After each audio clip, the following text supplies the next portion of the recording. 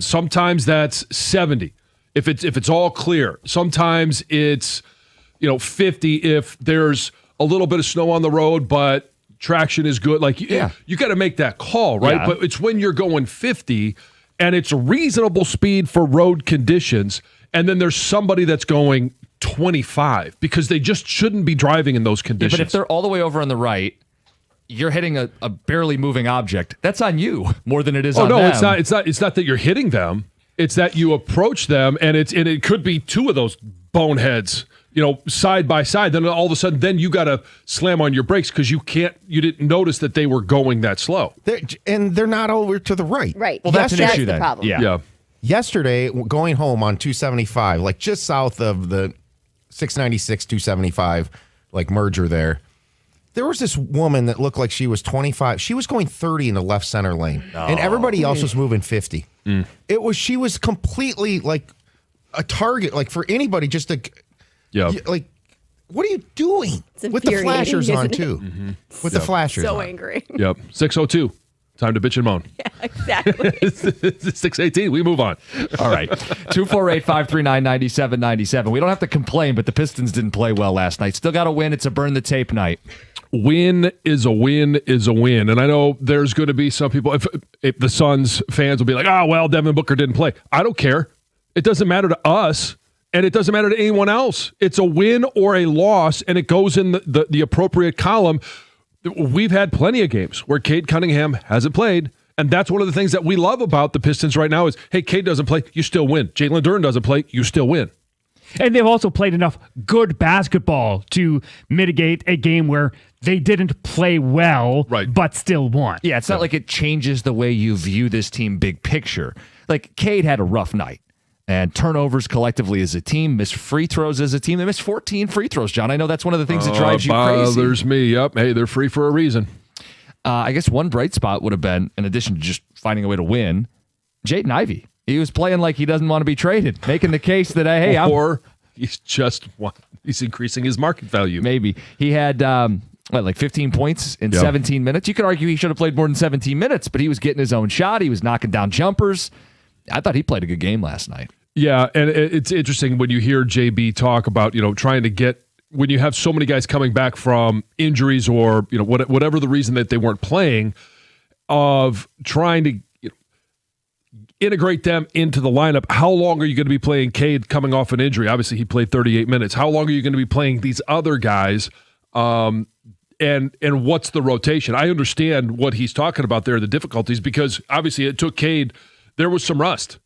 And, hopefully last night was knock the rust off and you don't have those issues moving forward. But when you have all those guys, some are going to come back and kind of pick up where they left off. And you thought Cade would, but he didn't. But you still find a way to win. Yeah, it's kind of a whatever.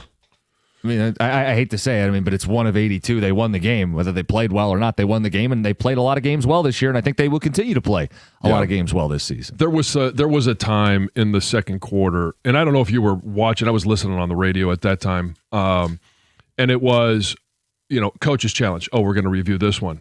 And then literally it felt like about a minute and a half later, another coach's challenge. Oh, come on. Dragging this thing out. It felt like there was a period of time in the second quarter where 3.5 minutes took a half an hour. Well, and that's when the game was really at its most lopsided. Like the Suns, like 48-32, and you're like, can we just play basketball? The Pistons are going to play better, I would hope, in the second half. And they did, and they won the game. So there you have it. 248-539-9797. Like I said, we got the picks coming up at 6:35, and we are getting down to it. We're crowning a champion by Super Bowl Sunday, and the battle for first place is tight. A one-game separator. The battle for last place is tight. Well, the playoffs is when you want to perform your best, right? Yes. You're welcome. John went 6-1 last week to get himself out of the cellar. How'd Heather do? I did okay. She had a winning week, but unfortunately, she is now in dead last. First to how worst. the cookies crumble. Yes, exactly. Yes. And crumble. God, I love the Cookie Monster. By the way, Heather, when you pick games all alone on an island this year. Yeah, I know. Don't tell me. Okay. I already know. All right. It's, guys, just get a spoiler. Bad. All right, coming up next, we got some thoughts on the divisional round of the NFL playoffs before we make picks. It's 97-1.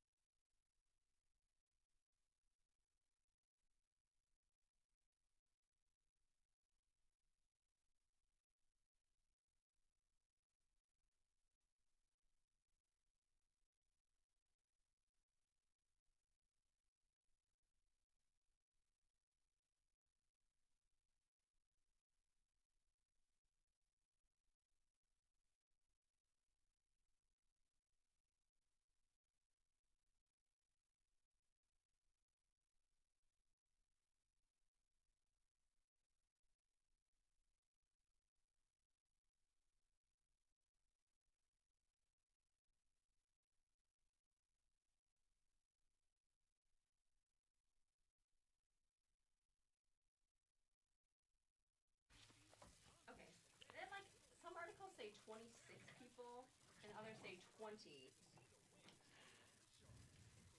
So then I get confused. Hey, stop waiting for a breakdown in the cold. Take a time out and call Mastercraft Heating, Cooling, Plumbing, and Electrical. They'll do a complete furnace checkup to make sure it's running properly and safely. Right now, it's only $79 per unit. That's $30 off the regular price. So call today because spots fill up quickly, especially in cold temps. And hey, step outside. It's cold today. Don't forget, Mastercraft does plumbing, electrical, and installs generators as well. All at discounted prices. So give them a call now. More information on the web at mastercraftheating.com. That's mastercraftheating.com.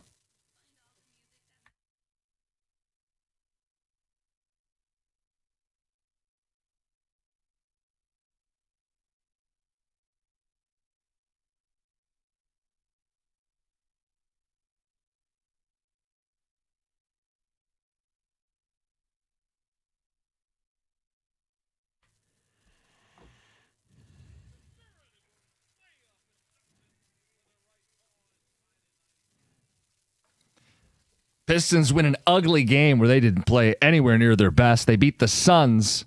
Mark Champion on the call, 97-1. Text coming in, the Pistons will absolutely lose a playoff game because of free throws. Just throwing away points. It's not one game. Hopefully they figure it out. That's from Mike. John, do you know where the Pistons rank in free throw percentage? That I don't know the answer to. I just know that, I know the numbers on a given day have not been great. Okay, some context clues. If I'm asking you, it's probably not really good. Take a stab at it. Okay, I'm going to say they're probably 19th. 29th. Oh. There are 30 teams in the NBA. Yes. So, yeah, I do think that's something that can get you in a game in a 7-game series. Okay, let's go back to when you like to make fun of me for saying, hey, they won, and I was looking at it going, well, they only shot 62%. Last night they only shot 62%, 23 of 37. Like, that is 14 opportunities. Yeah. And when you do get into the postseason and games are going to be, decided by 2-3 points, that's a big deal. Yeah. Look, and when the margins are tight, who one of the two best free throw shooting teams? Well, I'm sure it's probably Oklahoma. Oklahoma City's number 2. Yeah, they're one of the two best. So, that's the stuff that matters. Another one says we need a shooter 100%. Okay. John, we got the divisional round coming up in the NFL playoffs. This is one of the great football weekends of the year. It's one of the last great football weekends of the year. Who has the most riding on this game? I'm talking coaches. I'm talking quarterbacks. Who, if you spotlight someone, is under the most heat? Well, in terms of coaches, I got to believe that Sean McDermott is the one that is under the most pressure. As we talked to Tuck yesterday, I don't know if he loses in this one. The further you go in the playoffs, the less likely it is that you're going to be relieved of duty. But this is kind of one of those weekends where the anticipation, especially without Mahomes, Burrow, Lamar Jackson, that, hey, it's the Bills' opportunity to get to the Super Bowl and win it. Josh Allen's opportunity. Now, I'm not going to say it's Josh Allen in regards to the pressure that's on him, but I think for coach, it's clearly Sean McDermott. And if they lose to the Broncos, and I think they probably have to lose decisively, there's a world where he's no longer the Bills head coach. Yeah, I don't think any other coach is at risk of losing their job. I think all the other coaches have. McVay has a Super Bowl already. Ben Johnson's in his first year as a head coach. Vrabel's in his first year with the Patriots, right? You start looking around, like Mike McDonald has overachieved relative to expectations. And Shanahan's dealing with a dead, dilapidated roster. Like it's clearly McDermott from the coaches. The quarterbacks is very interesting because you should still include Allen as a guy facing some pressure and what's at stake. What's at stake is this is his best chance to win a Super Bowl of his career. Yes, and again, it depends how the game goes. If he goes out there and accounts for 4 touchdowns, but they lose, nobody's going to sit there and say it was Josh Allen. They're going to look at it and say, well, it was something either with the coaches or the defense. Well, and I gave you the number. The last 5 Bills playoff eliminations, they've given up an average of 33 points per game. That's not the quarterback. That's the defensive head coach, Sean McDermott. What about quarterback? Sam Darnold is an interesting one. That's mine. Okay. Sam Darnold, because he has yet to win a playoff game. And not that he's had, a number of opportunities, but it's always, can Sam Darnold win the big game? When we go through the picks, a lot of times we just simply take the opponent because we're like, Sam Darnold can't win. That was playing against the Rams. Sam Darnold can't win, yet he did. And so it's one thing to win a big regular season game.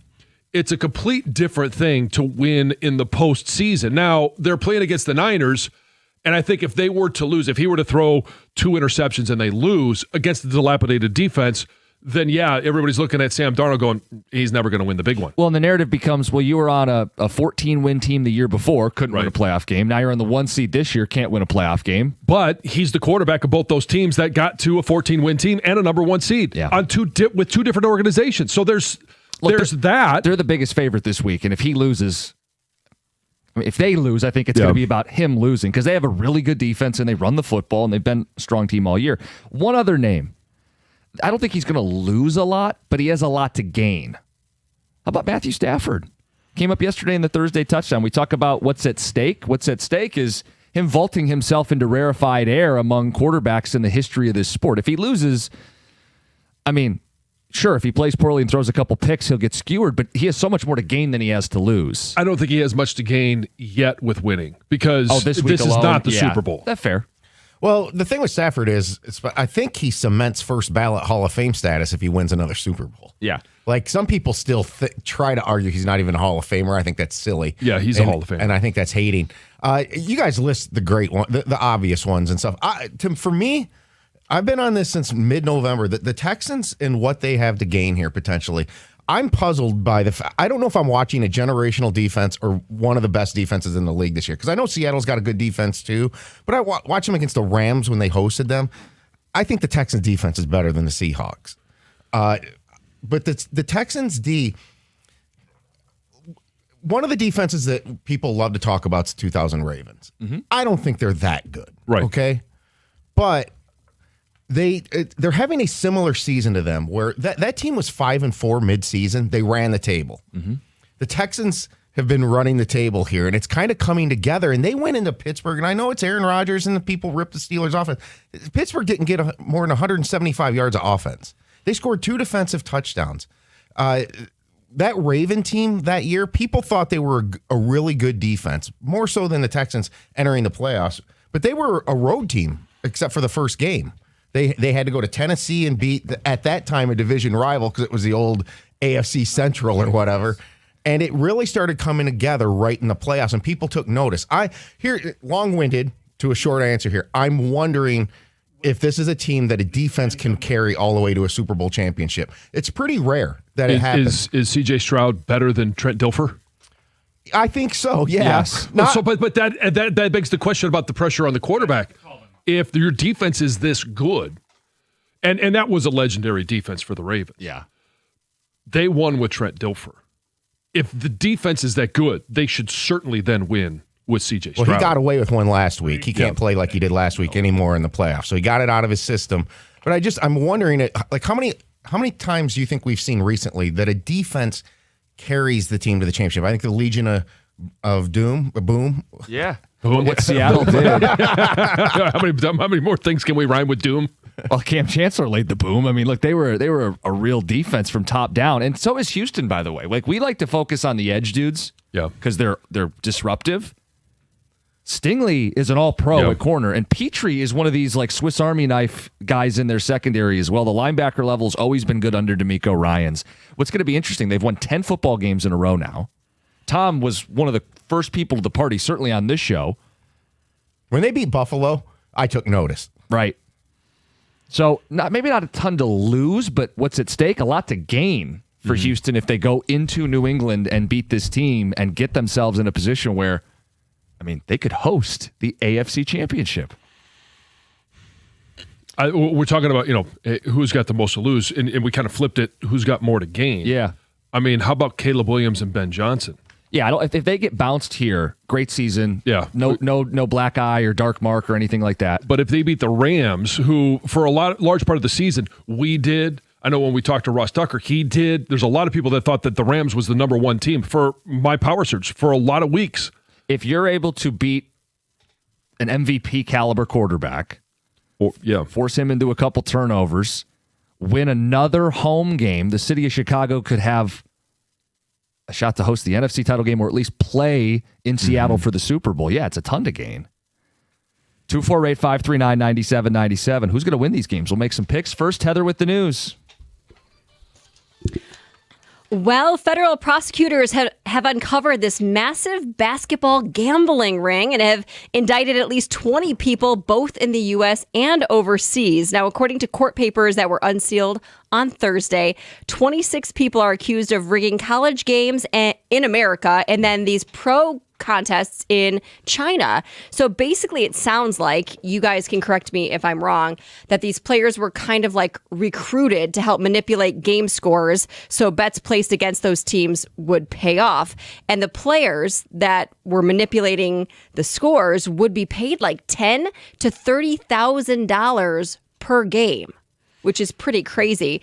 And the suspects, which include one current and two former Eastern Michigan players, face charges of bribery, conspiracy to commit wire fraud, and aiding and abetting. Now, when it comes to EMU, former players Deshaun Nelson and Jalen Terry and current guard Carlos Hart have all been indicted. They are among 39 college basketball players from at least 17 different NCAA teams that are now involved in this point shaving scheme. Hart, who is the current player, has been suspended from all team activities. Yeah, I mean, and the bizarre thing too is, like, how stupid can you be in regards to the regulators looking at anomalies in betting and a game from against Towson and UNC A&T.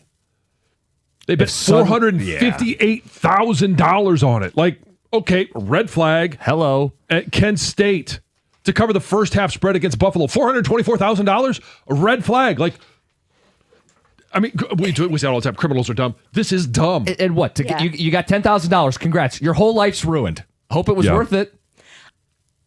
I agree with you, but I'm thinking as a young college, yes, dumb. $10,000 to $30,000. I do this. I don't know how many times can I do this. That's a lot. It's money, and you thinking you're invincible because you're young and you don't realize the consequences of your actions, right? Yeah. I'm guessing. It's got to be something like that. Hey, a Detroit mom who pleaded guilty to making a false bomb threat at the St. Clair Shores High School, where her daughter went to school, has been sentenced to probation. So prosecutors say this 42-year-old woman, Crystal Royster, made two false reports of a bomb threat at Lakeshore High School. This was back on March 12th of last year. And it sounds like she was apparently upset that her daughter wasn't allowed to participate in a school play due to a school policy. And the policy was basically, if you're not in school or you've been absent, you don't get to participate. And that day, her daughter went home sick, so she wasn't in school. Over 700 people were evacuated from the school building due to her bomb threat. Obviously, no bomb was found. She was also sentenced to 14 days in jail as part of her 18 months probation. An arrest has been made in connection with a fatal hit and run that killed a 71-year-old veteran in a wheelchair in Oakland County. It happened back on the morning of November 22nd. It was in Oak Park, and police say the victim was struck by a dark-colored sedan believed to be a Hyundai. Well, now police have since recovered this abandoned 2024 Hyundai Elantra that matched the suspect vehicle. And on Thursday, a 28-year-old from Southfield was taken into custody. He's been charged with failure to stop at the scene of a crash, resulting in death. Hey, if you still don't have a real ID or another form of a federally compliant document, you need to now purchase a Confirm ID ahead of your next flight. So you technically don't have to go and get a real ID, which is only, I think, like $9. But you can go and get this Confirm ID, which will cost you $45. It starts on February 1st. You have to go online and purchase one before your flight. You can't purchase one at the airport. You have to purchase it online. You have to buy it electronically. You cannot pay for it in cash. It's good for 10 days. So if you're flying or your trip is longer than 10 days, you're going to need to purchase another one for another $45. And they also say it might take you a little longer to get through security because of this. And you're supposed to bring your receipt for this Confirm ID. So the real ID, the reason we all have to get it, or we're supposed to get it, was for safety, right? In part? Like you have to verify who you are, I guess so. a real Yeah, ID, so yeah. it's clearly some level of safety. But for $45, you don't have to. So why are we getting the real ID to begin with? If you could just pay $45 and suddenly we don't worry about. But do you have to pay that every time? Yes. You're gonna Every take it? time, Yeah. yes. So You do, but my thought is if we need the real ID because it makes us safer flying, but any Yahoo can pay $45, why did we all have to go through the real ID hoops? so you don't have to pay $45 every time. Yes. Okay. I get your point. I get your point, but yes, who wants to pay $45 Nobody. every single time they travel? Not many people. All right, that's Heather with the news. Coming up next, we'll see if Heather can pick any of these games right. Probably not. It's 97.1.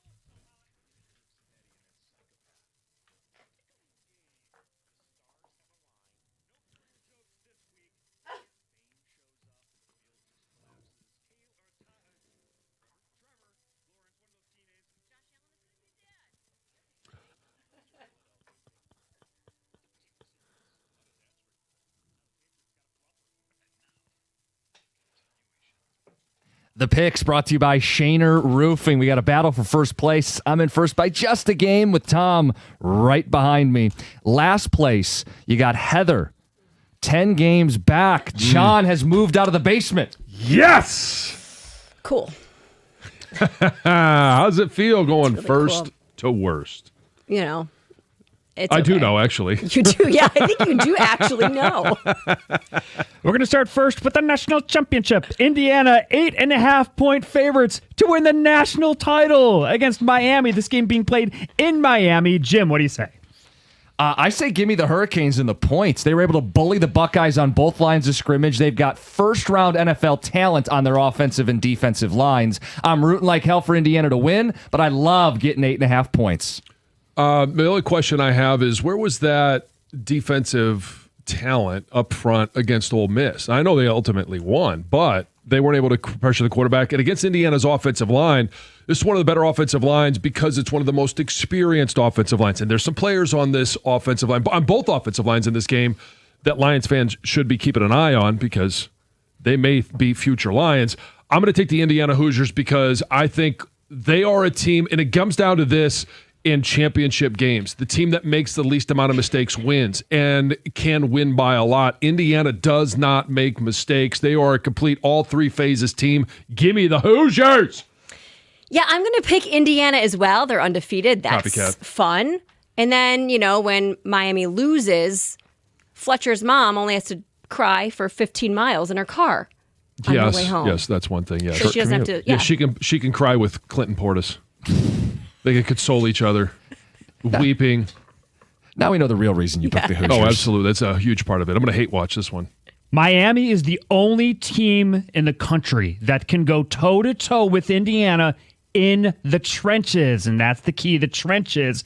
I'm going to take Miami plus 8.5. I'm going to take the Hurricanes as well. Greg said it perfectly. I really don't have much more to add. I mean, when you can hold your own in the trenches, and I think Carson Beck has risen to the occasion, and I'm going to trust him here. Okay, a little prop bet here. We're going to take Red Wings goals Friday night versus the Sharks versus Indiana touchdowns on Monday night. John. Okay, so doing a little math, the Red Wings score about 3 goals a game, just over. Mm-hmm. The Sharks allow just about 4 games a goal. Or 4 goals a game. 4 goals a game. However, yes, I got the math right. Water finds its level. To think that Indiana is only going to score 3 touchdowns or 4 touchdowns, I'm going to take the Indiana touchdowns. I think odds are just in my favor.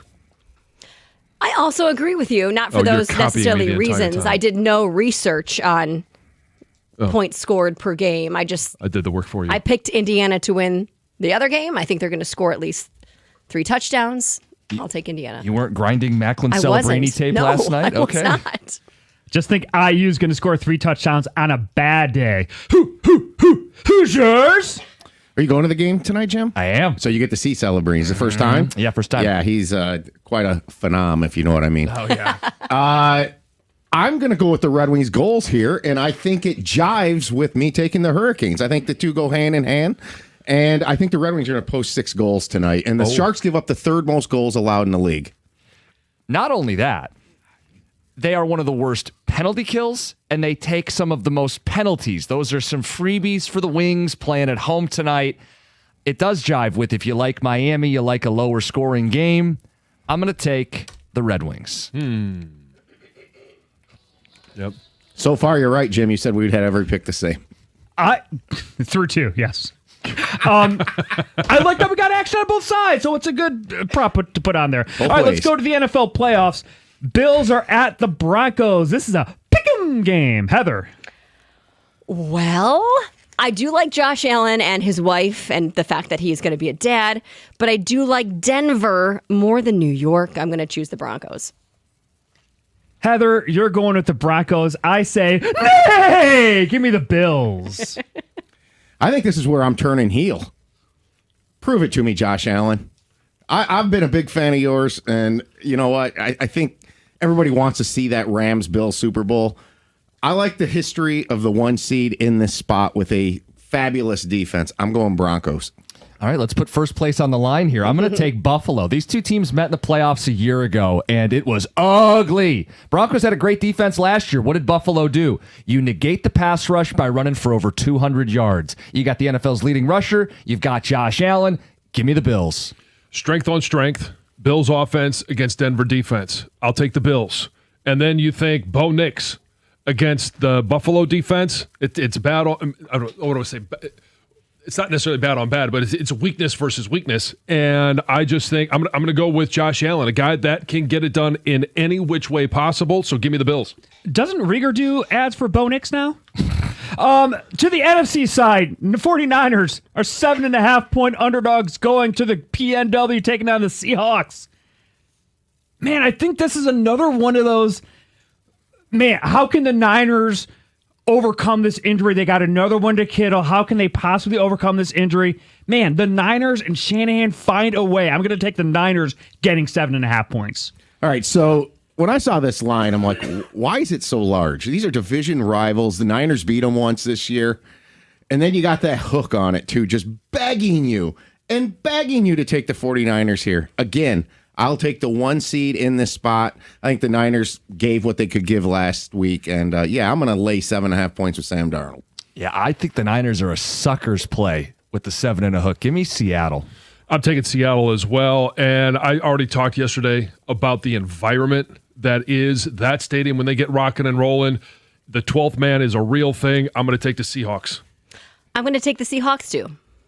The Texans roll into Foxborough, taking on the Patriots. Pats are favored by 2.5 points, Tom. I love that I get to go first here because Mr. Philadelphia had to, kind of go to his funeral last week. And now Texan Tom can emerge. Texan Tom is here. I've been talking up this defense for 2 months. Texans win this game. It might not be pretty, but the Texans are about ready to blow everybody away. They're going to win the whole thing. Get you some Spurs and a cowboy hat. Texan Tom. I'm going to take the Patriots. Better coach, better quarterback. The Pats front got to Herbert. I think you can do the same to Stroud, who was shaky last week. So you go back to the last time the New England Patriots had a big win, and that was the Bills back in the second month of the season. Since then, Saints, Titans, Browns, Falcons, Buccaneers that fell apart, Jets, Bengals, Giants, Ravens, Jets, Dolphins. Who have they beaten? And then even you think about the postseason, the Chargers that were all banged up. I just don't think they can get it done. I am going to take the Texans, their defense. I think the Patriots are a year away. I'm also going to take the Texans for no particular reason, except I saw Stephon Diggs is on the Patriots. I know nothing, you guys, but I know he's in some legal trouble, so I don't want anything to do with him. Okay. I think he strangled a chef or something. Oh. Right? Yeah. I mean, did they something. overcooked a steak. Yeah, maybe. Yeah. But, Something I mean, like that. you don't like Cardi B? Well, Josh Allen and that's his... true. I forgot that he's her baby daddy. Yeah. Yeah. One of her. One. Yeah. One of his. Yeah. I think he's One got of a her bunch. baby Yeah. daddies. Yeah, I don't know. Semantics there. Nah, anyway, I'll take the Texans. All right, so if we got any air left, my wife thinks D'Amico Ryans is fine as hell. I'm taking the Texans. In the Sunday night game, Caleb Williams passing yards versus Matthew Stafford passing yards. Jim. Give me Stafford. I'll take Stafford as well. Me too. Stafford! Island, Caleb Williams. They got the Rams can run the ball, Kyron Williams, so I think Caleb gets some trash time yardage. Finally, the game itself, Rams are favored by 3.5 points at the Chicago Bears. John. As much lucky as the Bears have been, I think the Rams are just a superior team. It may not be decided until you get to the very end, but I think the Rams win this one, and I think they win it by more than the 3.5. Yeah, I'll take the Rams too. Well, games do get decided until the very end because that's when the game is over, John. I'm going to take the Rams. Yes, laying those 3.5 some are points. decided earlier, though. I'm going to be maybe a loner here. I'm going with the Bears. I like the home team with the points and the cold weather. Okay, yeah, you're going to be on an island here because I'm going to fade the Bears. I trust my eyes. Give me the Rams. Those are the picks ahead of the divisional round. It's 97-1. Hey, you hear the ads. It's law firms bragging about some giant verdict. To them, it's a trophy. It's a big number, and that's good for them. But if you've been in a car accident, what's it really do for you? Here's the truth about David Feminino. He wins big but he knows it's not about the headlines. It's about you. That money pays your medical bills. It keeps your family steady, and it matters only because you need it. That's the difference. With David, it's never about showing off. It's about fighting for you. You can give David a call at 855-65-CRASH or visit him on the web at getdavidgetpaid.com.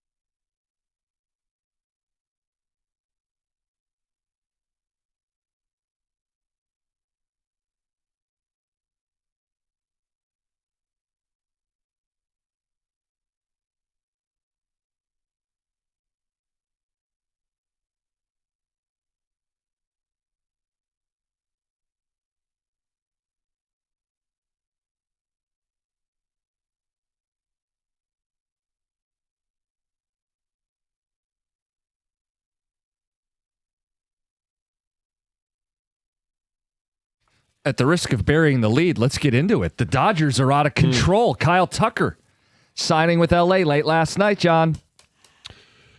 Back-to-back World Series champs with an unbelievable payroll. And now it just got better. The best player, and I'm not even really sure it was debatable, that was on the free agent market in Kyle Tucker is now an LA Dodger for $60 million a year. The rich get richer. There is no cap in baseball. They're allowed to do this. You could respect that they're all in and trying to win. They're just playing a different game than everyone else. But yeah, I mean, look, there are going to be numbers thrown out today to put it in context. I'll just give you a few of them. The LA Dodgers paid $170 million in tax penalties last year. That's not their payroll. That's tax penalties. Do you know how many Major League Baseball teams spent less than $170 million total? At least half of them. Yeah, I mean, I think it was like 11 of them. Yeah. It's wild to me. It's on the heels. Obviously, Shohei Ohtani's been there 2 years, but all of the players that they have accumulated just simply because they can pay more than anyone else, one, is willing to pay or simply can pay, it's absolutely bizarre. They've paid, obviously, Blake Snell.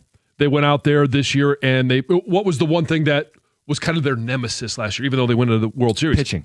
All right. Well, pitching, but it was relief pitching. Edwin Diaz.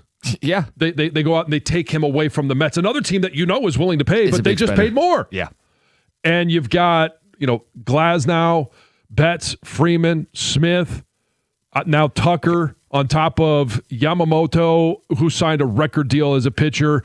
You've got Shohei Ohtani, who's obviously, $700 million. It's just, they're playing at a different game than anyone else. Half the teams are projected to spend less than 170 this year. Just to correct that. Yeah. Half the teams are projected to spend less than the Dodgers paid in luxury tax alone. They're playing a different game. Fangraphs has 7 teams projected under $100 million for payroll for the upcoming season. The Dodgers, you just listed many of them, have 8 contracts that are worth more than $100 million. We have haves and have-nots that are out of control right now in Major League Baseball. So, I mean, I guess enjoy it in 2026. Because it's not going to be here in 27. This is so we talk about the undercard of Skubal versus the Tigers. And Boris, sorry. Freudian slip? No, not really. It's just a slip. Trying to basically break the system for all of those teams that have homegrown talent and end up being superstars. The cost control system is arbitration. And so when you have a team like the Tigers that is following along with what all the majority of Major League Baseball and trying to cost control, Boras trying to break it, and then the Dodgers absolutely taking a sledgehammer to the system of baseball. Yeah, I think we're looking at another reason, and especially if they win 3 in a row, there will not be baseball for a long time in 27 unless the players are willing to concede and have a salary cap. Do you think they're willing to do that? No, I don't think they are, and the players' union's strong in baseball. It's going to be a fight. I mean, I think a headline, can we say the 2027 season was canceled last night? I 100% believe that. I've been on this since even before the World Series last year. If the Dodgers were to win back-to-back World Series, having paid all of that money to the stars that they had, and then they go out and they sign Diaz, they sign Tucker, they make a great team even better, then yeah, I don't think there's going to be, I don't know if there's baseball at all in 27, but I think there's a prolonged lockout, and it just got worse last night. Tom, you kind of grimaced when I said the season's canceled for 27. Yeah, I think you're overreacting. Like, I would put that in your overreactions on Monday. Look, I don't think they'll ever do that again. I think they learned their lesson when they canceled the World Series in 94. They might push the envelope and push deadlines and a shortened season and all that stuff, but they got new TV partners they don't want to tick off. I don't think we will ever see a salary cap in baseball. The union will never give. Once you give it up, you'll never get it back. There's going to be a lot of different changes. I think you're going to see a floor for sure. And the problem is right now is that the Dodgers, the mechanism that was put in place to prevent this isn't preventing the Dodgers from just saying screw it.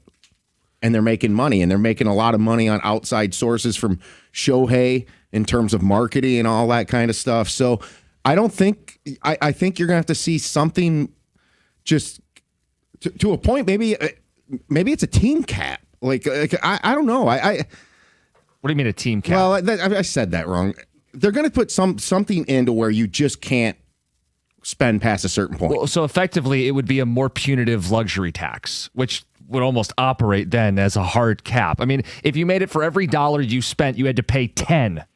You know, it'd be like so punitive that even if the Dodgers are profitable right now, they couldn't afford to pay $400 million in tax penalties. Right. They couldn't pay $1 billion in tax penalties. You could make it so punitive that you really take the top off of the sport. Maybe that's one way to do it. I mean, the most logical is every other sport has a cap and a floor. And I think baseball needs a floor more than a cap. You have all these teams that refuse to spend. If they were spending, then it maybe has a more of a competitive balance. But if you have a floor, I have a feeling you're also going to get to have a cap. That's what every other sport does. Well, and part of the problem is, Tom, you brought up the TV deals. And I know, hey, the NBC deals, some of these other deals, like they're on more platforms. The problem is the regionality of baseball TV deals. The Dodgers have an unbelievably lucrative regional TV deal.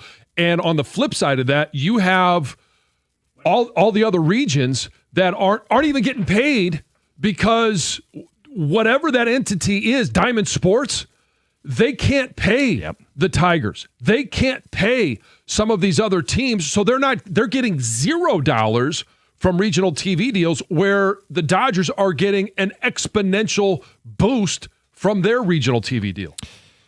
So what we ask of you guys, because we all saw this headline last night, Kyle Tucker to the Dodgers. Is a lockout imminent? And how do you fix this?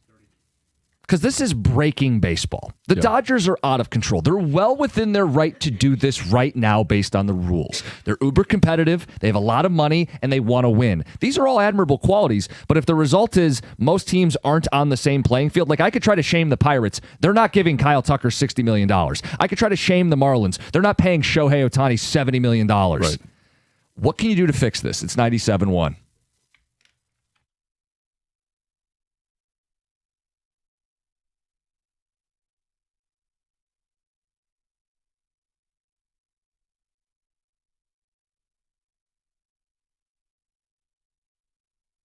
The Pistons took down the Phoenix Suns 108-105 last night, despite getting their top three scorers and Isaiah Stewart back from injury. Detroit got a strong performance elsewhere, and it came from someone who really needed it. Jaden Ivey went 6 for 8 from the floor for 15 points in just 17 bench minutes last night. J.B. Bickerstaff talked about the former first-round pick after the game and the difficult adjustment that he's had to make to a new bench role.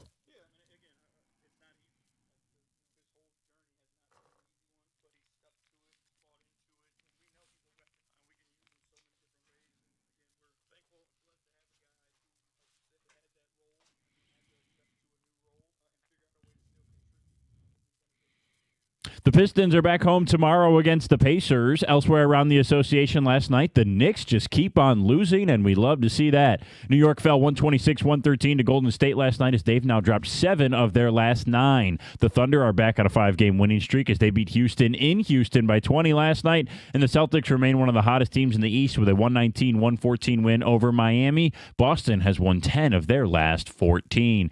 And last night, Kyle Tucker got richer, and the LA Dodgers got better, as the two sides agreed to a 4-year deal at $240 million that makes Tucker the highest paid player in baseball per annual salary. At the Corewell Health Sports Desk, I'm Brendan Shabath. For more, go to 97.1 The Ticket or Odyssey.com.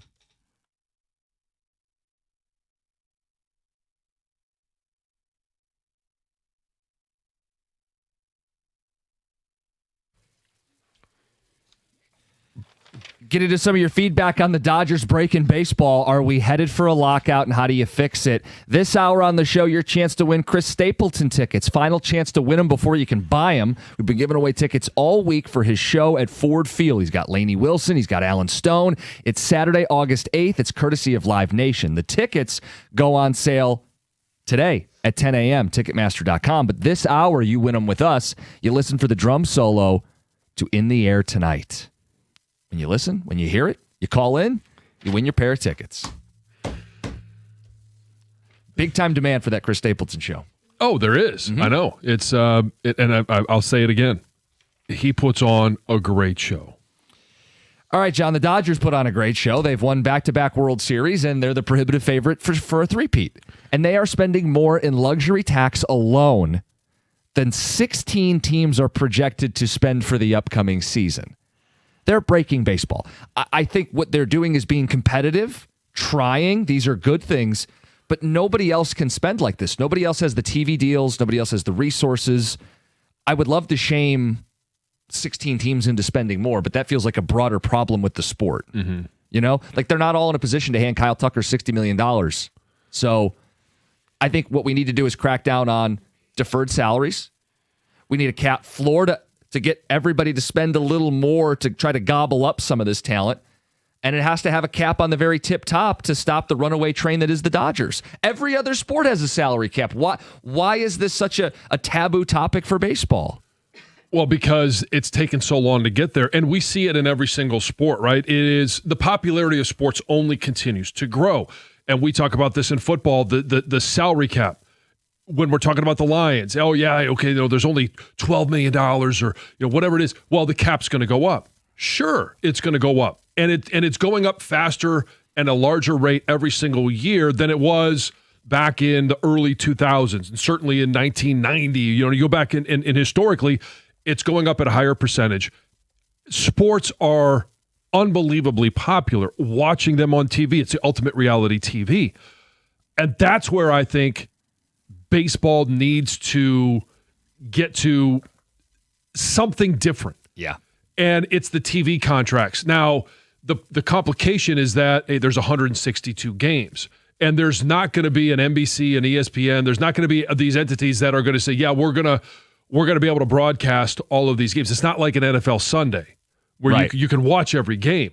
But when you have some markets where the regional TV programmer is unable to even make a payment to a team. And we've got a couple of years ago, we went, 30, 45 days without being able to visibly watch our baseball team because locally that happened. Yep. And then on the flip side, you have the Dodgers who are making hand over fist on their regional TV contract. Like that's where there needs to be something that levels the playing field. And whether it's a rev share, I don't know what the answer is, but that's where I think there needs to be something that is addressed with how much money teams are making from TV contracts. On the flip side, that allows some of those smaller market teams, and you mentioned Pittsburgh. I would say the Tigers would benefit from that, of being able to get more money from Major League Baseball to then spend on their payroll. Look, we could say we want the Tigers to spend more money, and I think we all do. I'm talking about the classification of teams that are currently projected to spend less than $100 million for the upcoming season. The Marlins, the Guardians, Rays, A's, White Sox, Pirates, and Nationals. That's 7 teams that aren't even going to spend $100 million on their team. That's as big a problem to me as what the Dodgers are doing. Right. You have teams that are not spending enough because they just they're not forced to. Right. I mean, I don't think those teams don't have the ability to spend. They're choosing not to. A floor would force them to spend. A floor would then take players off of super teams because they'd get paid. That these teams have to spend money. They'd have to make competitive offers. A floor helps the players. A cap hurts the players.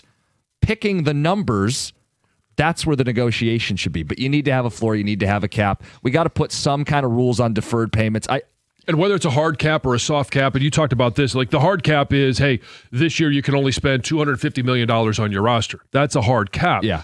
The soft cap is what they kind of have now, but it's just not punitive enough. When you're going to spend $170 million in luxury tasks, you don't bat an eye. The Dodgers aren't batting an eye at that. And there are other teams, maybe not to that level, but the Yankees are a team that could probably do that. The Mets could probably do that. Yep, they pay the tax. Both those teams pay the tax.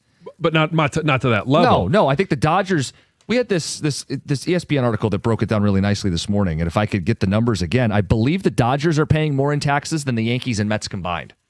That is correct. Yeah, so I mean, it's just a complete absurdity how out of whack the Dodgers are with the rest of the sport, how out of control this has gotten. And I think the system kind of works for the most part if you just take the Dodgers out of the equation. Right. Because the Mets and Yankees they're not translating to championships. When's the last time either one won it? Was it the 09 Yankees? Yeah, I think so. It would be. Yeah. So New York's not buying championships, but at some point you can buy championships when you just have no threshold, and that's what the Dodgers are doing. So something has got to be done. I mean, I'm just thinking out loud here. Like you can only have so many $30 million players or something like that, maybe. So that forces players, if they want to go there and win, to take less money. That's yes. Again, that would be a soft cap. yeah. That's a number that would continue to graduate. It would go up, just like the cap does in the NFL and stuff. But I'm just throwing a random number out there. Maybe that's too much. Maybe you can only have so many $25 million players. Well, and here's on the flip side of, I know baseball doesn't want to have a year with no baseball, but what's the likelihood of people in staying interested or developing a new fan base outside of the LA market or Dodgers fans, where the Dodgers they spend more than anybody else. They've won 2 in a row, likely going to be 3 in a row. I mean, they're favored to win 3 in a row. Obviously, you got to play the games, but if they're just that team that wins 2 in a row, 3 in a row, 4 in a row, 5 in a row, like what's the interest in Major League Baseball if at the start of the season it's predetermined who's going to win a championship? How do you then root for your team? Yeah, okay, we love the Tigers and we'll have this interest in our local team, but ultimately, you're not playing the same game. You're not competing for a championship, and I think interest starts to wane. So yeah, there's risk of not having baseball in 27 and what that would do to the interest in the sport. But I also think there is a risk of losing interest in the sport if the champion is already predetermined. So I think one of the selling points of the Dodgers, they're a big brand. They give you someone to hate. They're a villain. Like, this has been the argument for what they're doing being helpful and healthy. You can have villains in sports with salary caps.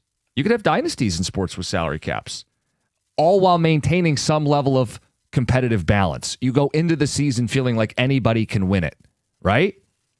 Yes. And we don't have that currently in baseball. It's gone too far. It's okay to have the big bad villain in the Dodgers. And with a cap, they'd still be among the best teams in baseball.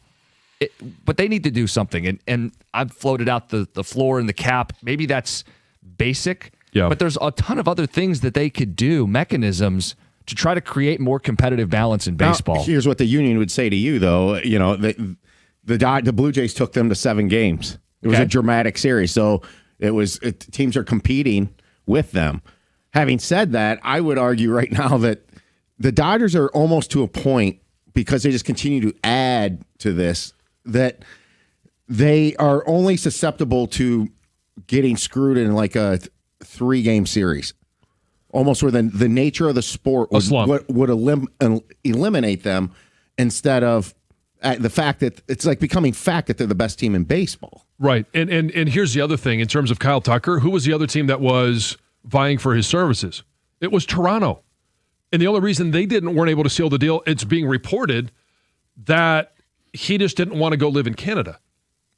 And so, I mean, the cap doesn't fix that. Yeah. The cap doesn't fix it. But you're also talking about the 2 teams that played for the World Series. And yeah, they took them to 7 games. But if it's the 2 teams that are vying for the best free agent in baseball to pay the most money, you still have a problem. And to me, this isn't those that just want to dislike the Dodgers because they've won 2 in a row or for whatever reason. I don't dislike the Dodgers. I dislike the business of baseball. Bingo. What they did here, too, is they made him the second highest average AAV player in the game. He's ahead of Soto now. He's only behind Ohtani. Mm-hmm. They couldn't go ahead of Ohtani because he's on the team and he's the best player in the world ever. 248-539-9797. We've been blabbing. Let's get to some of you guys. Kyle and Macomb, you got a good point. You're on 97.1. Hey, guys. Thanks for taking the call. Hey, I definitely think there's going to be a lockout. I definitely think there needs to be a floor. I mean, you look at the other aspect of baseball, the season is way too long. Some of these broadcasting companies can't afford to broadcast the amount of games there are, traveling constantly or constantly having broadcasting advertisement. I think that's another big thing. I think if you shorten up the season, then you'll be able to have more companies to broadcast. It'll cost them less for overhead costs. I think that you have small market teams that are trapping good players, and arbitration is a big thing. So look at the Skubal case. If for arbitration, if we have to pay $36 million or $32 million, some of these small market teams like Pittsburgh and stuff like that, they're not going to want Paul Skeens to win back-to-back Cy Youngs. They don't want to pay that money. And if you have a floor and you're forcing these teams to pay the money, then now you small market teams who draft these first-round picks who have guys that are ready to play in 1 or 2 years aren't going to hold them down for 5 or 6 years and dilute the quality of the product. I think a floor needs to happen. I think a floor is good for the players for development. That way, even if you do go somewhere like, oh, I'm going to go to Miami or I'm going to go to Cleveland, at least they're going to bring you up and they're not going to hold you down forever. Yeah, the idea of a floor would be, hey, you have to spend Miami. You have to spend another $90 million. And the Dodgers can't offer Tucker a dime.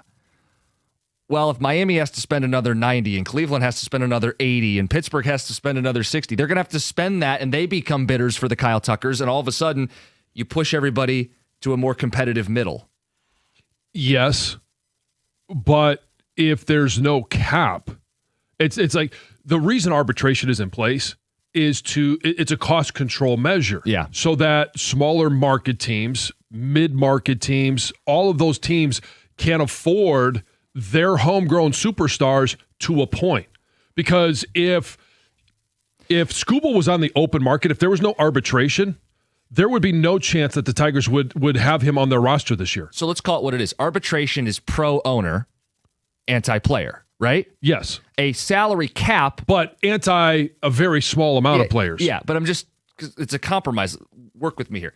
A salary cap would be pro-owner, anti-player, right?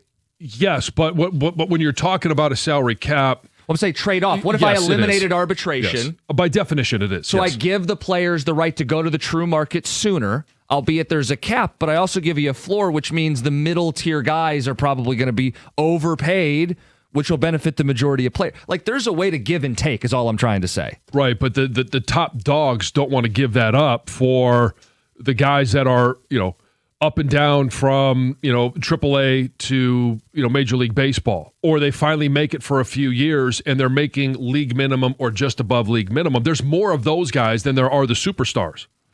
Phone calls to get to. I see you guys. Text to read. We've got the cookie jar coming up at 7:35. It's 97.1.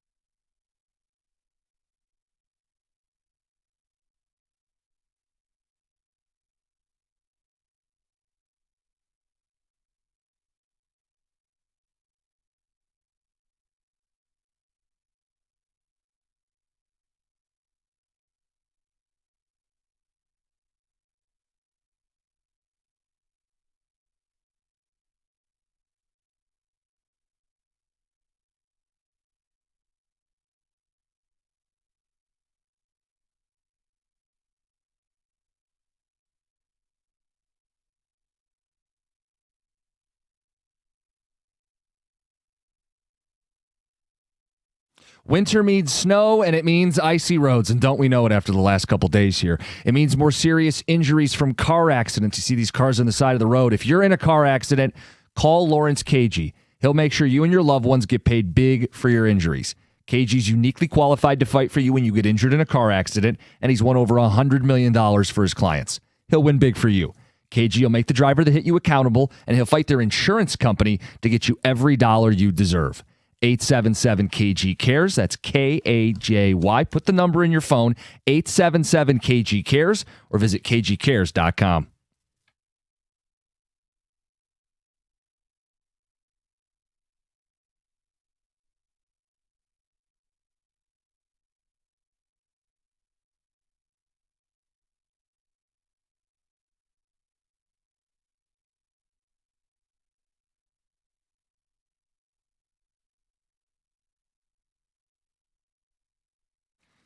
Pistons win last night. Shaky game from Cade Cunningham. Too many turnovers for the team. They didn't shoot well and they didn't make many free throws, but they won anyway. And that's Mark Champion on the call. We've been talking about the Dodgers adding Kyle Tucker. Are we headed for a lockout? Is it imminent? And how can you fix this? For context, the Dodgers paid $170 million in luxury tax penalties last year. That's more than the Yankees and Mets combined. They're in another stratosphere. Their luxury tax penalties alone are more than 16 teams' projected payroll for the upcoming season. It's way out of whack. I'm not, John, I think you were spot on when you said this. I'm not mad at the Dodgers. No. They're all in. They spend, they win, they're competitive. That's good.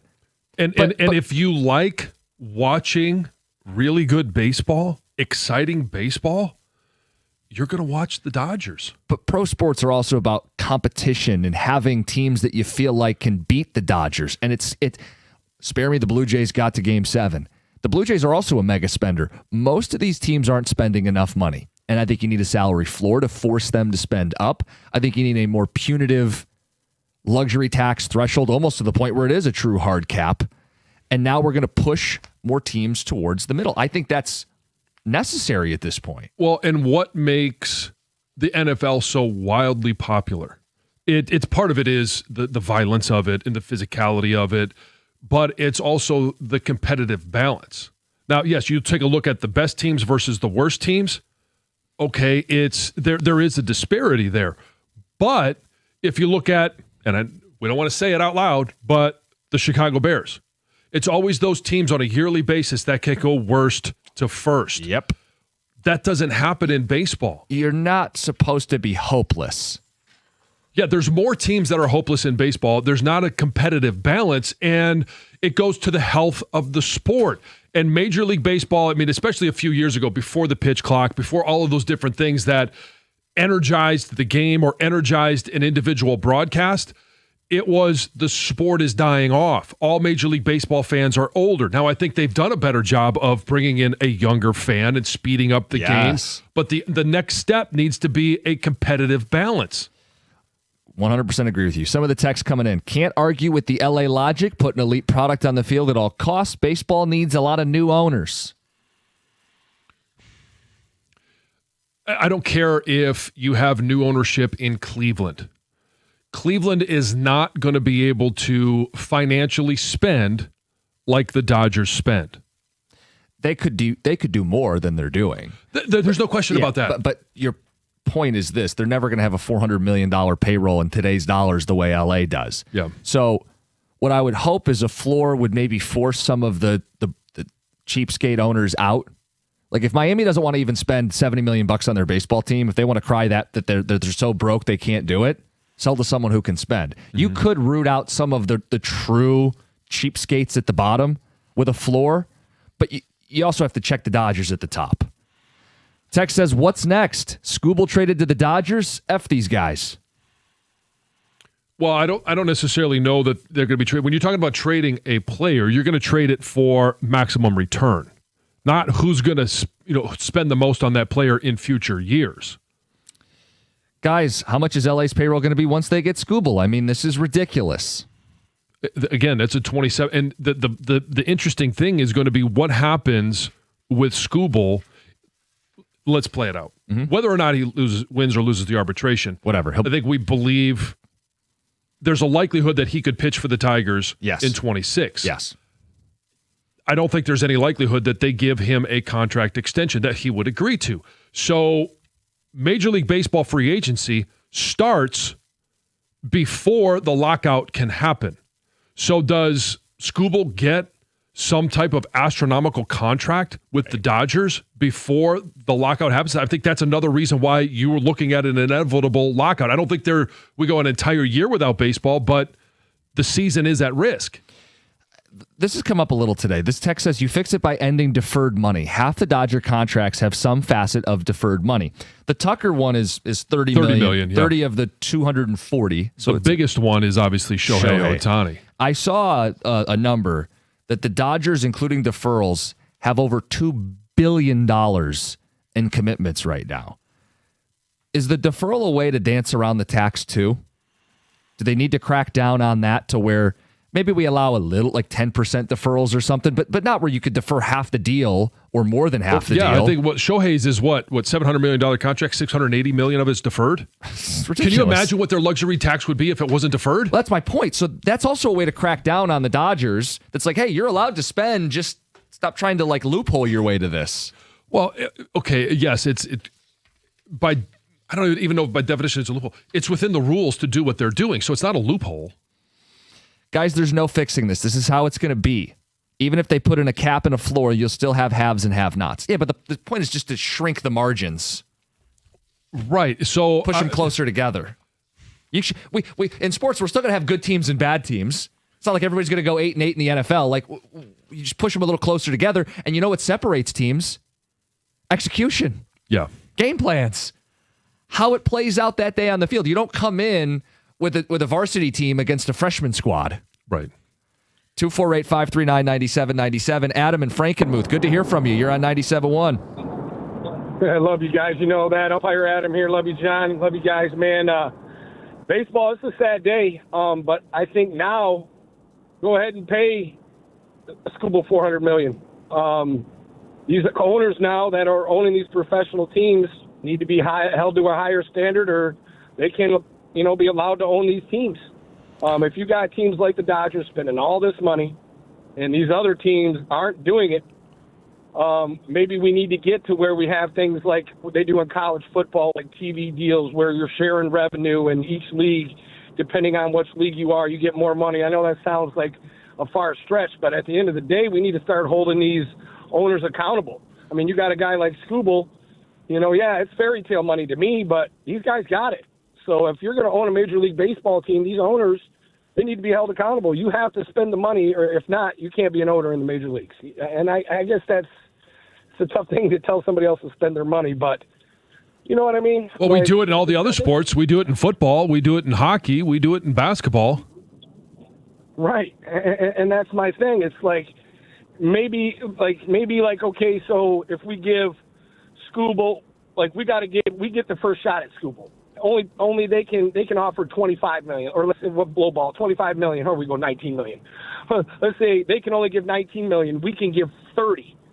Now, if somebody can go 31, that's different. You know what I mean? We have to have the low market teams have to have an opportunity to keep their hometown players home. And with the teams like the Dodgers who have no salary cap, I mean that's the game, and I love it for the players because they can make the most money. But at the same token, man, we have to be able to incentivize these small market teams to be able to be competitive, or, like you said, the game's ruined. Well, and leagues have done this, Adam, to your point, where in hockey they had the extra year that you could offer as a homegrown team. In the NBA, they flirted with, hey, you could offer more max money to guys that you already had, right? There's mechanisms to keep your own guys. In the NFL, teams work ahead. We've seen the Lions work ahead to keep their own guys. We don't have that in baseball.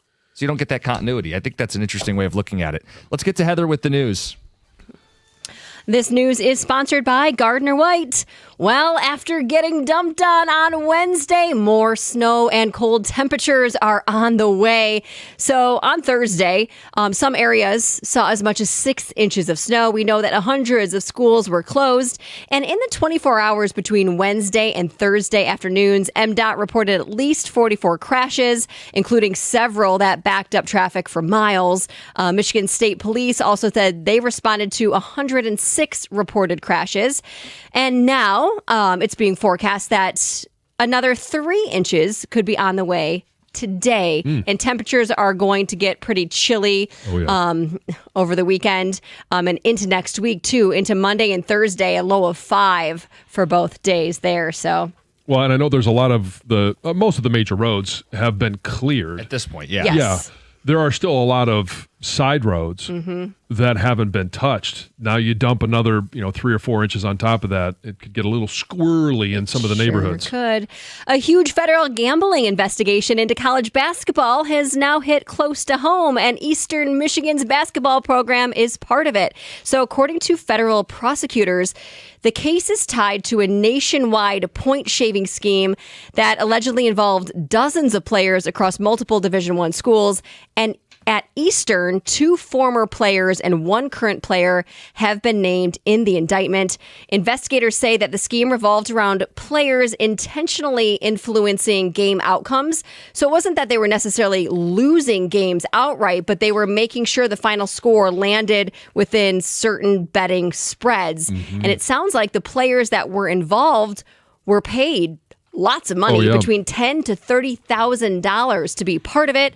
Eastern says that the conduct tied to current player Carlos Hart happened before he transferred to Eastern. They also say they had no knowledge of any wrongdoing. He has obviously been suspended from the program. I mean, yes. Go ahead, John. No, I was going to say, some of these players, there were 20 of the 26 that I saw in this one article that were playing as recently as a week ago. Wow. Yeah, that's jarring. Look, they're not kids. They're idiot young adults. And you say it's a lot of money. Like $10,000 is a lot of money. At the same time, it's not enough to throw away your entire life. When people win the lottery, sometimes they go, I'm going to keep working. Like they win a lottery ticket. I'm going to keep working. You're going to throw it all away for $10,000?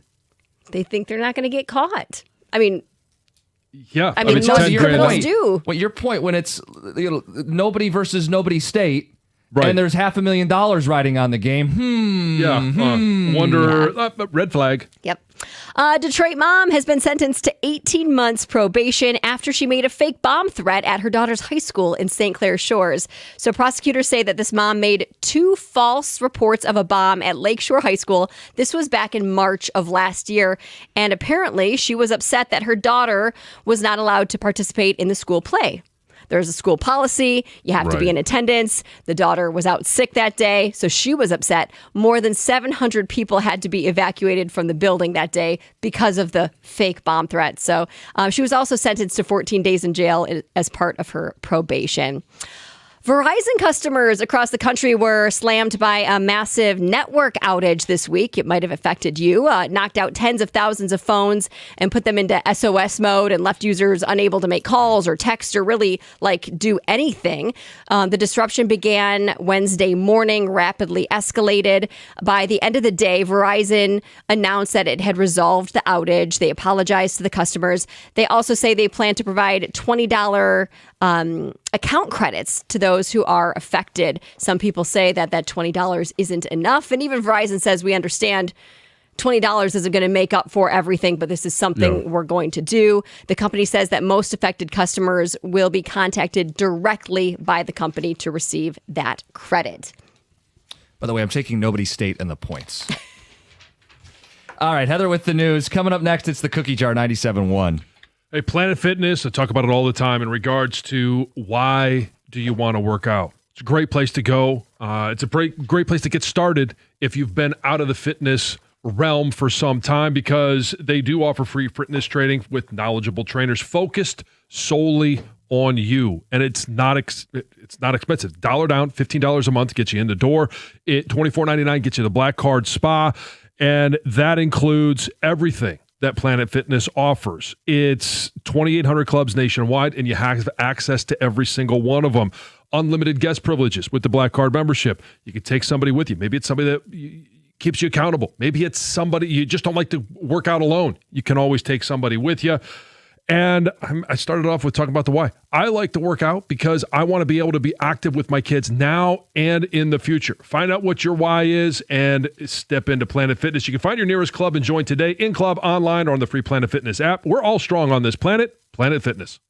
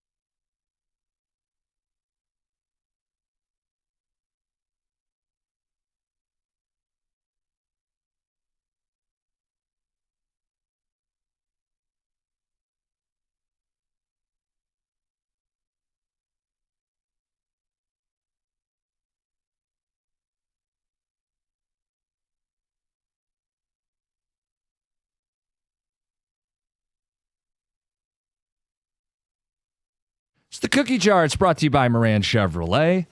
Which is worse, weekend snow or weekday snow? I think this is an easy answer, and it is weekday snow. Every kid is going to tell you weekend snow, but every adult, every parent, everyone that has going to be stuck in rush hour traffic or has to figure out what to do with their kids because they still got to go to work, it's going to be weekday snow. Yeah, 100% weekday snow is way worse. I want snow on the weekend. I want to be able to go outside and play in it with the kids. I don't want to have to travel to work if I don't need to, right? Like, for sure. Slam dunk, weekday snow is worse. Yeah. Until workplaces start saying, having snow days, man, this is going to be weekday snow all the time. It's a weekday. Look at yesterday. If that's Saturday morning, who cares? Right. You get to the, the Or sidewalk Saturday when you wake afternoon, up. yeah. They say By the way, one quick, I'm putting that as like, that's one of those bad prop bet picks. Like if we all said that probably shouldn't have been in the cookie jar. It's that much of a slam dunk. All right. Sorry. Stupid question. See if I can ask better Jeez. ones.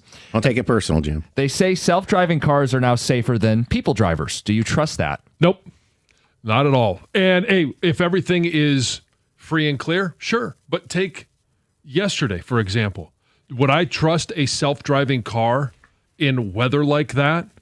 I like to go off-road. That doesn't allow me that opportunity, I'm assuming. You sure? What's that? You sure? That might take you off road. Yeah, it might not be what you want. Yeah, exactly. And I'm a phenomenal driver. There is no computer that can drive as good as I can. Right, but I heard Heather complaining about all these idiot drivers yesterday. Would you rather it just be robots? I wouldn't, but I was going to use yesterday as an example as well, but opposite of you, that I might have gotten home a lot quicker had it all been self-driving vehicles on the road and not people who didn't know what they were doing. Yeah, but when the sensors get covered up with snow, they can't function. They say, do I believe this? Yes. Do I trust it? Is a different question. Trust it? No. Yeah, I don't trust it either. And the only reason why I would even give consideration to self-driving is some of the people I witnessed yesterday. A self-driving car wouldn't drive like that. Right. We're not there yet. I don't trust it yet. Is soup something you eat or drink? So there's a lot of variables in this. The easy answer is you eat it, especially if it's a chicken noodle soup. You are eating the chicken, you are eating the noodles, and if there's veggies in there, you're forced to eat those as well. Well, if it's a chicken noodle soup, of course it has vegetables. It's got carrots and celery. And It can. Yeah, it should. It can. It doesn't have to, no. Should. But once you have eaten all of the food that's in there, I'm one that will pick up the bowl and drink it. So I got to say, I'm going to go Stoney on this. It's both. A soup is something you eat. It's served with a utensil. It's food. You eat it. Stoney, Mr. Soup, you're saying was both? No, I think I would like to get what his opinion on this is. You eat soup. Occam's razor, John. Yeah. The simplest answer is the most right likely, one. yeah. It's something that you eat because what would you do in public? You'd eat it with a spoon. Have you ever seen anybody take a bowl up to their mouth and drink the remaining soup or whatever? I just said at I a did. restaurant. You said you. Oh, I didn't. I'm sorry, I missed that. Yeah. Sorry. Yeah. No, that's right. Thanks for listening. But There's nothing wrong with that. yeah. Gosh, guys. No. Claws will come out. 100% because I don't want to sit there and the spoons aren't big enough. Well, you doing that in public, you're a pig. Doing it at home, it's okay. All right, chicken broth. Is chicken broth soup? By itself? Yeah. No, it's chicken broth. And you would, But it's a soup, but you would drink it. that. Yes. Yeah. So, but I soup- get to soup the is not end just of the chicken broth. noodle soup, and all I have is broth. What about tomato soup? Is kind of brothy, but it's still served with but a there's spoon. no chunk. You eat it. Heather, have you ever eat taken the soup. bowl up to your mouth and eaten it that way? At a restaurant? No. At home? No. What do you mean never? I don't think What so. How do you? That's how you finish soup. I normally don't finish a bowl of soup, to be quite honest. You waste. Really? Yeah, because if I make a whole thing of tomato soup, for example, that's a lot of soup. I'm not finishing Use that. a smaller Save bowl. it. Save it. Nah. I There's can't. a Put little it in a doggy bag. Yes. There are containers like looking through it. Tupperware. I mean, there's ways to save soup. There's a tricky part to this. What if it's in a cup? Don't you drink out of a cup? Yeah, but it's Yeah. served with a spoon. Traditionally, yes. Okay, this next question. Which do you prefer, talking on the phone or texting? this is dependent on the conversation. If there's a good conversation to be had, I would much rather talk on the phone. I would much rather have that conversation instead of I'll text you, you text me. I'll text you, you text me. I'll text you, you text me. But that's only generally with friends. Everything else, full on text. Yeah, I would say for a generic every day, I'd rather text. But yes, if it's an important conversation, call me. Let's talk It on the doesn't phone. have to be important. It just has to be good. Sure, lengthy, something to say, but I'd normally text. Yes, generally texting. It's being able to get it and respond at my leisure, right? There's not an emphasis to kind of fill the time as it's happening right now. And then, yes, I will say that holding the phone up to the ear is just like another step. It's very difficult, obviously. So I don't like doing it. I never hold the phone up to my ear anymore. What do you do? I'm on speaker all of the time. Oh, I'm on Not in speaker almost all the public. time. Yeah, not in public, no. But at home. Yeah, if I'm at home or if I'm in the office, I'm always on speaker. Definitely texting. And I mean, I just sit here and I can't even think of the last time I talked to any of you on the phone. Think about that. No. Yeah, but that's all little business. different. Yeah. Yeah. I think it's We're more just business people. We're not friends. None of us are friends. I'm what the kids would call a yapper, so I like talking. Fits with Yeah, this that's why job. I only text you. Exactly. We got a couple more of these questions to round this out. The next question. What age is too late to get divorced? So I think Like, if you're 90, you're not divorcing your spouse to live alone. well, But I barring think you something gotta horrific, they murdered someone or something, but like you're going to stay with them at some point regardless, right? You've been with them for 40, 50 years. There's an age where you're not getting divorced. you have a right to be happy at any age. But you also have a right to work at your spouse has a right for you to work at the marriage. And some of it I think might come down to at 90, you've been married for 60 years. Like, what are you getting divorced That's for? what I'm asking. Like, So what's the age? What are your prospects at that point? Well, maybe they just want to be solo. Like they don't want to have prospects. They just want to finish out the end of their life doing whatever they want to do. Alone on and their, lonely? No, just on their own schedule. So I say there's age. no age limit. If you're unhappy in a relationship and you cannot work it out, go for it. Yeah, I'm going to go no age limit, especially if your partner kills someone. Well, yeah. I think if you're healthy, it's 70 because you've passed the last thing, which is retirement. Yeah. And you've been there a few years now, and this isn't working. I mean, 70? I'm still in good health. I can get out and still have some fun. Yeah, I wrote down 70. You're into your retirement, hopefully. You've settled into that routine. This is still the person you love. Is it? Yeah, at that point, Well, yes. I mean, how do you know? Maybe they don't love them anymore. 70, you have so much time. You could go do whatever you wanted to do. You could find somebody else to love. 70 is young. Heads no. up, Colin. Okay. No. Well, Colin's always on the edge of his seat. Hey, last one really quick. We're tight for time. John, what are the 3 most used emojis on your phone?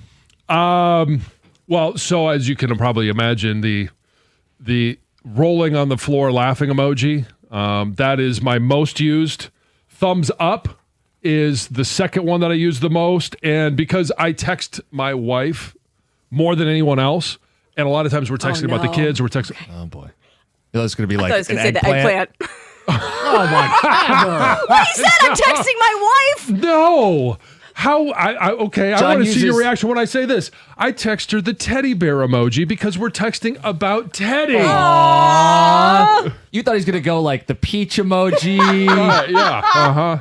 That goes without Now we being know said. what Colin uses. Yeah. Heather, quickly. The crying laughing emoji, the like blushing emoji, I don't know what they're called, and then like the really heavy crying emoji. Okay. The thumbs up, the pulsating, beating heart, and then the salute emoji. Oh, really? LOL, or the laughing out, whatever. The crying laughing, yeah. The thumbs up and the eye roll. Normally, the eye roll is in the top 3. It is not currently. I have the crying laughing, face palm, Oh, okay. and the skeleton head. Upside down pineapples. Skeleton head. Yeah, the dead. Yeah. What's the smarm emoji? Let us That's know. probably 248. what people text you the most. What one do you get the most? Maybe it could be the alarm clock for the Smarm alarm. Yes. That is the cookie jar. It's brought to you by Moran Chevrolet. It's 97.1. Michigan winters mean cold air. We're all dealing with that right now. It means hot drinks, tougher bites, all things that can flare up dental issues. And if something feels off, Brightside Dental can take a look right away. You want to start the new year with a brighter smile? Now's the time with Brightside Dental. They're always welcoming new patients. $35 new patient special. Going to the dentist doesn't have to be a pain. 1-800-PAINLESS, BrightsideDental.com. That's Brightside Dental. No judgment, just care.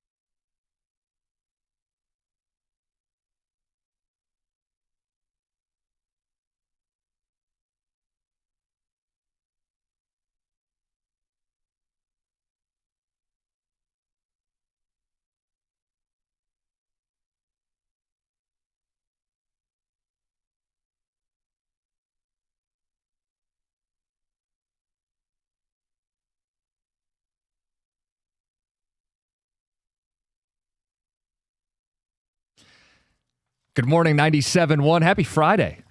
Jim Costa, John Jansen, Heather Park, Gov, and Greg behind the glass. Thanks for spending some of the day with us. Cookie jar reaction. You don't eat or drink soup. You have soup. D in East What? Lansing. That makes no sense. Sorry, D. Campbell sells the soup in a drink to go. They do. So then would you be Drinking it? soup? I mean, yes, technically you would, but I still think it's a food. So I'm confused. Soup in a to-go drink. Is there still like... Well, they have like tomato soup to go. Okay. That you can warm right in the container, and it's like a to-go cup with a little sippy thing. Right, but I'm picturing like a classic chicken noodle. So if there's noodles and chunks of chicken and vegetables, Right. I'm chewing them when they go in my mouth. Yes. I'm eating it. Yes. Yes, you are. And the problem with the drink to go, with anything with chunks of food in it, is if you drink it, you drink all the broth, and then you're left at the bottom with, which is not all bad. I mean, but then you've got to try again. It gets stuck to the bottom, and you miss out on some of it. Yeah.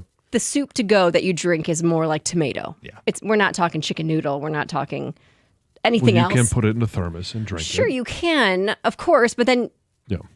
they're not sold that way. I think what's sold is tomato soup. Okay. Is that the only soup that you could drink You could exclusively? do broth. Right, but that's not soup. That's broth. Well. Okay, it's- well then, yes, I guess. Is a split pea? Is that's like a ground? Yeah, trust me, I'm not I'm not interested in it either. But there's no chunky in it. I've never had split pea soup. I'm not a big soup fan. Yeah. Guys, I've ridden in a Waymo, which is the driverless rideshare. It's coming to Detroit. They're amazing, and they gave me confidence in driverless cars. I still do wonder how they would handle bad weather, though. That's Aaron and Flint. They're being tested right now. Yeah, I do question the self-driving.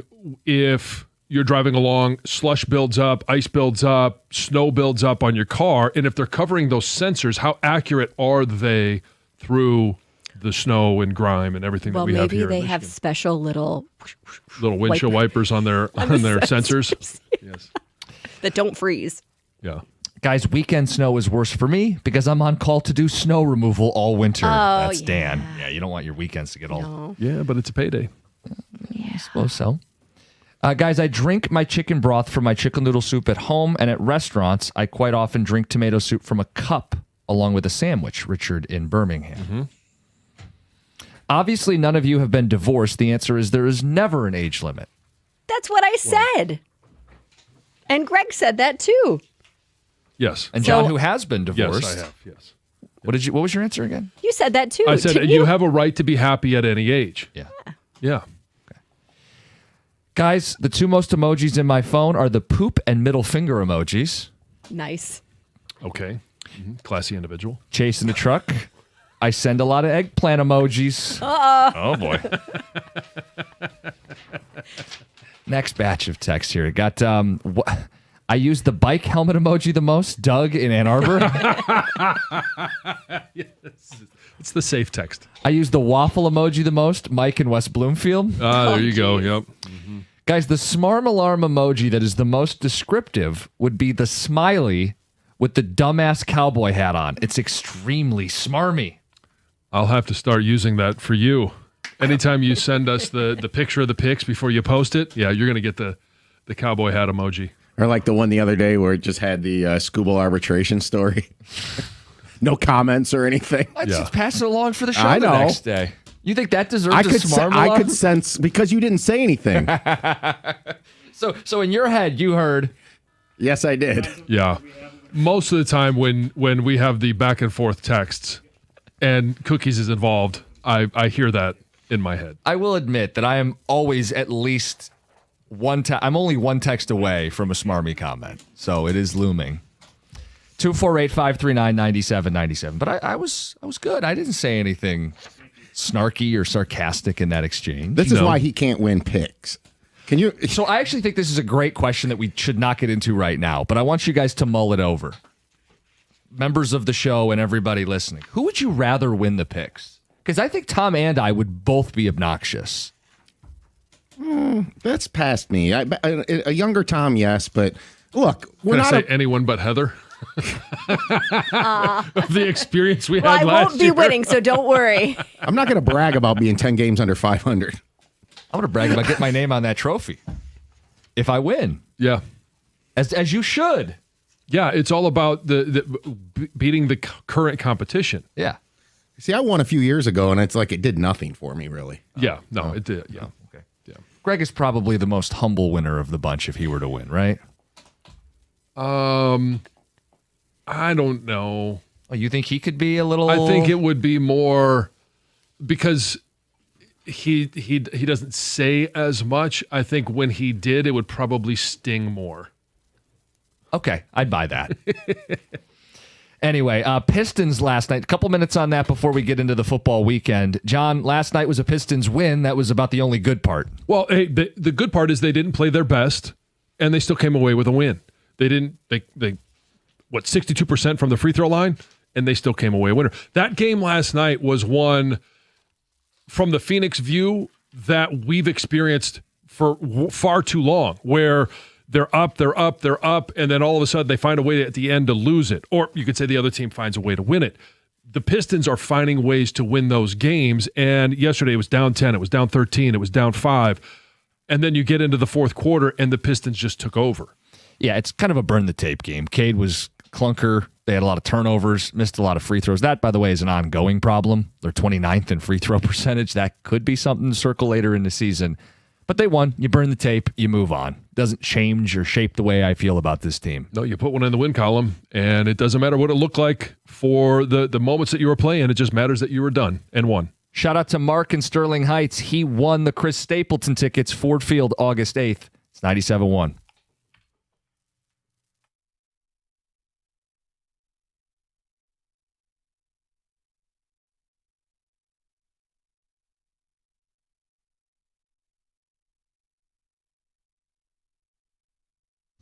The Pistons grabbed another win last night, 108-105 over the Phoenix Suns. Detroit is now 29-10 on the season and has won 4 of its last 5 games. The Pistons had 6 scorers in double figures, led by Duncan Robinson with 19 points. 4 of Detroit's 5 starters reached double figures as well, as Jalen Duren and Tobias Harris each had 16. Cade Cunningham had 10 points with 11 assists and 4 rebounds. Ron Holland also came in off the bench and scored 11 points while adding 9 boards. J.B. Bickerstaff talked about what Holland adds as a bench presence for Detroit after the game.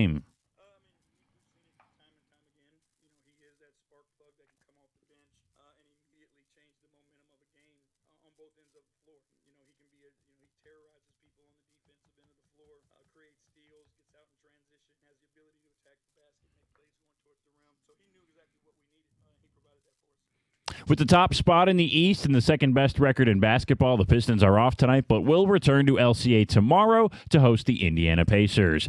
Kyle Tucker and the Los Angeles Dodgers agreed to a 4-year, $240 million contract last night. The 4-time All-Star spent 7 years with the Astros before signing with the Cubs for 1 year last season. The Dodgers now have an anticipated 2026 payroll north of $413 million, which includes 8 players who will make more than $20 million. At the Corwell Health Sports Desk, I'm Brendan Shabath. For more, go to 97.1 The Ticket or Odyssey.com.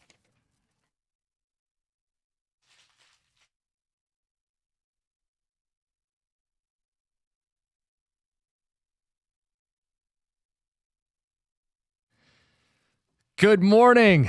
We got a lot to get into. It's 97.1. Jim Costa, John Jansen, Heather Park, Gov and Greg behind the glass. Got some picks to make later in the hour, 8:35. We are going to get to the story of the day, which is the out-of-control Los Angeles Dodgers. Is the lockout imminent, and how do you fix baseball? That's at the end of the hour. We've got Red Wing tickets to give away for their matchup this weekend against the Ottawa Senators on January 18th. Win the pair of tickets by listening this hour, and you're going to want to listen for a drop. Now, Greg can pick from our vast library of drops to choose from. John, do you think he picked a Red Wing goal horn or Red Wings, my Red Wings? No, we want you to listen this hour for Stoney's voice saying, I like wood. That seems very appropriate for our show.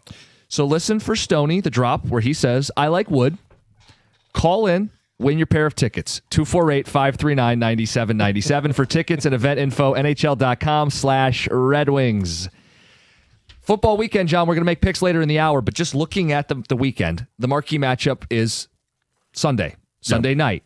It's the Rams, it's the Bears.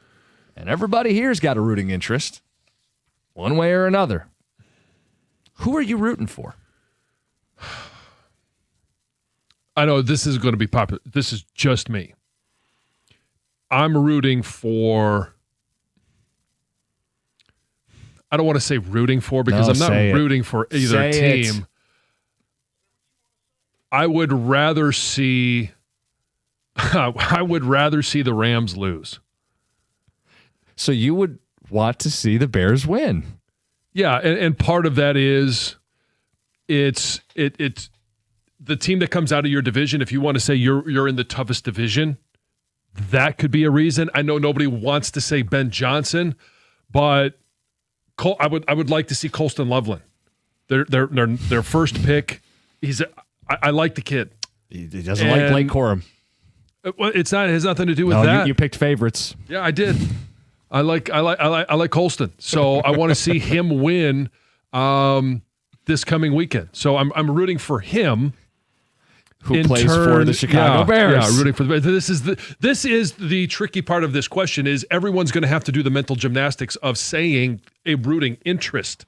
And I know we're going to get people running the same game you're doing, which is I'm rooting against this. I want the field to collapse. You're going to watch. Someone's going to have the football, and you're going to hope they score or they throw a pick. What are you hoping rooting for the demise of Sean McVay.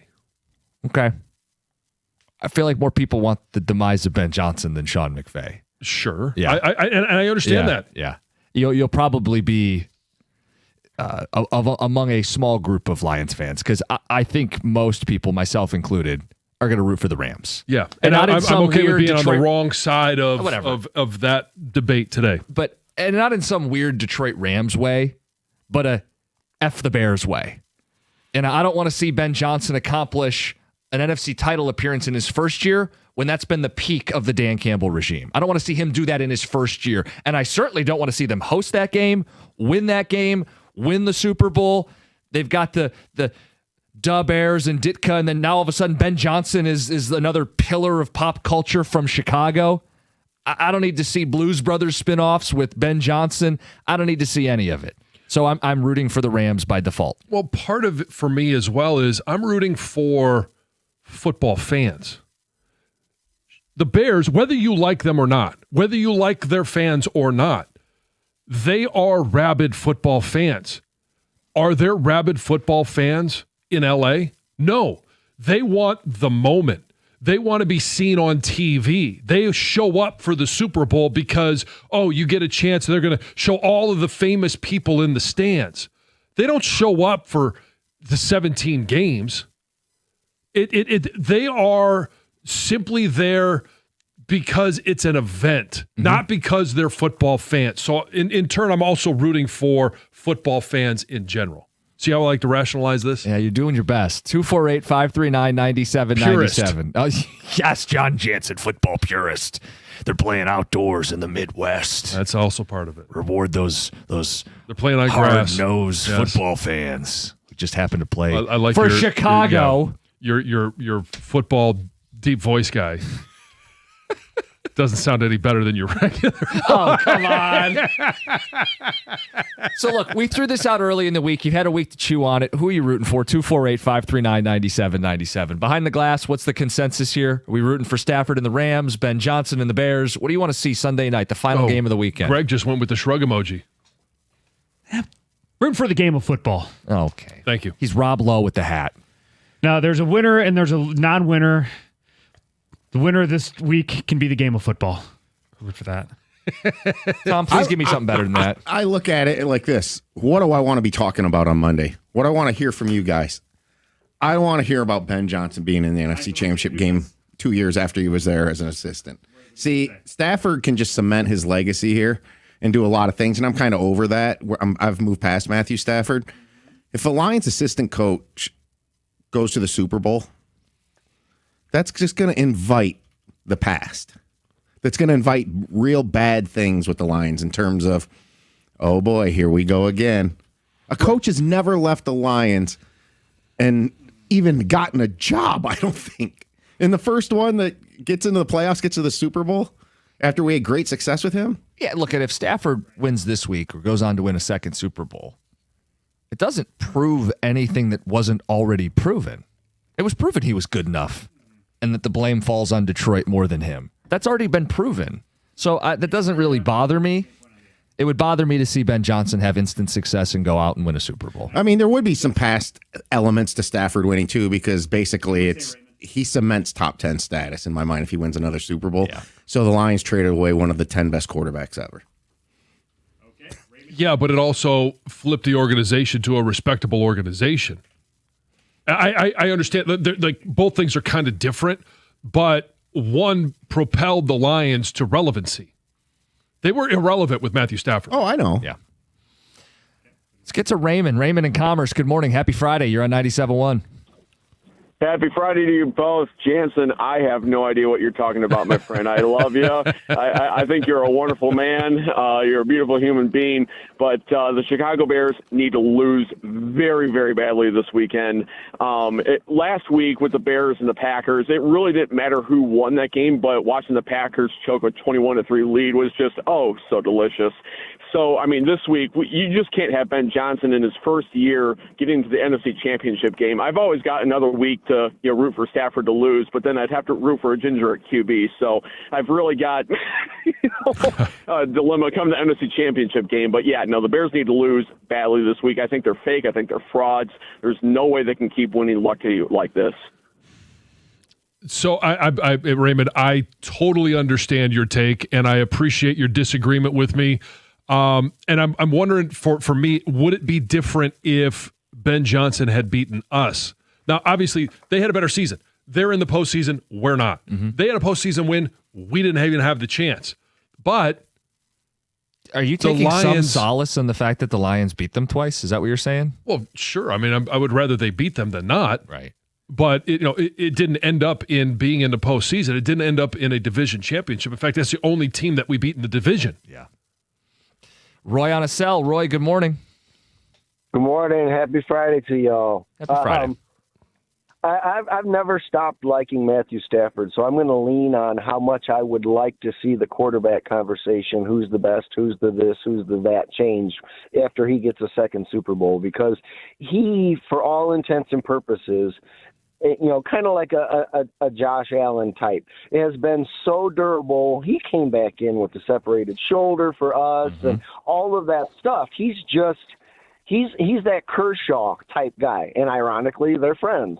You don't say. Yeah, didn't they go to the same high school?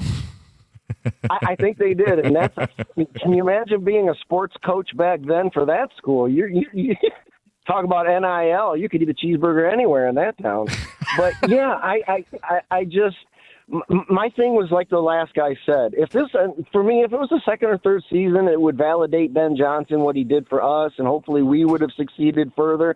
But first year, that would put a sour taste on my tongue all off season, just because he's been shirtless, he's fallen down, and everything has gone right for him. And, John, I'm sorry. I agree with the other guy. You're one hell of a guy, and I like the fact that you're coaching again. But the playing and beating a team twice in the regular season pales in comparison if you could beat them in the playoffs. That it just says something, because Ben's going to tell his team, yep, they beat us twice, but look at us. Yeah. So, no, Roy, I get it. It's not one of my best takes. It's just it's how I feel going into this game. Yeah. Bears are getting the last laugh. 248-539-9797. Let's get to Keith in Washington Township. Keith, good morning. Good morning. How are you guys? Good. I'm going against the grain, and I'm agreeing with you. I'd rather see Chicago win. For multiple reasons. One, my biggest reason is Sean McVay. Yep. I just can't stand Sean McVay. He just seems like a pompous jerk.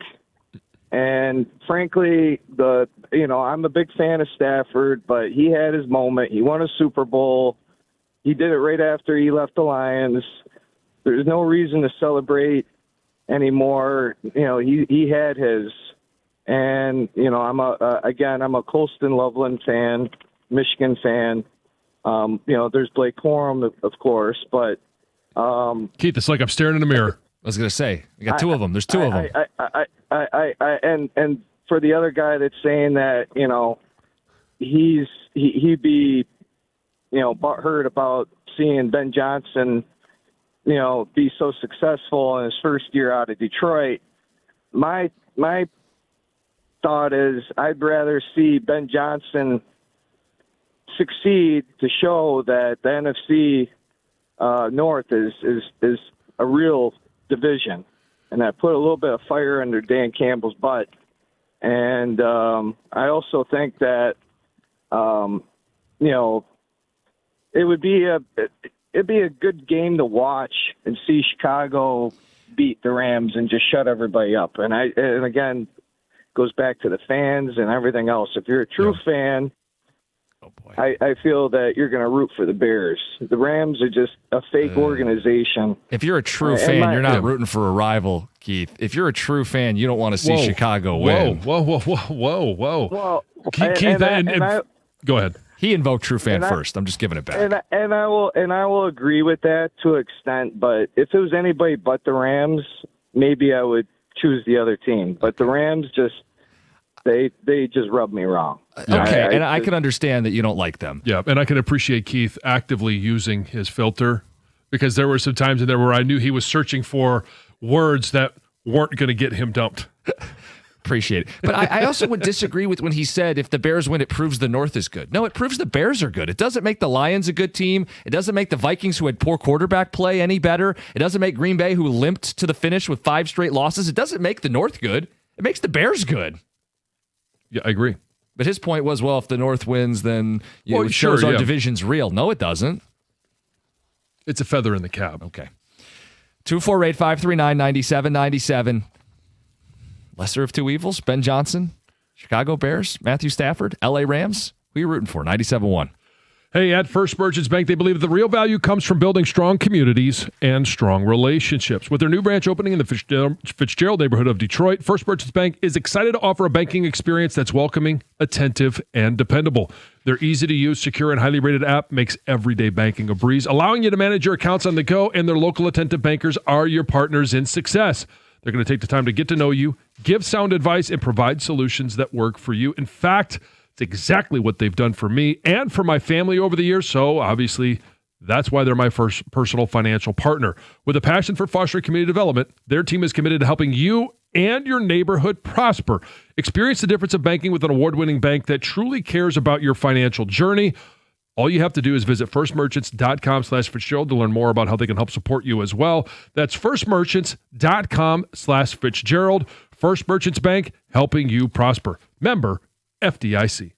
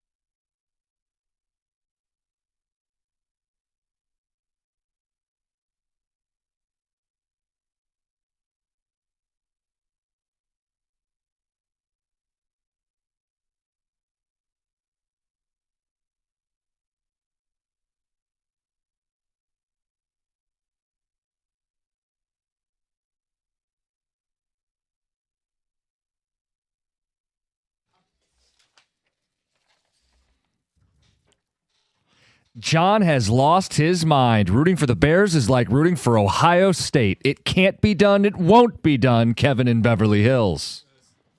See, that would be, for me, more like the Packers. Okay, so is this like rooting for Michigan State? No, I mean, I just don't see the Bears the same way. Okay. I know they're a division rival. I get that. I understand that. F the Bears. Yeah. Texter says they need to be humbled. They had a nice ride, but it ends this weekend at the hands of Puka. I can't root for Benedict Johnson. Several references to Benedict Johnson on the text. All right, so that probably answers this question. Of the two, Matthew Stafford or Ben Johnson, which one would you rather have back? Oh, so now this is the question. Not who you're rooting for. Right. Who would you welcome back with open arms? It's an easy answer, is it not? I think it is. We'll say it at the same time. Ben Johnson. 1, 2, 3, Matthew Stafford. I'm so taking apparently it's not an easy answer. MVP of the league. What are we talking about here? Ben Johnson, did you not see the offense the last couple of years? Mm-hmm. And how exciting and fun it was and the success that they had, even though they were injured defensively? Yeah. Who can stand in, take more hits, and deliver big throws? It's Stafford.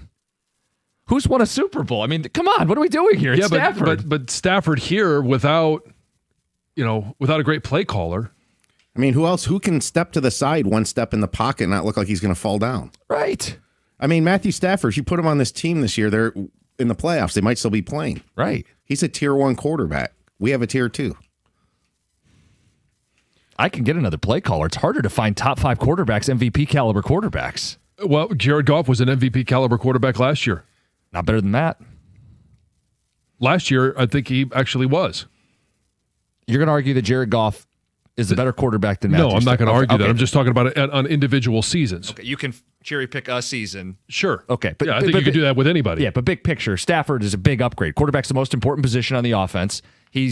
Should be the MVP this season. I'd rather have him than Ben Johnson. Yeah, but what happens when you hand the ball off? Quarterback has nothing to do with that anymore. And now all of a sudden, hey, with Ben Johnson, we've seen, and some of this is, we get into semantics of what did Ben Johnson, what over the last 3 years, Ben Johnson as a play caller, what has he had? He's had a great offensive line. Right, which he wouldn't have if he was here right now. Correct. But is he a better play caller than Mike McDaniel? Sure.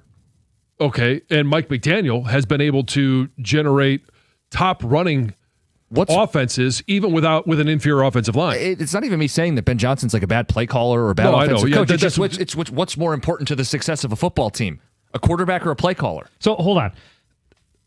You're admitting, and we've said this, that the Lions have you use the term inferior offensive line. Yeah. The criticism of Matthew Stafford's time here in Detroit was that the Lions failed Matthew Stafford, as in they didn't have enough around him. So is that not an admission that there wouldn't be enough around Matthew Stafford? There's more around him now than there was at any point, right?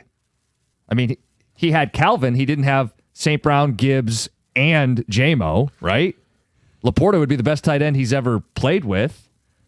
Who are we kidding? I mean, they'd be phenomenal with him, would they not? I just think the deep threat would go up with Stafford big time. And with J-Mo, like he could make J-Mo way more productive. I think regardless, they'd have to address the offensive line this offseason. But if I was adding one of the two for the 2026 season, it's Matthew Stafford. You would go with Ben. I would go with Ben Johnson. This is interesting. I thought it'd be a no-brainer. 248-539-9797. Of course, you think all of your opinions are right. They're so obvious and so wise. Everybody should agree. I can't believe you would all. Everybody should agree with me. Disagree with me. Okay, fair enough. We'll let those percolate on the text. 248-539-9797. Let's get to Heather with the news. This news is brought to you by Gardner White. Well, someone wanted to go to the national championship so bad that they spent $26,000 on a single ticket. A single ticket? A single ticket. They're going solo? Sounds or did like they spend it. $26,000 on two tickets? SeatGeek says that an unidentified individual dropped this wild amount on one seat to watch the game. which is wild. So the ticket, they say, is for row 1 in the 72 club, which gives the buyer kind of VIP vibes, a good seat, right? And we talked about it a couple days ago. Anyone who is going or wants to go to the game is dropping thousands of dollars on tickets. They say the lowest ticket prices are just over $3,000, but the average ticket price is about $5,000. Wow. I just wouldn't want to go by myself. If I was going to drop some serious coin. Yeah, you want to share that experience. Yeah, I would certainly want to go with my wife.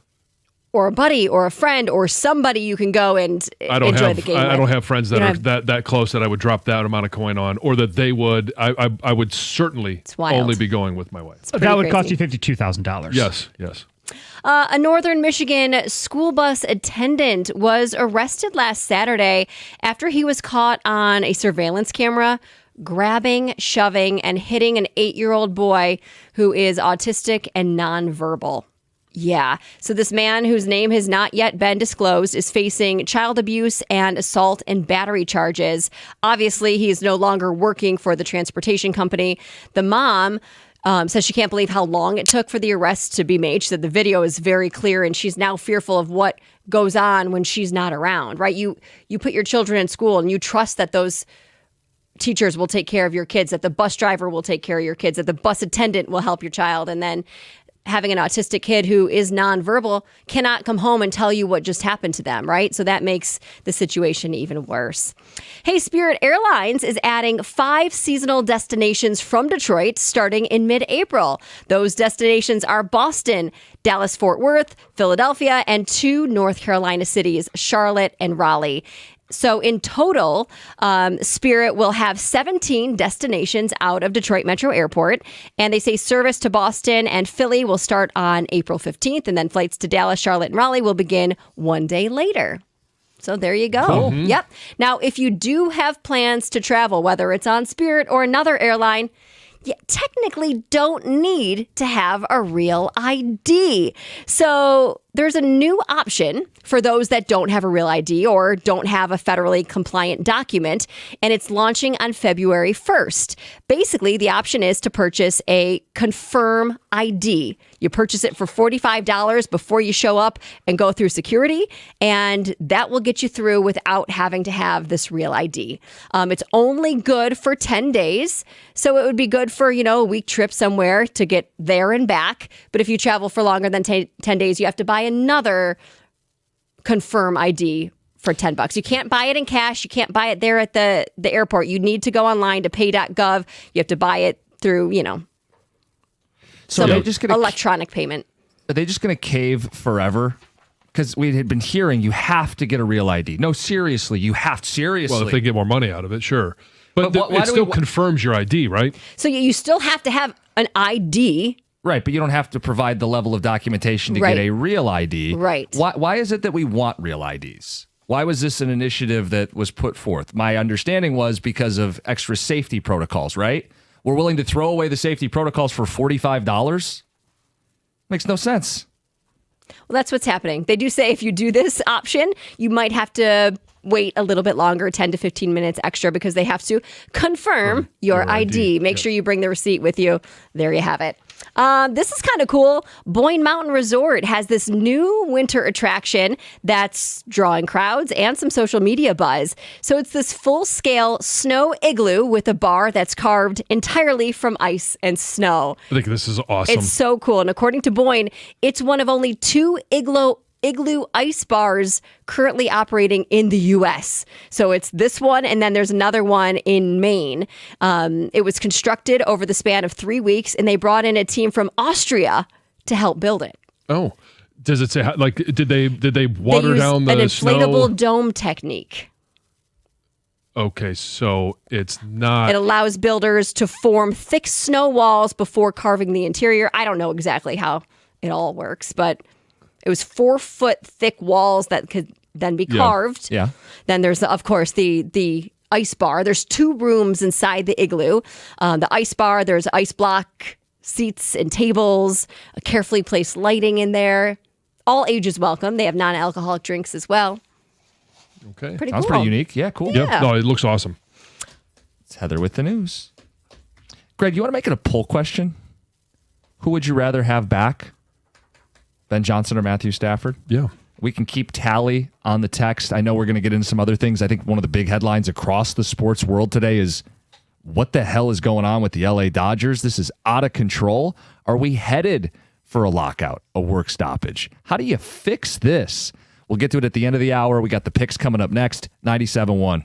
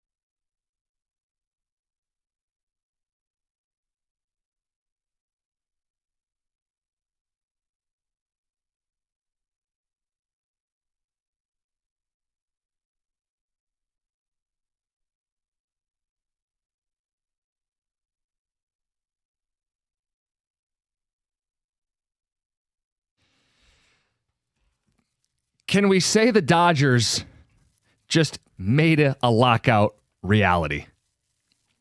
Kyle Tucker, another big contract. The rich get richer. The Dodgers signing the best free agent bat available and continue to pour cash into their baseball team at a ridiculous rate. John, are we headed for a lockout, a labor strike, whatever you want to call it? And how do you fix this? I think we are. It's because there's an ever-growing gap between the haves and the have-nots. And there needs to be, on both ends, hey, Major League Baseball needs to push the quote-unquote have-nots to spend more. There needs to be a floor.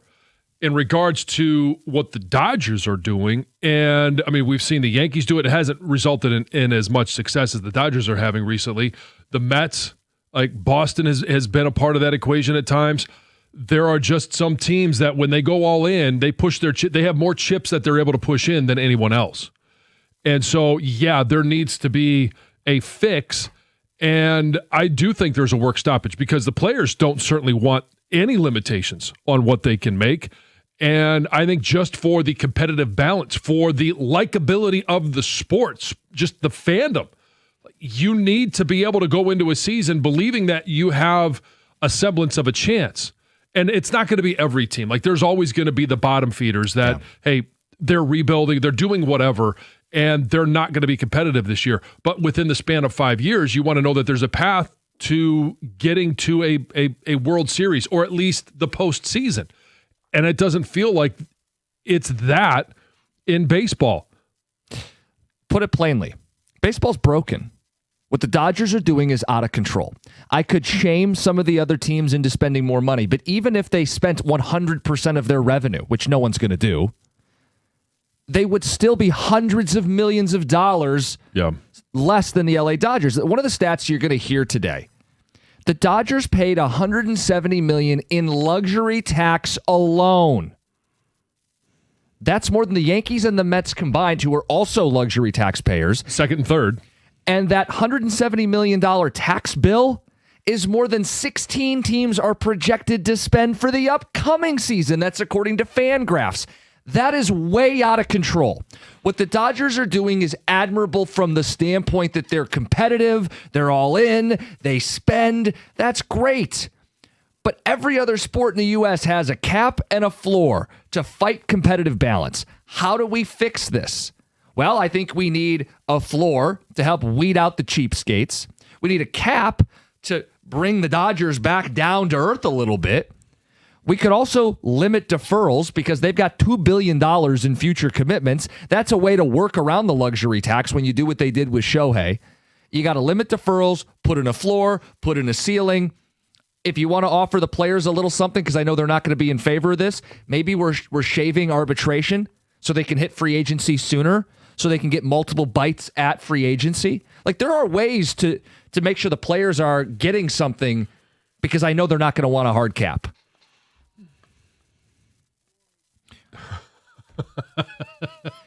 You tell us, 248-539-9797. How do we fix this? Because it's clearly broken. And are we getting baseball in 2027? Is this the last year before a lockout? Well, just imagine how much they would be paying in that luxury tax if, of the $700 million that they're paying Shohei Ohtani, $680 million of it is deferred. Yeah. Like, that's bizarre. And then they go, and here's the other thing is, you know, with an everyday player, like we feel like you can give longer contracts because they'll be productive further into their career. With pitchers, it's always, all right, you're paying for what you're overpaying now, but you're certainly going to be overpaying on the back end. Mm-hmm. They gave Yamamoto a 12-year, $325 million deal. And what they're saying is, all right, for the first 6 years of this contract, we're fine with paying him that money every single year. But we also have the ability to eat the back end of that contract. So, you know what? F all of you. And again, their TV deal is richer than most teams' TV deals. Yeah. So they have a larger pool of money to play with. It's not richer than they actually get paid for their TV deal, where there's a lot of, what is there, 9 teams right now that have not been paid by their regional broadcaster? Yeah, so there's clearly a division. You mentioned haves and have-nots. It's as large as it's ever been. think about it this way, too. The Dodgers now have, with the latest signing of Tucker, 8 players on contracts worth $100 million or more. John, there are 7 teams expected to spend less than $100 million for the upcoming season. Right. Like it's cavernous, the gap from the top to the bottom. And do I think the Marlins should spend more than $70 million on their baseball team? Absolutely. Do I think the Rays and the A's are crying poor when they make more than they're spending? Yes. Right. But as much as we need to prop them up, we also need to squeeze the Dodgers down here because they've won back-to-back World Series. They're prohibitive favorites to win a third World Series. You need to have teams going in feeling like they can compete. That's healthy for the sport. To have more fan bases engaged, to have more teams competitive, it's healthy for the sport. It's why football has a salary cap. It's why hockey and basketball have a salary cap.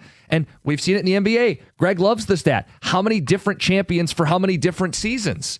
That's good. We got to the NFL playoffs. How great was last weekend where anyone could win these football games? You can't have sports where you pay to put together an all-star team. They have 7 guys in their projected starting lineup that have played in at least 2 all-star games. They are in reality putting an all-star team together. You can't do that. It's competitive imbalances. The only way they're going to lose it is if they just get a little slump in a 3-game series in the playoffs. And I want to be clear, we can still have high-powered, good quality teams in a sport with salary caps. You can still have the villain effect and the Death Star and the team you root against. We've had dynasties in the NFL with a salary cap. Yep. We've had dynasties in the NHL in the salary cap era. You can have a dynasty with a salary cap. No one's saying we want everyone to be 8-8. Good, skilled, quality teams are still going to win and win for a long time with their nucleus. It's just becoming absurd. You already have all of the great players, and you're still not done. You're still adding more. Right. And just as an example, here's how it works in the Cliff Notes version for the NFL. You have the salary cap, and on a 4-year average, the minimum that you have to spend is 90% of the maximum of the salary cap. That's on a 4-year average, and we all talk about if you don't spend it all this year, you can roll it over. But at some point, you're going to have to spend that money on players. And New England, going into this past offseason, had $100 million to spend in their salary cap. They have to spend it at some point. Right. And so, yes, you need a minimum that you are forcing teams to spend. But on the flip side, you've got to have, whether it's a hard cap, soft cap, I don't care. There needs to be a maximum that you're able to go. And there's all kinds of ways you could do it. You could make it so it's not a hard cap, but the luxury tax penalty is so punitive at a certain threshold that, the Dodgers will pay the penalty. Will they pay it if it's 10 times? Probably not. Like, there's a way to still create some more parity in the game of Major League Baseball. We'll keep talking about it. Want your feedback, 97.1.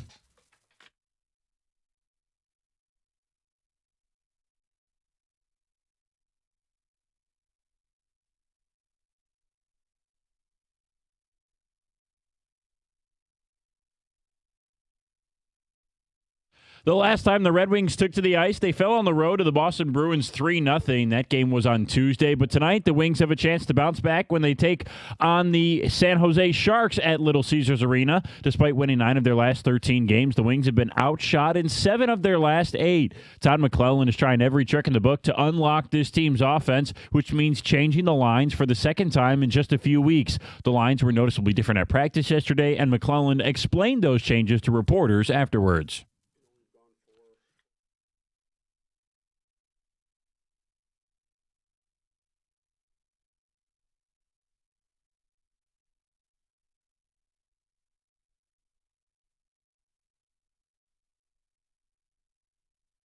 Puck drop tonight against the San Jose Sharks, and young star Macklin Celebrini takes place at 7 o'clock. Our pregame coverage begins here on 97.1 at 6:45. We have more playoff football coming up this weekend. The NFL playoffs resume tomorrow with the divisional round. Tomorrow's AFC matchup features Josh Allen and the Bills traveling to the Mile High City to face Bo Nix and the Broncos. That's a 4:30 kickoff. Then the night concludes in the NFC with Seahawks and Niners at 8 o'clock. Both Michigan and Michigan State also play on the hardwood tomorrow. Both teams are out west as Michigan visits Oregon at 4 o'clock, and the Spartans face Washington at 6. At the Corewell Health Sports Desk, I'm Brendan Shabath. For more, go to 97.1 The Ticket or Odyssey.com.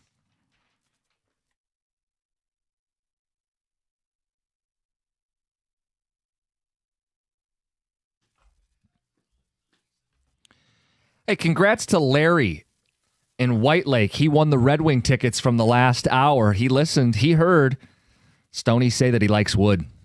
Nice job, Lawrence. Want a pair of tickets for the Red Wings game against the Ottawa Senators, January 18th. For tickets and event info, NHL.com/Red Wings. Reminder, we have tickets for all the home games for the Centennial season. So I just want to share this with you. I know you already mentioned the Dodgers and their the guaranteed salary per Sport Track. Again, I'm going to say this out loud. They have committed. They're going to have to pay this out no matter if all these guys get hurt and they never play another game. They have committed $2.1 billion to their roster. And I don't know if you've looked at this, but who is the next closest? I saw a list. Someone has like $1 billion. It's like 1.2, right? Yeah, San Diego at 1.2. So nearly $1 billion more committed. Toronto's at 1.2. The Mets are at 1.1. The Yankees are at just under $800 million. So you're talking about a team that has committed $2.2 billion, and that includes salaries, bonus, or guaranteed money, any guaranteed money, and it's the deferred money, $2.1 billion that they have invested in their current roster. I think the $2 billion is less jarring than knowing they're spending $1 billion more than everybody else. Right. That's the whole point. Yeah. Is it's out of control. I'm not mad at a team that's going to try to outspend people, but they just to this degree, it's gotten out of control. When you're talking about, hey, we want the all-in move, F them picks, all of those different things. Like, hey, and if the Tigers or any of our teams were to put their chips all in and say, yeah, we are doing everything we can this calendar year to win a championship, you would never even come close to what the Dodgers are doing. No, it's like a cartoon at this point. Yeah. Like baseball is a cartoon of itself. And this is not to villainize the Dodgers exclusively. There are more than a handful of teams at the bottom that just don't want to spend or compete. So you put a floor in to force them to spend. You put a lid on the top with tax penalties for a team like the Dodgers, more punitive than they are right now. And you try to create what we have in every other sport, yet it's taboo in baseball. 248-539-9797. Or will that change? And the fight to change that is what would lead to a labor shortage, would lead to a lockout. I don't think there's any way when we start 2027 that there is a normal opening day. Doesn't feel that It doesn't way. start at the end of March. It doesn't start. I don't even think it's in April, May. Do we get to midsummer before there's actual baseball? Yeah. I think at the bare minimum, a shortened season. I don't see a world where there's no baseball, but you got to at least have the conversation that it would be on the table. Well, one of the Dodgers championships is a 60-game season. That was the COVID model is what they would use. That would be right around the end of July. So I think they might push that type of envelope. I think that would be very damaging to the sport. Once you got into Memorial Day and after. What's more damaging, though, is I think the clear answer is not having a baseball season. We know in '94 what that did to Major League Baseball. It took them decades to try and even get back to where they were. But damaging to the sport of knowing that you have a team that's spending $1 billion more on their roster with all of the All-Stars, if we talk about needing a right-handed bat here, well, they needed a left-handed bat, even though they have Shohei and they have all this. So they just go out and spend, $225 million. Just drop in the bucket. Yeah. Yeah, and I think some of this is going to be interesting to see. Like, you don't want to leave money on the table with a lockout. There's a lot of money to be made. But for the good of the sport, do they need these changes? Because it's out of whack. Like, we got a texter that says, did we whine and complain when the Warriors were a dynasty or the Patriots were a dynasty? Well, first of all, yes, some people did. But that was within the confines of everybody's playing with the same dollars and cents. Yeah. They were just smarter, better, more talented, savvy. That's not what the Dodgers are. I mean, some of this is true for the Dodgers, but then on top of it, they're just weighing everybody down with the fact that they can outspend you by $1 billion. Yeah. What else we got? 248-539-9797. Guys, I don't care if LA spends crazy amounts of money. They do it in Europe for soccer, and it's still competitive over there. Yeah, but you're talking about multiple teams that do it. We're talking about one team. But that exposes the lesser teams that aren't spending, which is why the floor is needed in my mind. Yeah. This one says the MLB needs to add promotion and relegation. If teams don't punish them, send them down. Phillip and Farmington. Yeah, but we call up the Mud Hens. They're not going to spend it. You know what I'm saying? Like that's not really a solution.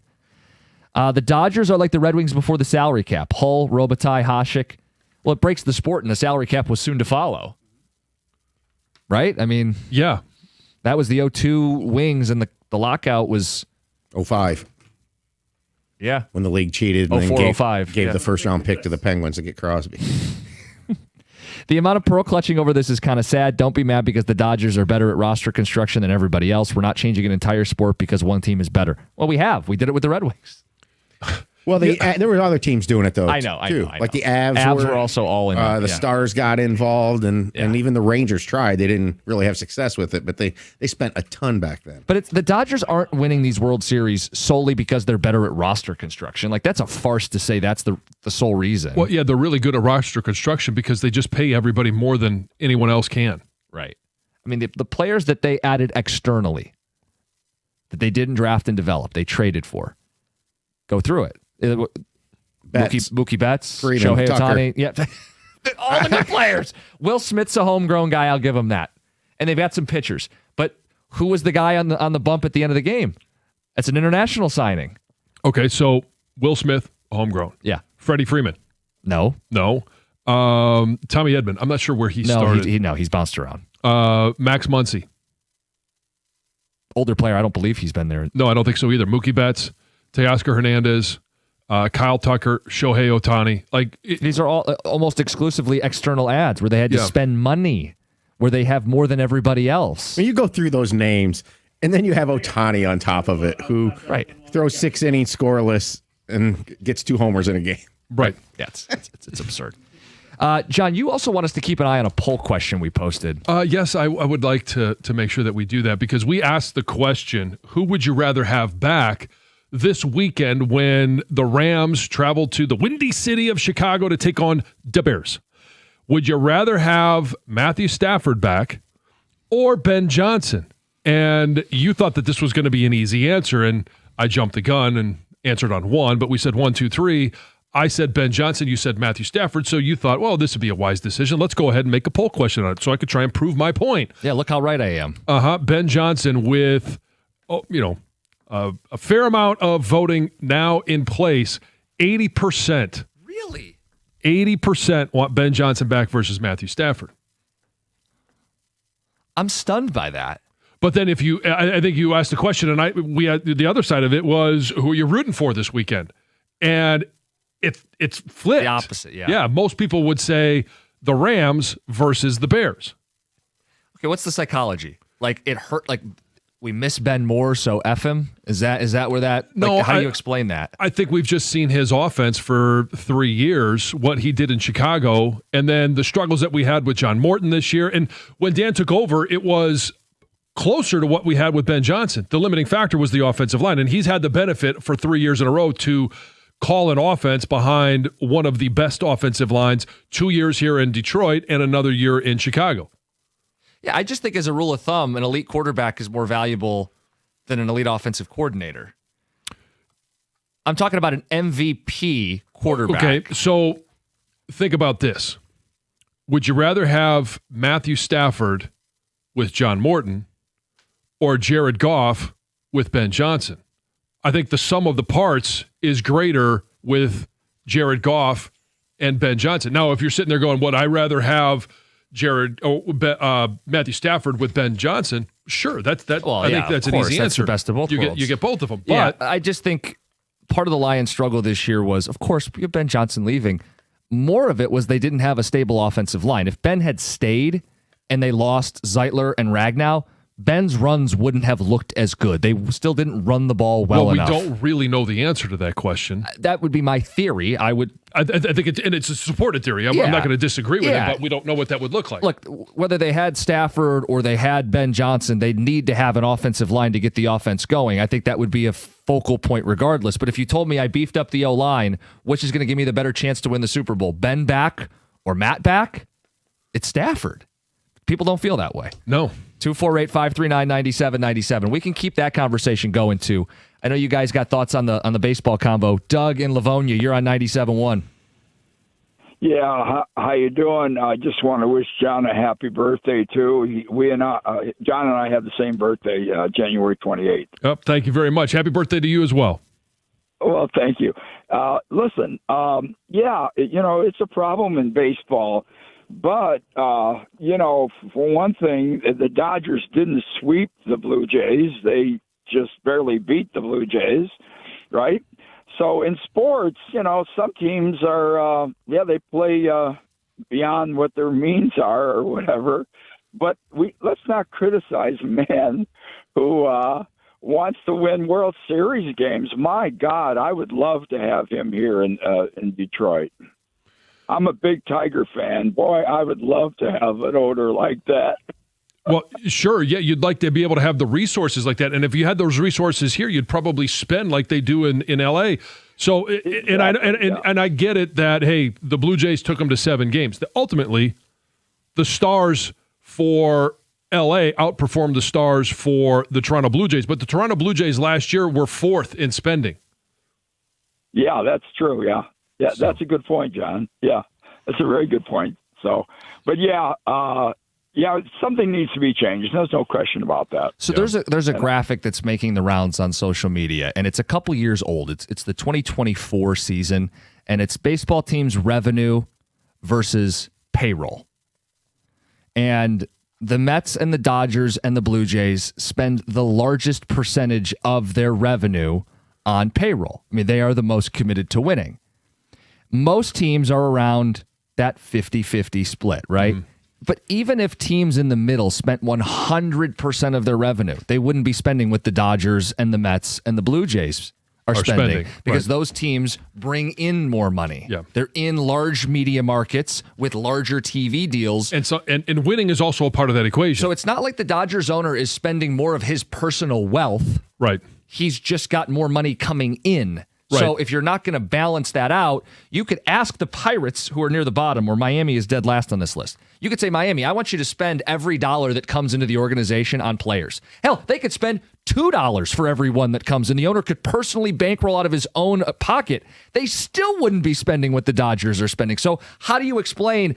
Like, I'm not trying to cape for owners who aren't spending enough money. But even if they spent more than they're currently spending, the mountain is so tall, You're not getting where the Dodgers are. And when you're talking about committing $2 billion already, guaranteed salary to your players, we talk about the ownership, and it's been reported, hey, he would have to spend half of his net value just to get to where the Dodgers are now. Right.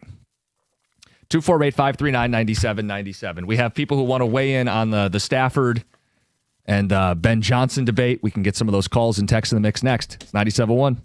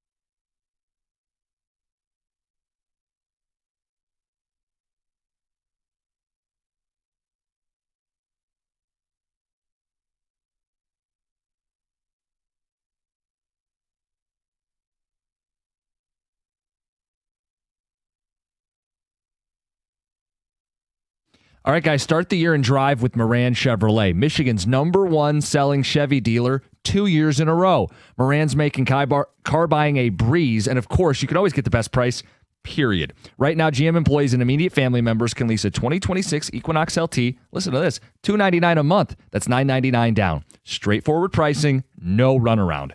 Shop online, MoranExpress.com. Stop by. They're on Gratiot, just north of 15 Mile. They're out in Clinton Township. It's Moran Chevrolet, where you always get the best price, period. Chevrolet. Together, let's drive.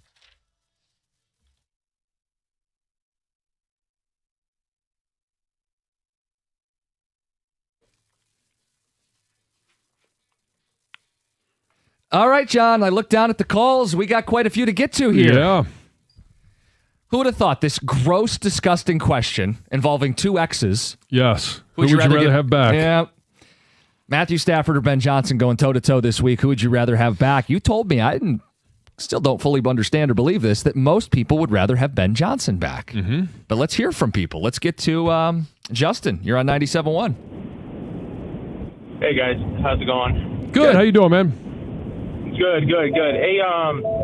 Hey, it's a tough question. I honestly, if you watched last Saturday, I think that's a perfect example of why I would rather have Matt Stafford back. The Rams got the ball with, 2 minutes left, down a score, and I think everybody knew what was going to happen. And I think that's kind of like what the precedent around Stafford is. He's a gamer. In like those situations, you pretty much know what's coming. His play this year has just been unbelievable. You can't really say that Ben Johnson hasn't done great things this year. But with that being said, I don't know. I take Matt Stafford. I'm with Costa on this one. So my only argument to that is, and I understand where you're coming from, is that is paired with the performance that Matthew Stafford had. It's paired with an elite play caller. What did Matthew Stafford do without an elite play caller? Mm-hmm. Nothing here in Detroit.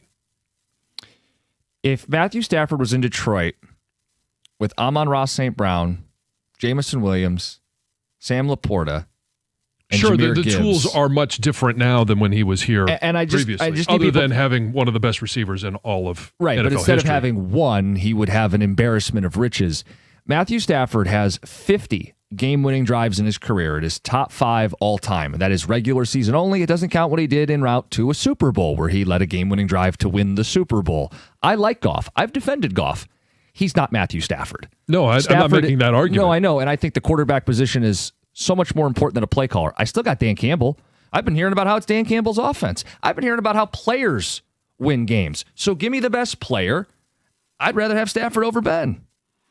I know the results with Ben Johnson and Jared Goff were pretty damn good. Now, if it was Ben Johnson along with, no, it wasn't. But it also wasn't a Super Bowl here with Matthew Stafford. Wasn't even a playoff win. Just another chance for Costa to glaze Stafford. Tom, you got accused of this too, by the way, that we're glazing Stafford all week. Yeah, when we talked about this earlier in the show, I would take Stafford in a heartbeat. I think they're in the playoffs this year.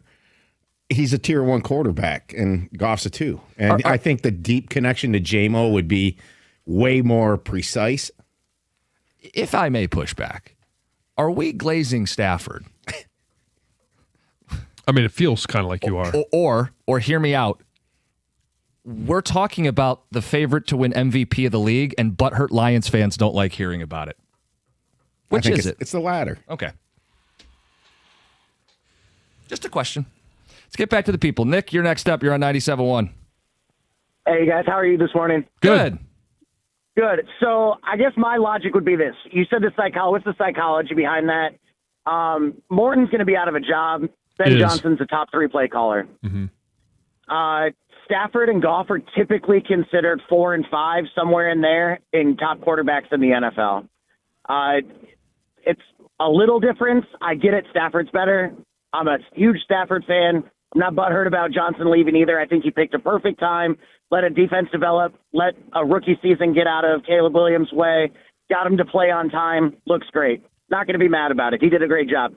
But I think that the difference between Morton and Johnson is far different than Stafford and Goff. And I'll tell you, who I really miss is a Jim Schwartz defense. I'll listen to you guys. Thanks. Thanks, Nick.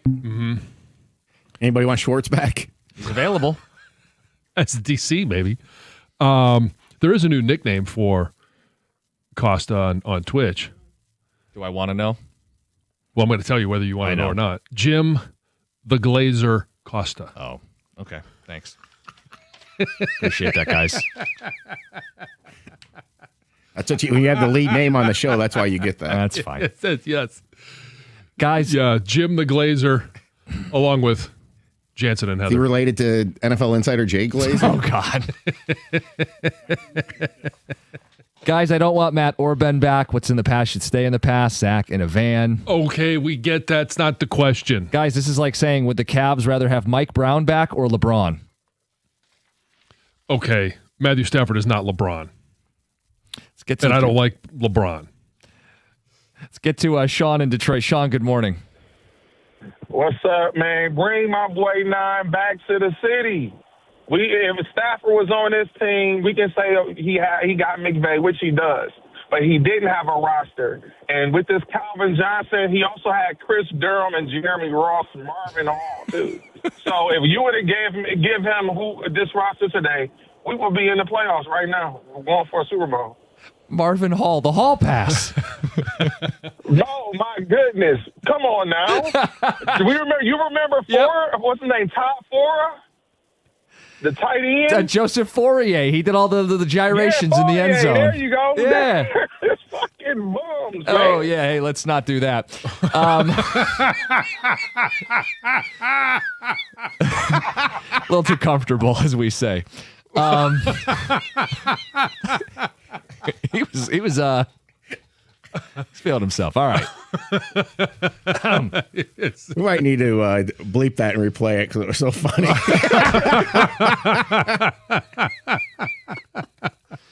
It's just great. Yeah. Absolutely great. Oh, man. You want to hit news? I just want to read a couple texts first. Yeah. This one says, I love Stafford, and I hope he wins the MVP. Would have been the great Stoney transition to news. But Jim is putting more glaze on Stafford than a donut. That's Joe in Taylor. Yeah. Costa working for Krispy Kreme this morning. Goff was better than Stafford when Johnson was calling plays. Give me Ben Johnson. Mm-hmm. And what does that poll up to now? Is it still 80% of people would rather have Ben? No, hold on. Let me see if I can refresh it here. It's up to 82%. Even better. Jim, maybe we've unearthed a new ad revenue for you with like a donut company Yeah, for the let's station. Make it happen. If you run a donut place, hit us up. Let me know. Costa here. Costa, the glazed cookie. When it comes to glazing, no one does it better. now let's get to Heather with the news. Heather, what's going on? There we go. That was an appropriate transition, right? Well, it's hard to have a better night on the basketball court than an Arizona high school basketball player did on Tuesday. A team named Adrian Stubbs became the first player in Arizona high school basketball history to score 100 points in a game. And actually, he scored all 100 points in 3 quarters because he sat out the entire fourth quarter. So he scored 70 points in the first half of that game. And then 30 points in the third quarter. Did they go, full on Hoosiers? My team's on the floor with 3? Pretty cool. Little zone defense. The previous state record was 75 points in a game. So afterwards, he said that it feels very unreal. But he says that shots were falling this game more than they usually do in every other game. He said, I just kept hitting and my teammates kept giving me the ball and the green light to go. So Good pretty cool. Yeah. Michigan is one step closer to having phone-free classrooms. So on Wednesday, the Michigan House passed legislation that would ban K-12 students from using cell phones during class time, with exceptions, of course, for emergencies. So now this bill heads to the state Senate. Now, if passed, this legislation would create statewide minimum standards for cell phone restrictions during instruction times. And individual districts would maintain control over how they implement and enforce the limit. So schools could do a full ban where basically they have storage requirements, to not have cell phones in school at all, or they could do classroom only restrictions. And there's going to be exceptions for emergencies, teachers. It could be up to their discretion, academic purposes, medically necessary devices, flip phones, things like that don't access internet. I mean, I'm looking at you guys because you guys have kids in school. What do you think the right answer is? I think phones are distracting. At the same time, you want to be able to contact your kid if something horrific happens. I'm all for it. Yeah, I mean, the workaround is they all have computers in school now. Most of them do. And so I can email them. I could text them computer to computer. So I could still get in touch with them. But I do like not having the phones on them. But there is a lot of school districts, I would imagine, that where the kids don't have computers. Sure. Where I would want to make sure that I could still I like the classroom restriction. So like you collect the phones at the front of the room before class starts type of thing? And then if there is a lockdown and the kids are locked in their classroom, they still have access to their phone. I like that it's with them on their, within their reach. Yeah. I know when Jack was in middle school, it was phones had to stay in the locker. Mhm. And so in between classes, when they go to their locker, they could check their phone. And so I know at least once an hour, he could check it. He's not one that checks it a lot. So, I mean, we were fine without having to be in contact with our parents as kids. So I think this generation could be fine as well. I think they can. We also weren't I'm not going to go there. No, it's different what the kids in school are dealing with. Sure, more than ever. But yes, I still think it is a distraction, and I think there should be some sort of a limit on cell phone usage. Kurt Signetti is apparently a creature of habit and has ordered the same Chipotle meal for lunch since arriving in Indiana. Bloomington. So apparently he orders the same thing. He's ordered it more than 500 times, a burrito bowl with rice, beans, chicken, and a side of guacamole. And he's ordered it so much that Jake McDonald, who serves as the assistant director of football operations at Indiana, who is in charge of going to pick up this order, has racked up a crazy amount of reward points. Apparently he's sitting on 64,000 reward points in his account. Imagine being stuck behind this guy and a John Jansen. I don't go to. I refuse to eat there ever again. Why? Food is fine, except there was a sickness issue after I was there at one point. So it's just once you can't get that out of your mind. Yeah. Nope. It might take a little while. Maybe one day you'll go back. No. I've been in it. That and happened I've to me. watched the kids eat, but I will not. Happened to me once with grilled cheese. There was a period I probably went like a decade without ever eating a grilled cheese. Really? Yeah, because I got very sick after I ate one. And you're cutting it wrong. Yeah, no. Cold temperatures and more wintry conditions are on their way, so be ready. The National Weather Service says that snow accumulations in southeast and west central Michigan could reach between 3 and 7 inches. About 3 inches today is expected in areas around here. Obviously, the cold is going to come in as well, so just be ready. At least it will be the weekend, right? Yeah. Ish. It could impact your drive home from work today. Thanks, Greg. It's Heather with the news. Hey, speaking of snowfall, it's going to be one of the questions in the cookie jar. That's coming up next. We'll end the hour with anybody still left on hold and any of the feedback to the baseball conversation or our get back with your exes question. It's 97.1.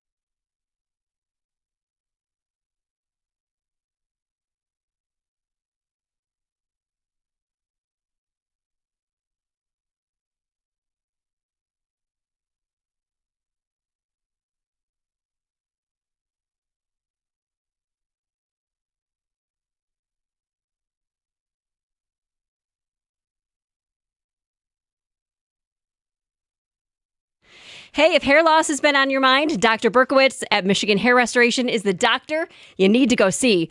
He was just named the top hair restoration surgeon in the Midwest. Now, that award reflects what his patients and his own family already know. Dr. B has had the procedure himself. He's restored his son's hair and his nephew's too. Now, when it comes to trust, it doesn't get more personal than that. Dr. B is a board-certified surgeon and the only physician in Detroit offering both SmartGraft and NeoGraft. Whew, all performed by his full-time in-house medical team. There's no traveling techs, no shortcuts, just real natural hair you can run your fingers through. And if you've been waiting for the right time, this is it. Don't put it off another year. Make 2026 the year you look like yourself again. Schedule your free consultation today, and when you mention 97.1, you'll receive $1,000 off your procedure. Dr. B treats every patient like family. Visit MichiganHairRestoration.com.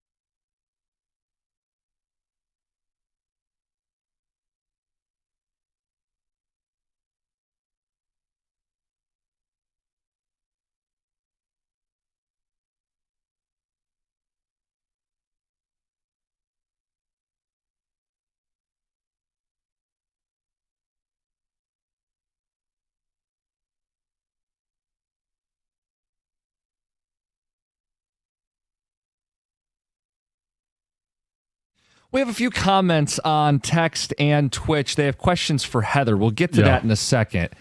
To the phones we go. Frank in Grosse Pointe. Good morning. You're on 97.1. Good morning, guys. I was hearing about the Dodgers, and it reminded me of a study I saw in Forbes that talked about the value of the franchises, sports franchises in every market. And in Detroit, the Tigers surprisingly were the least valuable franchise at $1.5 billion, which would make them less than the live Dodgers payroll. It's very clear that what used to be the national pastime in 1960 has been surpassed, I think, due to the unfair treatment of small market teams. Well, it's certainly part of it, and I mean, you could argue the words "unfair treatment of small market teams." Those small market teams can still pay more than some of them are paying, but to your point, there's no way they're going to get even close to what the Dodgers are willing to spend and able to spend. Right. So, I mean, every sport has a cap, and look at basketball, $3.4 billion. The Pistons are worth more than twice what the Tigers are, and even the Wings are worth $2 billion, and the Lions $5.8 billion. That's interesting. So I think that speaks for itself. And when you look at the other markets, baseball's way down, and I just think the lack of a cap, the lack of fairness in that business model is making it less popular. Well, what the killer is I actually think baseball has done some good things. They made the games go by with more action, quicker, incentivizing not just power but also stolen bases, right? There's a generation of quality young players, but if they have a lockout, they're going to do irreparable damage to their game. At the same time, it feels like they need a major shakeup because, John, I think you said this so well. It's not that we're mad at the Dodgers. No. They're doing what they can under the rules. Mad at the business of baseball. But the business of baseball is set up in such a way where I'm not trying to at all defend owners who refuse to spend, but even if those owners spent more, there's still going to be, I mean, the Dodgers have more than $1 billion difference in committed salaries than the second team, let alone the midpoint of the league or the bottom of the league. I mean, John, it's ridiculous. Yeah, it is. I don't have I had the numbers here, but I think you had it. Dodgers are $2.1 billion committed in the future, and I think the Blue Jays were 1.2. Yeah. So just shy of $1 billion gap between 1 and 2.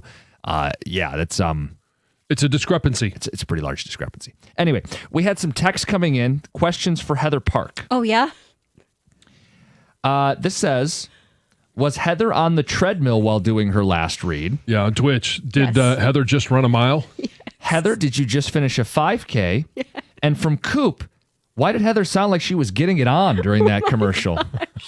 What happened? You guys. A lot of breath. What was? I was scrambling. I couldn't find my read. So then you get like nervous, right? Like, oh my gosh, I always have it. Where'd it go? So then I go to log on to the computer. I can't log on because I don't have my phone to do like the double. Yeah. So then I try to run out to my desk, and then Greg's like, no, I have it. So I run back to Greg. Then I had to get in here in time, and I run back in here, and then I sat down and I couldn't breathe. And then you had to read these words in a proper fashion, right? And then I couldn't Start do it. running out of air. I wanted to just pause for a second and just take a huge breath and then go, but I didn't have time. I didn't even have time to take a breath. Hence, Heather, you don't have to lie about all that talk about the eggplant emoji and the cookie jar. Yeah, Colin, stop by. Oh gosh, the broom closet back there. Wow, huh?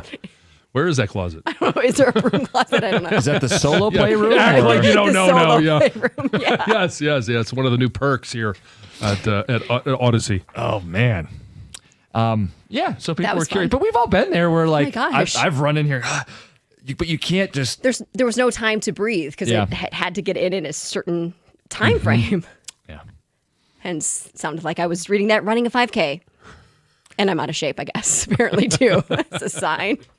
John, do you have final results from our poll question today? Oh. Could you pull those up for people? We I asked would this love question. to. So it started with a follow-up. Early in the week, we said, who are you rooting for? Is it Ben Johnson and the Bears or Matthew Stafford and the Rams? We just wanted to check back in now that we're on Friday. But then we unearthed a more diabolical, gross question, which is, of our two X's, who would you rather get back with? If you could have one back, would you rather have Stafford or Ben Johnson? And John, the response was? The response after the extensive polling is you gained a little ground because you thought it was going to be a no-brainer Matthew Stafford. In fact, it's a no-brainer Ben Johnson with 78.6% of the votes going to we'd rather have Ben Johnson back versus Matthew Stafford. We checked in a couple times. It's mostly in the background. It's not a question I'm overly proud of. It's kind of a gross question. But if you guys wanted to answer it, how would you answer it? Well, Well, thanks for the offer, Glaze. I'll tell you. I think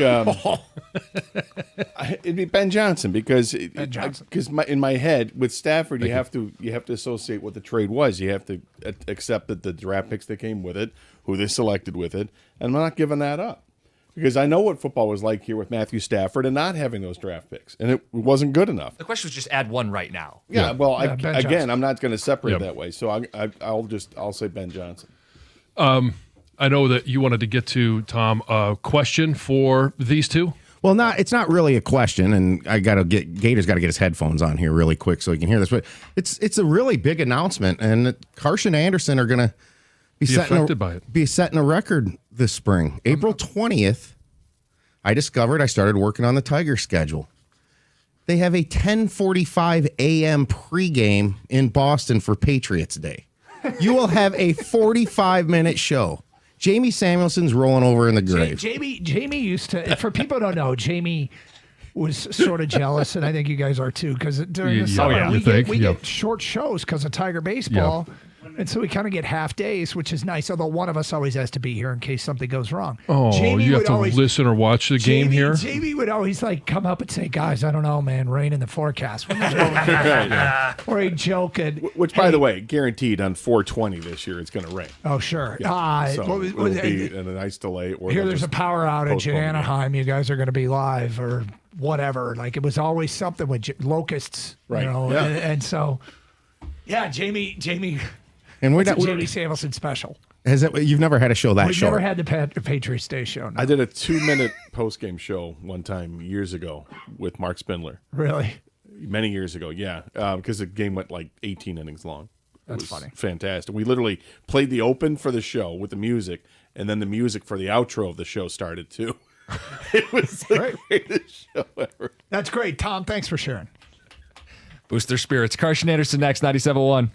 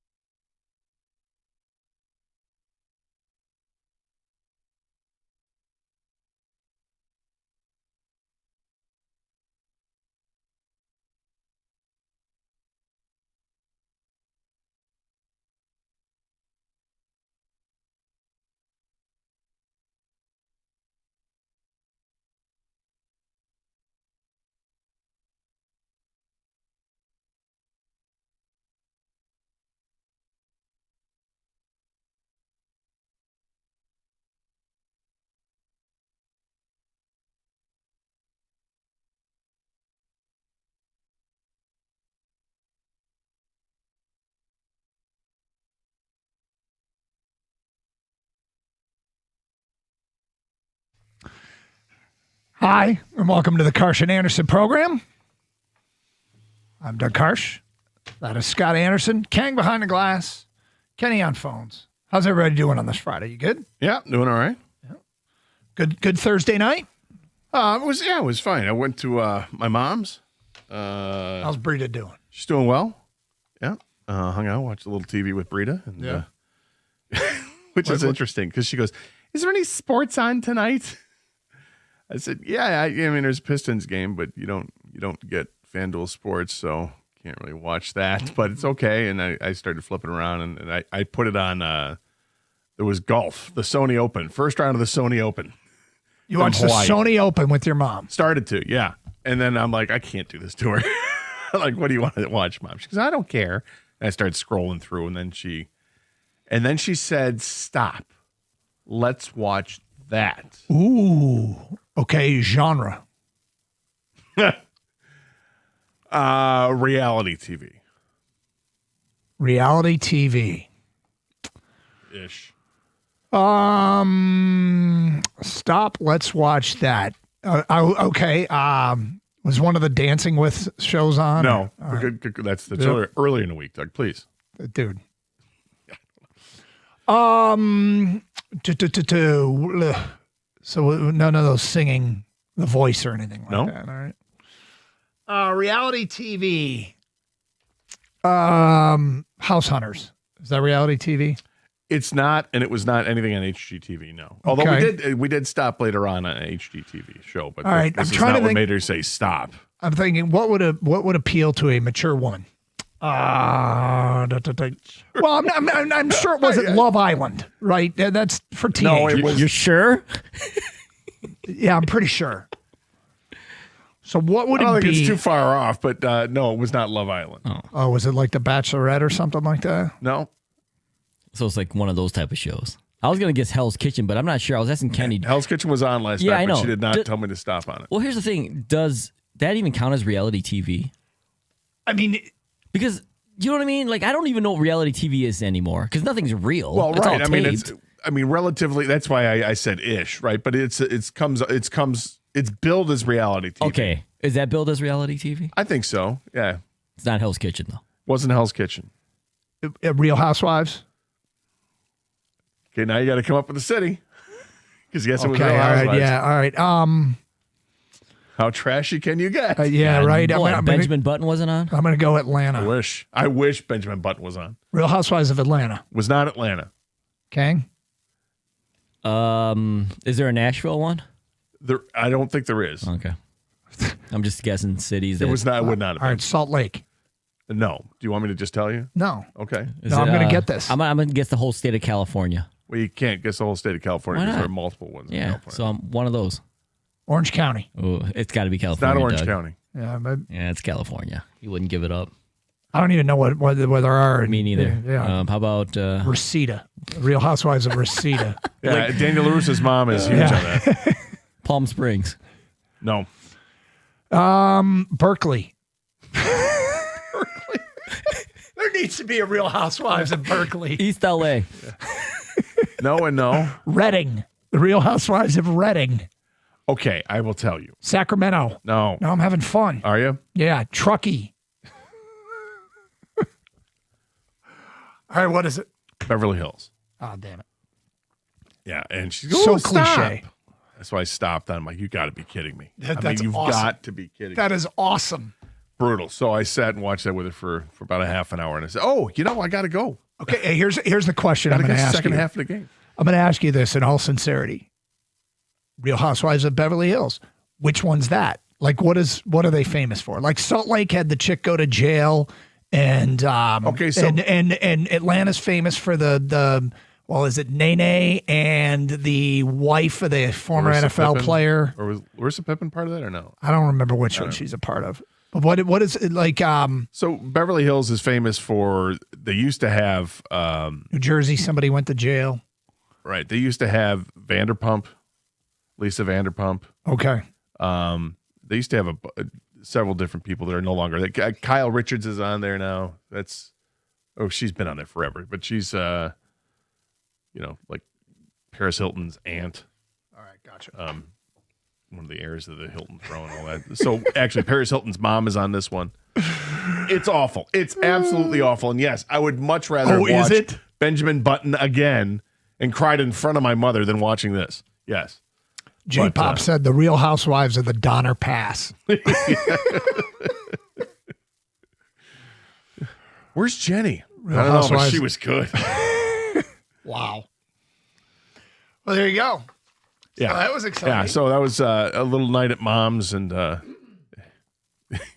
had to handle a couple chores over there, and then and made it back home. And I was surprised that it was a little tricky the way home. Some of the side roads, or not side roads, but mile roads. I was like, really? This is still ice. still total ice. Is that right? So I'm hoping that they're getting to that today before we get more snowfall, because it's still treacherous in some areas last night. Yeah. And we're supposed to get more snow today, right? Wasn't so bad in my neck of the woods, but at the end of the day, it's Michigan. Well, we know we know the deal. Kang shaking his head back there. We got a story about Kang that we'll get to a little bit later on. Probably the tension in the Real Housewives of Beverly Hills is one of the few things on television that exceeded the tension of last night's Pistons-Phoenix game. I mean, the way I see it, there's two ways to look at it, okay? Specific when it comes to Phoenix. Two ways to look at the Phoenix Suns. That's a team with some grit they're really hard to play against. Or those are some dirty MFers.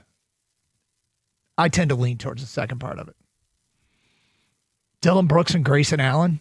Well, that's a dude. I love when Grayson Allen shoved Asar Thompson, got called for a tech, and then was like, "What?"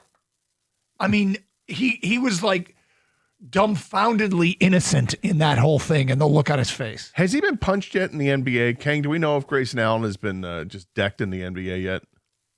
Has he just been decked in the Has NBA? he been? Has somebody just clocked people have him? wanted to, but you know how NBA fights are. People just look like they want to fight. They don't actually fight. Yeah, but I figure at some point someone's big and bad enough, and they will. I thought Ron Holland at one point was going to go off on somebody last night. I thought Ron Holland, there's a chance. I'm watching this game, and I'm like, is he going to get suspended in this game? I think Ron Holland might get suspended in this game. Because when we watched Grayson Allen in college, it was like Dude, it was a weekly ever. thing. Yeah, Like, come on, this guy gets to the NBA, he's going to get killed. Yep.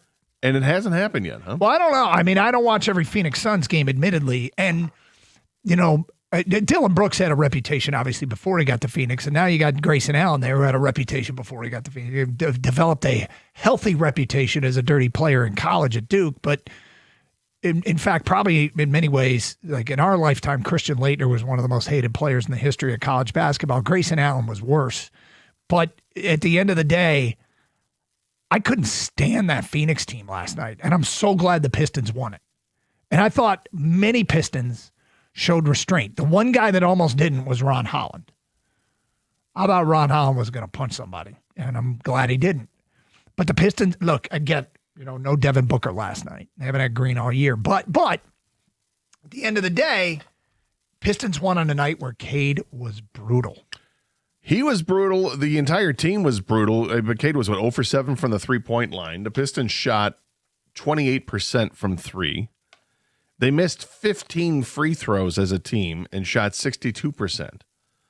But they made everything else. They were 29 of 49 from the field outside of the free throw line and three-point range. They dominated in that area, and that's why I like this team, because just go dominate that area. Don't worry about the other stuff as much.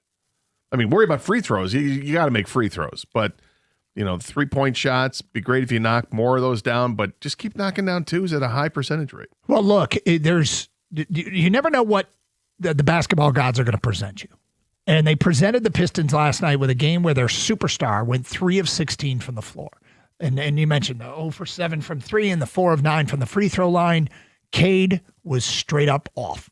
Cade was off. Had 11 assists, but yeah. He had a bucket down the stretch, like a big little half hook, because this was a tight basketball game the whole way. In fact, Phoenix carried the play because they were bombs away for much of the game, and they were making everything from just across midcourt. It seemed like wide open off the dribble and well guarded. They were making threes, and part of me is going, okay, if they're going to shoot this way, the Pistons are going to lose this game. And the other part of me was like, they can't keep this up. Eventually, they're going to have the correction factor where they're going to miss 10 threes in a row, and that'll open up the door for the Pistons to come back. I felt like most of that night, the Pistons were just hanging on. Like they couldn't count on anything. And by that, I mean, like, I kind of felt like Duren was typical Duren. But like Javonte Green, I think 3 straight trips, missed 3 straight wide open threes. Cade was not on his game, and that's going to happen time to time.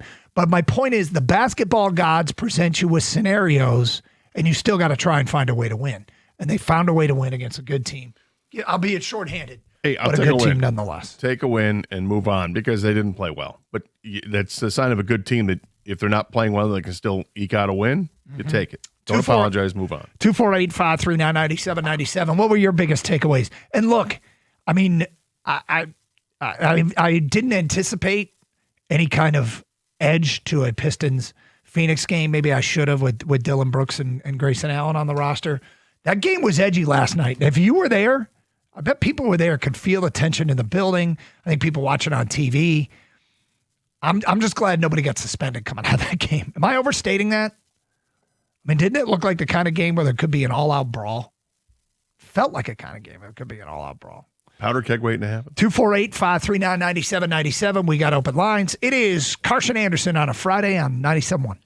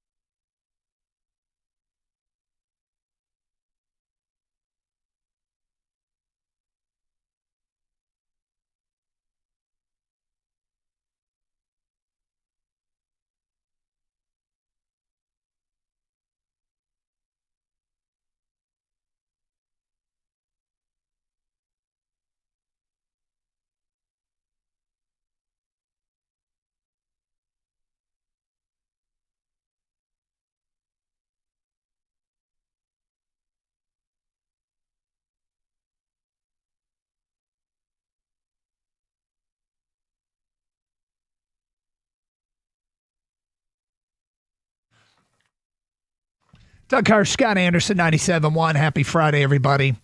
Feedback coming in regarding the Piston game last night. That game had some edge to it. I didn't listen to it when it was over. I wondered if George would give it my favorite George line, which is, there are wins and then there are wins. And that felt like one of those wins where you have to overcome stuff.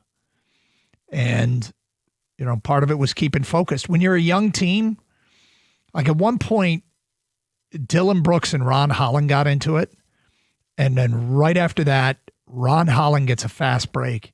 And Dylan Brooks is setting up in the lane defensively. And Ron Holland looks like, I'm going to go dunk on this MFer. And all he does is get called for a charge. And then they reviewed it and the charge got overturned. God, the reviews last night. My God. I mean, I love that you can review calls, but this is the problem with it. Weren't there like 3 of them in the second quarter alone? And the game just dragged. But hey, that's, Well, it can drag, and they want to check and make sure everything's right. I noticed they didn't check when Asar Thompson got hit in the eye at the end of the game. Right. But whatever. It's Pistons win it, and a couple of good things did come out of the game, aside from the fact that they won, which is the biggest thing. But Tobias Harris played well. 16 points. Yeah, I kept thinking of you, Kang, and the accusation that you the caller was mad at you yesterday for saying he brings nothing. 7 boards and 5 steals in the game. I'm not saying that to put it in your face. I'm just mentioning there were a couple of bright spots of the team last night. Tobias played well last night. I'm glad Tobias' uncle called into the show. I mean, I'm glad he's a listener. But point stands, I still think they can get better. And if it's at sacrificing Tobias Harris, so be it, And the other was Jaden Ivey with 15 points in 17 minutes. That also a good sign. And we'll see if that gets him going, if he starts playing more minutes. And with 3 weeks to go before the trade deadline, it'd be nice to know what they have with Jaden Ivey if he's getting back to his productive self. Would they hang on to him? They trade him? What happens? 248-539-9797. Ivey, I'm sitting there wondering with Jaden Ivey what he's going to settle in to being. I think there's still like this feel out process of, his role on the team. I think he's still coming back from the injury, getting his sea legs underneath him. And I'm watching Ivey last night and I'm going, okay, if this is who he is going to be, which is a guy off the bench that's, like a point a minute guy. That's okay. That's okay. We want him to be a superstar. Can he be the player he was last night the rest of the way? And is that enough to make a huge difference with this team? And what he was last night was probably, the efficiency. He made 6 of 8 field goal attempts, scored 15 points in 17 minutes. That's a pretty damn good night for just 17 minutes. But, you draft a guy like that hoping he's going to be a star player. If he's not going to be a star, can he be a guy off the bench that provides some instant offense? I mean, I love his defensive effort. I think it's a fascinating storyline to the rest of this season is where does Jaden Ivey fit in? Yeah, I think they get great production. They have gotten great production at times from guys coming off the bench to play in the backcourt. I mean, just looking at last night, he has 15 points in 17 minutes. Dennis Jenkins only played 6 minutes, but he had 5 points. I mean, that's a lot of production in 23 minutes from guys that are playing in the backcourt. And they can add to that with Sassers, a guy who can give them points as well. And if they need, Javonte Green to score, he's been able to do that. It's just, this is the type of team that they have. What they don't have is a consistent threat beyond Duncan Robinson of a 3-point shot. That they need to find. And it doesn't have to be with the greatest shooter in the league who averages 30 points or whatever. They can find a guy from somebody else that simply knocks down a high 30s or maybe even low 40s percentage.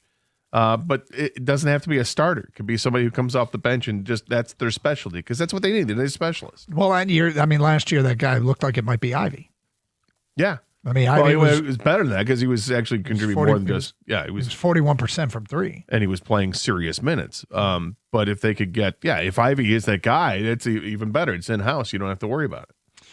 Yeah, wild card. He is a wild card, an X factor. What what can Jaden Ivey be for this team the rest of the way? It's something to monitor. As a Piston fan, this is an unnamed texter. As a Piston fan, you got to remember there is two sides of every coin. People probably think our boys are dirty MFers too. It just depends which side of the adventure you're on. Yeah, I don't think that Jalen Duren and Isaiah Stewart have the greatest pristine reputation out there. Those are tough guys that set tough screens, and I'm sure players around the league are aware of that. Pistons have some guys you don't want to step to. Yeah, Ron Holland has been very feisty at times this year.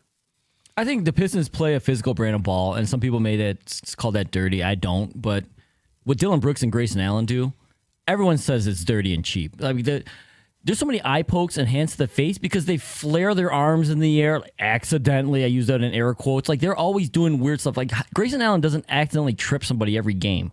Like, that doesn't, that's not an accident when it continually happens. You have a history of it, a resume. Dylan Brooks, we all know this guy will hit you in the junk. He doesn't care. He'll shoot a shot and foul you. Yeah, Dylan Brooks is like a hockey player. Yeah. Elbows get out. Mm-hmm. The shoulder, as you on the blow by, his shoulder will hit you, whether he has the ball or not. You're right. Yeah, when you're playing basketball against guys like that, you're like, what are you doing? Yeah. This is not even a basketball move. Yeah, if that happens like on an outdoor court somewhere, you're getting into a fight every time. And this guy is, I guess I'm surprised the NBA isn't. Should I be surprised the NBA is not as physical like that with that kind of stuff? With the fighting? Yeah, I mean, I was. I mean, obviously, it was way different in the 70s of course, and into the 80s. And as I'm watching this game, I'm thinking decades ago, there had already been several fights in this game. But and everyone would still be playing. Yeah, nobody would get kicked out. No. Last night's Piston game is a perfect example of why they need to add a player like MPJ. Terribly bad. Michael Porter Jr., secondary scorer. Here's my question. Is it because they won? Is this because they still overcame? Why do they need to add that player when they didn't have Cade on an off night and they won? Like, is this more backing up that they don't need to add a player, that they can still win against a good opponent when your best player's off? Well, the good opponent becomes a lesser opponent when their best player is not playing. Fair enough. So that's true. I think that, yes, actually, last night's game to me signified they absolutely need to add a shooter. Well, the Pistons, or someone has to emerge as a shooter. Yeah, the Pistons didn't have their best player either. I mean, he played, but he wasn't anywhere close to the version of him that we're used to. And the question, too, is, guys, is it sustainable to have a guy come up and step up every single night, a different guy for the Pistons when Cade's not on? Like last night, Tobias was on, right? It's kind of been their thing. Yeah, and that's been their thing, but is it sustainable in the playoffs? When you have an MPJ like that, you can go to him because, hey, we need a bucket. That's the guy. Well, I guess when you get to the playoffs, you certainly don't expect your superstar player to not behave that way. Your superstar, if you're going to advance in the playoffs, he has to be the best player. But he's going to have off nights every now and then, and who can You're going to have an on? off night, yeah. But that's I mean, why the league I'm just is saying, built with more than one stars on each team. 248-539-9797. Compelling game last night. Pistons beat the Phoenix Suns. 248-539-9797. Coming up today at 11:02, Kang saw something in his neighborhood that had us all talking last night. Can't wait to get to that at 11:02 here on 97.1.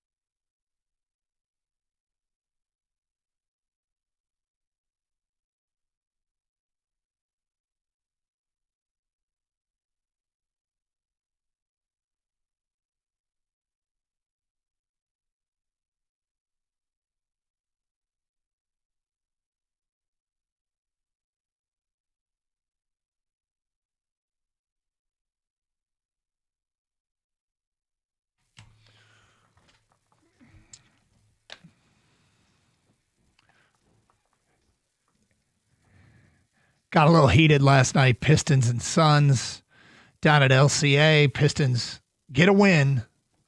Look, I don't know how many people took the Pistons minus 6.5. But if you did, you're very mad at your Pistons today for missing so many free throws down the stretch.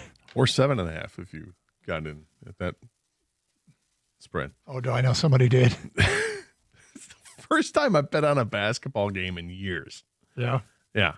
And, Pistons went 23 of 37 down the stretch, or in the game, rather, from the free throw line. That's 14 misses. I would argue that about 10 of the 14 misses came in the last 4 minutes of the game. Because they did. Yeah. And it made them vulnerable. Like, this was a game. It was funny because George and Greg Kelser were talking like this game's over. And in the end, because of their missed free throws, Phoenix got a miracle shot to tie it and send it to overtime. That was a good look at it to try to tie it. All that was given, yes. But 248-539-9797. We were there last night at the Piston game. You're absolutely right. Thought there was going to be an all-out brawl for sure. Glad the Pistons pulled it out. That's from Jeff and Wixom. So I started making this point, and then I got sidetracked myself, Gator. It wasn't you this time. I did it to myself. All right. The point is, with a young basketball team, you can get wrapped up in the I'm gonna show this guy. You can get wrapped up in the back and forth. But like when Grayson Allen pushed Asar Thompson, Asar just looked at the ref. Like, dude. And Grayson got teed up, and I was expecting Asar, to go back at Grayson. He didn't. Very mature thing to do. Thought Ron Holland got a little wrapped up in it when he tried to dunk from the free throw line on Dylan Tatum and just drew the charge, which eventually was overturned. But it's kind of fun to try, though. But you know what? The funny thing is, I felt like this was one of the examples where he starts down the floor, and he's got the dribble, and he's across midcourt, and you can see it coming. You're like, he's going to try and dunk on him right here. And, and if he doesn't make the dunk, his knee is going to make contact with his mouth, and it's okay, right?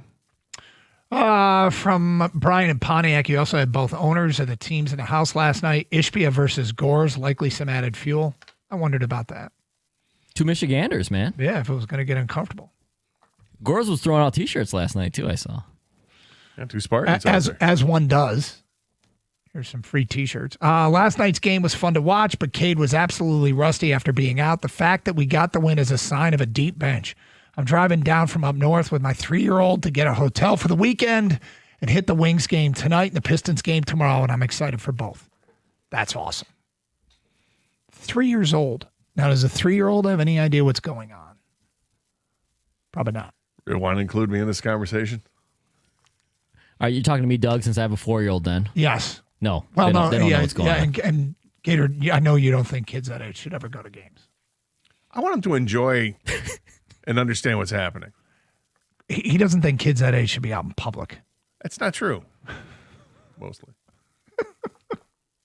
Not entirely. Should there be cages at the arenas we just drop them off at? No, that's just ridiculous. That is ridiculous. You can have plexiglass walls. You don't have to have, like, bars.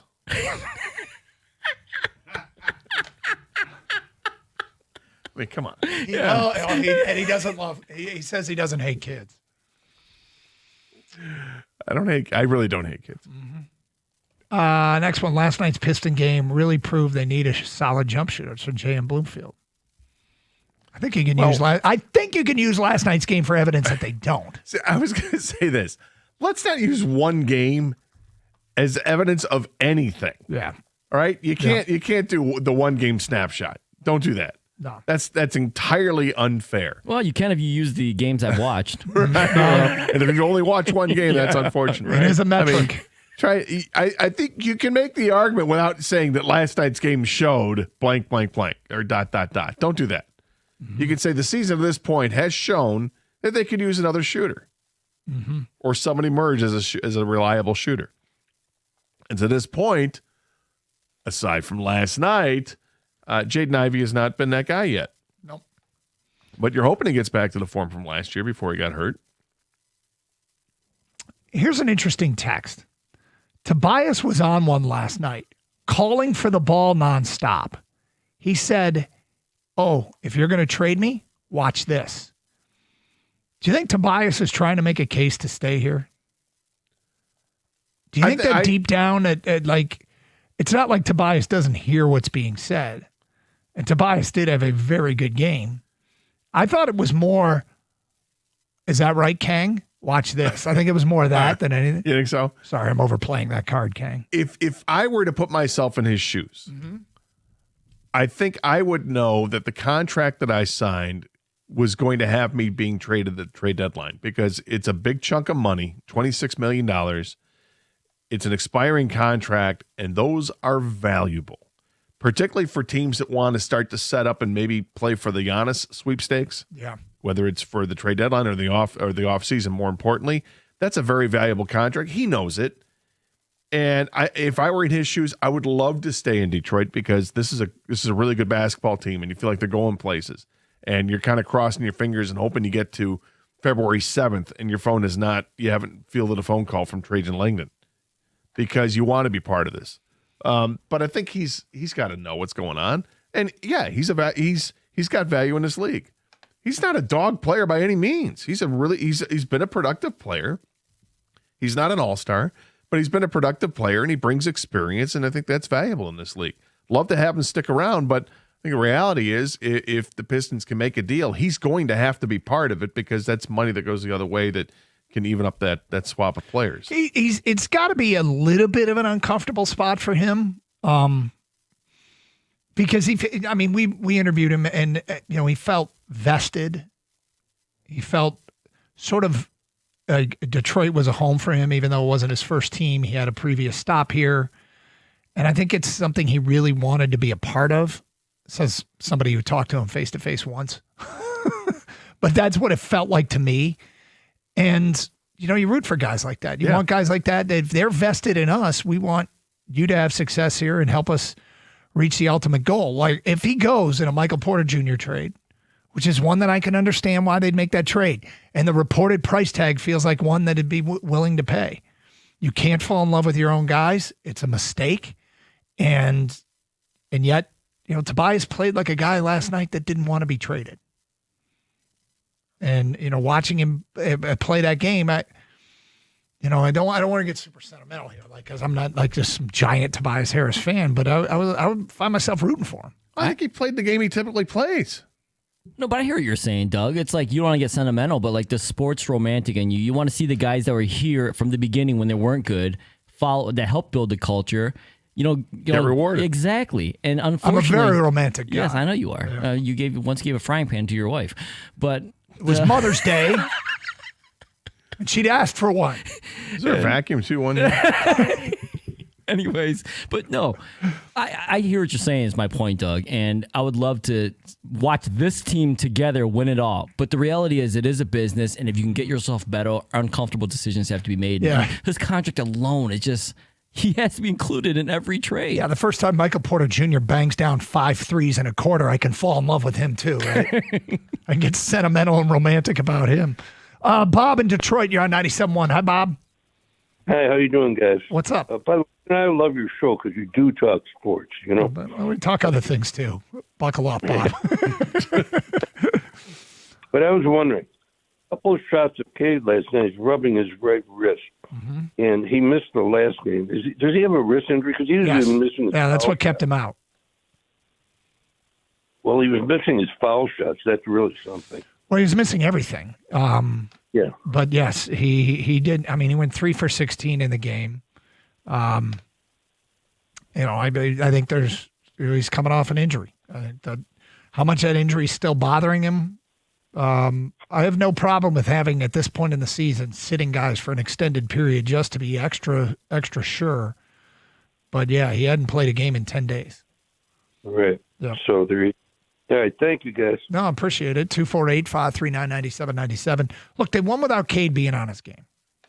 And as much as we sit here and worry about what they need to do, and we do worry about what they need to and what they should do at the trade deadline, bottom line is they took their best asset was a non-factor. They still beat a good team. Phoenix's best asset was a non-factor because he wasn't playing. But good win last night. Don't apologize. Nope. 248-539-9797. All right, coming up today at 11:02, Kang saw something in his neighborhood that was a what moment? Okay. In the meantime, Gator, we've got a college football national championship game coming up on Monday. And it is Indiana and Miami. Yes, it is. Indiana and Miami. And I don't know that I will ever get used to that. Do you think anybody's already growing sick of Indiana hype? I'm not. People who live in Miami. Maybe. People who live in Florida, they don't want to hear about it. Actually, you might. Everybody south of Columbus might be getting sick of Indiana hype. Actually, it's something I want to talk about because I spent a brief moment in time yesterday and over the last couple of days listening to Paul Feinbaum show. Their take is hysterical. We will get to that today at 10:47 here on Carson Anderson on 97.1. Hey, at CGC Home Services, they know your family's health and comfort comes first. That's why they provide top quality plumbing solutions, advanced Connecticut water treatment and air purification technology, proven to reduce 99% of airborne bacteria, viruses, and mold. We've got them in our home. You should too. From the faucets to the air you breathe, CGC Home Services is here to protect what matters most. Call CGC Home Services today at 855-339-4242 for cleaner water, cleaner air, and complete peace of mind. That's 855-339-4242 or visit them at cgchomeservices.com.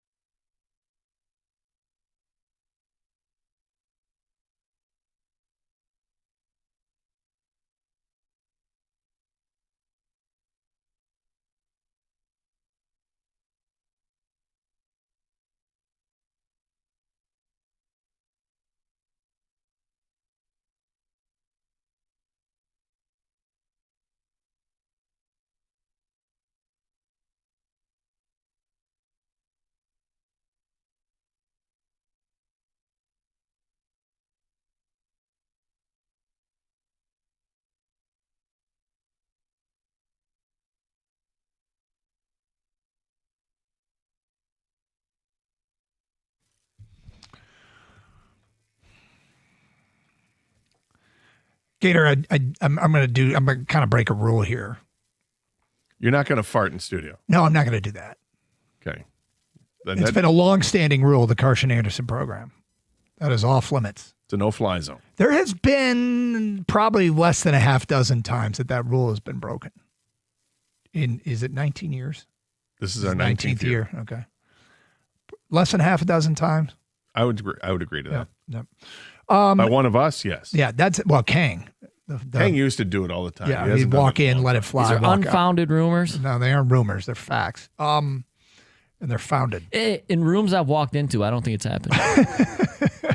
The rule is don't listen to one voice and say it represents a whole group of people necessarily. But in sampling the Paul Feinbaum show,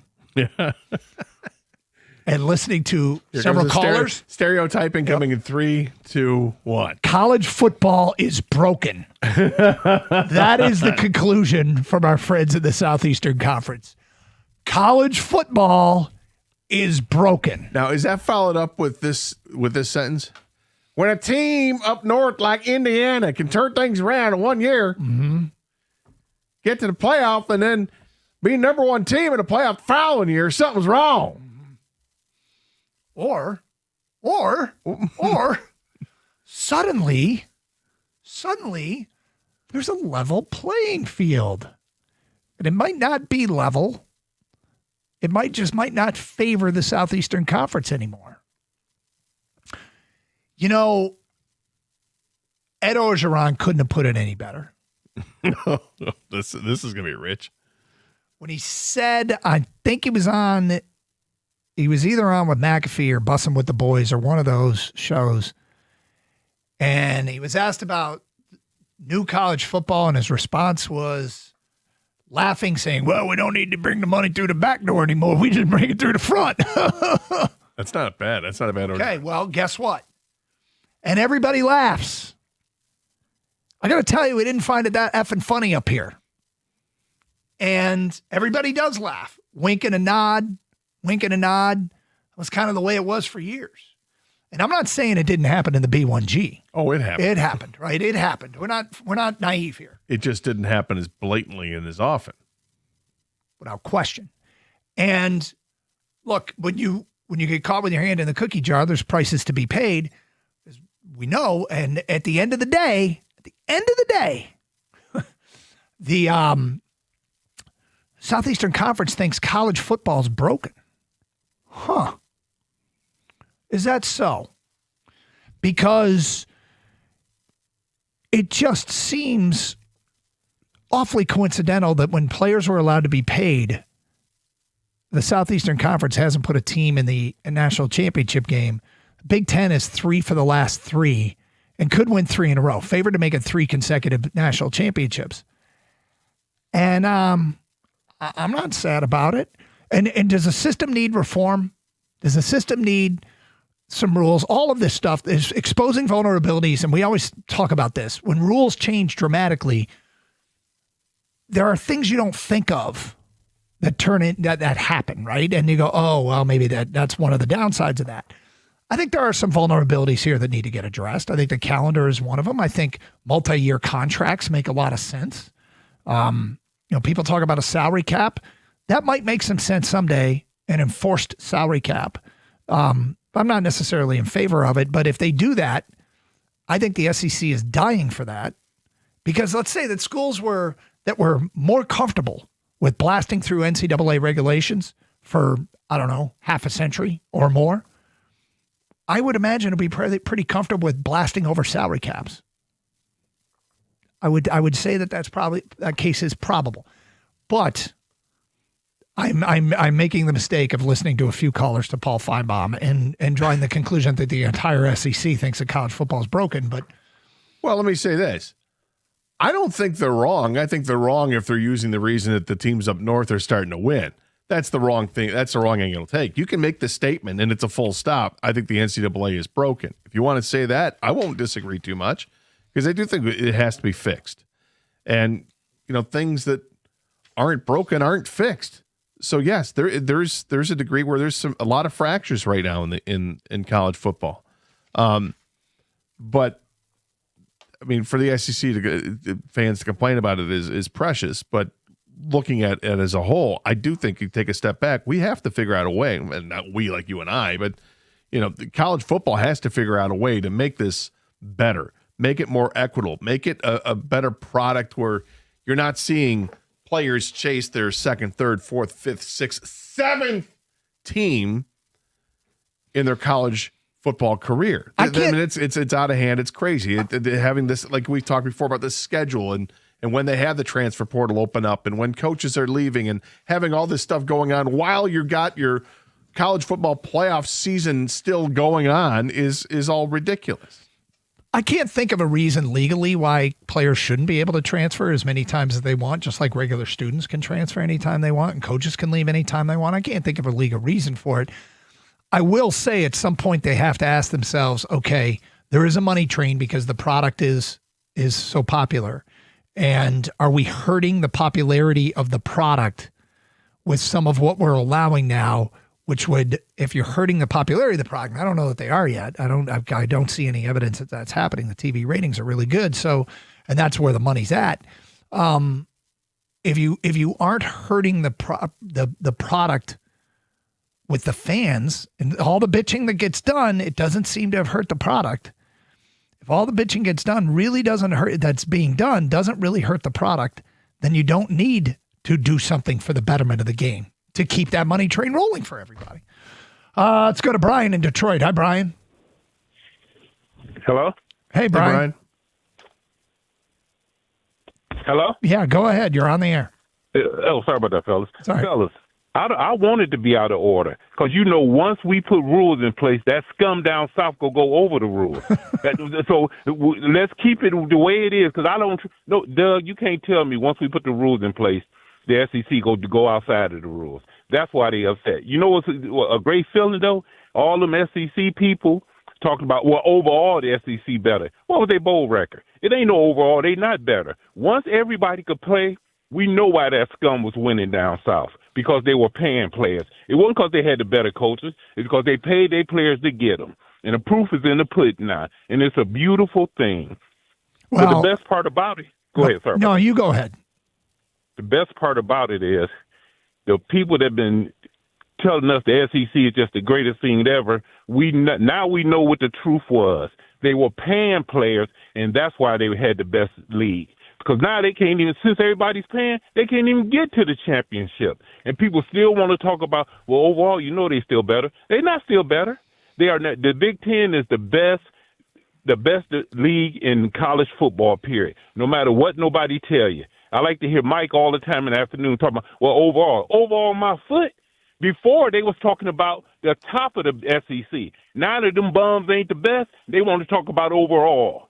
Well, I love it, Brian. One of my favorite facts here is Alabama, right? One of the cornerstone parts of the SEC gets housed by Indiana in the Rose Bowl 38-3. And you go, well, Indiana's really good. Okay, how did Indiana do against a middle of the pack Big Ten team, Iowa? They beat Iowa on the road by 5. How did Indiana do against a middle of the pack Penn State team? They beat Penn State on a miracle at the end by 3. Right? I mean, some of these Big Ten schools went toe-to-toe with Indiana. Some of them, not all of them. I mean, Illinois got destroyed, but Alabama got smacked. Penn State played them close. Iowa played them close. Those are the depth teams in the Big Ten. And look, I think what's happened with the SEC, I think 2 things have happened. One is Nick Saban walked away. And Nick Saban built a juggernaut, had a machine, and it wasn't slowing down, but he retired. And Kalen DeBoer might be a very good coach, and I think he is. Nick Saban was special. That's hurt the SEC. And I think LSU's hire of Brian Kelly also hurt the SEC. Because LSU was something. LSU was special. LSU was always it felt like they always had a team on the field that could play with Bama. Now, Georgia's still kind of rolling. I think Georgia's still legit. But I think those particular 2 schools, with what's happened with their coaching hires, also hurt the SEC. Hire in the case of retirement also hurt the SEC. Yeah, I just went and looked at the top 50 players from on3.com, who does a lot of the college football stuff. in the transfer portal and where they've transferred to. And out of the top 50 players, Alabama has one of them that has transferred to Alabama. Yeah, in the portal. They only have one, and it's a defensive lineman. Everybody else, I mean, there is still a lot of SEC representation, but you're also seeing like Michigan's in there a lot. You got Big Ten teams: Oregon, USC, Indiana. It's interesting to take a look at Penn State is in there and with a couple of players. It's not just the SEC, but it is the SEC and the Big Ten. That's about it. Well, not a whole lot of. As far as teams in the top 50, because I'm rooting for the ACC and the Big 12 too, and the ACC has done some things lately that make me smile a little bit. But Brandon in Shelby Township. Hi, Brandon. What's up, guys? How's it going? Good. So the team that pays the most NIL money now is kind of like the team that used to let you get cars, or like when you weren't allowed to make money, they would like get you cars under the table.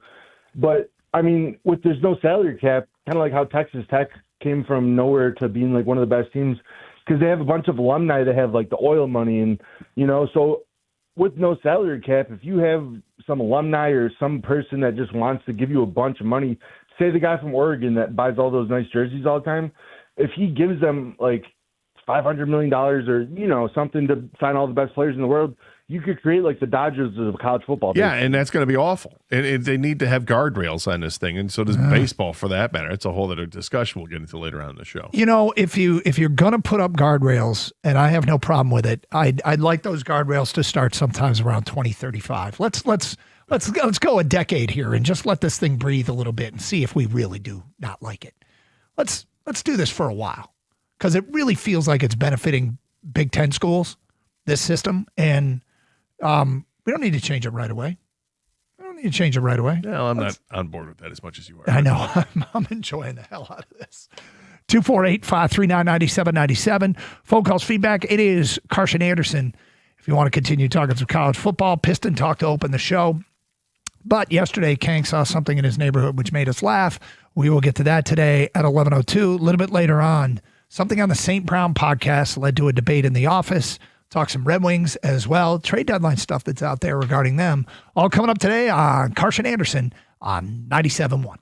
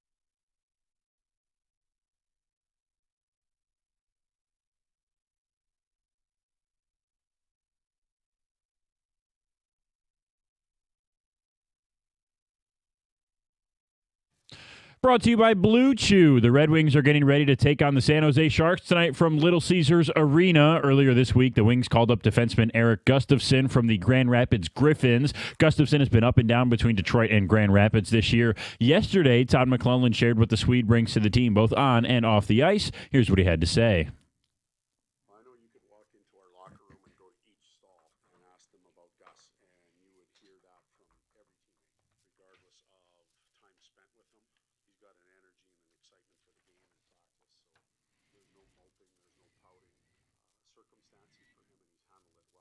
Puck drop tonight from LCA is scheduled for 7 o'clock. Jeff Rieger has your pregame coverage starting at 6:45 right here on 97.1. We've got a full weekend of NFL football that starts tomorrow. The first matchup in the AFC divisional round takes place in Denver as the Broncos host Josh Allen and the Bills at 4:30. The Seahawks and 49ers will then square off in Seattle with a berth in the NFC Championship on the line. That game is at 8 o'clock. On Sunday, it's Texans and Patriots first at 3, followed by Rams-Bears at 6 in Chicago. Speaking of Chicago, that might not be the home of the Bears for very long, as Yahoo Sports reported this morning that the franchise is flirting with a move to Gary, Indiana, of all places.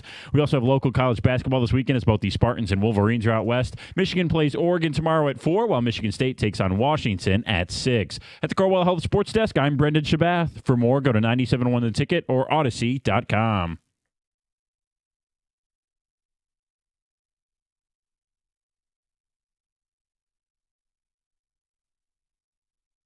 I'm not sure you were in that day that the news broke that the Bears were looking for a new home, and that Gary, Indiana was trying. Yeah, were you in that day? No, I wasn't, but I know the story. Yeah. I had so much fun because I just started thinking. So many of us have made that drive to Chicago, and I started thinking of all the exits along 94 once you get to Indiana.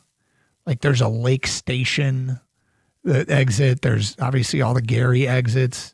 There's Burns Harbor, there's Michigan City, and I'm like, let's move the Bears there. Yes, let's move the Bears to Michigan City. And we did land on Gary as the best spot. Put the Bears in Gary, call them the Gare Bears, and it's all perfect. Gare Bears. I think that's the fact that they're going out of the season that they're having, and there's real legitimate discussion that they can become the Gare Bears. Well, I think that was floated out there so that they could get some backing from the city of Chicago or the state of Illinois. It's the negotiation, and it's working. But I will tell you, they're coming back and saying, "Okay, hold on." Could you imagine how great that would be? The Gare Bears. The Gare Bears. I've never heard a better idea in relocation in my life. That'd be pretty great. Yep. Yeah. You know what the thing about Gary, given that I think many of us have driven through Gary on our way to Chicago. Ample land. Yes, sure. You could have great, sure. I mean, this idea really, I mean, between the available land for not only a stadium, but parking.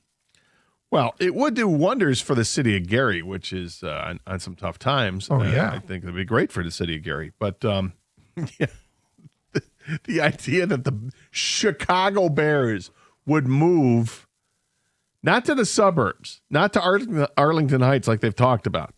But yeah, we're going to move to Gary. What's that? Yep. Chicagoland area? Is that what Gary? In a whole other state, you're going to do that? What are you, the Giants and the Jets playing in New Jersey? What are we doing here?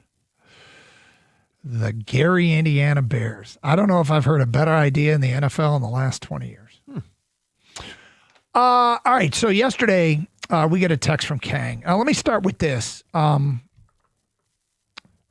Kang, do you have love or disdain for owning a corner lot?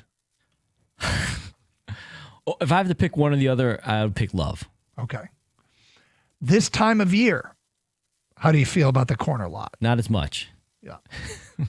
For people who don't know why, it's because of the shoveling. The snow we got, you got to shovel a corner lot. Anybody who owns a corner lot means you don't just have the sidewalk in front of your property, you have the sidewalk on the side of your property as well. So you're responsible for a lot of shoveling. Dare I ask how long it takes you to? You know what? The funny thing is I always look at my phone to see what time it is when I start to see how long it takes. Yesterday wasn't too bad because it was the second, and it was not as bad as the initial snowfall we got. So yesterday it probably took me like 30 minutes, and I'm still shoveling, Doug. I have not got the snowblower yet. I'm doing it by hand out there. Okay. So all props to anyone that's got a snowblower. I'll eventually be there, but just haven't gotten there yet. Okay. So yesterday, some random dude, and you sent us a picture, made his way past your house on cross-country skis. I couldn't believe what I saw, so I had to grab my phone and take a picture of this gentleman skiing in the middle of the subdivision street, cross-country skiing. And then there was some debate. Oh, I sent it to you guys right away. Yeah, one of us thought he was a blanket hero, and the other one made fun of him. You can guess who loved him and who didn't. But overall, it's kind of an aggressive move. Not even I am out there cross-country skiing in the streets. Do you have cross-country skis? I do not. I have cross-country skied. I did it a lot when I was a kid. I've done it recently in the last 5 years. It's a hell of a workout. It's what I hear. It's pretty. I mean, it's pretty. I don't like hate cross-country skiing, but I like downhill skiing a lot more. Kane, do you think you would have had the same reaction if you saw somebody in snowshoes? No. This was, I mean, when do you see someone in skis in a subdivision? Right. You know? I text you guys, like, I'm out here like Asian John Henry shoveling my snow again, shoveling the driveway, and this guy's out here thinking he's on the Klobelbakken. Yeah, well, for people who don't know what that is, I love the Winter Olympics. And look, that gets exciting. If that guy was on the Klobelbakken, that must have been exciting for you to watch. So the Klobelbakken, for people who don't know, and there's probably an ample part of our audience that doesn't, we'll take you back to 2018 and NBC broadcasting the Winter Olympics. And the United States had never won a gold medal in any cross-country, I think it's any cross-country team event. And we had a chance because of Diggins. Okay, we'll start with that. We had a chance at the end. Apparently the anchor in the relay was Diggins. There was a play-by-play guy. And then there was a man who loves cross-country skiing more than anything anyone's ever loved anything. And it's a commentator named Chad Samela. And let's just say for Chad Samela, this moment in Olympic history knocked the Miracle on Ice to number 2 in United States Olympic history, Winter Olympic history. And we take you back to 2018, and the greatest moment in the history of sports, unquestionably, no debate, if you are Chad Samela, the greatest moment in the history of sports as the United States closed in, came from behind at the end, got through the Klobelbakken, finished strong for their first gold medal in the history of cross-country skiing.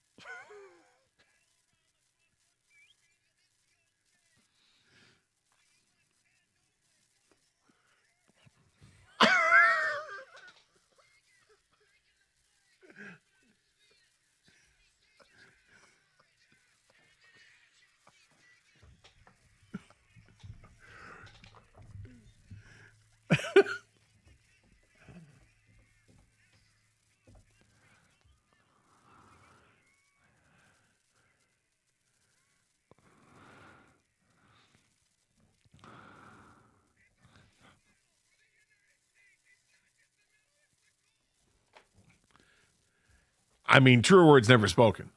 I love that. I mean, everybody should love something as much as that guy loved that race. Chad Samela? As much as Chad Samela loved that race, have somebody look at you the way Chad was watching the race. I don't think it's possible.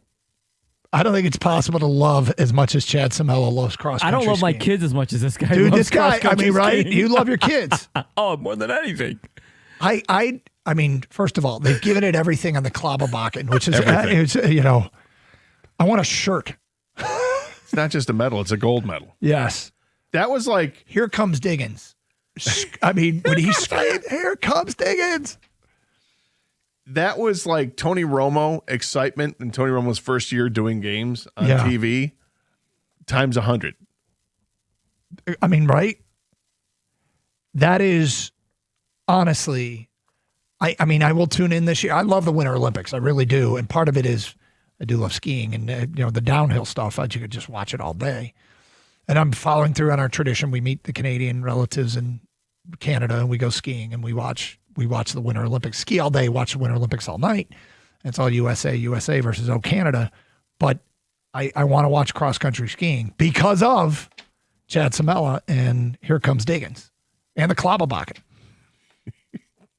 Here comes Diggins. Which I think Klobberbakken is the name of a hill. I think Bakken means hill. Yeah, what happens is if you look it up on YouTube, this highlight, and the comment section is like, what's a gobble blocking? Like, people are like, well, what is this? They're not even saying it right. Yeah. So do not Google gobble block. No, don't Urban Dictionary that. No. Let's not do that. No. But it's named after a famous cross-country skier, I think, Doug. Is that right? Yeah. That hill, that part of that stretch of the race or something. I don't know. Clobble? Yeah. Is the guy? I don't know. Yeah, something Maybe. like that. The great. Diggins on the Klobberbakken appears to be a playful phrase combining the names of the two top cross-country skiers, American Jesse Diggins and Norwegian Jonas Hosflat Klæbo.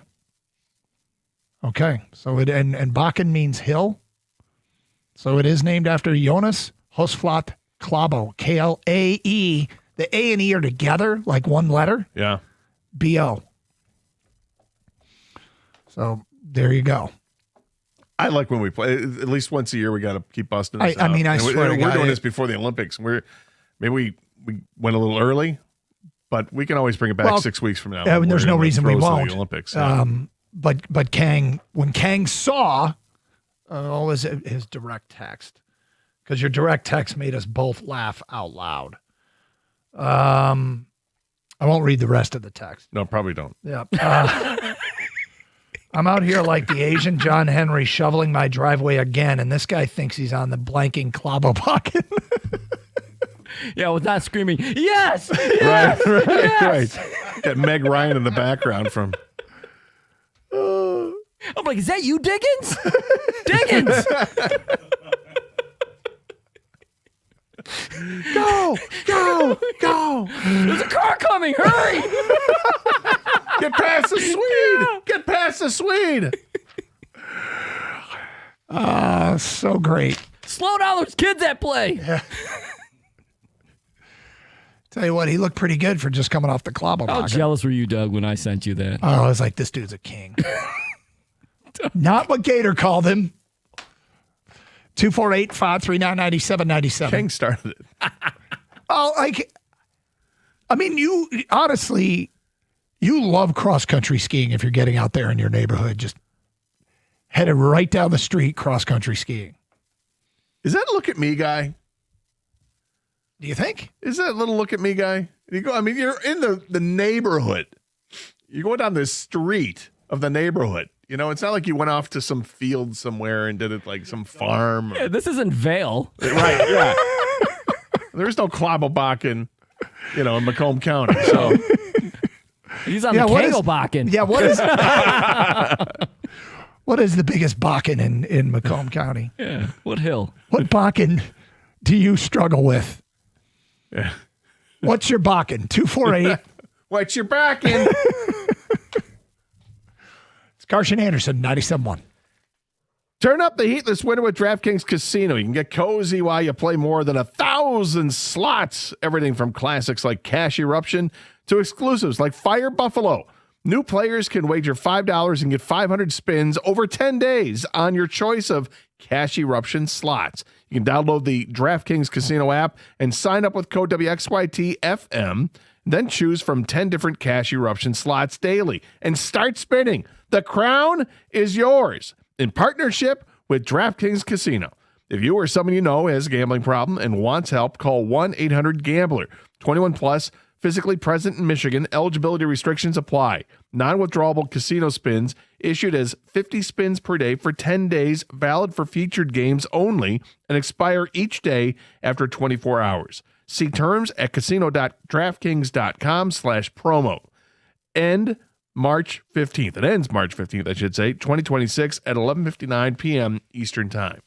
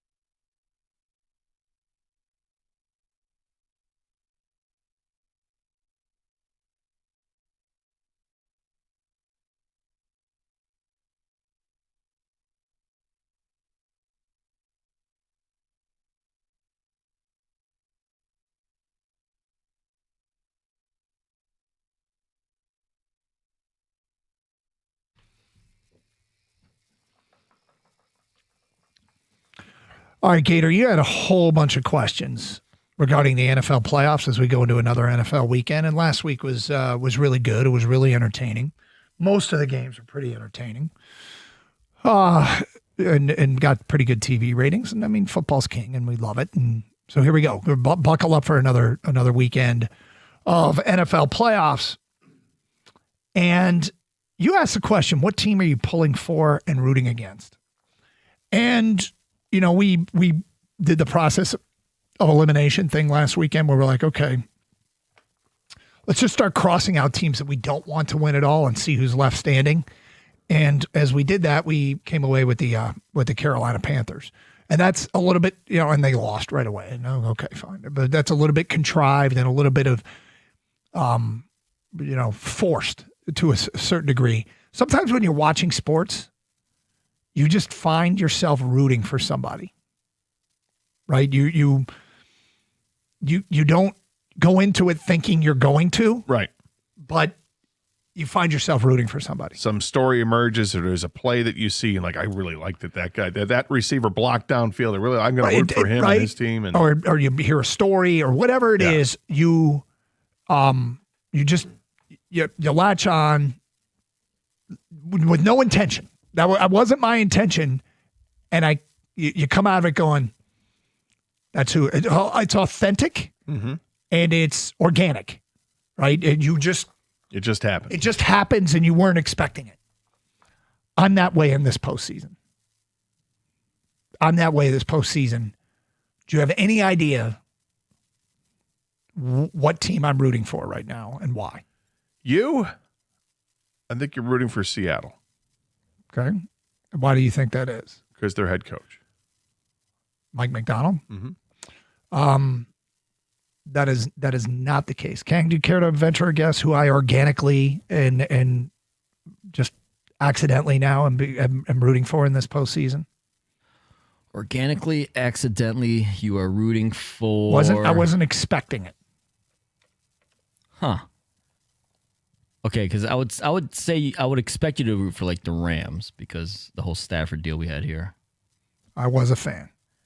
So this is unexpected. I'll go Texans. Okay. It's not the Texans. I find that I am really pulling for Josh Allen. Wow. I did not expect that. That is unexpected. And the reason is I think Josh Allen's taken a ton of criticism for not being able to get that team over the hump. But he's very well respected. Don't get me wrong. Last weekend, his performance against Jacksonville was great. I felt like Josh Allen, and we did this before. Who's got the most pressure on him? And I said Josh Allen. I think Josh Allen responded like a guy who does not care about his own well-being. He wants to do everything he can to get his team over the top. And against Jacksonville, he got bent over backwards on that touchdown. He's in the blue tent. He's out of the blue tent. He's not afraid to run the ball. And I found myself... Blue chew? Blue tent. Oh, blue tent. Blue tent. Sorry. It's okay. I find myself instinctively rooting. I thought Josh Allen was inspired and hears the noise and wants it so bad. And he's been there a ton, like his postseason. I think this is his 7th trip to the postseason. 4 of those postseason trips have ended at the hands of Mahomes, another one to Joe Burrow. And those guys aren't in it. And I think Allen sees this window, even though the Bills aren't the favorite in the AFC, and they're going to have to do it all on the road if they get it done. Yeah, they're only a 1.5-point underdog in this game. Yeah. Which I'm surprised by. So when you ask the question, which team are you pulling for or rooting for me, I'm pulling for Josh Allen on the Bills. And it's mostly because I think Josh Allen would give a limb to finally get over the hump. It's interesting. I like going into it, I'm thinking I'm going to be rooting for the Broncos because I like Bo Nix so much. Mm-hmm. But at some point, I wonder if my lifelong despise of the Bronco franchise is going to kick in and trump that feeling that I have for Bo Nix and root for the Bills. I don't root against Josh Allen. I like Josh Allen just fine. Yeah. I have a feeling Josh Allen may not finish the game because the Broncos just get after you. And my God, he got beat up last week. They get after you. Like Josh Allen is staring down the barrel of the best pass rush in the NFL. Yeah. And you know what? I think he's going to stare right back and play his game. I'm going to sit back and enjoy the games this weekend. Last weekend was spectacular. Can they possibly repeat last weekend? I mean, yeah, because these games are all good games. But I don't know if I have a significant rooting interest. Like in the Bills Broncos, like I said, I could see myself flip flopping because I've always despised the Broncos, but I do like Bo Nix. Niners and Seahawks, I don't like Seattle, but I don't like the Niners either. That's going to be tough. But I appreciate what Brock Purdy is doing, and I appreciate what Kyle Shanahan has done. Texans and Patriots, I like Drake May, but yeah, you feel like a jerk if you're going to root for the Patriots 2.0 version. Dude. And the Texans, I think the Texans are a team you can get behind. They seem like harmless enough. And, of course, the Rams-Bears game is just anything but the Bears right now. And then it'll be next week if the Rams beat the Bears, it'll be anything but the Rams. But so I guess it's the Texans for me is the team that I kind of gravitate towards. You found it organically. You've gravitated towards the Texans. Yeah, because I think I got it early in talking about, hey, watch out for this. They just added Danielle Hunter, a couple years ago when that happened. I'm like, this is going to be trouble. But then C.J. Stroud had a bad second year in the league. Well, he's regained his approach. He's a much better player this year, and I like C.J. Stroud too. Team. Anytime I hear like C.J. Stroud talk, I'm like, I like this kid, and I got it. Yeah, went to Ohio State. Blah blah blah. Hey, you listen to him talk. You listen to Travion Henderson talk. They're very, very likable guys. I'll give you another guy who's extraordinarily likable is Will Anderson.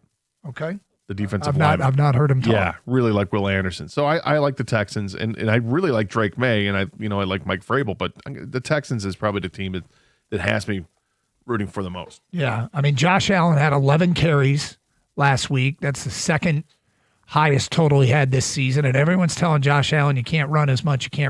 And I think Josh it gets to the postseason and he's like, F that. I'm running as much as I need to run. Kang, is there somebody that you've sort of organically been drawn to that you didn't expect? Or do you just, because I mean, I guess I want everyone to lose. Okay. Well, I understand. If the Lions are not in it, I want everyone to lose somehow. But if you're forcing me, well, I'm not. And I guess that's the point. Is organically, no, it hasn't happened yet. Once we chose the Panthers last week, I'll be honest, I was kind of rooting for the Panthers at that point. Yep. They're just no one thought they could win a game, let alone the Super Bowl. Come on. So I was but you rooting for love them. the NFL. I do, and I'm gonna watch. I'm definitely gonna watch, but there will be something that happens like during the game. Once the game starts, you will have a rooting interest, right?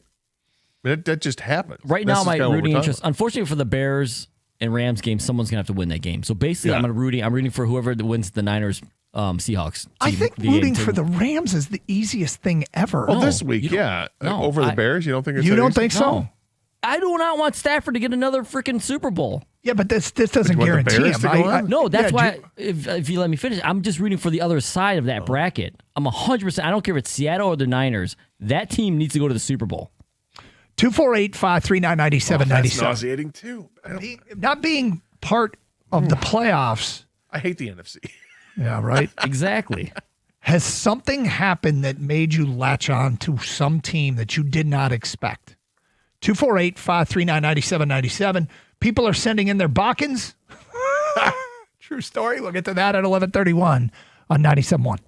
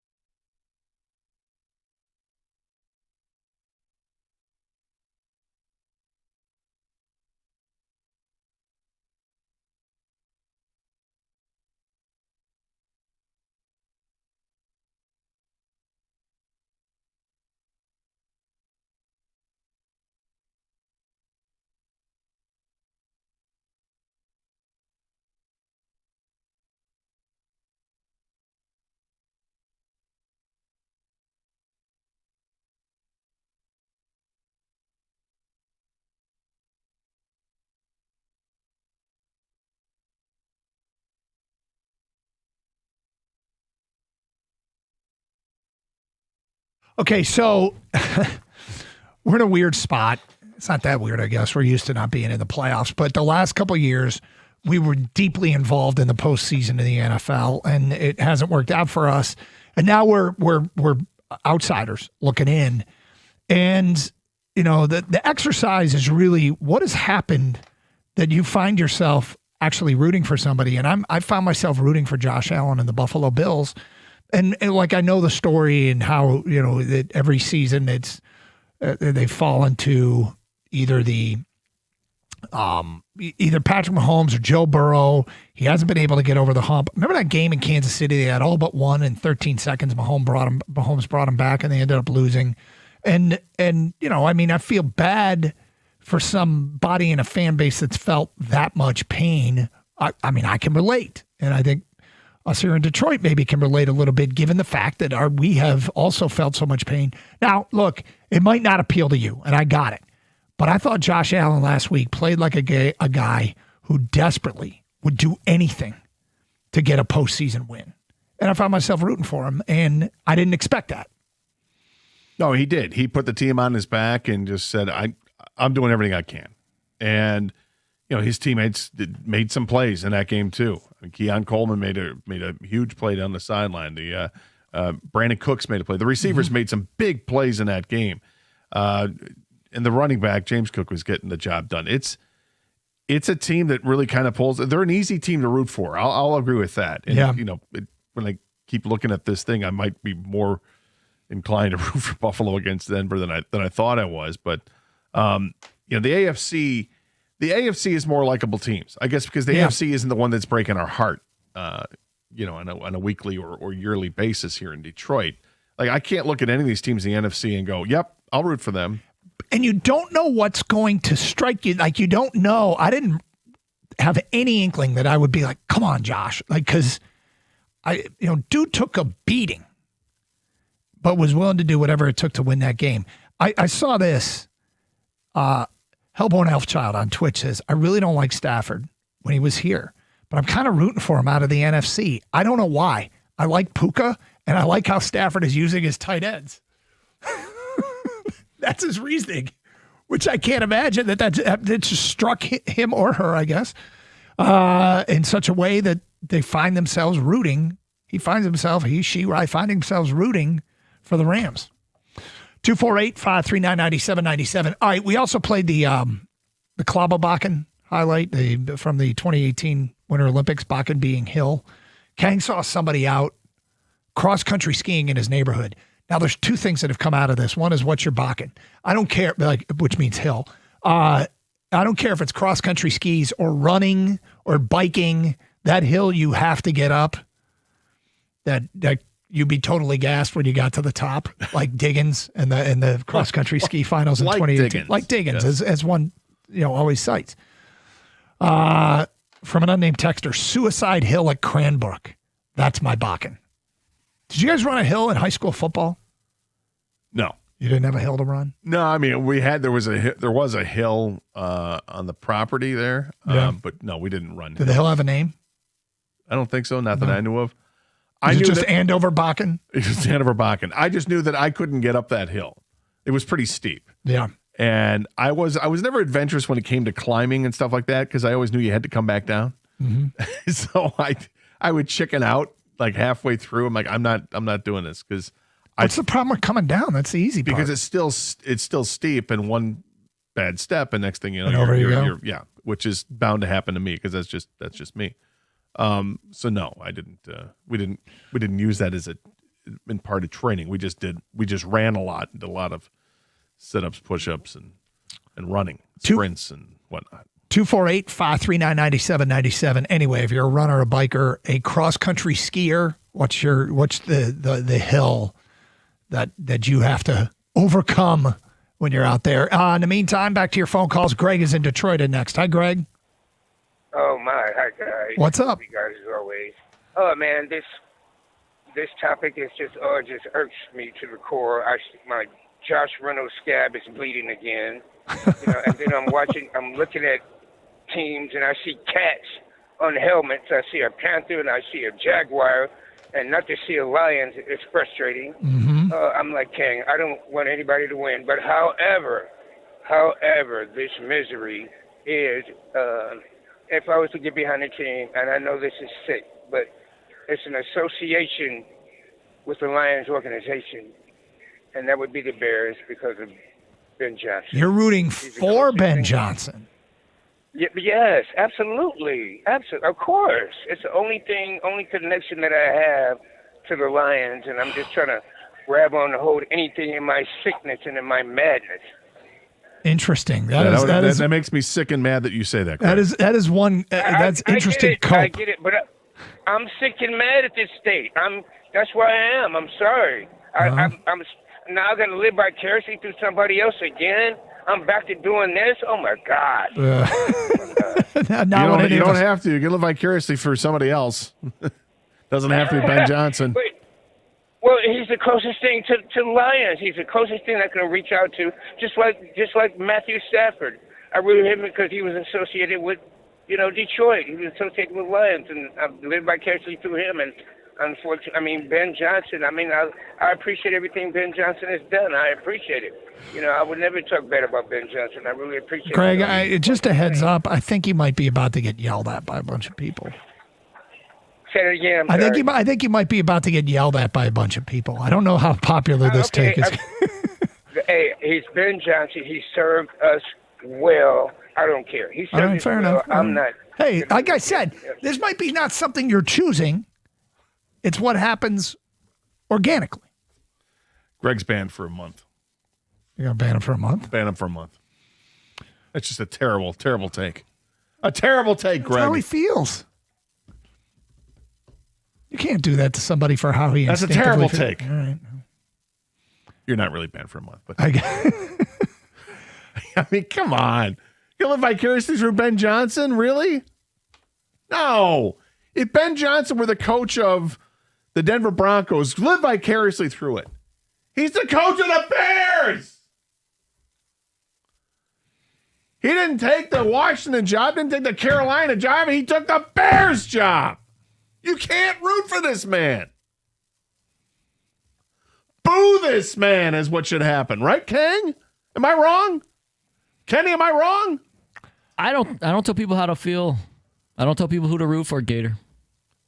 I don't either. But but at the end of the day, everybody's turning. Kenny, are you turning? No, Kenny's on your side. I'm banning him for a month. I'm taking this very seriously. All right, thank you, thank you. You're welcome. Man, It's not hanging up on me. Like he was actually rooting for Ben Johnson. I'm not rooting for Ben Johnson. I'm more rooting against Stafford and the Rams. So that game is like despicable for me. Like in the end, I'm not going to be happy. This game is horrible. It's like it's almost as bad as last week's Bears Packers game. No, it's not. I said almost as bad. Yeah, it's not even close. Let's go to Kenneth in Inkster. Hi, Kenneth. Hey, thank you all for taking my call. Sure. I just, I hope Stafford do win the Super Bowl. It wasn't Stafford's fault that they couldn't put the players around him in Detroit. I hope he do win the Super Bowl. I hope he do win it and go ahead and retire, And one more opinion. If Kemba had kicked them field goals in 2 years ago, Detroit would have been in the Super Bowl. Well, maybe. Huh? You mean against San Francisco? Yeah, 2 years ago, yeah. If he would have elected to kick a field goal, what if Badgley missed it? He had the opportunity to kick 2 or 3 field goals in that game. I think it was one. One. I'm pretty sure. Well, anyway, I hope Stafford do win the Super Bowl. Okay, fair enough. 248-539-9797. Jim and Frazier. He's already won his Super Bowl, and he's likely to win the MVP. I don't need him to keep twisting the damn knife in my side. But hold on. Is he twisting the knife in your side because you like the trade? No, he's not really. I don't even care about Stafford. Honestly, if they win another one, I couldn't care less. I don't. Whatever with the Rams. I've shifted my hatred towards another. Jim and Frazier. Hi, Jim. Hey guys, Gator, you're not gonna like this one. I'm pulling for the Bears, and I'm gonna tell you 2 reasons why. I always liked the Bears in the '80s when they had McMahon and all those guys like that. I really liked that team, their defense. But I'm gonna tell you another reason. Is maybe if the Bears won, it'd be a slap in the face to the Lions and say, you know something, This is embarrassing. Maybe it's time for us to really go out and get some free agents and do what we have to do to win this thing, because think about it. That is a slap in the face to the Lion fans, the Lion organization. If they just tried a little harder to put this team together over the last few years. Yeah, dude, I think They've completely rebuilt this team to make it into a winning team. They sidestepped it this year because of massive injuries to the team once again that they couldn't overcome, unlike last year when they could overcome them. I can't get behind what you're saying. There's no slap in the face to the Lions. The Lions are pissed. They don't want to be where they're at now. Of course they're going to make moves in the offseason and change things. Do I need to reinforce that because of this? No. I'm just looking at it that way. I'm just saying, I would just like to see the Bears win it. That's just me. I'm not crazy about Johnson, but you think the Bears, if the Bears win, that's going to give the Lions motivation in the offseason to change things? Really? I think it would make them upset a little bit. They're already upset. Yeah, I'm guessing they're pretty disappointed in what happened. That being said, I was a huge Jim McMahon fan in the 80s. Were you? And Walter Payton. Sure. It's hard not to love Walter Payton. Yeah, but Walter Payton, nothing but It respect. was really for just Walter those two. The rest of the team I couldn't care about. Carson Anderson, 97.1.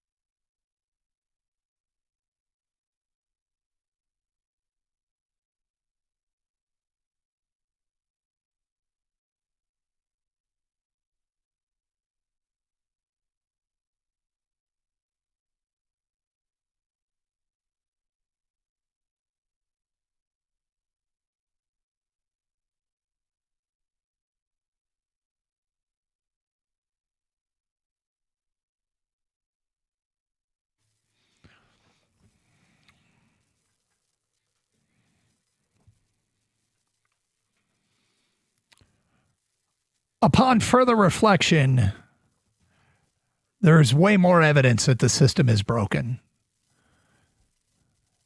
More broken than college football. We'll get to that today at 12:05 here on Carson Anderson on 97.1. Meantime, I got a couple things going on here. Open the show with a lot of Piston talk. A powder keg kind of game against the Phoenix Suns last night. Pistons came through, got the W. We had Kang, who was shoveling, as he said, like an Asian John Henry yesterday in his driveway in his corner lot. And Buddy went scooting past on some cross-country skis in the middle of the street. Not my buddy. No. You said buddy. I don't want people to think that it was a guy I knew.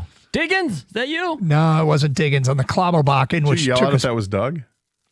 Did you think it was me? For a second. Yeah. Like, damn, Doug, you were committed. Well, I texted back, what a blanket hero. But no, it wasn't me.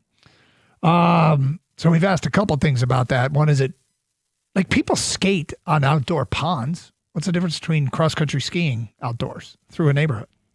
Is there a difference? I think it's weird doing it on the streets. I always thought that was somewhere where you would go drive to a pond unless you have one in your backyard. I mean, you go to an open field or something like that. In the streets of Macomb County, it just seems a little odd. Well, I mean, look, I got it that, I mean, it's a subdivision, right? You're not cross-country skiing down Beaubien in downtown Detroit. You're right there. Don't give them ideas. Which actually, it would be kind of cool if they just had this massive snowstorm and to see people on cross-country skis in downtown Detroit just going down Woodward. Yeah, right. 248-539-9797. Feedback coming into the Carson Anderson inbox. Guys, I used to cross-country ski through my neighborhood all the time in Dearborn. Next text. I need that man to gas me up for my normal day-to-day. Oh, you're talking about Chad Samela, the cross-country analyst from the 2018 Winter Games? Yeah, Gus Johnson thought he was a little over the top. Right? I'll never forget Diggins conquering the Klobberbakken or however the hell you spell it. That's from Will. From an unnamed texter, if you owned cross-country skis, you're using them at every opportunity possible. John in Lake Orion says, our neighbor used to ride his unicycle up and down the street. That's look at me guy. Yeah, that's totally look at me guy. Is it? A unicycle? No, man. Yeah, I'm asking. Where is he supposed to ride it? That's when we say, look at this hero. Yeah. All right, Red Panda. It wasn't juggling plates. No, not yet. I'm pretty sure the biggest Bakken in Macomb County would be Mount Clemens. That's from HB and Troy. This is Duvall from Madison Heights.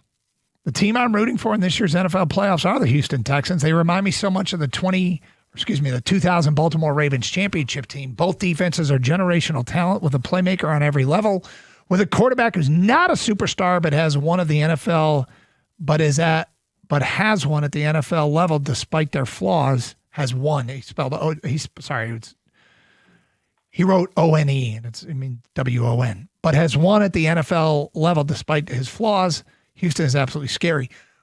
The question is, have you found yourself just instinctively and very organically rooting for a team? Because I didn't expect to be rooting for Josh Allen, but now I'm rooting for Josh Allen. Pete in Waterford said, I find myself rooting for the Texans also. Unnamed texter, Rams versus Bears. The good news is one of them is going to lose. Bad news is the other one's going to the NFC Championship. Suicide Hill at Cranbrook is my hill. It's through the woods. It has jumps. And back in the day, we used to take a metal canoe down it. Really? Oh, boy. You put a canoe at the top of the hill and slide down? Something I probably would have done if I was a kid. Sounds like it. If Ben Johnson somehow makes it to the Super Bowl before Dan Campbell, I will be highly disappointed and pissed. Yeah, that actually will suck. I'm curses you who brought it up. Yeah, Greg.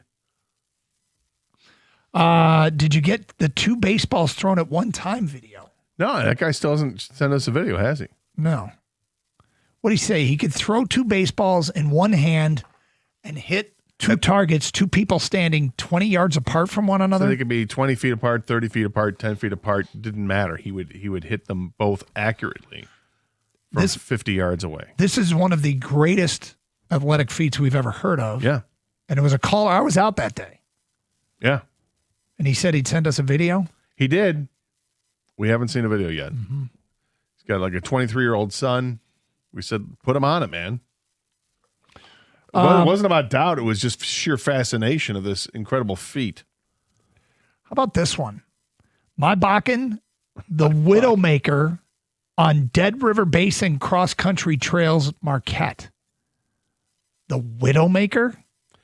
I'd probably stay away from that if you're a novice. That'd be safe to say. Perhaps, yeah. I want to know about this Widowmaker on the Dead River Basin Cross Country Trails in Marquette. I mean, the whole point of cross country skiing is that it's not downhill skiing.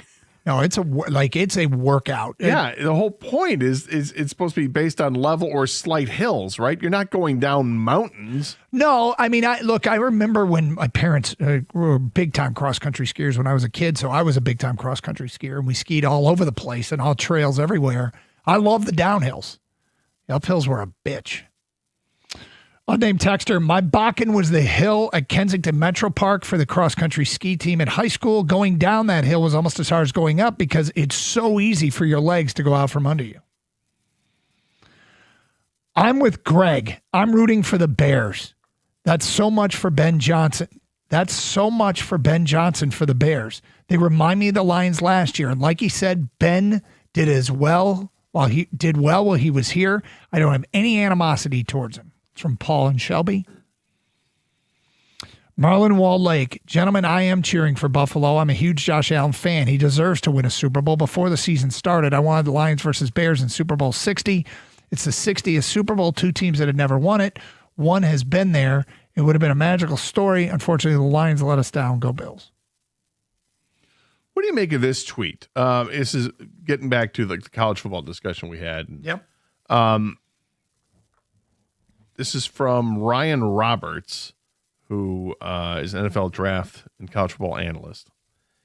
He says, more proof how the NIL landscaping has shifted things. There are only 42 early entrants into the 2026 NFL draft, 130 declared in 2021.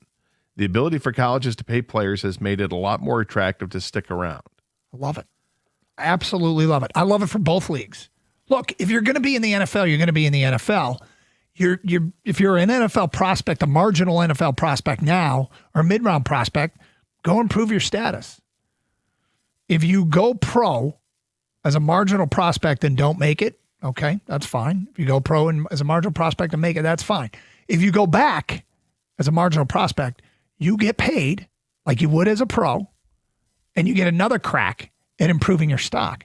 I think it's a win-win for the NFL because they get more data on the prospects. And I think the kids can take advantage of their standing to stay. I think the college football fan gets another year of knowing and rooting for their players. I think that's awesome. And as I've said a lot, I'm trying to focus on the stuff I love about the new world order of college football and not the stuff that is hard to get used to. Who sent that out? That was from Ryan Roberts, who's a college football and NFL draft expert.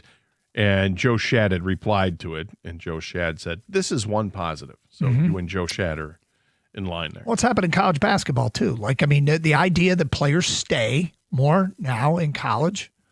If you're a college fan, you got to love it, right?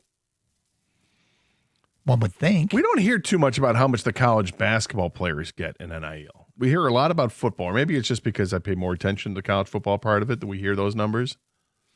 Interesting. Yeah.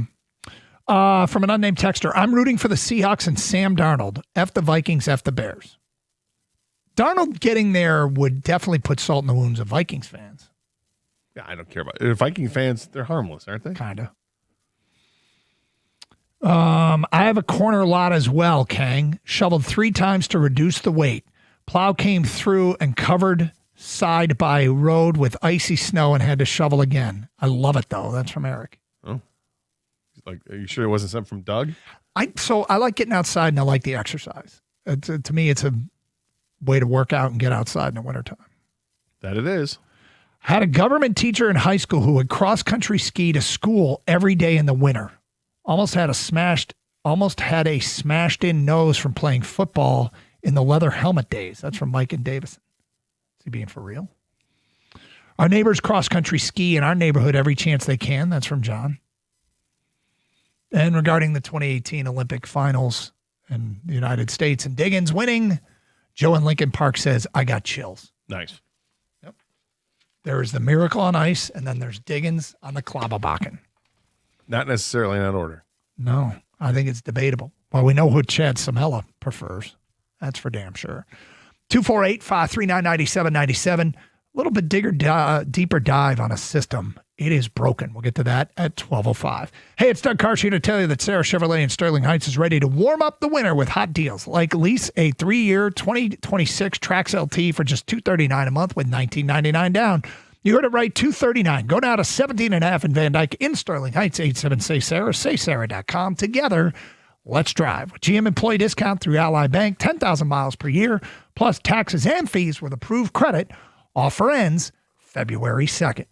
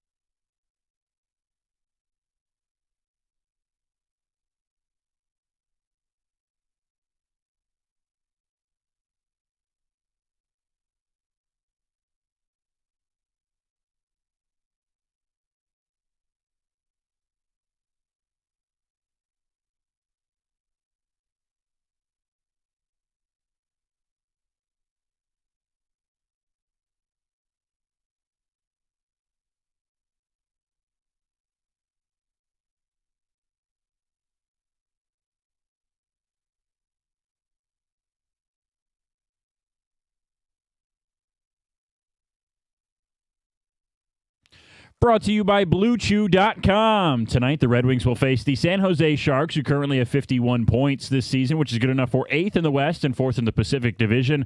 The Sharks started the year 1-5-2 through the first 7 games, but are 23-14-1 since. They're, of course, led by 19-year-old Macklin Celebrini, who's 71 points, ranked 3rd in the league among all skaters this year. Todd McClellan shared the scouting report on San Jose yesterday.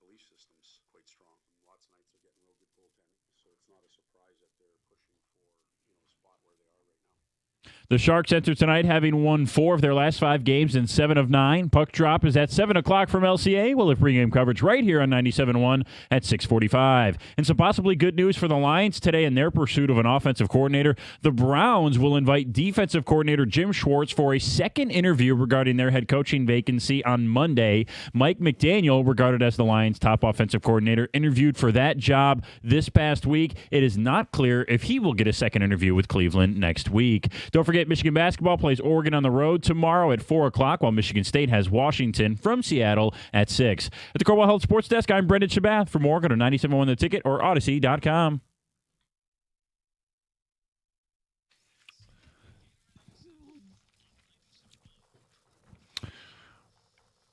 So Gator's got a bit of a surprise for us here at the Karsch & Anderson program.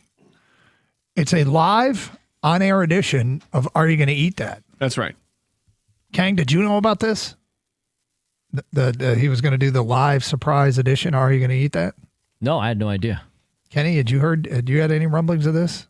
I have heard no rumblings. Okay. So, should we be excited? I think so. This is something it's been talked about on the show. It's brought up a lot from our Canadian listeners. And it seems like you've always been very excited about it. No, it's not Dulce. Well, Gator, you know Doug loves Canada. All things Canada. Well, he's got relatives in Canada. Mm-hmm. So, yes, this was dropped off. It was somebody dropped it off, a listener? Yes. Okay. Was it a Canadian listener? Well, listener, I don't know if that's the right way to put it. Friend of mine who contacted me and said, hey, is it okay if I drop this off for you guys? Well, hold I know on. you're fans. Before you, if I'm knowing that it's Canadian based, can I make a guess as to what it is? Yeah. All dressed chips. Oh, that was Matt Caliber arm you threw at his face, man. You okay, Sorry, Doug? sorry. It's good. Lord, coming in hot. Those of you watching online saw Gator. Hey, swing passes had some touch there, Underwood. I was left-handed. I'm sorry. It's okay. I'm not mad at you. Oh, what's Here you going go. on? You just hang on. fired a bag of the all dressed chips across. First of all, awesome. But secondly, that was quite an aggressive throw. All dressed chips, our home and native land. Let's go. I'm excited. Better made, all dressed. One savory, tangy, sweet bite, flavored potato chips. I have a feeling we're all going to, well, this is already are you going to eat that? And we're like, yes, we are. But Yep. I'm actually very excited. Kenny, Kenny's already, how is half the bag gone already? Wait for you guys. Sorry about that. It's all right. So these are the fabled all dressed, but these are better made. Mm-hmm. All right. Made locally here in Detroit. Oh, they smell great. I'm excited. Where have these been all my life? Wow. Okay. That is an elite potato chip.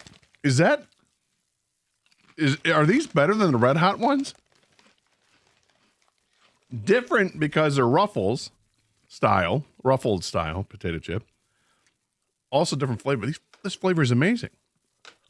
I've always interpreted all dressed to mean everything we've got we're putting on this one chip.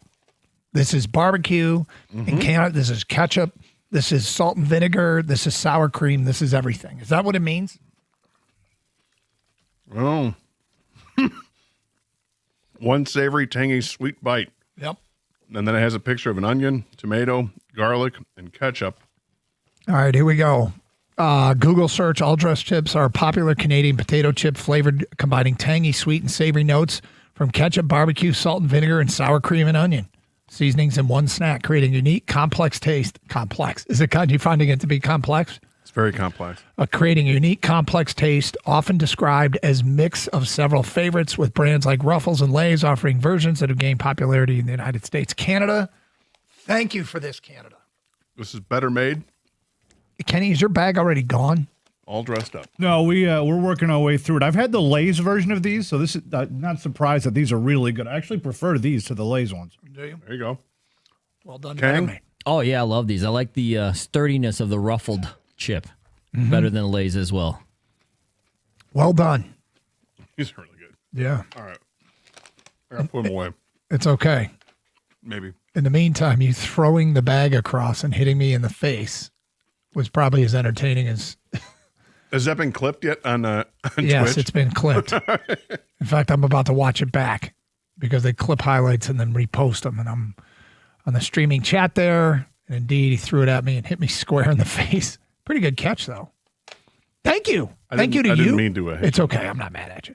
Thank you to you, and thank you to whoever the listener was that dropped these off. Yeah, thank you, Becca, from Better Made. Thank you, Becca, very much. Nice. I'm looking forward to seeing it. I'm here it comes. You're watching it back? Yeah. All right, Scott. I saw this online, and I didn't believe it was true. And it was a random post by somebody on Twitter that posted the following. MLB let the Dodgers keep almost all of their TV money. They're the only team that gets to do this because of negotiations during the McCourt bankruptcy. McCourt was the previous owner. After the bankruptcy settlement, they negotiated the largest local TV deal in all of MLB. But the settlement amount, subject to revenue share, was based on the old contract. They do not have to share most of their TV money, and this is what allows the insane spending. Again, they are one of 30 teams to get this carve-out from the league, and the only team who can even attempt to spend like this. So I did a Google search, and indeed, when Frank McCourt was the previous owner, apparently he used team funds to fund his own lavish lifestyle, and they got in a severe financial distress. Then he had a divorce that made it worse. So McCourt needed a huge TV deal with Fox to resolve his debt, but MLB Commissioner Bud Selig blocked it, suspecting McCourt would use that money improperly. They get new ownership. The Guggenheim Partners bought the Dodgers in 2012, and they established Sportsnet LA as a regional sports network. And a confidential settlement allowed the Dodgers to value their TV rights at a high rate, but not at a high rate, but to significantly limit how much they had to pay into the league's revenue sharing pool.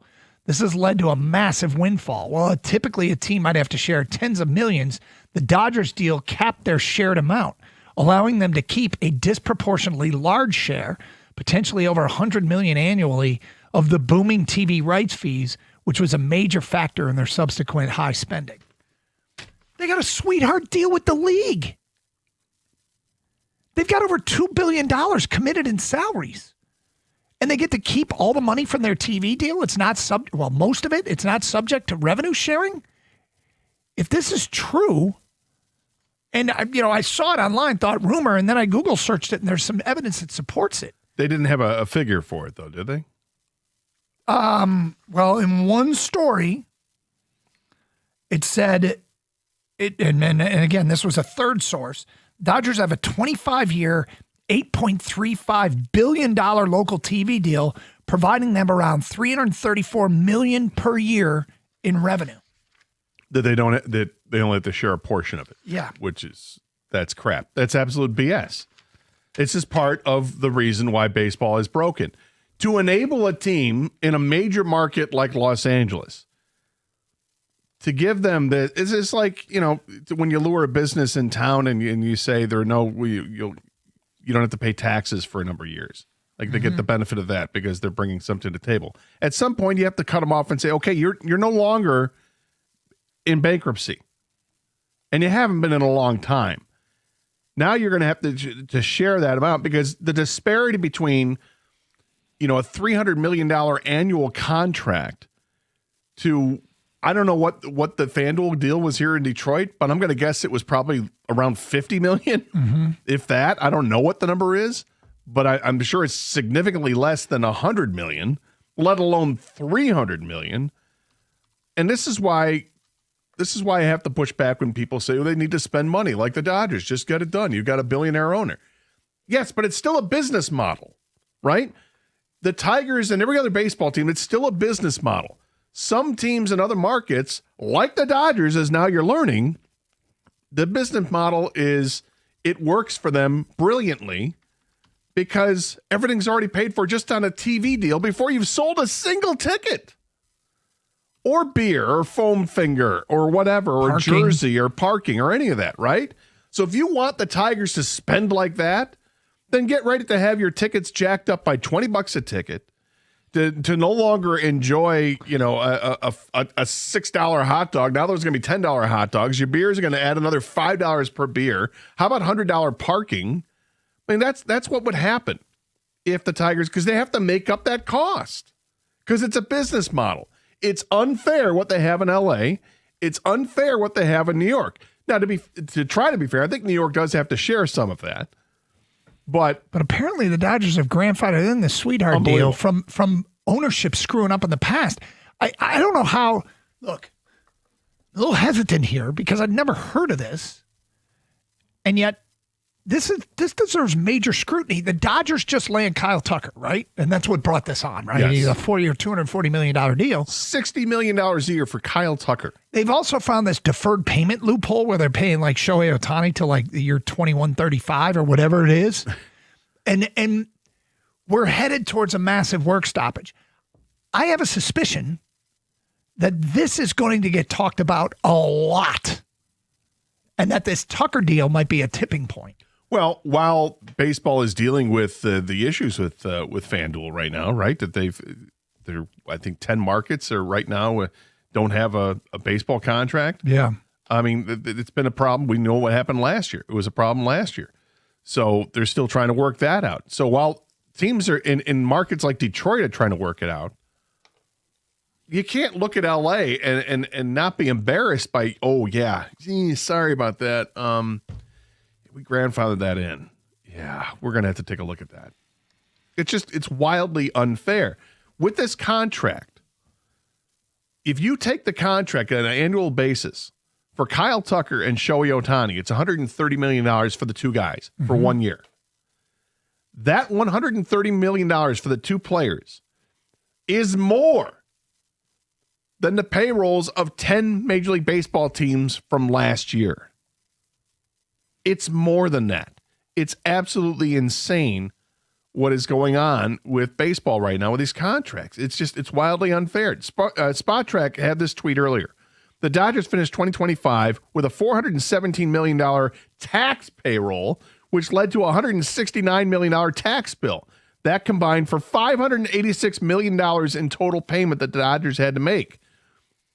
The Dodgers now project to a $413 million tax payroll, which leads to $162 million. So that's $575 million in total.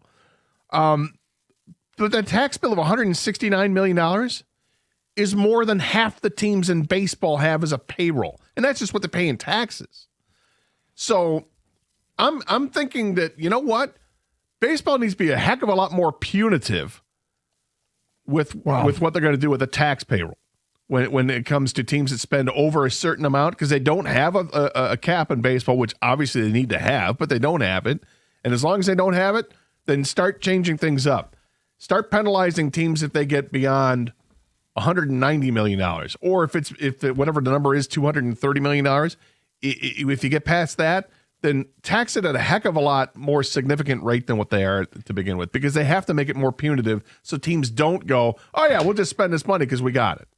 Well, and look, they are the Death Star. They really are. They are the evil empire, and it's set up that way. I mean, just Google search it. Go to Twitter and type in Dodgers sweetheart TV deal. I knew they made more money from TV. I didn't know it was because they didn't have to share as much because that was granted by the league. I mean, come on. Don't you have to hate the game, not the player in this situation? Yes, of course. I mean, No. Yeah, I'm mad at the game, ideally, but the Dodgers are a representation of that, so I'm going to go ahead and hate them too. Gator, you're a hardcore baseball guy. Yep. I mean, how do you feel about your sport and basically allowing this, right? I don't like it at all. I'm pissed about this. And, okay, they have the collective bargaining agreement ends at the end of the season. Well, buckle up, because they have to get it right. The NHL started to run a little bit of amok, and then they fixed it. They took a year off, and they fixed it. And it's been a brilliant working business model ever since. It's with a salary cap. Baseball is going to be a hell of a lot more complicated because of the haves and have-nots. And now as I'm reading this, did Bo Bichette just sign a deal with the Mets? Did he?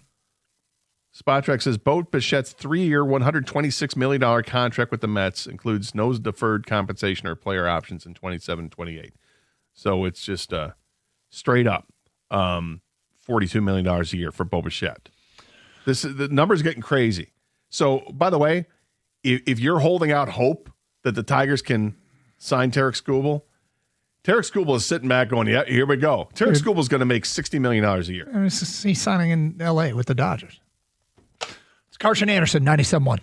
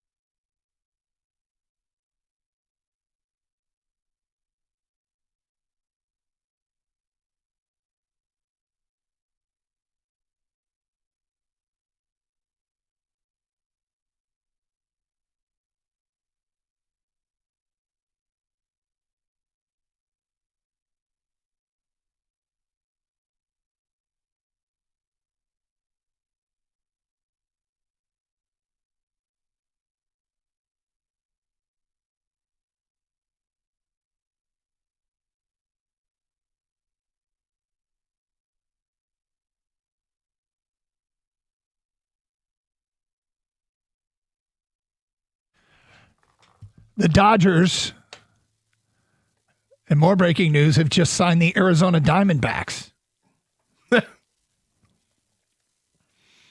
Look, I'm being admittedly somewhat hypocritical. One of the things I love about the New World Order in college football is that it seems to favor the Big Ten. The New World Order Big Ten schools seem to be pouring more money into their football programs and taking advantage of it, and the new rules more so than the Southeastern Conference. Admittedly, I'm being hypocritical. However, it's been a long time. If baseball sets up a new system that favors mid-market teams and the Tigers take advantage of it, awesome. But as it stands right now, what the Dodgers are doing to the sport of baseball, I think this Kyle Tucker contract is going to get cited a lot in about 10 months when the league comes to a grinding halt. Yeah, probably. I mean, a 4-year deal for $60 million a year for Kyle Tucker, who's a really good player. Yep. But Kyle Tucker is nowhere near the best player in baseball, but he's a really good player. I don't know what's going to happen when Aaron Judge comes up. Well, I don't know what's going to happen when Skubal comes up. Make it local and say Skubal. But I mean, the difference between a pitcher and a hitter. But sure. I mean, initially we're talking about, Skubal's going to want. Everybody throws out the fabled $400 million deal, an 8-year, $400 million deal, $50 million a year. Mm-hmm. Nope. I mean, Scott Boras is just drooling about this, dude. I mean, way more than $50 I know million. Boras is just doing his job, but what he just pulled off with the Red Sox, where he takes Alex Bregman away, the local media annihilates Boston, and he swoops in and says, well, here's my next client, Ranger Suarez, and gets him to sign him to save the day. And I'm just like, everything feels like a Boras manipulation. And, he's just doing his job. He's just doing his job. I know what he gets paid for. And this is one of those arguments I talk about all the time. Just because you can do it doesn't mean that you should. Right. And I would lose this argument in a court of law. People would say, oh, you have no reason. It's capitalism and this is what it's about. But what we care about, what sports fans care about, is their team having a fighting chance. And look, the Tigers could spend more money. I don't want this to turn into please don't interpret this as any way making excuses for the Tigers, because that's not even remotely close to the intent here. But when a system is set up where the Dodgers can go do this, I don't know, man. Well, and now seeing this contract with Bo Bichette, I mean, could the Tigers have offered the same contract, but given him an out after 2 years? Because there's no outs reportedly in this contract. But we know how much players enjoy the out after, a couple years if they want one. Yeah. Could they have offered the same thing but give you an out, and would that have gotten him over to Detroit at $42 million a year? I don't know. How about that for an answer? That's a good answer. It's a good answer. But I mean, now that there are like bars set, like, okay, you've got Kyle Tucker at $60 million, and the gap to Bo Bichette at 42, that's an $18 million gap. Yeah.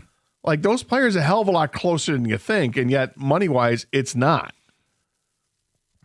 This is wild to me where it's going. Now, is this Bichette? I mean, both contracts are shorter deals. One's 4 and one's 3 in terms of years, but that's a substantial difference in money being paid out. I'm not sure why that is. I mean, does this have anything to do with the impending lockout?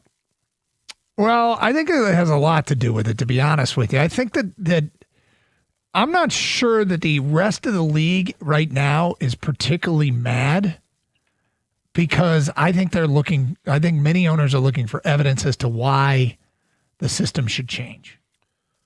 And I think this is going to provide some of that.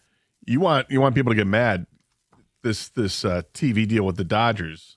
Yeah. If I would have to assume that owners around the league know this, but if they don't know this, how can they not? This is a whole different ballgame. Yeah, that they get, and for people who missed it, we just read this story that showed how the Dodgers don't have to share as much of their TV revenue as percentage-wise as some other teams, because an old deal got grandfathered in, and guess what?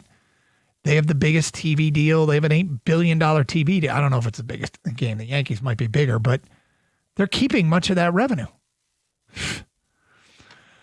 It's frustrating. It feels like the system is set up where there's a king, there's a couple of kings, and the rest of us are just jesters. Right, which is probably how a non-Power 4 conference feels. Yeah, probably. Then we're Probably in that how- group. Yeah. But as I like to say, if we don't speak on our behalf, who will? Right? Yep. 248-539-9797. All right.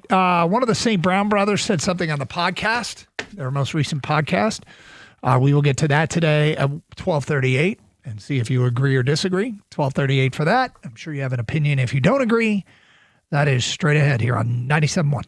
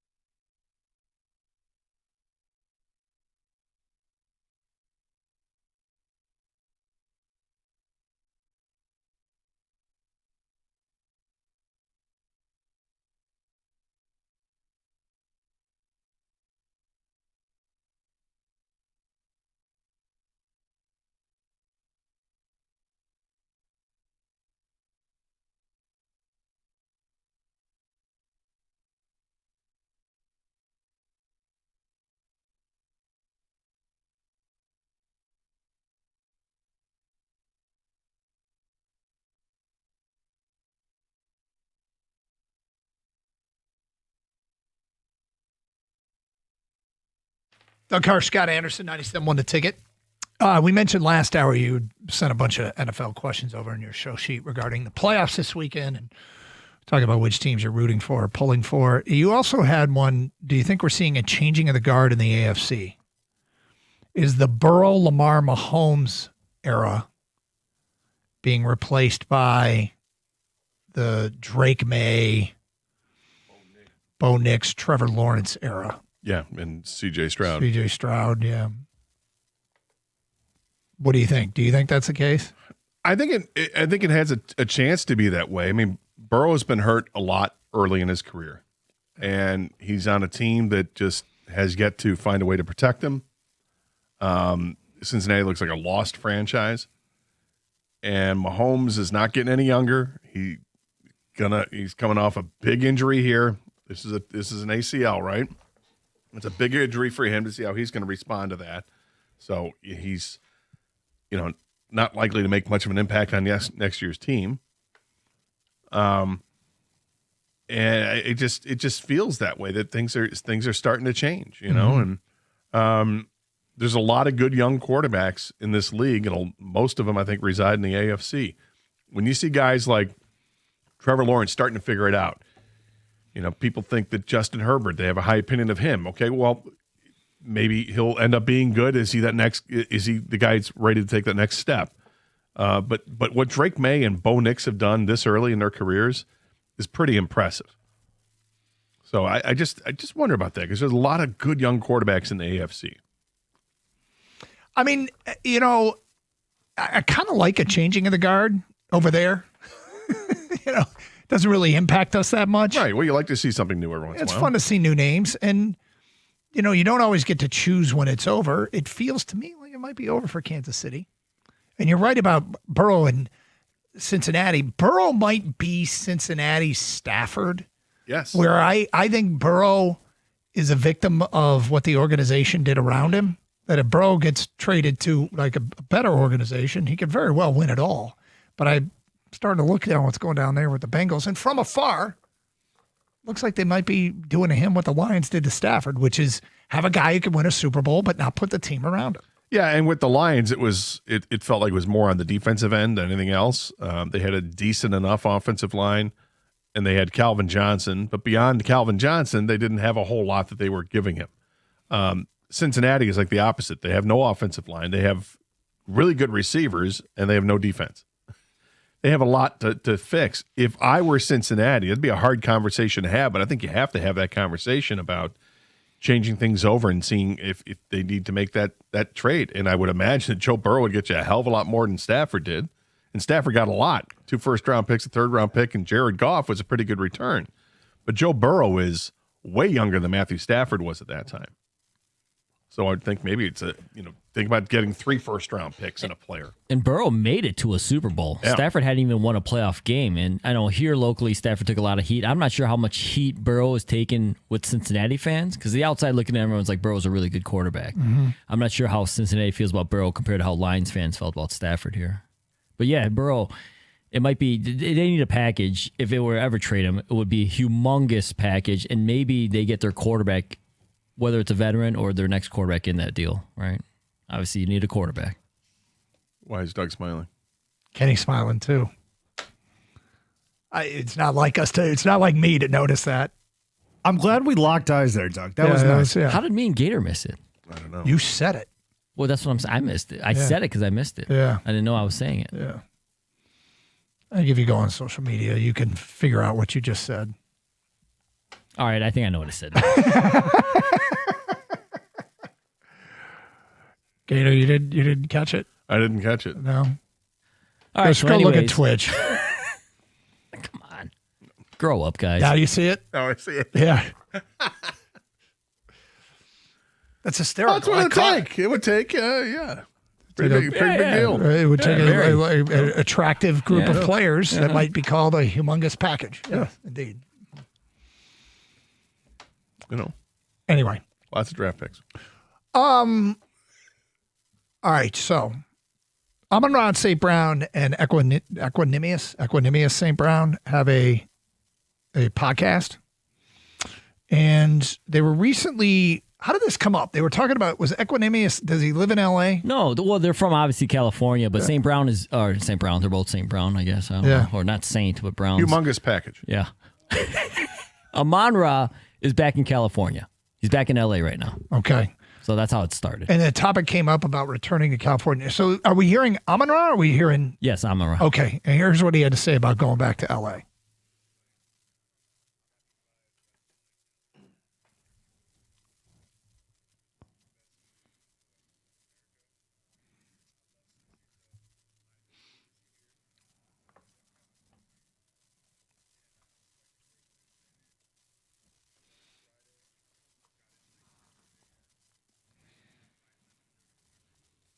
Okay.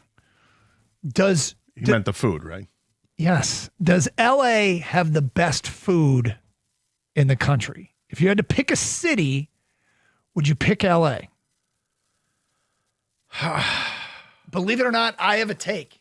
And I Doug don't has a think take. I don't think I'm going to get destroyed on this. Okay. Yep. But anyway, you go first. Do you don't tell us what you think it is if you don't think it's LA, but do you think LA has the best food in the country?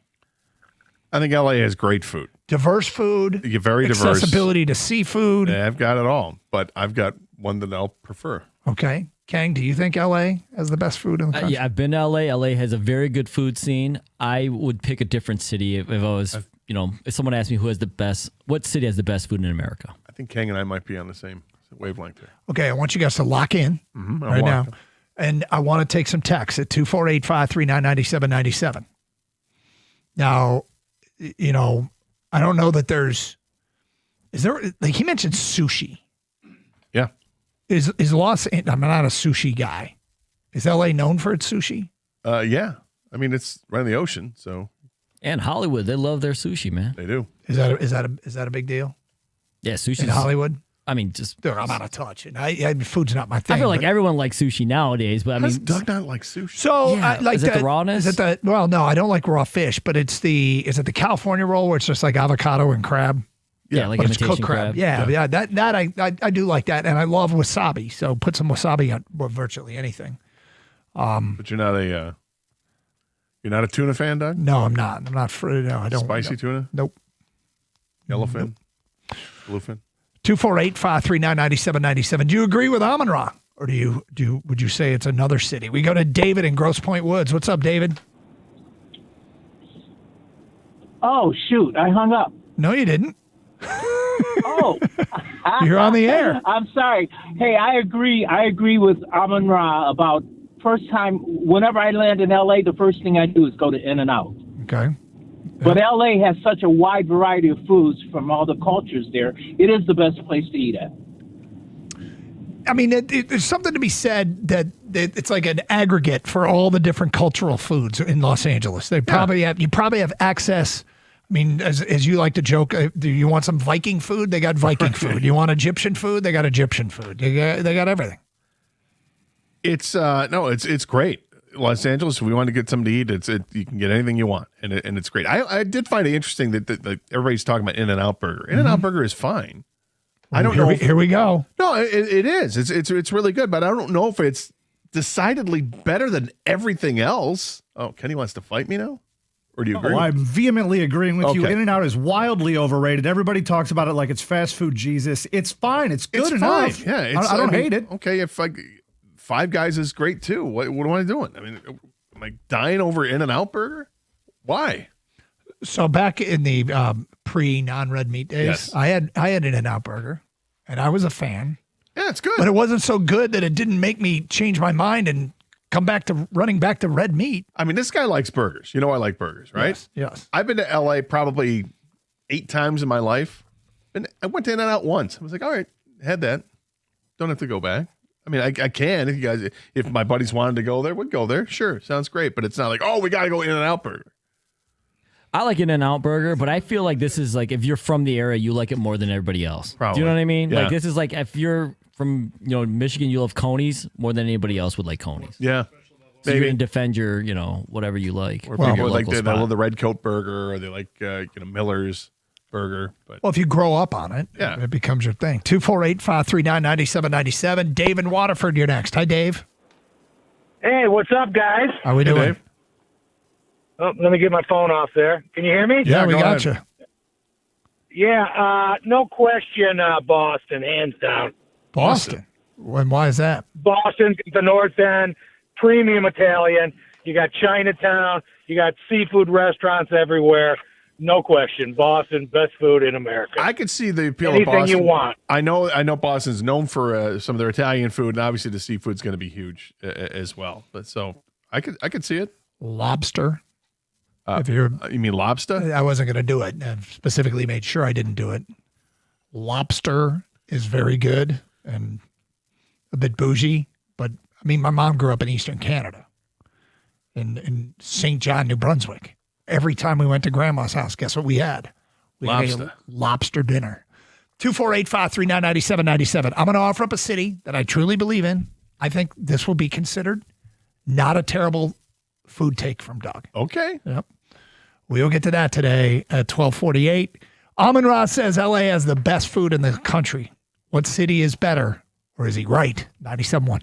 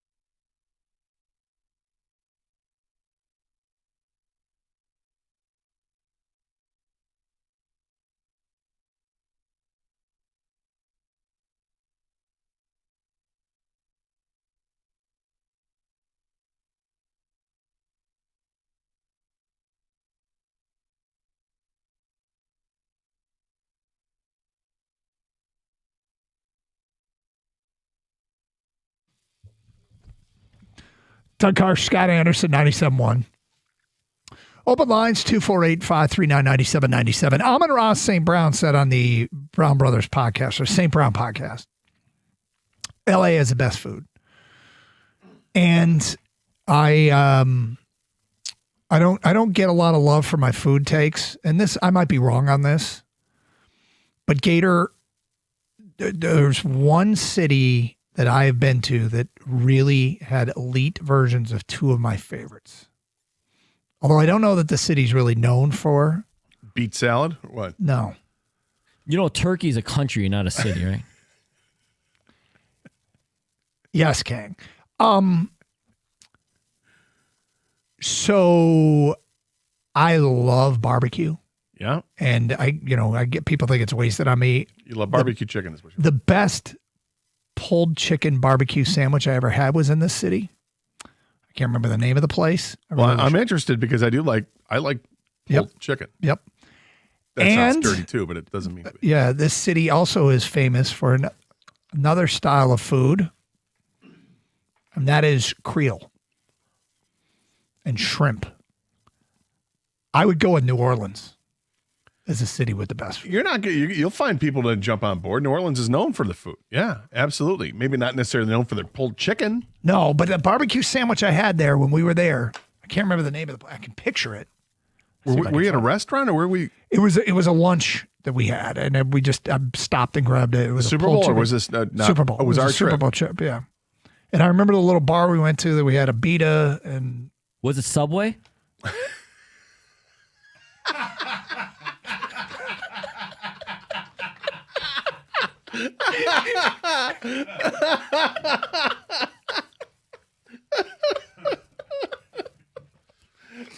No, it was Quiz something. Quiz something. I can't remember. Was the it the name. place that had all the tequila with that place? Yes, it might have been. Okay, when Yeah. we met with Wetzel. Yeah, it might have been. Okay. No. Yeah. New Orleans is great. No, that's like a lot of the the best chefs in the world say Yes. New Orleans is a great food city. Was it Subway? That's a great line. 248-539-9797. What do you got?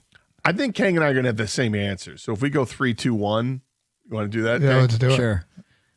3, 2, 1. Las Vegas. Yeah.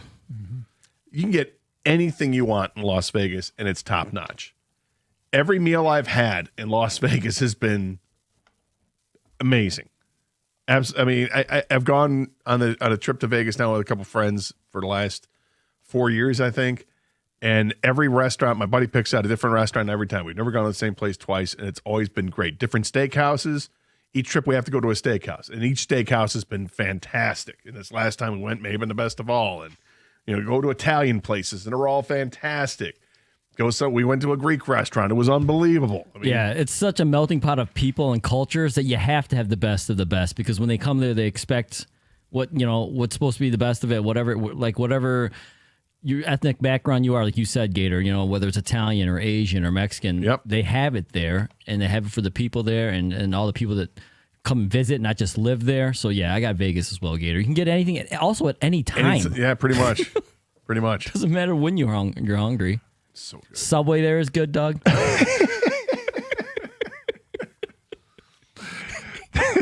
That was funny, Kang. Let's go to Matt. You're next on 97.1. Hi, Matt.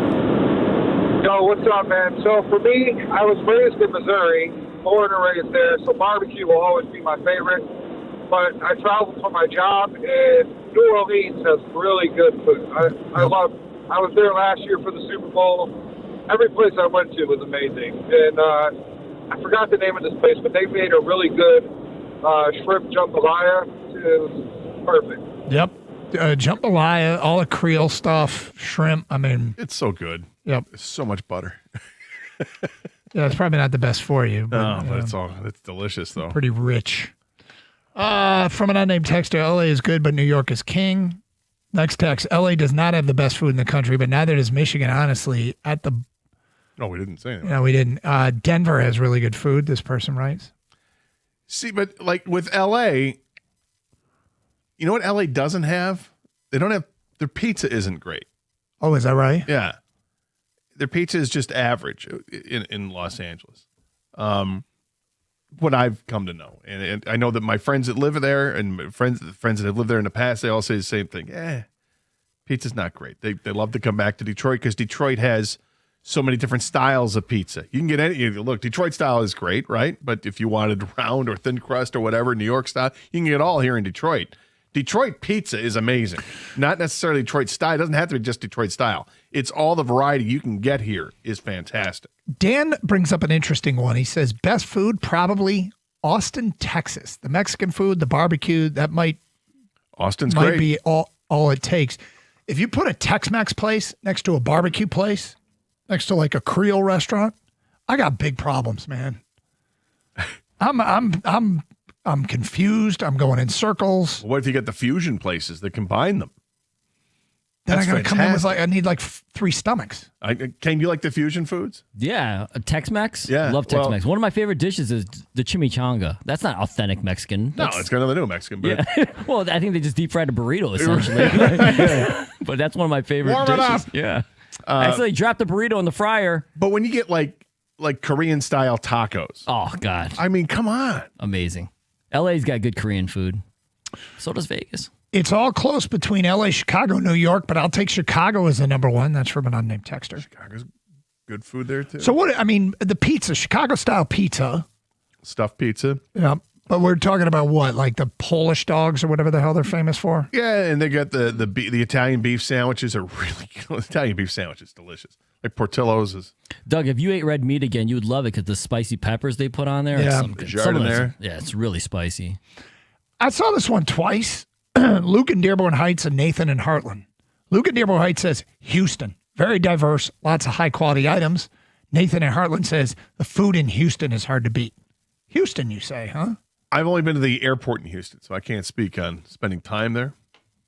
No, they're very diverse now too. Big Asian culture in Houston as well. Obviously the barbecue and the steaks.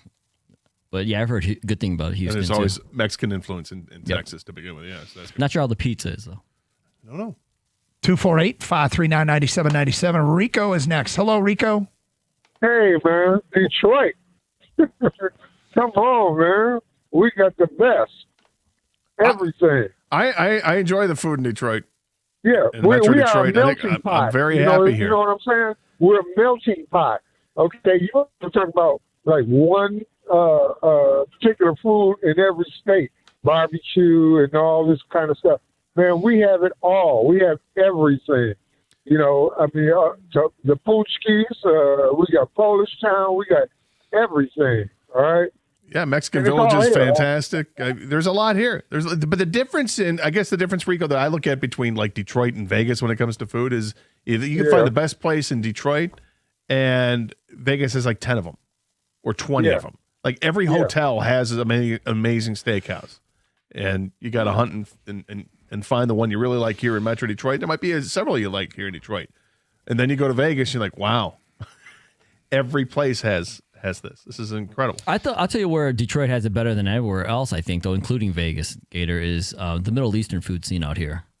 Yeah. It's top notch out here. Like, Dearborn and even like on the east side and Sterling Heights, whatever, like compared to, I think, the rest of the country, I think it's probably the best. I had we did a Tiger game, and my son had a baseball game down in Monroe. I thought you were going to talk about the shawarma. No.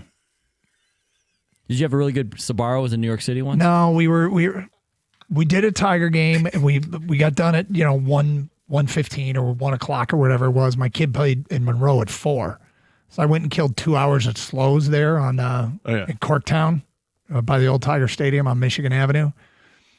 The Slows is really special. It is really good. Yeah, they're starting to expand. There's one in Ann Arbor now. Oh, I know. And there's one in Berkeley. We got Chick-fil-A. We just got Chick-fil-A in Ann Arbor. Felt like a big moment for the city. Someone texted in Ann Arbor, Doug, for There's a lot. There's a lot to choose from. Ann Arbor has got a lot going on. How many Subways they got there? Okay. I got to do it until I can't do it anymore. I would say this. I enjoy going to restaurants in Ann Arbor. Do you? Yeah, there's good restaurants there. Good food. Mark is next. Hi, Mark. Mark, go ahead. Mark. No, Yeah, I'm here. you just got stuck it in. Yeah, but you got about 15 seconds left now. Okay, Buffalo. roast beef on Kimmelweck. They have fantastic Italian food, German food, Polish food.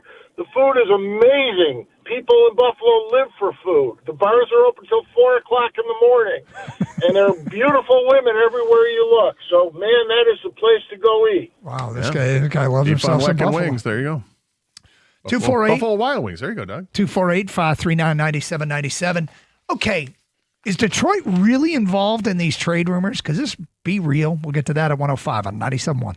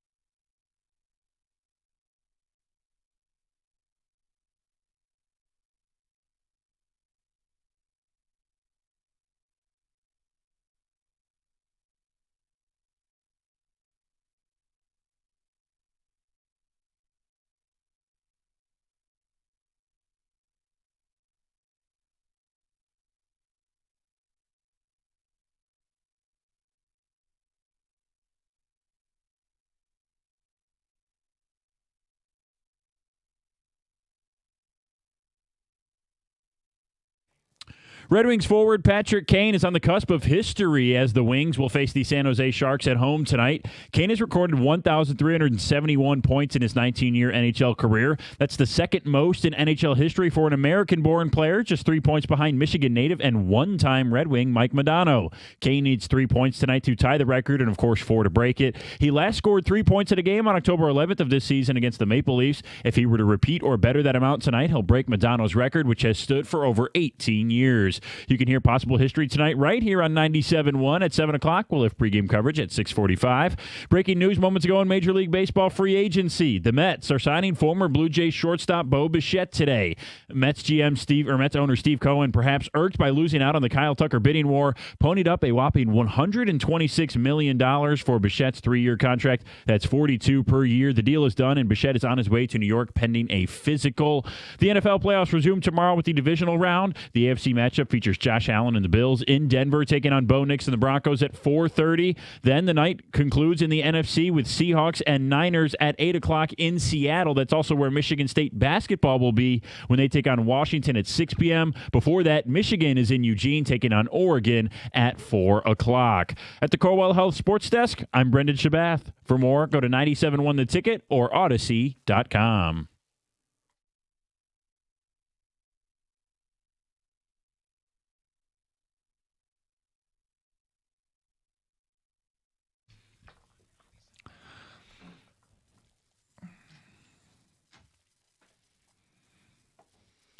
The more I think about the contract for Kyle Tucker, the more upset I get. Dude,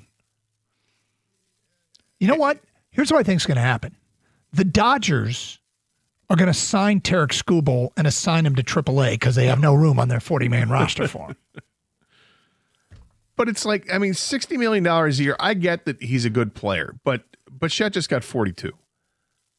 Like if you had, when they started talking about a $40 million a year contract, and then it became, they're talking 50 a year for Kyle Tucker, and it's now 60. Mm-hmm. That he actually got a $60 million a year contract. Mm-hmm. I don't understand where the logic is in that. I don't. You can't. I defy someone to tell me what the logic is to give Kyle Tucker $60 million a year. I mean, did they have to outbid everybody else? I'm sure they did, right? He's going to go to the highest bidder. Well, what was bidder number 2? Love to know what that contract offer was. Because this is going to throw everything out of whack. Yeah, I mean, look, I think that what's going on with the Dodgers is going to get talked about a lot in this next work stoppage, which is looming. It's pending. But the details of this TV deal where they don't have to share as much money as others do percent-wise with the league, which allows them to do this, has got to get wiped out.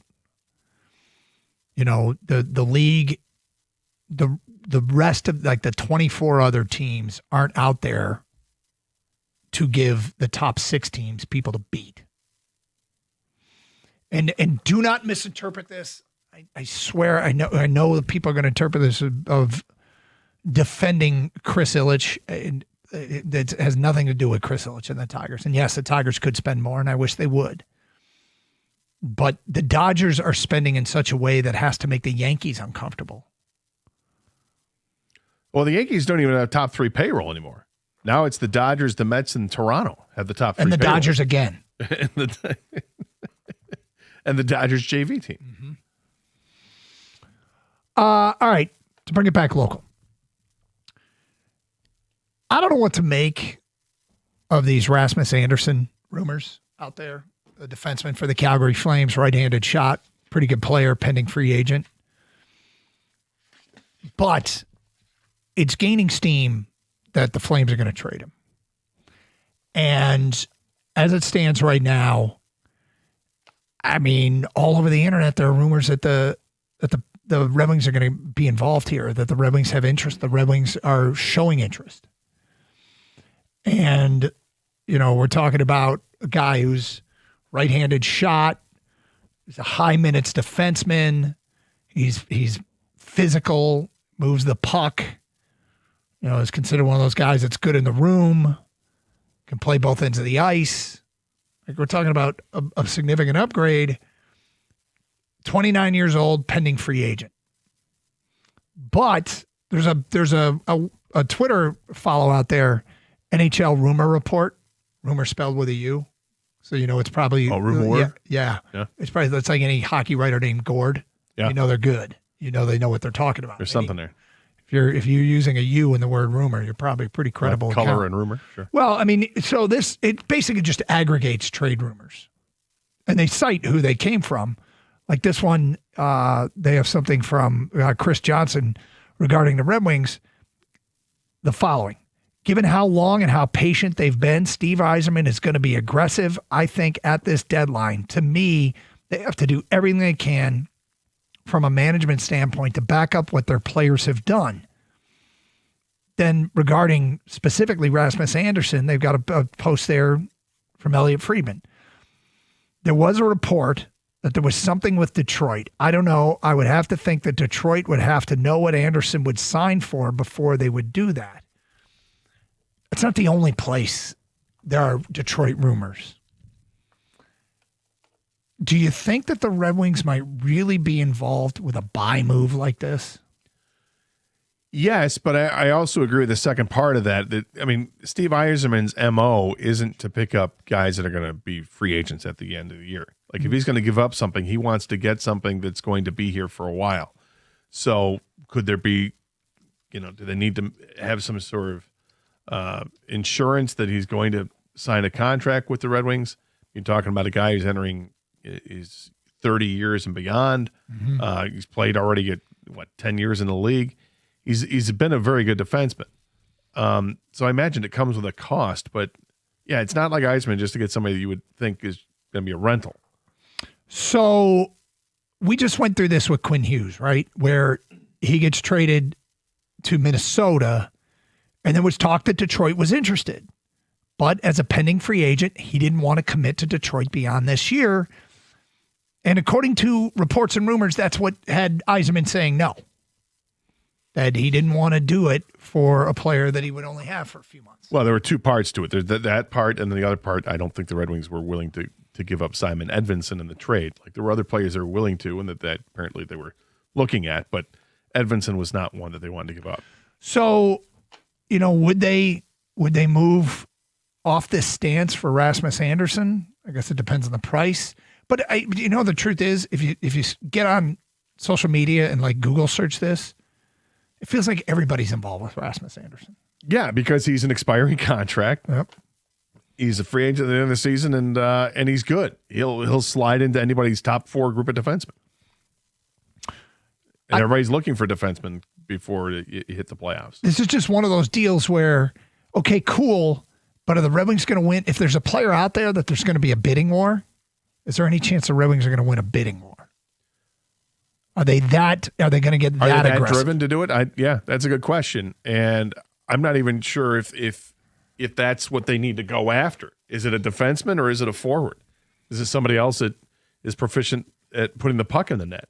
Right. Do you need that guy as opposed to the defenseman? The defense has been a lot better lately, and you could simply point to, the goaltending statistics to prove it. I mean, yes, Gibson has played much better, but the defense in front of him has played a lot better too. And they have a little bit of depth on D, but adding Andersson, like I said, that's bringing in a guy who's probably a top 4 defenseman on any team in the league. And to get that, what do you have to give up? And are you sacrificing something from the current roster to do that, or is it a prospect? If it's prospects, you don't feel as bad about it because you're not seeing those players. Right. To disrupt any kind of chemistry or any kind of mojo you got going with this team right now. I think you have to be open to it. But it's a fair question to ask. How aggressive is Steve Yzerman going to be leading up to the trade deadline, which comes up in March? But a lot of people seem to think that the trade deadline, it could be a lot of movement before that, before they head off to for the Olympic break, which is from February 6th to the 24th, which coincidentally February 6th, the same day as the NBA trade deadline. So, and that's 3 weeks away. Things can happen quickly, and I guess that's what this report is indicating, is that something could happen soon. I don't know. I don't know if the Red Wings are there or not, and I'm not sure if that's the number one guy I would target. He's a guy that makes sense for a lot of reasons, but there's a couple reasons you're not sure it makes sense. Let's bring in our station's Kenny. And Kenny, what do you think of these rumors? So there's enough rumors out there from various different people that I've seen on whether it be Twitter or whether it be podcasts or people that are connected like Chris Johnston or Elliot Friedman, that have said rumors like these are very possibly true. There's two parts of this. The first part is Steve Yzerman has shown an unwillingness to do something like this in the past, so he'd have to prove me wrong. I'll believe it when I see it, is my mentality. But even more so, I mean, he's a puck-moving right-shot defenseman. Every single team that's trying to win a Stanley Cup is going to want one of these. So it would become a bidding war amongst basically, I'd say, 10 to 15 teams, which at the end of the day, and by the way, if he did this, that would send do you remember the Dylan Larkin thing at the end of last year where Larkin was seemingly upset that they didn't make a move? This would be such a motivator for that locker room. I just don't know if Steve is willing to put himself in this big of a bidding war and risk this many assets. I would. I don't know if he would. Yeah, they've got draft capital in addition to prospects. So if it came to a bidding war, the Red Wings could outbid anybody. And I'm not sure how high the bidding really gets for Anderson, because it is the expiring deal, free agency at the end of it, and you don't know what his plans are after that. But I think the Red Wings are absolutely involved, or they should be involved. 248-539-9797. Red Wing fans, how aggressive would you get for Rasmus Anderson? The other thing that's weird is the trade deadline is what it is. They really think teams are going to be hyper aggressive before the Olympics. That the Olympics, for some reason, is creating a greater sense of urgency to make a move. Teams really want to go get guys before the Olympics. And I don't know why, but the theory that I saw was that an Olympic year means more movement. I don't know if data supports that, but 248-539-9797. It's Carson Anderson, 97.1.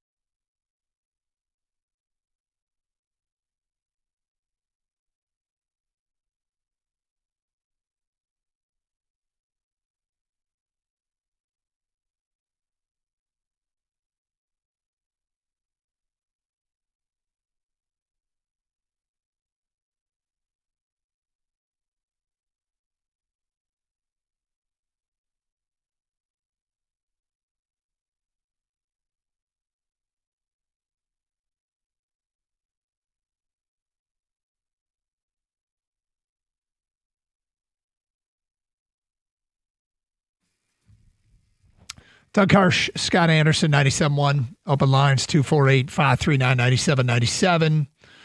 What's going on, considering that the big win last night for the Pistons on a night where Cade was not good. He was 3 of 16, 0 of 7 from 3, 4 of 9 from the free throw line. Struggled, and they still found a way to beat a pretty decent Phoenix team. Phoenix also not good because, Phoenix's best player was not good because he was out, and Devin Booker. But we'll get to it a little bit more at 1:30. You know, this Red Wing stuff with Rasmus Andersson. It's all over Twitter. There are rumors with multiple teams.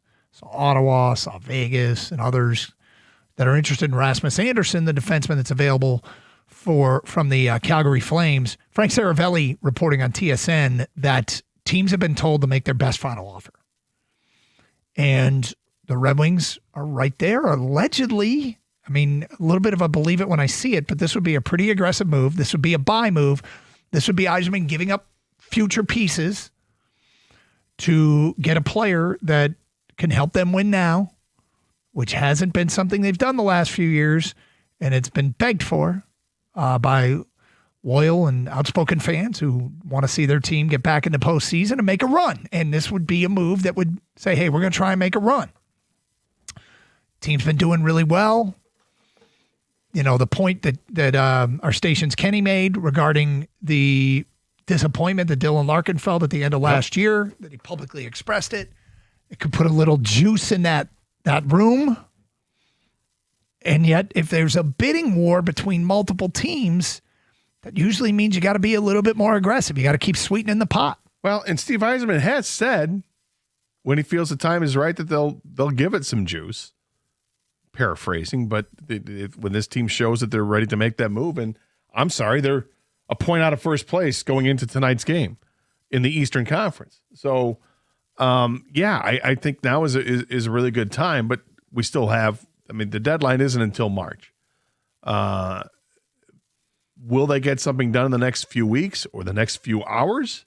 I don't know, but I do think that the onus is on Steve Yzerman to add to this team to make them better at the trade deadline, because I do think this is a good team. I don't think this is a fluke what we're seeing. I think this team is playing the way that he envisioned in a lot of times this year. Not every game. I mean, there have been times that Todd McCullen's been extremely frustrated with the team afterwards.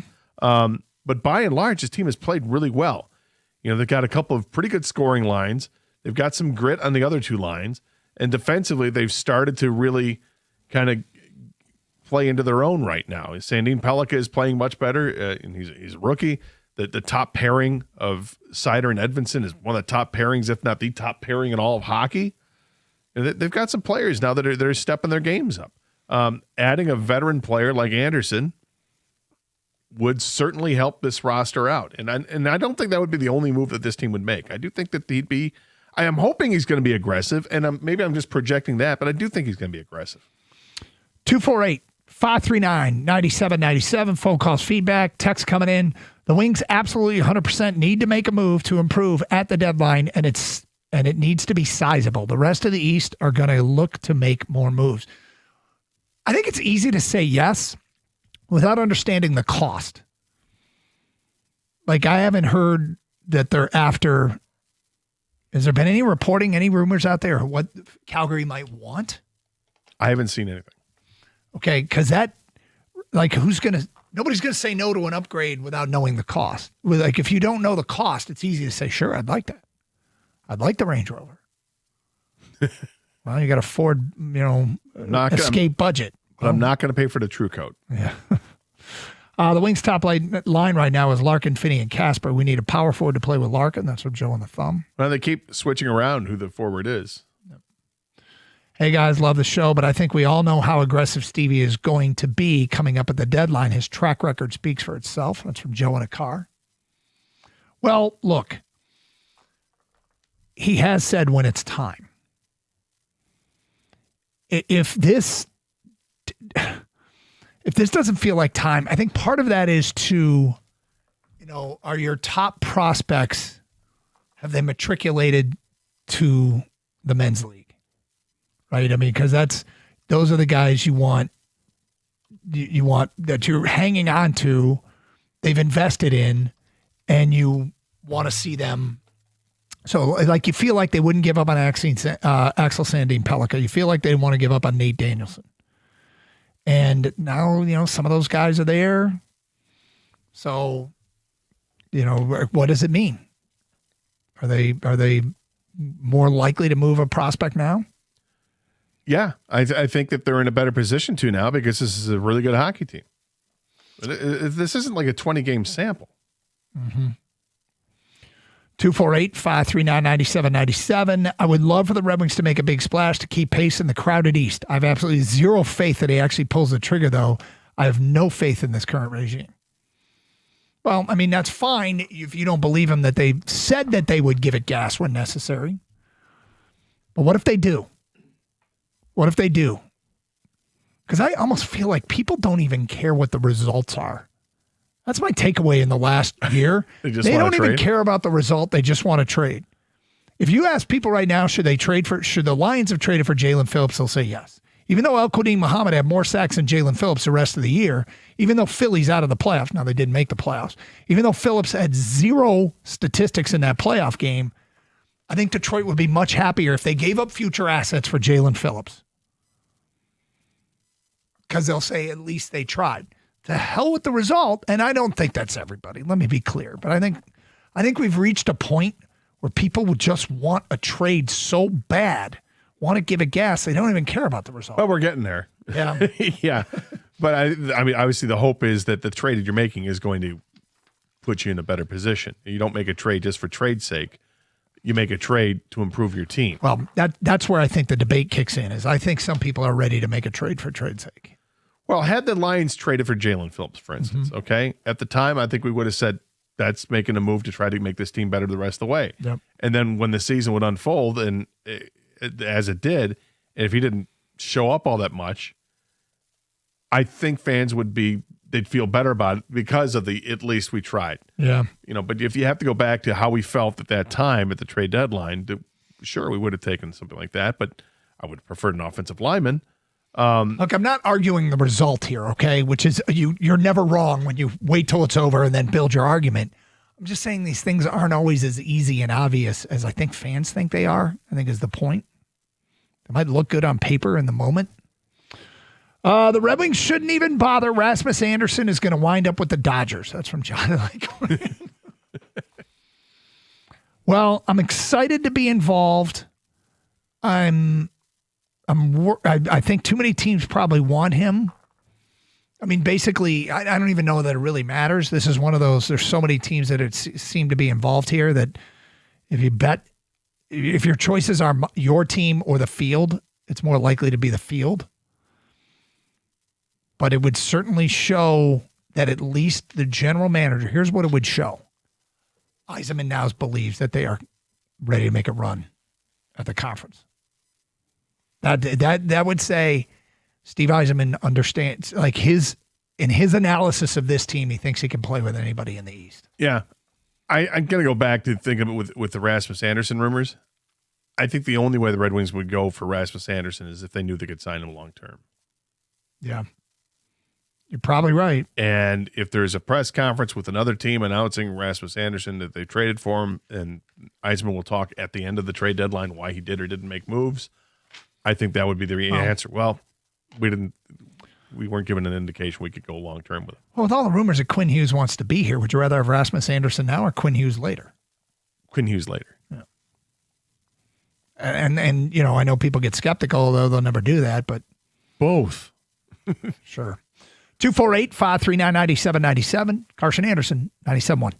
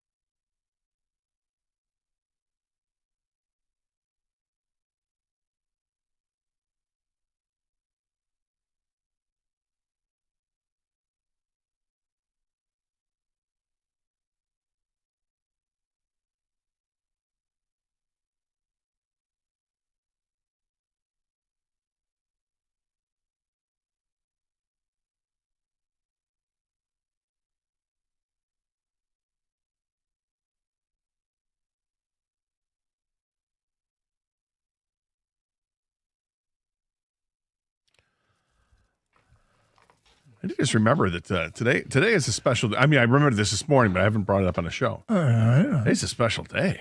Today's a special day. Somebody's birthday today. Oh, is it? Sweet Lois's birthday today. The hound is 11 years old. Your dog is 11. 11 years old. Wow. There you go. Are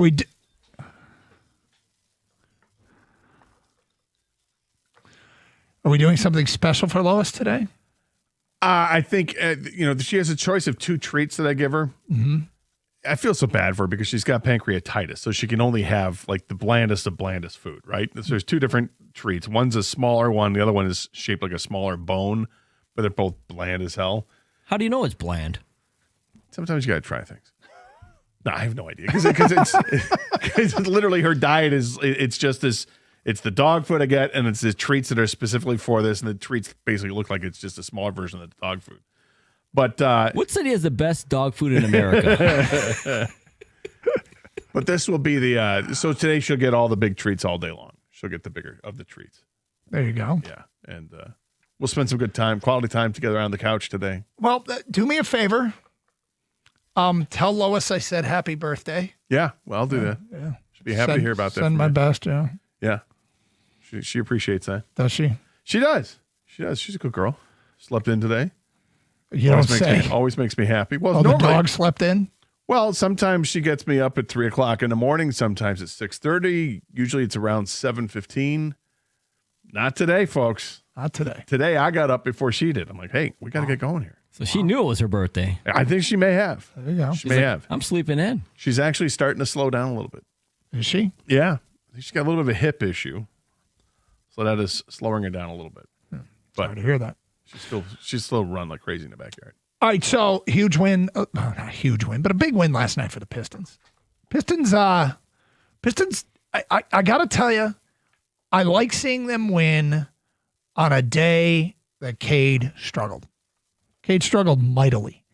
And they also kept their cool against a team that gets under your skin. And I mean, Grayson Allen, not changed at all from his Duke days. Dylan Brooks always has played with an edge. And I think Dylan Brooks, as Kang said, he's really good at fouling you even when he has the ball. God, it was great when Ron Holland just took the ball away from him like they were chest to chest, and Holland just reached in and wrestled the ball away, and then it looked like Dylan Brooks took a swing. You had Grayson Allen shoving Asar Thompson, and Asar just looked like going straight to turn to the ref. Didn't retaliate, turned to the ref, and Grayson Allen got teed up, which was a thing of beauty.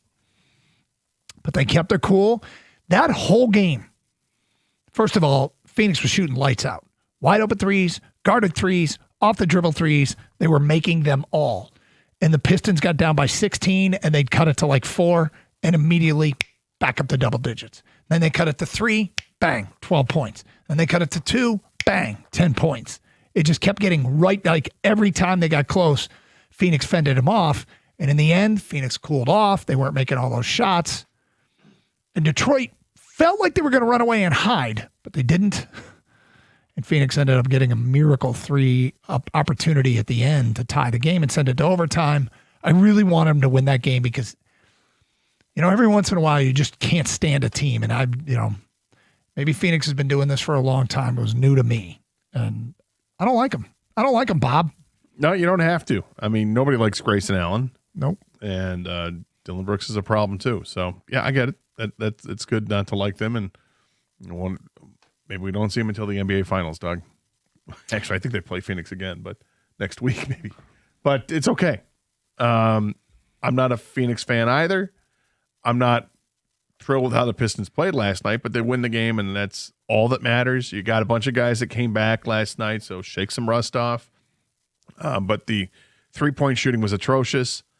The free throw shooting down the stretch was awful, but they made every other shot they took, basically. 29 out of 49 from the field for shots that weren't from beyond the arc or at the stripe. So, good for them. 248-539-9797. David, you're on 97.1. Hi, David. Hi, how are you? What's up? Yeah, I was going to say the same thing about the Pistons last night. I think they could have won by about 10 points had they hit their free throws, down the stretch, because once they had gotten even, they were really playing. But that last 2 minutes sort of had me holding, biting my nails, but it still turned out all right. David, I mean, look, that game that shouldn't have come down to Phoenix even having the miracle shot to tie it. But their free throw shooting in crunch time was awful. It was awful. But look, one of the things when you're actually pretty good is you win on a flawed night. They were flawed last night. They didn't make free throws. Right. They had Cade wasn't good. Probably turned it over too many times, but still found a way. Yeah, we did. We did. I'm grateful for that. Yep. Thank you. Appreciate the phone call, David.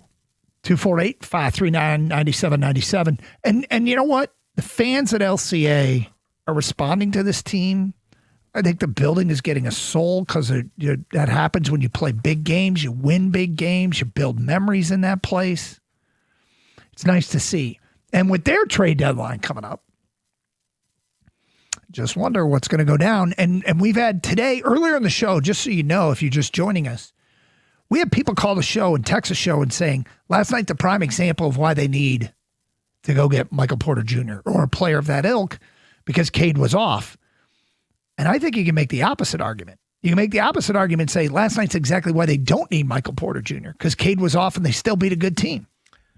Yes, but they beat a good team without their best player. True. So I don't like to see that. And I'm also not going to freak out on one game and judge anything based on, not that you are, not going to judge anything on the season based on one game. I think based on the entirety of the season to this point, you can safely say they need somebody who can shoot the 3-point shot better. I wouldn't hate that addition. Yeah. The addition that gets rumored, Michael Porter Jr., doesn't seem to come with a huge cost. Although, again, two guys that were a huge part of that win last night could be the cost. Ron Holland and Tobias Harris. Holland's got some dog in him. And I like that. Scrapper. I had a coach once say to me, you need to have some SOBs. And I think Holland could be that guy.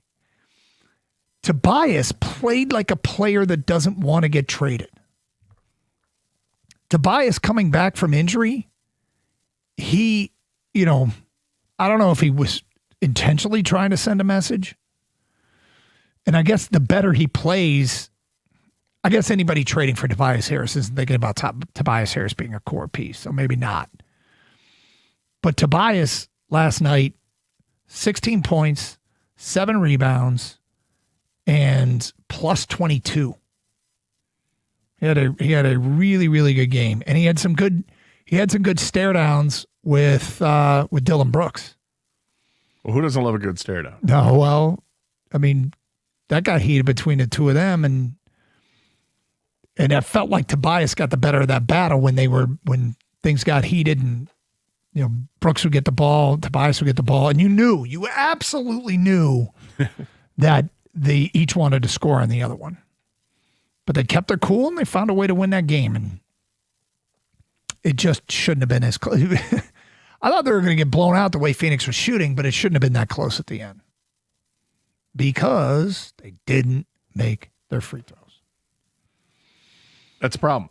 Mm-hmm. That's a big old problem. 248-539-9797. Pistons with a win there that is encouraging for a team that is trying to probably justify a big move. They got the Pacers coming up tomorrow. It's another home game. Pistons have built this huge resume by going through the Eastern Conference. They got Boston after that. This would be a big one, too, if Haliburton and Tatum were both healthy. But, send a message to the current version of the East. But their measurements against the West won't come till later, and the top teams in the West, all 4 of their games against San Antonio and Oklahoma City come after the trade deadline, including back-to-backs Monday, February 23rd and Wednesday, February 25th. San Antonio comes to LCA, then OKC comes to LCA. Yeah, they got a tough little stretch during that time, and there's still the teams they have to beat in the Eastern Conference, but they've shown the ability to beat those teams in the Eastern Conference. The Pistons right now they're playing at a really high level and just continue knocking down games like last night. Last night didn't have their best, didn't matter. They still were able to get enough done at the times when it was necessary to get it done. I doubt we're going to see many games like that from Cade Cunningham the rest of the way. In fact, that might be a one-off to see Cade shoot that poorly. He hadn't played in 10 days. Yeah, and a lot of the other guys. I mean, Duran had just come back, and Tobias Harris had just come back. So they win the game. Doesn't matter. How are they going to play the rest of the way leading up to the deadline? Are they going to add something? I think the Pistons are going to be active. 248-539-9797. It's Carson Anderson, 97.1.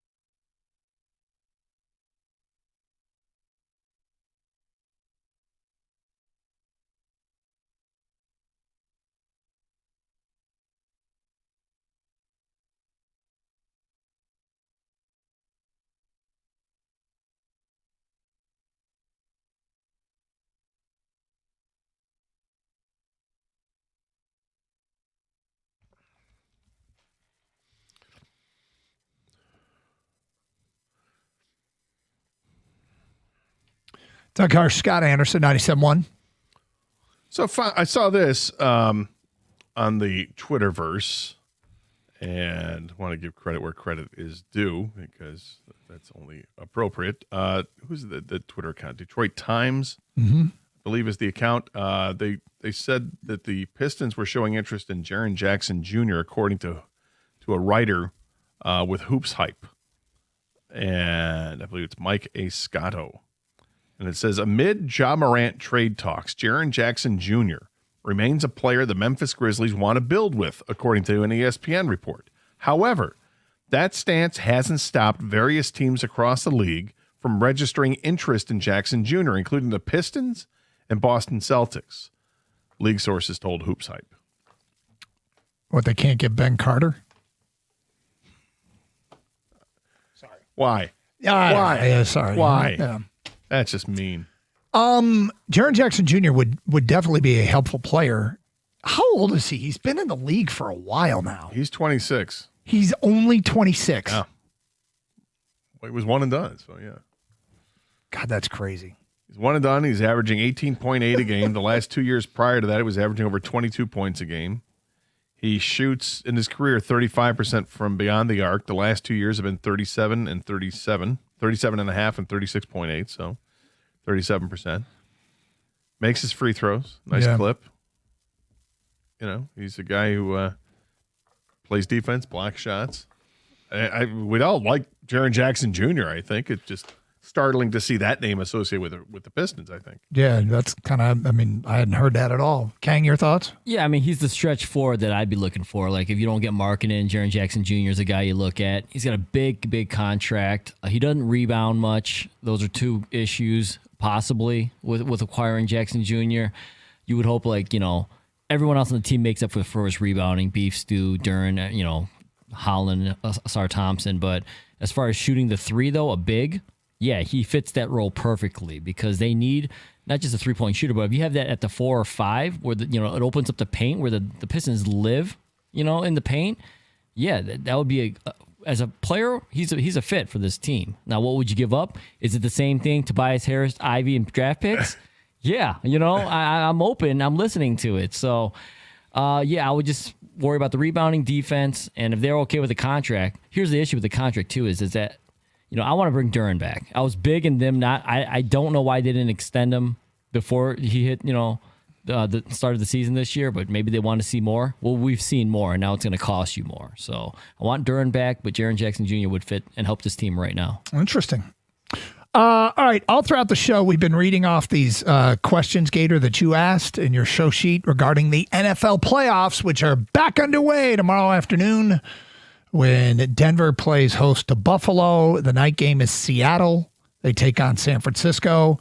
Then on Sunday, the early game is Houston and New England. The late game is the Rams at Chicago. One of your questions was pick an upset. Now, the point spreads on these things, the favored teams are all the home teams with one exception, the Rams, which I thought I saw them open as a 3-point favorite at Chicago. It's now 4.5. Mm-hmm. So if you had to pick an upset, which upset would you pick? Oh, boy. It's interesting. I can go first if you want. Yeah, please do. I'll take my Buffalo Bills. Here you go. Over New England. That New England Chargers game was ugly, and I probably shouldn't overreact to just that one game.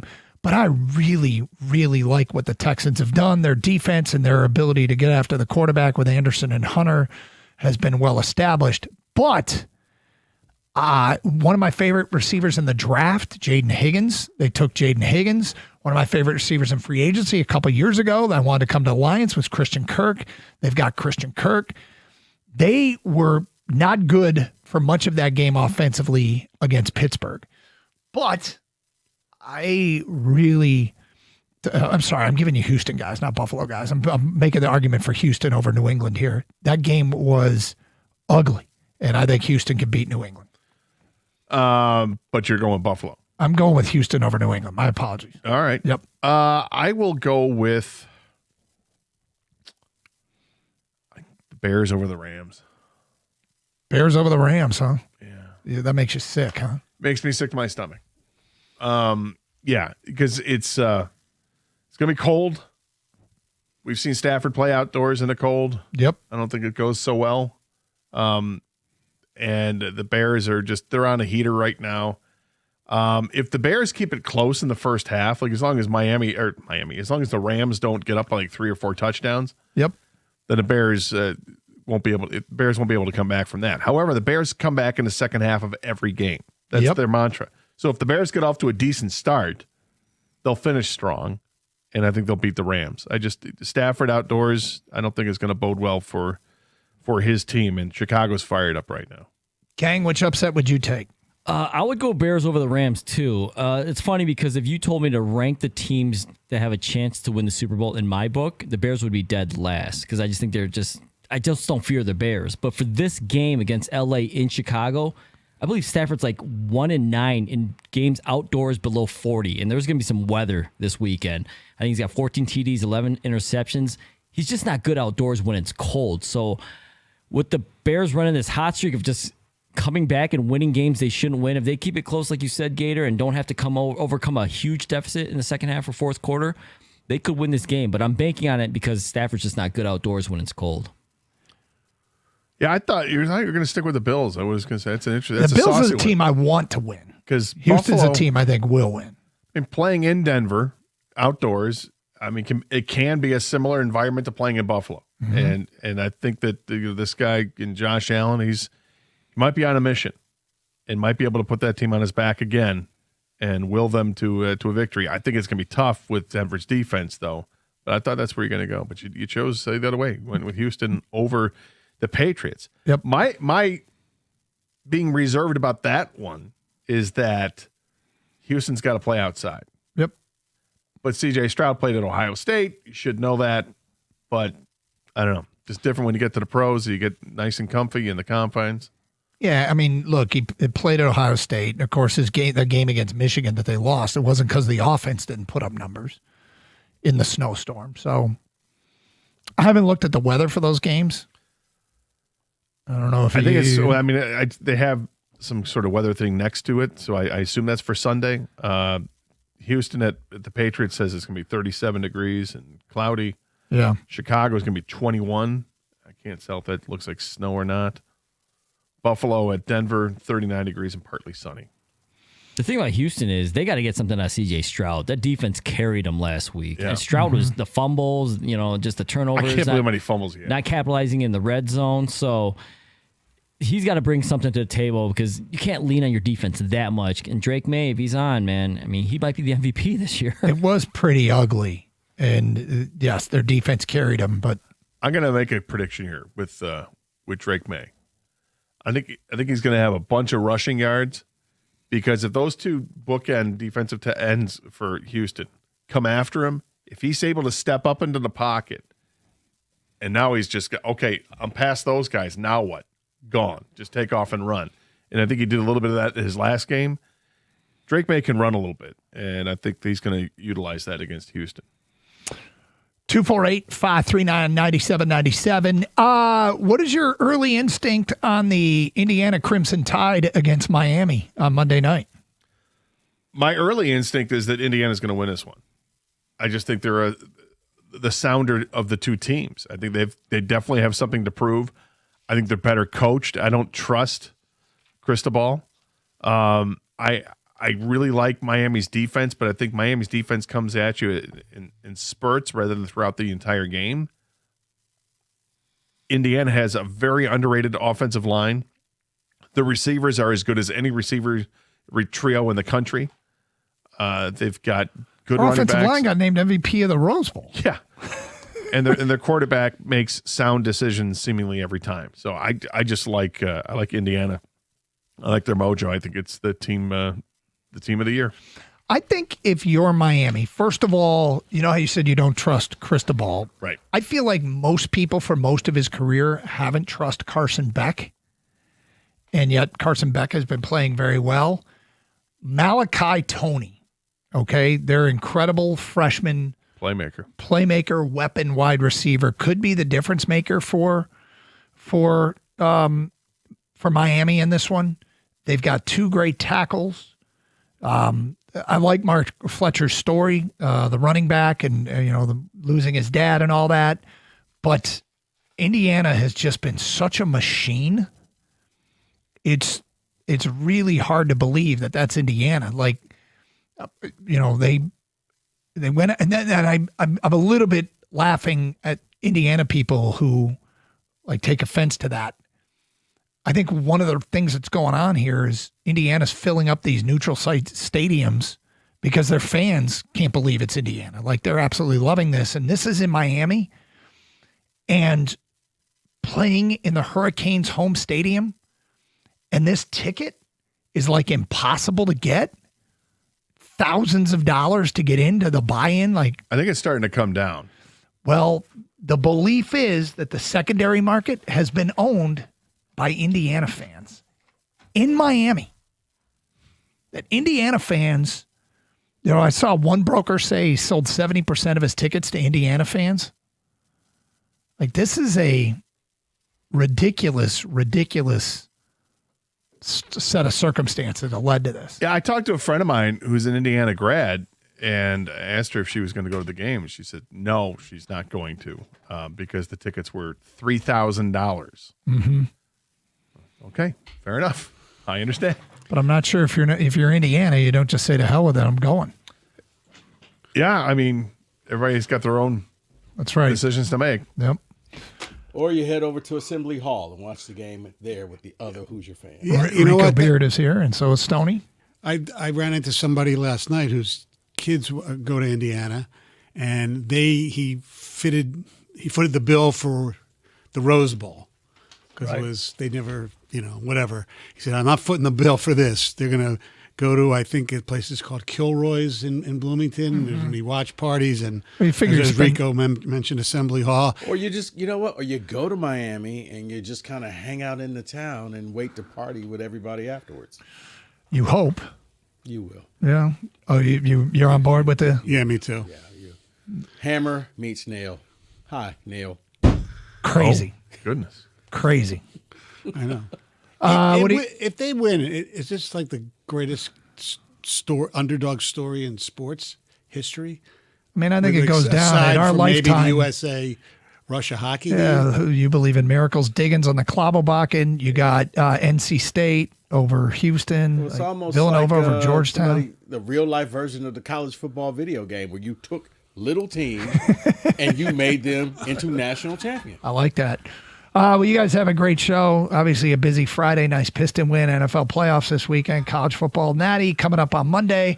Thanks for listening, everybody. Gator, Ken, Kenny, great job. We will do it again next week. Stay safe. Treat each other with respect. 97.1.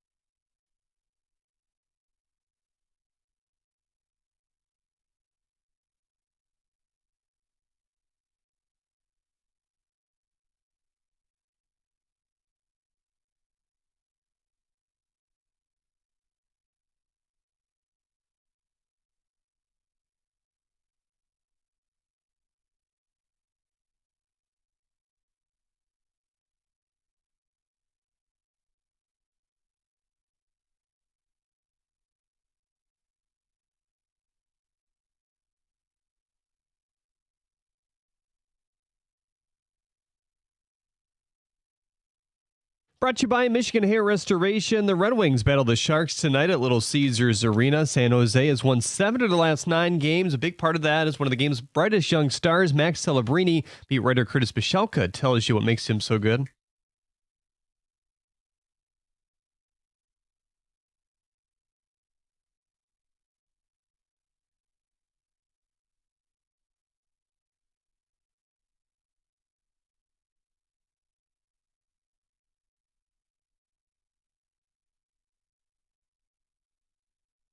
Here at the 7 p.m. puck drop right here on 97.1. John Gibson will start in goal. Michigan safety Rod Moore has been given a medical hardship waiver and in turn a year of eligibility. According to CBS Sports, he'll return to the Wolverines. The New York Mets have inked ex-Blue Jay Bo Bichette to a 3-year, $126 million deal. He does not have an opt-out in the first 2 seasons. Per Bob Nightingale, the Phillies had agreed to Bichette's request for a 7-year, $200 million deal last night and thought they had him. According to Adam Schefter, Harbaugh and the Giants are still working through the language of his contract. Money is not the holdup, however. Per Cleveland.com reporter Mary Kay Cabot, ex-Lions coach Jim Schwartz is getting a second interview for the Browns head job. That could benefit the Lions as Mike McDaniel, one of their OC candidates, also interviewed on Monday. At the Corwell Hall Sports Desk, I'm Jeremy Otto. For more, go to 97.1 The Ticket or Odyssey.com.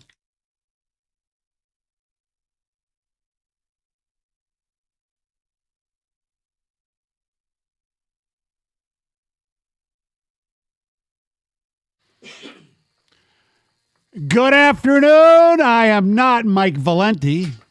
I am Mr. Stone. He is Mr. Rico Beard. It is the Valenti Show with Rico. Mike off. I am in. Got the Hatchet Man. Got Kenny Cott.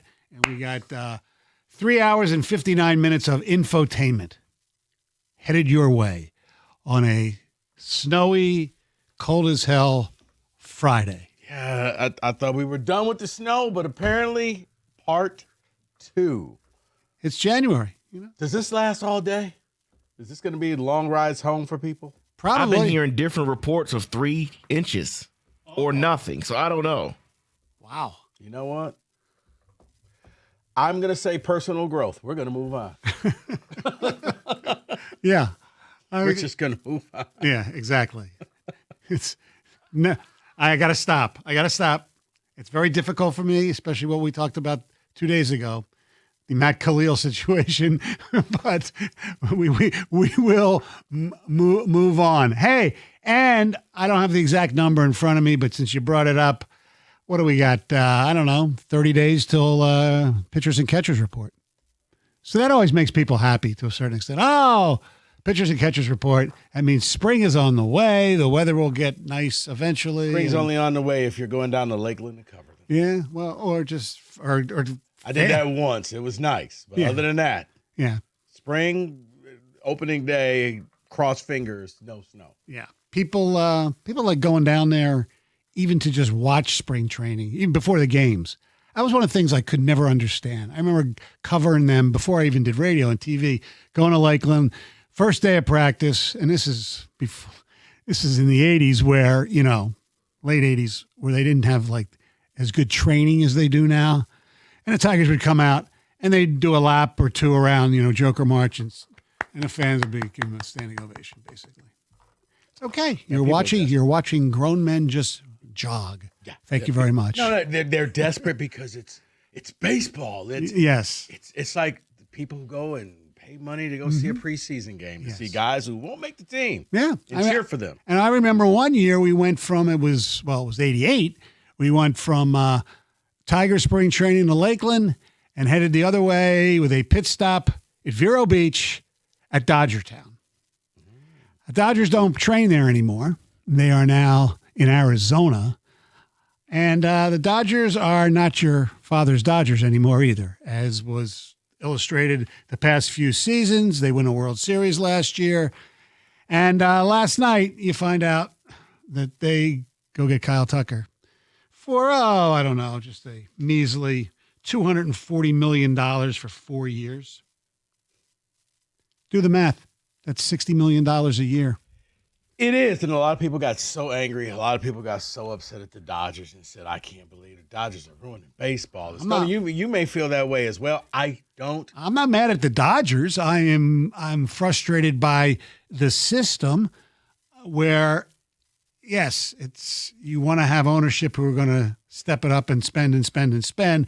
But these guys, the owners of the Dodgers, who also, by the way, just recently within the year, bought a nice little chunk of the Los Angeles Lakers, where there's a cap, but their owners probably say, let's get rid of the cap in the NBA so we can just outspend everybody. Look, I'm not angry at that though, Stoney. If the Dodgers want to invest in themselves, which they have, and get their own network, which they did, and invest in Shohei, which they did, and it's all paying off, and you want to take those spoils and you want to take those riches and you want to add and make your team better, man, it's not my fault that these other teams want to act like they're poor billionaires and they don't want to compete like that.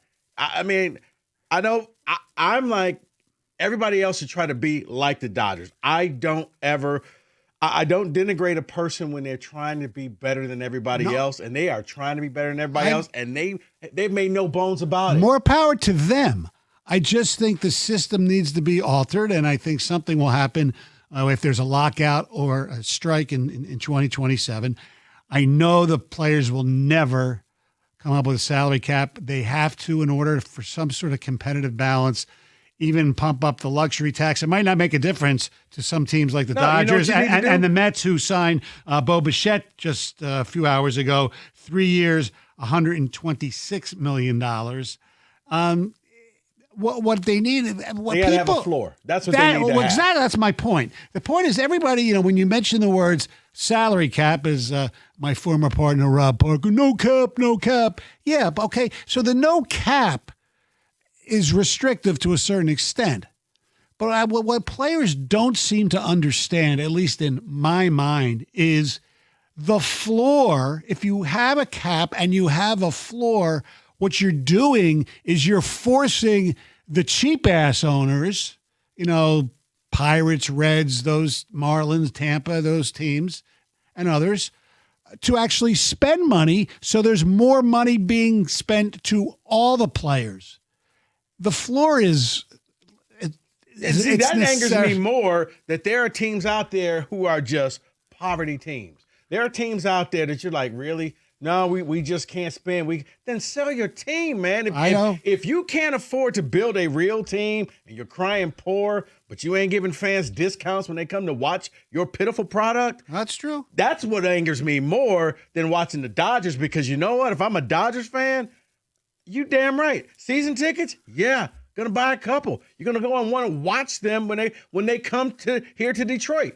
I want to go and watch the Dodgers. Why? They're putting together their own all-star team. I'm not mad at that. No, look, there's no, when Mike Ilitch was spending money like some of the other for the Wings. Not only the Wings, even the Tigers. For the Tigers. He spent money. The Tigers were in the top 10 for a couple of years in spending. And it felt good that the Tigers were going out and they had you look at all the Cy Young people, and if you say, well, they didn't win anything, I don't care. You're trying and you're competing, and that's all we're asking for. We're not saying, hey, can we do this with voodoo and magic? No, let's do this with real players on this roster.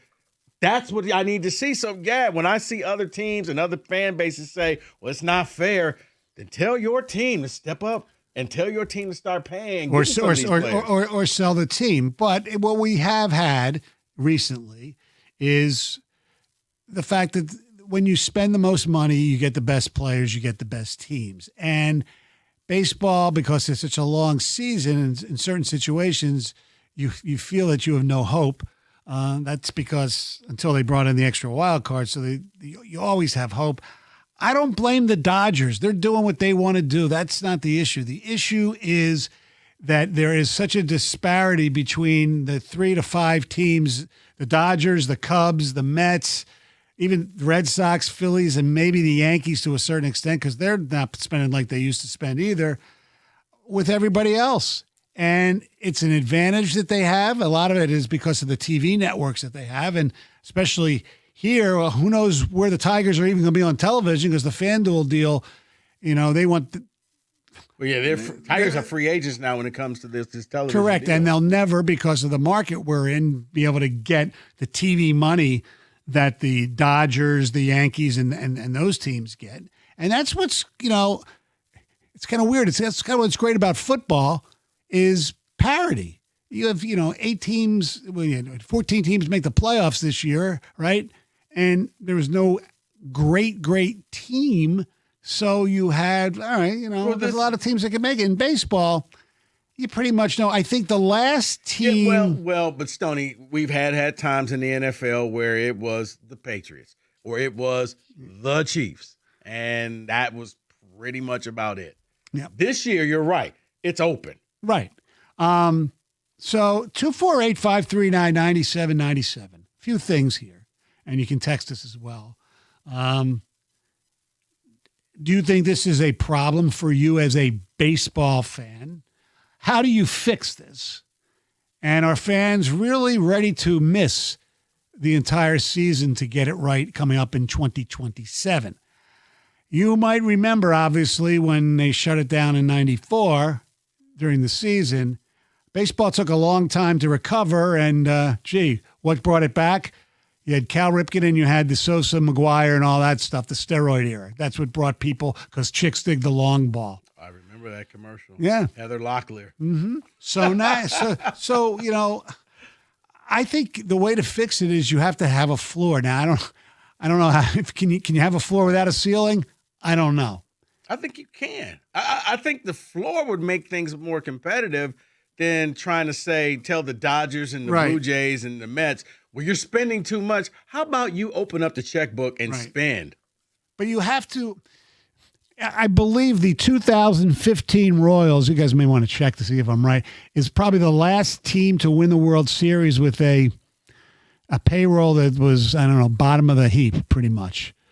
Because every year since then, it's always been a team with a pretty damn top good 14. Yeah, payroll. I mean, the Yankees won. Obviously the Dodgers have won. Boston's won a few times. The Cubs won, and they have a big payroll. What's crazy is, you look at the Cubs, Chicago, and you have the same market, the White Sox, and they're playing poverty, which they shouldn't. Which I always laugh like you're the poor billionaire. Oh, yeah. Okay. Yeah. Okay. So, yes, if you didn't hear, Bo Bichette, who was somebody that many of us wanted to be a Detroit Tiger, signed 3 years, $126 million. He's got opt-outs after years 1 and 2 because it looked like Philadelphia was going to have him to a long-term deal, but he opted to take a short-term deal with the opt-outs instead, kind of like what Bregman did last year.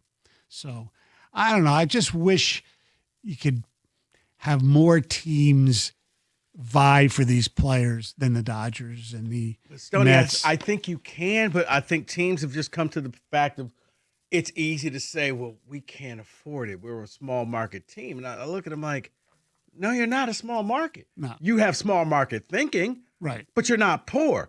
They'll never show you the books. They'll never show you how much they have. Right. And I'll say this, owning a professional team, whether it's baseball or whatever, it's billionaire welfare. You're going to get a check no matter what from all the different TV deals. Correct. You're going to make money. If you choose to just keep it all for yourself and not reinvest it in the team, that's on you. Right. But if other teams say, you know what, I want to go out there and I want to win a title, you'll get your money back, man, because fans will want to come down there and buy your seats. And as far as the Tigers go, look, I don't think any of us, we're sitting there, go sign 3 free agents, do this. Just sign one guy who maybe a hefty we price. Can't get them to sign Scooble. I know. We're not asking for, $1 billion deal. Can you just get Scooble and make him happy? All right, 248-539-9797. How do you fix what's going on with baseball? Do you really even want to fix it? And also later in the program, we'll get into the playoffs. We have a Jared Goff question for you and a whole lot more. It's the Valenti Show with Rico, 97.1. All right, so you heard us talking about baseball. Here's the thing. If you listen to me, you take my advice, you hook up with Matrix Basements, by the time baseball season rolls around, you can be enjoying the Tigers in your basement.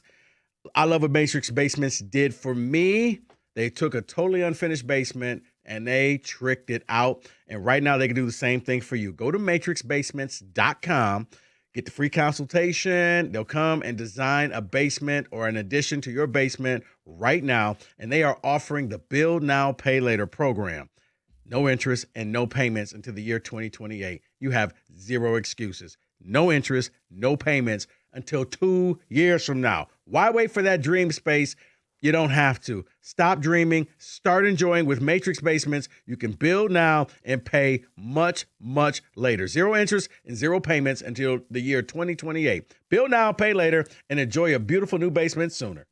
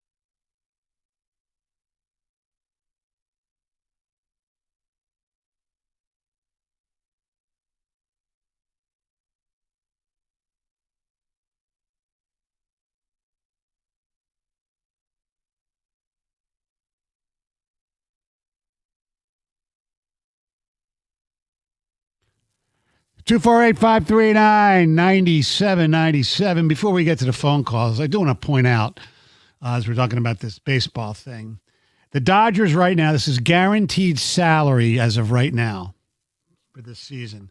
The Dodgers' guaranteed salary is $2.114 billion with a B, $billion. San Diego is second. 1.266. That's not a big market. That's by all the way. The deferred payments. And Yeah. everything. Okay. Yes. 1.266. Okay. Before people freak out like they're spending $2 billion a year. No, Right. It includes no. deferred payments. So and San Diego is not a big market. Toronto is third. The Mets fourth. Philly fifth. The Yankees 6. Boston 7. Atlanta 8. The Giants 9. Arizona 10. The Tigers are 22nd on this list at $172 million. So just wanted to let you know those numbers. David, do we have any texts? $172 million. Mhm. That's their So, guaranteed salary they're paying. That's a little less than 10% Of the Dodgers. No, Little more. no. God, well, no. That would be. Yeah, you're right. Yeah. Close. Yes. A text here says, you guys are crazy. Who's beating LA? We don't have $1 billion TV deal. We can never compete regardless of what we try to spend. You need a cap. It stings. See, hold on. Yeah. I think you can compete. It's just, I think so many different owners have convinced you, well, we can't do this. We can't do this, that you believe it. Like, they have the team. They have the money. They just choose not to spend it. Stings because Detroit is a franchise that doesn't spend. The Dodgers would have no problem signing Skubal to a long-term deal. That is Dave in Detroit. Oh, that'll be next. No doubt. Probably. Probably. Would rather the Dodgers win the next 5 World Series than have a lockout next year and have no baseball. So he's not willing to give up a year of baseball to fix it. Right. For reference, the Marlins owner has a smaller net worth than Ohtani does. $500 million, needs balance. Well, I received that text and I started looking things up here. This is fun with numbers because he does mention at the Marlins, that owner is net worth is $500 million. Ohtani's deal is $700 million. But there's more. There always is. The Cincinnati Reds owner, Bob Castellini, $400 million his net worth, less than Shohei Ohtani. Pittsburgh Pirates owner Bob Nutting, his net worth is $1.1 billion, which is just a little bit over Shohei Ohtani. Kitty, you gotta stop, man. You gotta stop. So there are owners here where you can almost double Ohtani's deal and get to their net worth. Yeah. And look, the Dodgers and some of these other teams, the reason they can do this is because of the TV money. And the Tigers can't do that. And that's how the NFL has remained in the NFL with parity, because the TV money is networks. It's not local. It's all the same. It's divvied up. Jerry Jones would love to outspend people, but he can't. Right. It's collective. It's what you see in college with the Big Ten. It's like, Yes. we're going to get this share of the money, or as the ACC says, to the victors go the spoils. I forgot one. Colorado Rockies owner, $700 The million Reds owner is his. again? What was that? Is his net worth just the same amount as Ohtani's contract? Now that's just Ohtani's contract, right? Because he has endorsements as well, which means he's making more than these owners' net worth. That's a problem. Big, huge problem. Yeah. But see, I would say, if you know what, hypothetically speaking, And sell the team. Is that what you're saying? no, I was going to say they're rich. They could have got some people. If you would have just signed, Ohtani was an investment that the Dodgers have made the money back. Correct. They made the money back within a year from ticket sale, from international, like from every TV. He was an investment. They took the chance. They're reaping the benefits. Right. And as far as the question, would you give up 2027 to get it right? I don't think I would. And I'll tell you why. Baseball is on such an upswing right now. A lot of really good young players. And it's, around here, at least, the Tigers didn't win, but they got to the playoffs. At least they're fun to watch. If the Tigers were the dregs year after year after year, I might feel different, but I don't want to give that up. See, I'm willing to give it up. I'm willing to give up an entire year to get it right. Whatever that is, whether that's a cap and a floor, whatever they need to do, because here's what I want to happen. The owners here that are cheap, if you can't afford, because they put a cap on here and you have to, for a floor, you have to spend a certain amount. If you're not willing to do it, that's why I'm willing to give up a year, because these owners, bye-bye, sell the team. You can't do the floor. You're not willing to have a salary or a payroll of $125 million. Right. Then bye-bye. Sell your team. And here, real quick, here's the thing. We're talking about what their net worth is, but is that after you get all your collective checks from Major League Baseball? Because I'm sure that number goes up. That $500 million, I don't know what year that was taken from, but money is there. They're not going broke. That's why you don't see owners selling teams. They're not going to go broke. They'll move to a different city and grift somebody there, but they're not going broke. They're not getting broke. And also what they can do, and some are trying, and they've starting in the NFL a little bit, and others, they're trying to get some private equity to help out a little bit. So like private equity firms who might want to own, 10 or 15 or 20% of a team. Because I don't think that Chris Ilitch or any of the owners of baseball, they're still not willing to sell the majority shares of their team. But they will take a little help. That's for damn sure. And you know what? If a private equity firm is willing to, pump some money into the franchise so they can spend and be competitive, I'm all for that. That's fine. 248-539-9796. Let's go to Davison and say good afternoon to Chris. Hey, guys. How's it going? Good. Hey, Chris. All right, yeah. So David rang off some of those names, Bob Nutting, Castellini, and John Fisher of Oakland, who's moving the team. At least he's trying something different. We don't need a cap as much as we need a floor. Right. These owners are trying to cry poverty, and what they are luxury tax fiends. They make enough money off the luxury tax of the big teams that spend to just line their pockets and be okay with having these certain bobblehead nights and seeing these people fill their stands. I'm disgusted. So I'm a Mets fan and a Tigers fan, obviously living here. And I can't cry poverty as a Mets fan. I can't. No, you can't. Absolutely not. I would love to be doing what the Dodgers are doing. I won't lie.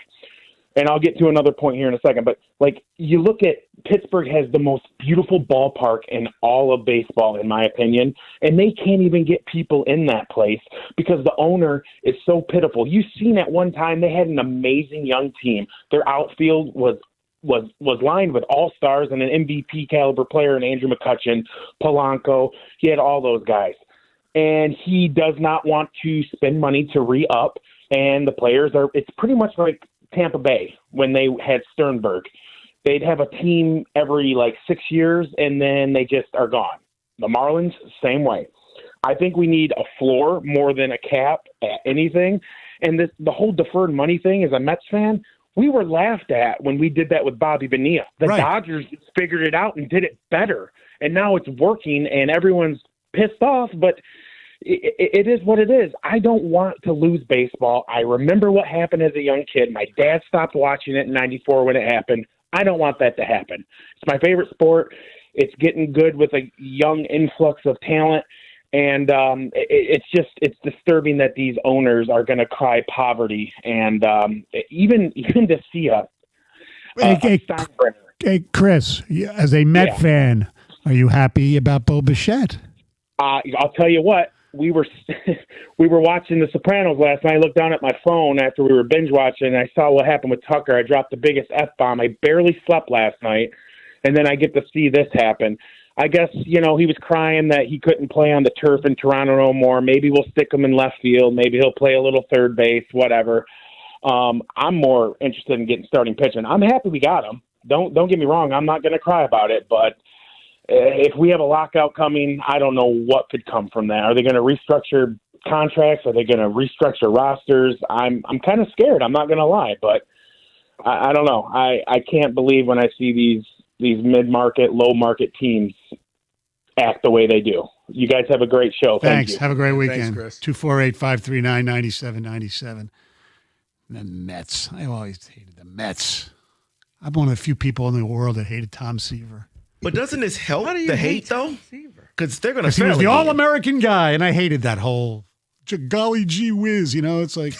So you were Mike before Mike. You were the original Mike. Oh, yeah, absolutely. Okay. That's why he hates Fernando Mendoza and Kirk Cousins. Oh, I couldn't stand. They're just too nice. He did Ned Flanders. Like Steve Garvey, and then you found out that Garvey was the father of our country. He fathered a lot of kids. I was about to say Garvey wasn't that nice of a guy. No, the father of our country.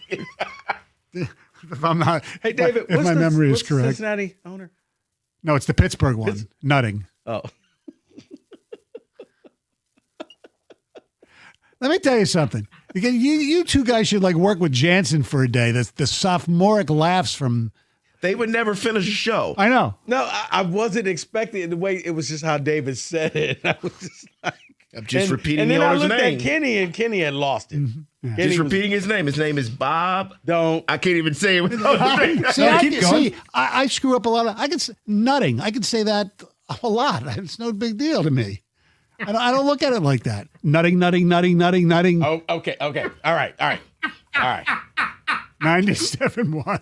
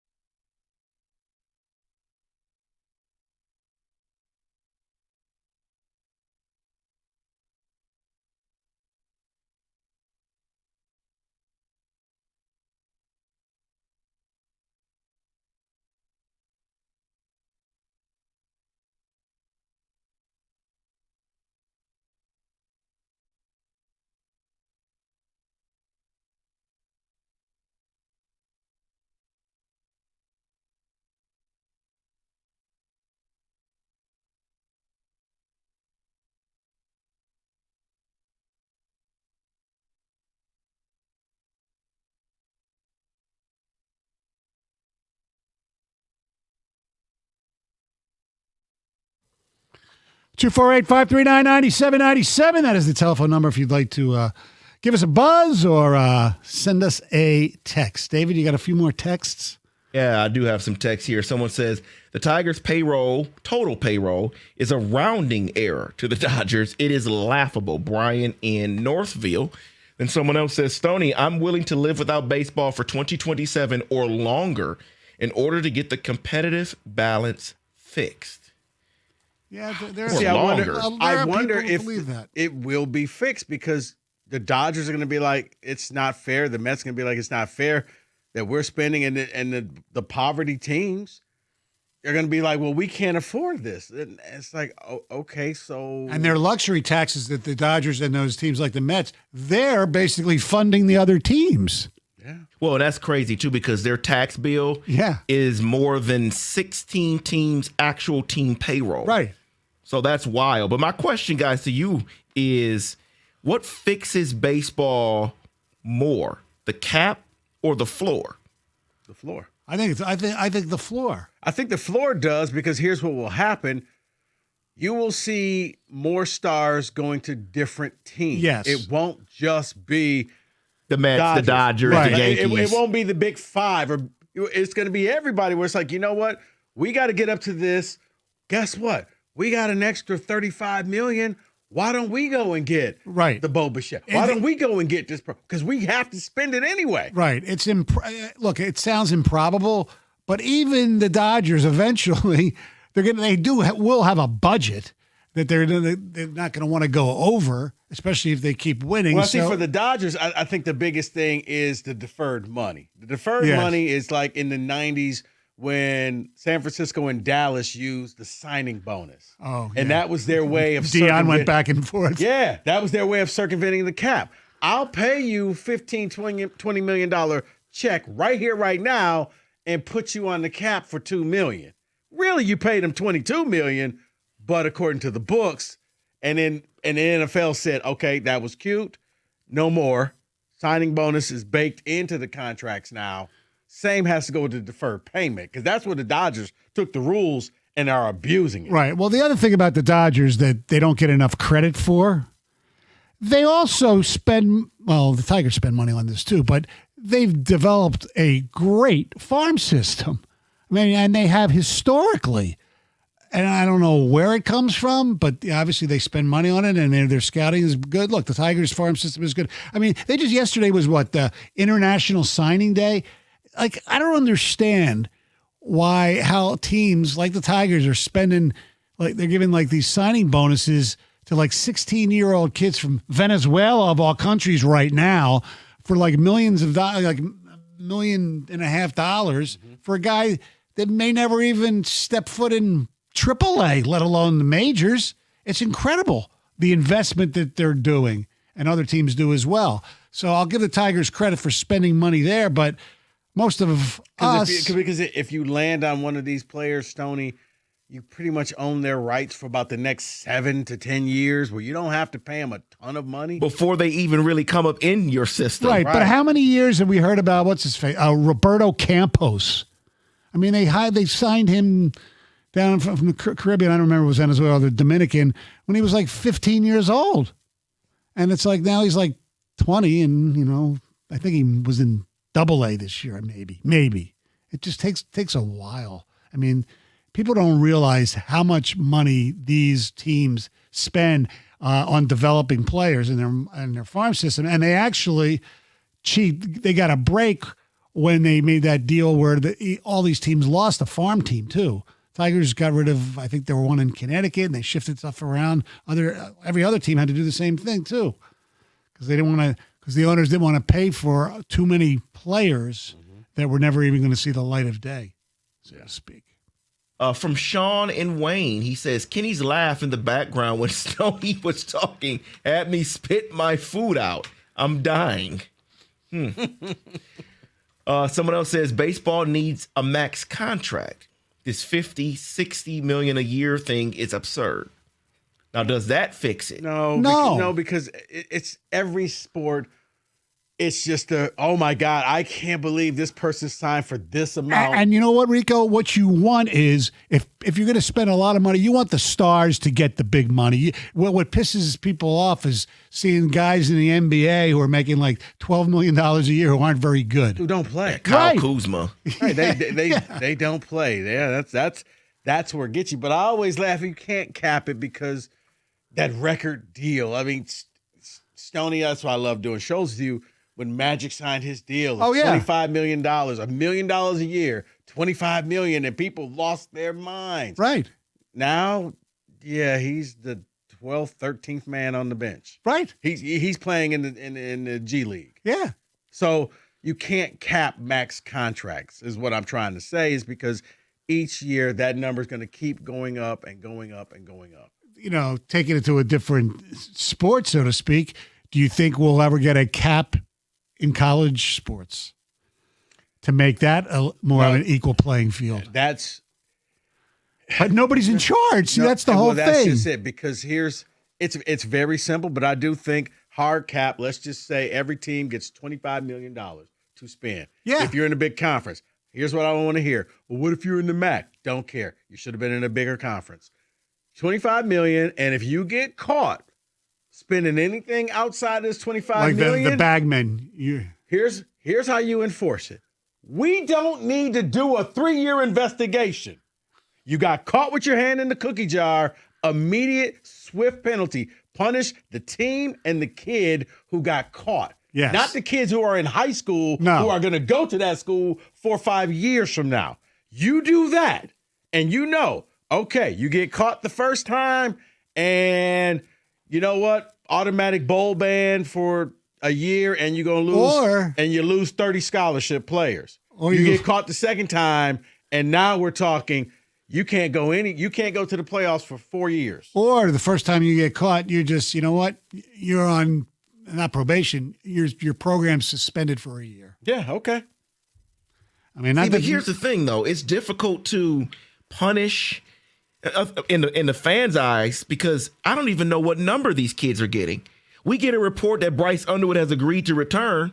Did he increase on his NIL? No, that's just it. I need to know the money. David, because now it's not going through third parties, it's Right. going through university. And I guess every school but Notre Dame would have to just publicly come out and say, David Hull made this That's amount it. of money. Notre Dame, private and privacy, like Miami, they can keep it private. Yeah, just like we see Adam Schefter's report on an NFL contract. Right. Well, let me see Pete Thamel's report on a college contract. You can do it that way. And yes, if you get caught, that first one, it's not just a, well, don't do it again, finger wag. No. You not doing anything this year. Get caught again, and now it's 3 years. Get caught again, and we're just going to wax your program. Let's talk to Tim. Good afternoon, Tim. Good afternoon, gentlemen. How are you today? Wonderful. First thing is, I'm traveling up north. I'm north of Flint, and it is a white knuckler. Oh, my goodness. Freezing rain. Fortunately, I got a hands-free dialing. With that, I'm paying attention. Good. I coached 10 years of baseball, not at a high level. I coached my son, like a lot of folks out there, and I love the game. I think we need a hard cap. And I'll just give you a couple thoughts. Number one, you look at the NFL, and they really do have a hard cap. Other than what you can spend on your front office, coaching, and what have you, we saw with the New York Giants. But the NFL is king in North American sports. The other thing would be is I do understand, especially like we see locally here with Chris Ilitch, sometimes owners inherit the team. But other than that, even at $500 million or $700 million in net worth, these tend to be smart, savvy individuals. And I would think they would spend the money if they saw the return. Yes. And the return typically would be the value of the franchise. So if you lose money at the gate or you lose money on a yearly basis, but the value of your franchise goes from $2 billion to $4 billion, I would think that is not only a good financial move, that the value of the franchise is something you could leverage with to offer contracts, right? Well, yeah. You know, the ROI, the rate, you know, investment, return on investment would be better.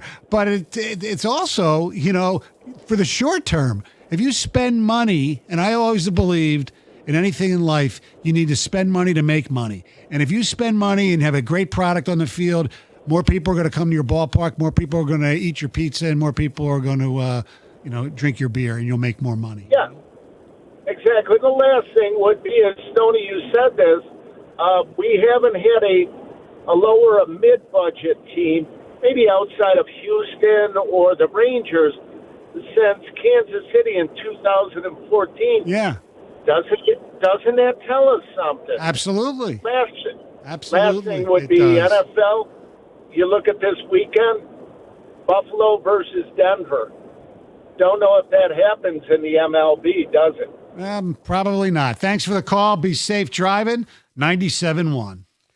Hey, let's talk about the Chevy dealer in the area that's been leading the way. Hamilton Chevrolet in Warren. Andrew Pavlik and his sales staff, they want to be your Chevy dealer, and they'll guarantee you the lowest payment on your next Chevy, period. They're going to find you every discount, rebate, and incentive to save you some money. Get into Hamilton and start the new year off right with great deals on their massive inventory. Selection is best right now, and they're ready for immediate delivery, so no waiting, including the January Rico deal, a new 2025 Chevy Trax LT. Get this, $239 a month for 24 months. Walk into Hamilton with $995 down, and you'll drive off with 10,000 miles a year.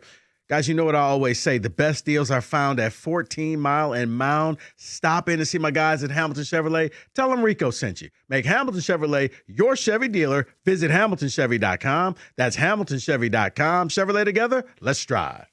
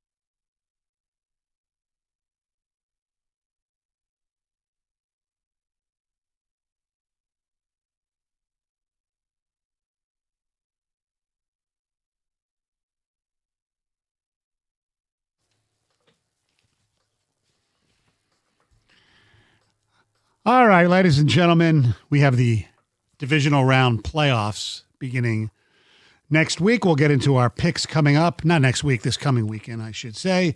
But I found this list, and we'll see if we can have some fun with this. David, hit the music, please. Oh, it was a cold and wintry day in Lambeau. Old time. Okay. Yes. I like this. These are 9 NFL playoff records that will probably never be broken. And I'm going to give you these, and I want you guys to think whether they'll be broken again. Because, in sports, they always say, Cy Young, 511 wins, never be broken. Glenn Hall, the old Hall of Fame goalie who just died a few weeks ago, started in 500 or so consecutive games.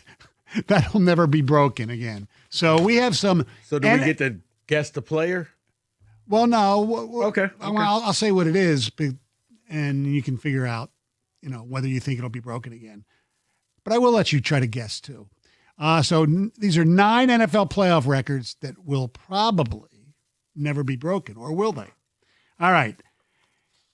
The biggest comeback in a playoff game, 32 points. Is that the Bills game? That is the Bills and the Houston Oilers. Yes. Yeah. Was it Frank Reich? Frank Reich. It was 35-3. The Oilers were winning. Talk about turning the game off. Yeah. It was just like, wow. If there was gambling and you could put money on Bills' money line, Oh, my Lord. you'd own a baseball team. So now, recently as 2023, Jacksonville was down 27-0 to the Chargers. Yeah. They scored at the end of the first half, came back, but nobody has ever come back in a playoff game by more than 30 points. You think that record ought to be broken? I don't. I mean, I know what the Patriots did the Super Bowl 28-3. 28-3. This is difficult. I don't think it can ever happen. Okay. Next one. If it is, that defensive coordinator is fired immediately. Yeah, you don't even get on a plane to come back or whatever. We got you a ticket. There you go. You're flying Spirit home. Fewest rushing yards by a team in a playoff game, -4. Was that the Lions against the Green Bay Packers? Yes, it was, David. Good memory. I'm sorry, Rico. I beat you to it. I'm sorry. Barry Sanders -1 yards on 13 rushing attempts. Okay. Brett Perriman lost 4 on his only carry. And Dave Craig, who was the quarterback, was able to salvage a single yard. So they finished with 4 yards. And they only lost that game 16-12. No, I remember. Will that record ever be broken? I think it can. And it'll be in almost like a game where it's horrific weather, cold out, and you're going up against a superior defense. I will say that one will be broken. Could it happen Sunday? Oh, in Chicago? In Chicago. I don't know. You know what, David, if Chicago were playing the Texans.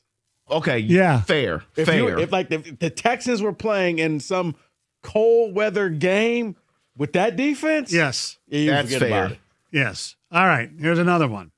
The fewest team rushing yards in a win, 14.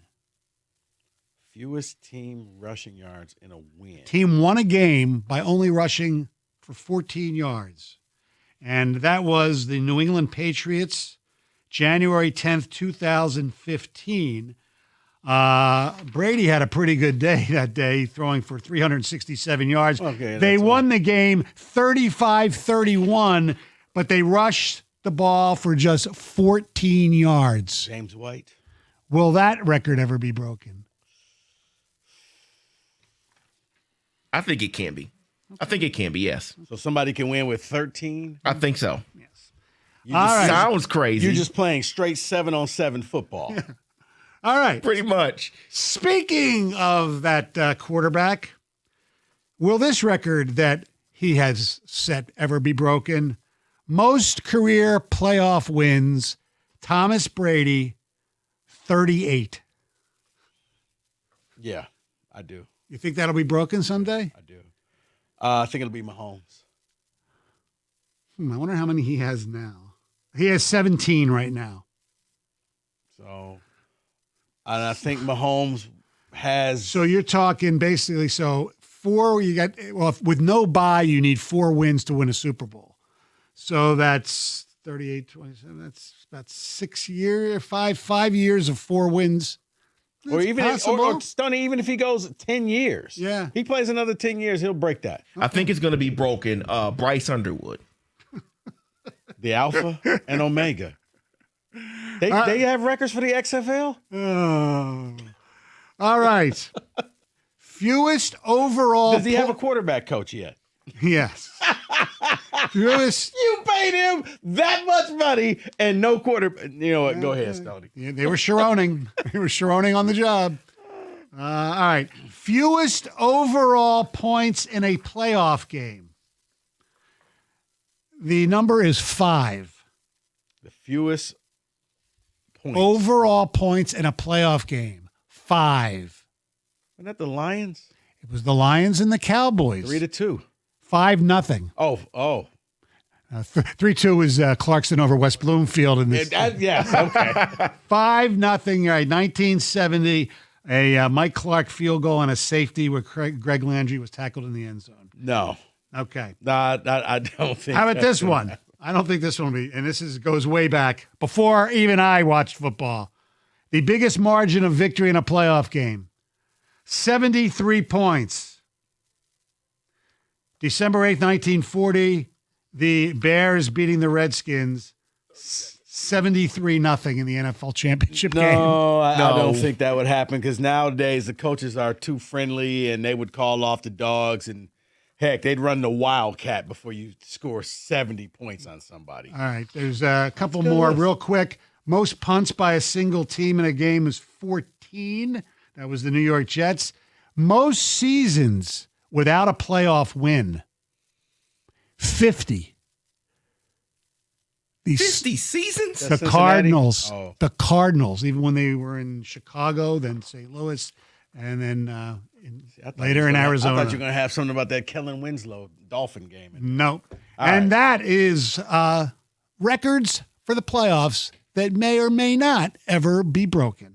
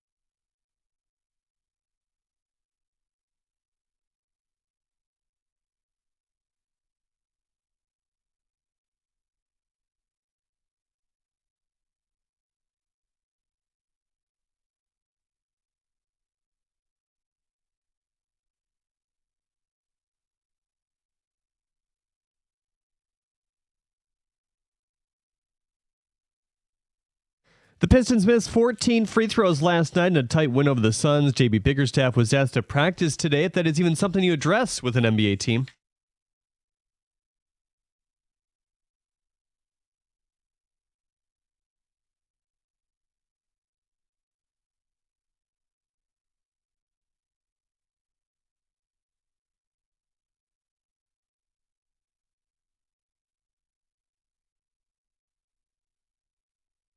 Michigan safety Rod Moore has been granted an additional year due to a medical hardship. He's returning to Ann Arbor as well. The Red Wings are back at LCA tonight against the Sharks, looking to cool them off. San Jose has won 7 of their last 9. John Gibson will be in goal. Hear the 7 p.m. faceoff right here on 97.1. Browns beat writer Mary Kay Cabot is reporting that Jim Schwartz is getting a second interview for the Cleveland head coaching gig. Lions offensive coordinator Mike McDaniel also interviewed for that job, and former Michigan D.C. Jesse Minter is talking with them today. 2 of the biggest names left in baseball free agency have signed in the last 24 hours. Yesterday was Kyle Tucker to the Dodgers. Today, Bo Bichette has landed with the Mets. He gets 3 years and $126 million. The Phillies also inked catcher JT Realmuto to a 3-year extension. President Trump will be in attendance for the college football playoff final on Monday. At the Cornwall Sports Desk, I'm Jeremy Otto. For more, go to 97.1 The Ticket or Odyssey.com.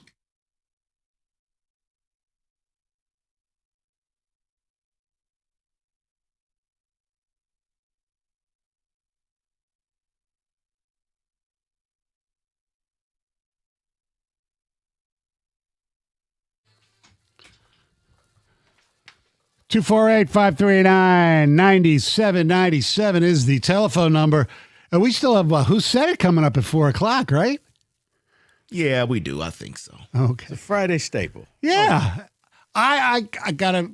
Let's take that staple away. Say, no, I'm just joking. You're like Rieger, man. You get excited for this. I do. And if I miss it, I go back and play it. Rieger gets so excited. Because it's really good. It's funny. You know, sometimes, though, when you play the answer or whatever, and Mike starts talking over it and stuff like, I want to hear the whole thing. And it's like, you know, you hear like first syllable, so you know who it is. But no, I want to hear the whole thing in context. You want to hear the whole thing? Well, not the whole thing, but like the guy, if you're talking for 10 seconds. Want to make sure you were right or wrong. Yeah, exactly. Gotcha. Exactly. All right, Rico, you have a quarterback conundrum for this town, don't you? Yeah, I do. I want to ask the people a question, and I want you to be honest with yourself. Not that long ago, I think Dan Campbell came on the morning show and kind of just put a bullet in. Well, what are you going to do with Jared Goff? Jared's our guy. And it sounds like they're going to extend Jared Goff. He's going to be the Lion quarterback for the next 4 years, next 4 seasons. So that being said, I thought, let's have some fun with this. Let's take the playoffs and let's have some fun with the fact of Jared Goff being here for the next 4 years. So 248-539-9797. I'm going to ask Lions fans a tough question, and I want you to answer it honestly. With Jared Goff being here for the next 4 years, which, if any, quarterback still playing in the NFL playoffs would you swap Jared Goff out for? Forget about money. Forget about all of that stuff. For the next 4 years, you're going to remove Goff, and this guy will be the Lions quarterback for the next 4 seasons. Ooh, that changes something. Or you could say, you know what? None of them. But 248-539-9797, who's going to be? Now, I think we could all take Josh Allen off the board. I think collectively most people would say, yeah, I'd take Josh Allen here. See, I had 3 that I picked. But now that I realize, I didn't realize before that I'd have it's a 4-year process. For 4 years. For a 4-year process. All right. I'll give you my 3 then. I'll just change one of them. Josh Allen, yes. Drake May. And I'll have 4, actually. Caleb Williams and Patrick Mahomes. He's not playing. Oh, that's right. Okay, so those 3. Okay, those 3. And originally I had Stafford, but I'm not convinced he's going to. So 4 years. Yeah, he won't be here. Okay. Kenny. So I hate to do the boring thing, but the more I look at the playoff bracket, It's Josh Allen. It's Drake May. And I think I also had Caleb, and I think that might be it for me too. I'm not trying to copy off of Stoney's answer, but it to me. So you're not a Bo Nix, Brock Purdy guy, obviously, or C.J. Stroud. I'm not convinced yet that in the next 4 years they'll develop into a quarterback that can take you to the promised land. So, and that's what we're doing here. We're not doing this for one season. We're doing this over the span of 4 years. And the reason I have Caleb in there, I should have elaborated, is because who his coaches. Oh, Ben Johnson. Yeah. Hold on, but the coach doesn't come along. No, it's just a player. No, but he's there. Right. Okay. David? Yeah, I think this is pretty easy. I'm taking Bo Nix, of course, Josh Allen.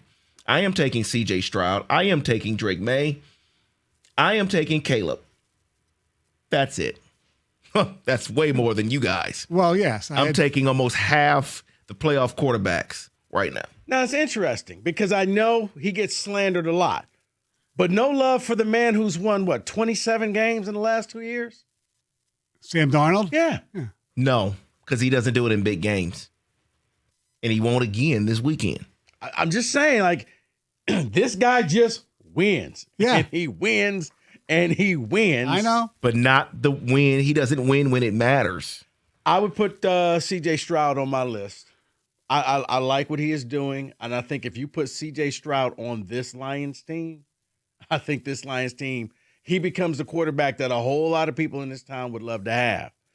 I would put Drake May. Like I said, Josh Allen, I think that's a given. I would put Drake May on the team as well. Caleb, I do believe in Caleb, and I think Caleb's going to get better. Caleb will frustrate you, but I think the dividends will pay off. So I got to correct myself here because I forgot that he would be here. So Ben Johnson isn't here. So there's a big, Riddler sign, the question mark about Caleb, because we don't know who the offensive coordinator is right now, but I would still keep him on there. C.J. Stroud, I don't know. I want to believe in him because I loved him in college. And here's the despite other one for who he played for. that I know people will laugh. I would take Purdy. And me and Costa have this conversation privately all the time. I know. Because he's like, they're the same guy. And I'm like, but they're not. Because push come to shove on a 3rd and 13, he'll take off and run for 15 yards. Right. He'll pick up the first down. He'll use his legs. He'll stretch the play out. He'll use the mobility. So I would go that as well. 248-539-9797. Current NFL quarterbacks, who would you swap Jared Goff out for the next 4 years? It's such a weird question. Not a weird question, but it's a conundrum because of the offense that's going to be here because we don't know who's going to be running it. Purdy sounds really good, but if the offensive coordinator doesn't get any better, he's taking a major step back because he has arguably the greatest play caller around. Right, but if your offensive line is bad, maybe you want somebody with some mobility to move that's the pocket. true. So, right. But current NFL quarterbacks, teams that are playing in the NFL right now, so you can't say Mahomes, you can't say Lamar, you can't say any of those. Of the 8 remaining quarterbacks, which quarterback, if any, or you may say, you know what, none of them is Jared Goff, and it's always going to be Jared Goff. If it was just for 1 year, you want to swap him on Stafford, I would swap in a second. Well, that's why it's 4. Right. Because a lot of people would say, well, maybe in a few years I would take Caleb, but I don't know about now. No, it's a 4-year investment. Whichever quarterback you pick, that's your guy next 4 years. 248-539-9797. Just to add something to this, guys, we got to remember, too, this offense, whether it be the coordinator, whether it be the O-line, whether it be the receivers or the weapons, this is an offense designed around Jared Goff. So if you want to go the mobile quarterback route, which I have picked a couple, that's fine. Just know that that's not what this offense right here, right now, and for the long term primarily is designed for. But, Kenny, I think any offensive coordinator would easily make the adjustment if your quarterback had a little mobility because now you could roll the pocket. Would any coordinator do that? John Morton just got fired. He didn't seem to do things based on what they had. He didn't use Williams, J-Mo, like he should have. No, I'm saying, but if you David Montgomery didn't get used the way he should have. So is it really safe to say that an offensive coordinator would shift around a mobile quarterback? They should. Fair. I would like to think that you would realize, okay, we can now run certain plays. You can now do certain things. Let's face it, that's not in Goff's. It's just not his forte. Yeah, Ben Johnson said it after he got hired when he was going around talking to the media. I'm looking forward to having a mobile quarterback. There, he said it. So, he said he was joking, but he did say it. So, David, the only one you don't have is Stafford, right? I don't have Stafford or Darnold. Or Darnold. Yeah. Stafford, Darnold, and Purdy. He said I don't have Purdy, yes. So you like Bo Nix better than Brock Purdy? David's just trying to hurt me. We're talking about over Goff. Right, for a 4-year period. Yes, I would take Bo Nix over that. For sure. David's just trying to hurt me. No, I'm not trying to hurt you at all. That's all. Nope. That's all. But I would like to know. Like for me, I look at CJ Stroud. He is the antithesis of what Goff. Correct. Like, he's got nothing. And if Nico doesn't play in this game, who is going to be his wide receivers? Like, this guy loses players all the time, and yet he still somehow manages to bounce back. He's still young enough. I like his arm strength. He's somebody that I would add to my list. 248-539-9797. Let's go to Ann Arbor. John, you're on 97.1 The Ticket. Hey, guys. You're not going to like this, but I would pick Darnold and Drake May, and that's either of them. Why Darnold? I just like he's been really consistent. I know this is all the talk about not winning the big one. I don't care about that. He seems steady and stabilized to me. John, I can't be angry at you because when you go and you win 14 games and then you turn around and win, another 14, 15? Yeah, that's pretty good. So you said, Darnold and Drake May? That's who you said? Yeah, I like Drake May. I think he's got a tremendous upside. But there's this quarterback in Buffalo. Isn't he a given? I thought so, but John's not. That's why I'm asking John. Why not Josh Allen? I just don't. I just gut-wise, I don't know. I don't go for it. Hey, John. Hey, it's judgment-free, man. We're just asking the question, so I appreciate your honesty. Yeah, exactly. I'm just thanks for the call. Stunned. That to me, he's number one on anyone's list. You would think, but it's but a free I'm country. asking, right? Who would you swap Jared Goff out for the next 4 seasons of the 8 remaining NFL playoff quarterbacks? 248-539-9797. Your answer's next. 97.1.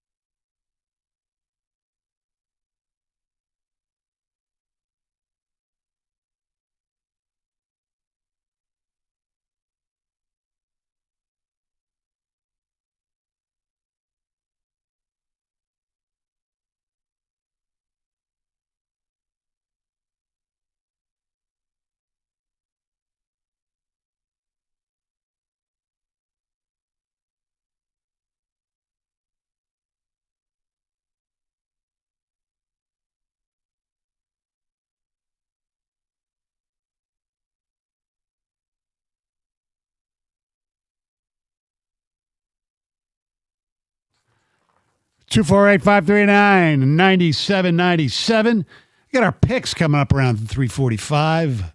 Who said it around 4 o'clock? As we get you to the weekend, the divisional round. They say it's the best weekend in the National Football League, and we will see. And Rico has offered a interesting question. Of all the quarterbacks that are still playing in the playoffs today, so there's 8 of them, how many of them would you trade for Jared Goff for the next 4 years? In other words, like if you said Matthew Stafford, that means Stafford's a Lion for 4 years and Goff is a Ram. Yeah, I think we've done that before, haven't we? 248-539-9797. Rudy, what's up? Hey, how's it going, guys? Good. Hey, Rudy. Drake May, Bo Nix, C.J. Stroud, Josh Allen. Only because Josh Allen, I don't think he's gonna last the next 4 years. To tell you the truth, that's just it. So are you taking Josh Allen or no? Yeah, as my fourth pick, yes, I take Josh Allen my fourth pick. Yep. So why do you like Caleb? Why don't you like Caleb as much as you like Bo Nix or Drake May? Well, Caleb, because I don't know, he doesn't. I think because it's Ben Johnson's offensive scheme and thing he's running with. I think that's just it. Put him with another offensive coordinator, he's gonna be like a Jordy Aaron. It might not work out. And I don't know. I think Caleb and Bo Nix. Why? Bo Nix, I just like him. He's awesome. He runs the ball. He throws the ball. He's there. You know. I think same thing Josh Allen does, but you don't like Josh Allen. Yeah. Bo Nix is younger. No, I like Josh Allen, but the thing is that this last game, you see how much he got hit and hurt. How many more years? You think he's got 4 years left in him? Yeah, I do. Right. I think he's tough. I really do. And maybe it's because I'd love to see him win one. That has something to do with it. See, this is the brother. If you were ever going to win a Super Bowl year for him, this is everybody's hurt or they're not there. The pathway is clear. You have no Joe Burrow. You have no Lamar. You have no Mahomes. You're never going to have it this easy. You're playing a bunch of second-year quarterbacks. Right. Second, third-year guy. You have to get this done or you got to go sit in the corner and cry. See, but you know what's going to happen now. Now that you said that and now that everyone believes that, now the Patriots are going to come right back and do it again. That's what's going to happen. You're going to build up another dynasty? They're going to start another dynasty. You think so? I'm just saying, because it is Josh Allen's year. There is no Patrick Mahomes. There is no Joe Burrow. There's no the stars are not there, right. And yet and he's going to fail because the Patriots are bad. A Caleb Williams in the Super Bowl. Let me ask you this though: is this Buffalo team from top to bottom maybe the weakest of all his teams? Yes, it is. Yes. So if he doesn't win, he plays well. Like the Kansas City game, the famous, he had a great game. He's played great games and lost. I don't want to see it pinned on him if he plays really, really well and they're just not good enough. Why wouldn't it be pinned on him? It would be pinned on any other quarterback. And that's just but it shouldn't be. But it is because it's the quarterback. I know. And you're going to always be more credit than you deserve. I know. And you're going to take more blame than you deserve because they're going to look and say, well, there was no other guy there. How come you didn't win? We if you're saw so it last damn year. Special. We just saw it last year with Lamar Jackson. Yeah. He played really well in that playoff game, and then a drop by Mark In Andrews the second half. A drop by Mark Andrews. Hold on. Wait. I know what you're about to say. What? Just say it. In the NFL, say it. The playoffs is your legacy is built in the playoffs. I know. So when you can come back in the second half and drive a team to win, nobody knocks you for saying, well, in the first half, you didn't do anything. Nobody says, Tom Brady, you did nothing in that game when you were down 28-3.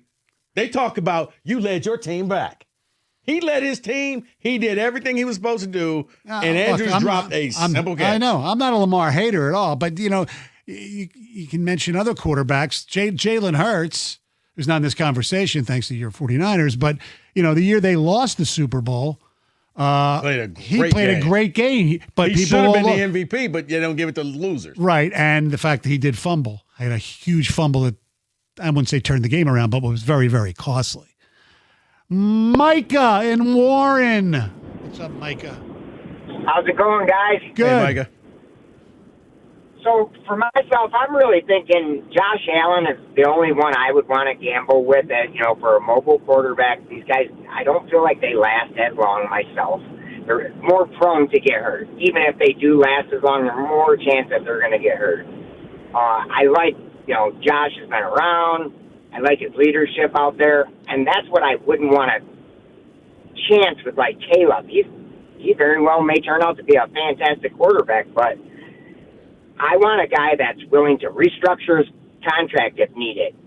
Team player. How well does he jive with everyone? And Jared just clicks with these guys. So I wouldn't want to risk all of that just to get a mobile guy. They might come in and be mobile and great, but they don't Micah, work as well with everyone else. Micah, I'll say this. I think any quarterback who comes in here and wins will click with his guys. Yeah. You win, and they love you. You lose, and they want you out of town. And I think most good I do agree with that. I think most great quarterbacks and leaders would take a pay cut or whatever word you want to use to restructure. The one point you do make on Goff, which is true, which is hard to believe considering his lack of mobility, is his durability. Yeah. I mean, how many games has he missed When's here? the last time he missed a game? Yeah, maybe the first year, maybe one or two. That's about it. His first year here. Yeah, so I mean, he's just a solid all around. I mean, he's going to be there. I feel confident that he's going to be out there playing because he's not putting himself in harm's way quite as well. Now, yeah, any quarterback that came here and won, yeah, they're going to click well with their team. Everyone's going to love you. But that doesn't mean you have that same timing chemistry that Goff has. And, Goff, I still believe, is going to continue to get better. And reading the defense and all that, I really think that Goff is taking us to the promised land. Okay. Well, appreciate hope the call, you're right. Micah. 248-539-9797. Maybe you believe like Micah, and it's really just Jared Goff, and you're going to just ride with Goff and roll with Goff. I'd love to hear what the people have to say. For me, there's probably about 5 quarterbacks that I would swap him out with. I just can't understand how anybody, and it's not a knock on Jared Goff, would pick him over Josh Allen. I didn't see that one as well, but No. you know what? That was him. See, Yeah. Josh Allen was the one I was like, Yeah, you know what? I'm everybody's just gonna going to pick take him. that one off and Yeah. just say the other 7. Yeah. Because everybody's going to say Josh Allen, but we've had people who said, no, I don't like Josh Allen. Well, maybe this is why. Text. Why would you take Josh Allen? He hasn't won a big, meaningful game just like Darnold. Give me Drake May, young and big upside, and I'll take Stafford with an upgraded O-line and the weapons on offense. But Josh Allen has played terrific in some of these games, and his defense has failed I mean, him. the 13-second game where he Yes. thought he had the game won. Yes. Like he drove down. That wasn't on They him. scored. That wasn't on him, that loss. He's a gamer. He's everything I think you want out of a quarterback. His big downfall is the turnovers sometimes are really costly, fumble, thing like that. I get it. But the irony is, of all the quarterbacks, technically none of them have won the big game yet. Only one has been to the Super Bowl. Stafford. Well, yeah, that's right. Yeah, Stafford. Yeah, I he keep won, forgetting yeah. Stafford, but I wouldn't take Purdy, Stafford right, for Purdy. 4 years. Right, Yeah, Purdy's lost the but I don't know if Super Bowl. Stafford will be around in Right. 4 years, which is why I won't take Stafford. Right. I like him, but with the 4-year thing. But yes, that's why he's not even there. But yeah, all the other quarterbacks technically haven't won the big game. No. So then let me read this. I'll take Stafford for the sole reason that we can make one run at the Super Bowl. Who cares about the 3 years after? I just had that exact same thought. You know Guys, what? I think I'm going to add Stafford to my list because it doesn't take 4 years to win a Super Bowl. It could just take 1. I'm not mad at that. I'm Kenny, I can't sit here and say you're wrong. However, considering we don't know who the offensive coordinator is, but more important than that, maybe, there's no way that Stafford's going to have an offensive line that's going to be really good this coming year if it was here for that 1 But year. if you're investing in him, then why wouldn't you invest in getting your line for that 1 year? And imagine using St. Brown and J-Mo in that offense with Stafford throwing the ball. Oh, my goodness. The way he uses Adams and Nakua. So then ask Brad Holmes to then trade Jared Goff to the Rams for Matthew Stafford. I think Seems like That happened already. I think Sean McVay would have to be convinced, maybe even more than Brad Holmes. Yeah, At this for point, sure. I'm more worried about the coordinator than I am the quarterback and the scheme they decide to run. You could bring Chili House or whatever with him then. I got to Nate think that Schillhouse. McVay would be like, who this? Brad who? Yeah. I got a new phone, man. I don't know who this is. Les, did you have some guy who used to work here for you named Brad? Yeah, some guy called with some crackhead. No. He thinks I want Jared Goff back. No, I mean, it's got to be a crank phone call. Which quarterback of the remaining playoff quarterbacks would you take for the next 4 years in place of Jared Goff? 248-539-9797. Your phone calls, and we'll get some texts as well next. 97.1.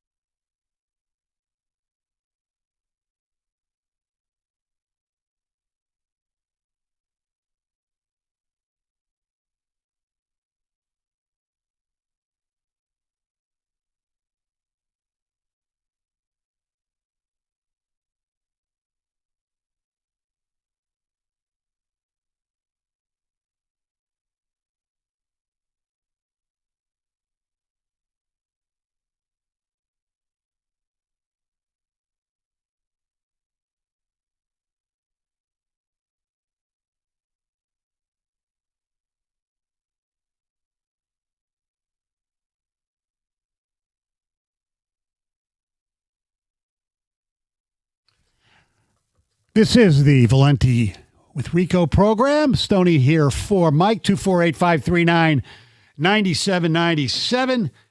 Got our picks coming up around 3:45. Who said it around 4 o'clock as well, but we're talking a very hypothetical question and discussion that you might have if you're sitting around your the bar area of your local restaurant, tavern, whatever. If you could trade Jared Goff to any of the playoff teams for the next 4 years, which quarterbacks would you take? Or would you even take it? Or would you be very happy with having Jared Goff here for the next 4 years ahead of any of the 8 quarterbacks still in the playoffs? 248-539-9797. You have any text, Dave? You have an interesting one here. Okay. I would choose all 8 over Jared Goff. Goff is a substandard quarterback that only does well when the rest of the guys on this team are playing great. That's not the kind of quarterback that will win you a Super Bowl. He's always got a 4-interception game in him. All 8. Wow. All 8. Okay. And then this one, he's just being provocative here. I would take all of the quarterbacks in the playoffs and their backups over Jared Goff. Okay. Yes, their backups. That makes a lot of sense. Now they're just being crazy now. Yeah. Someone else does say, certainly not Caleb. He may have shown his talents on the field this year, but that I believe is completely Ben Johnson's doing, not Caleb Williams. Well, yeah, it may be, but he's made him into a pretty good quarterback. And look, obviously Ben Johnson wouldn't be here if you flipped him for Goff, but you'd have to think that they'd still have a good quarterback coach or whatever. I mean, I don't know. Can we stop acting as if only Ben Johnson is the only person that can call plays for the Lions, and they'll get somebody else and it will work. They will find another. I mean, this whole, who's going to call you got a ton of weapons. You'll be fine. 248-539-9797. Jason, good afternoon. Hey, guys. Thanks for having me on. Hey, Jason. I just wanted to let you know, I would take Stafford over Goff. I mean, obviously, I would take, your Josh Allen, your Bo Nix, your Drake Mays, but I'd take Stafford even if it's for 2 years, because with our roster, you get a couple more additions. We're winning the Super Bowl with Stafford, with his mind, and we're just not doing that with Goff, in my opinion. Jay, I mean, it's what Kenny said, and somebody on Ticket Text said as well, that even if you win a Super Bowl in a year or two and you almost void out the other 2 years, I think every Lions fan would take that deal. Thanks for the call. Yeah, I mean, that we would take a Super Bowl if it meant, for the next 20 years after that, we don't have a Super Bowl. I mean, I would at least. I don't know about you guys. I think this area would take a Super Bowl, even if it meant the last 20 years they won a total of 20 games. You ain't kidding. They would. And you know what? I wouldn't blame them. Because they haven't won before. They never even been there before. I mean, think of it, this fan base loves this team, and they've never won. But you know why that's true, though, is people in this town still talk about the 84 Tigers. So if you want to say the 20 years of suffering, that would be fine. I think most people would take it. 84 Tigers. They talk about the bad boys. Yes. Kenny wins. 248-539-9797. Tim in Rochester, what's up? What's up, fellas? Hey, Tim. Michael Stone, I have to say, whenever I hear your voice, it reminds me of the greasy bag of McDonald's when I'm coming back talking to you and Jennifer Hammond after a late night. So, after a Lions game? Shout out to the quarter pounder and cheese out there. Okay. Hey, can there be a right answer to an opinionated question? Because no.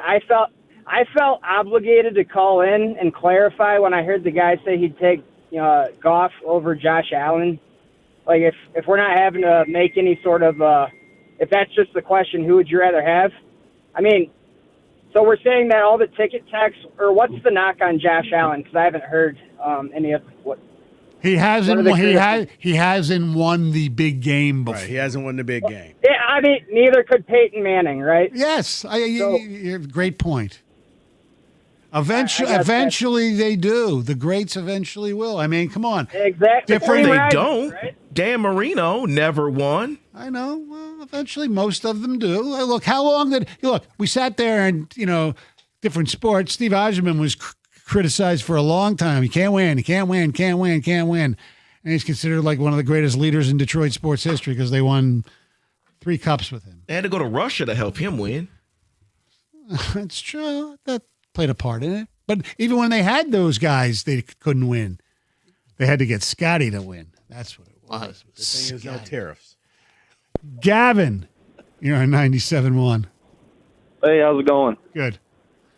Hey, I just wanted to say, I think definitely taking Josh Allen. I get the downsides with the turnovers, and the mobility is an injury risk, but he wants it just as bad as anyone. Like you were saying, he wants the big game, and I think he has it in him. But as for taking Stafford, I don't like, as long as you can get Goff the protection, I really think that Goff has the capability to win that game, win the same game that Stafford can. He has the weapons, so I don't know if I'm willing to give away Goff for 4 years for Stafford for 4 years, or even if it's just one. I get that. I think Goff proved in 2023 that he was 1 or 2 drop passes away from getting that team to the Super Bowl. Now he played dog poop in the playoff game with Washington in 2024, but he won some big games. People always forget about Goff. Thanks for the call. Yeah, he didn't have a great Super Bowl when they lost to the Patriots. Okay.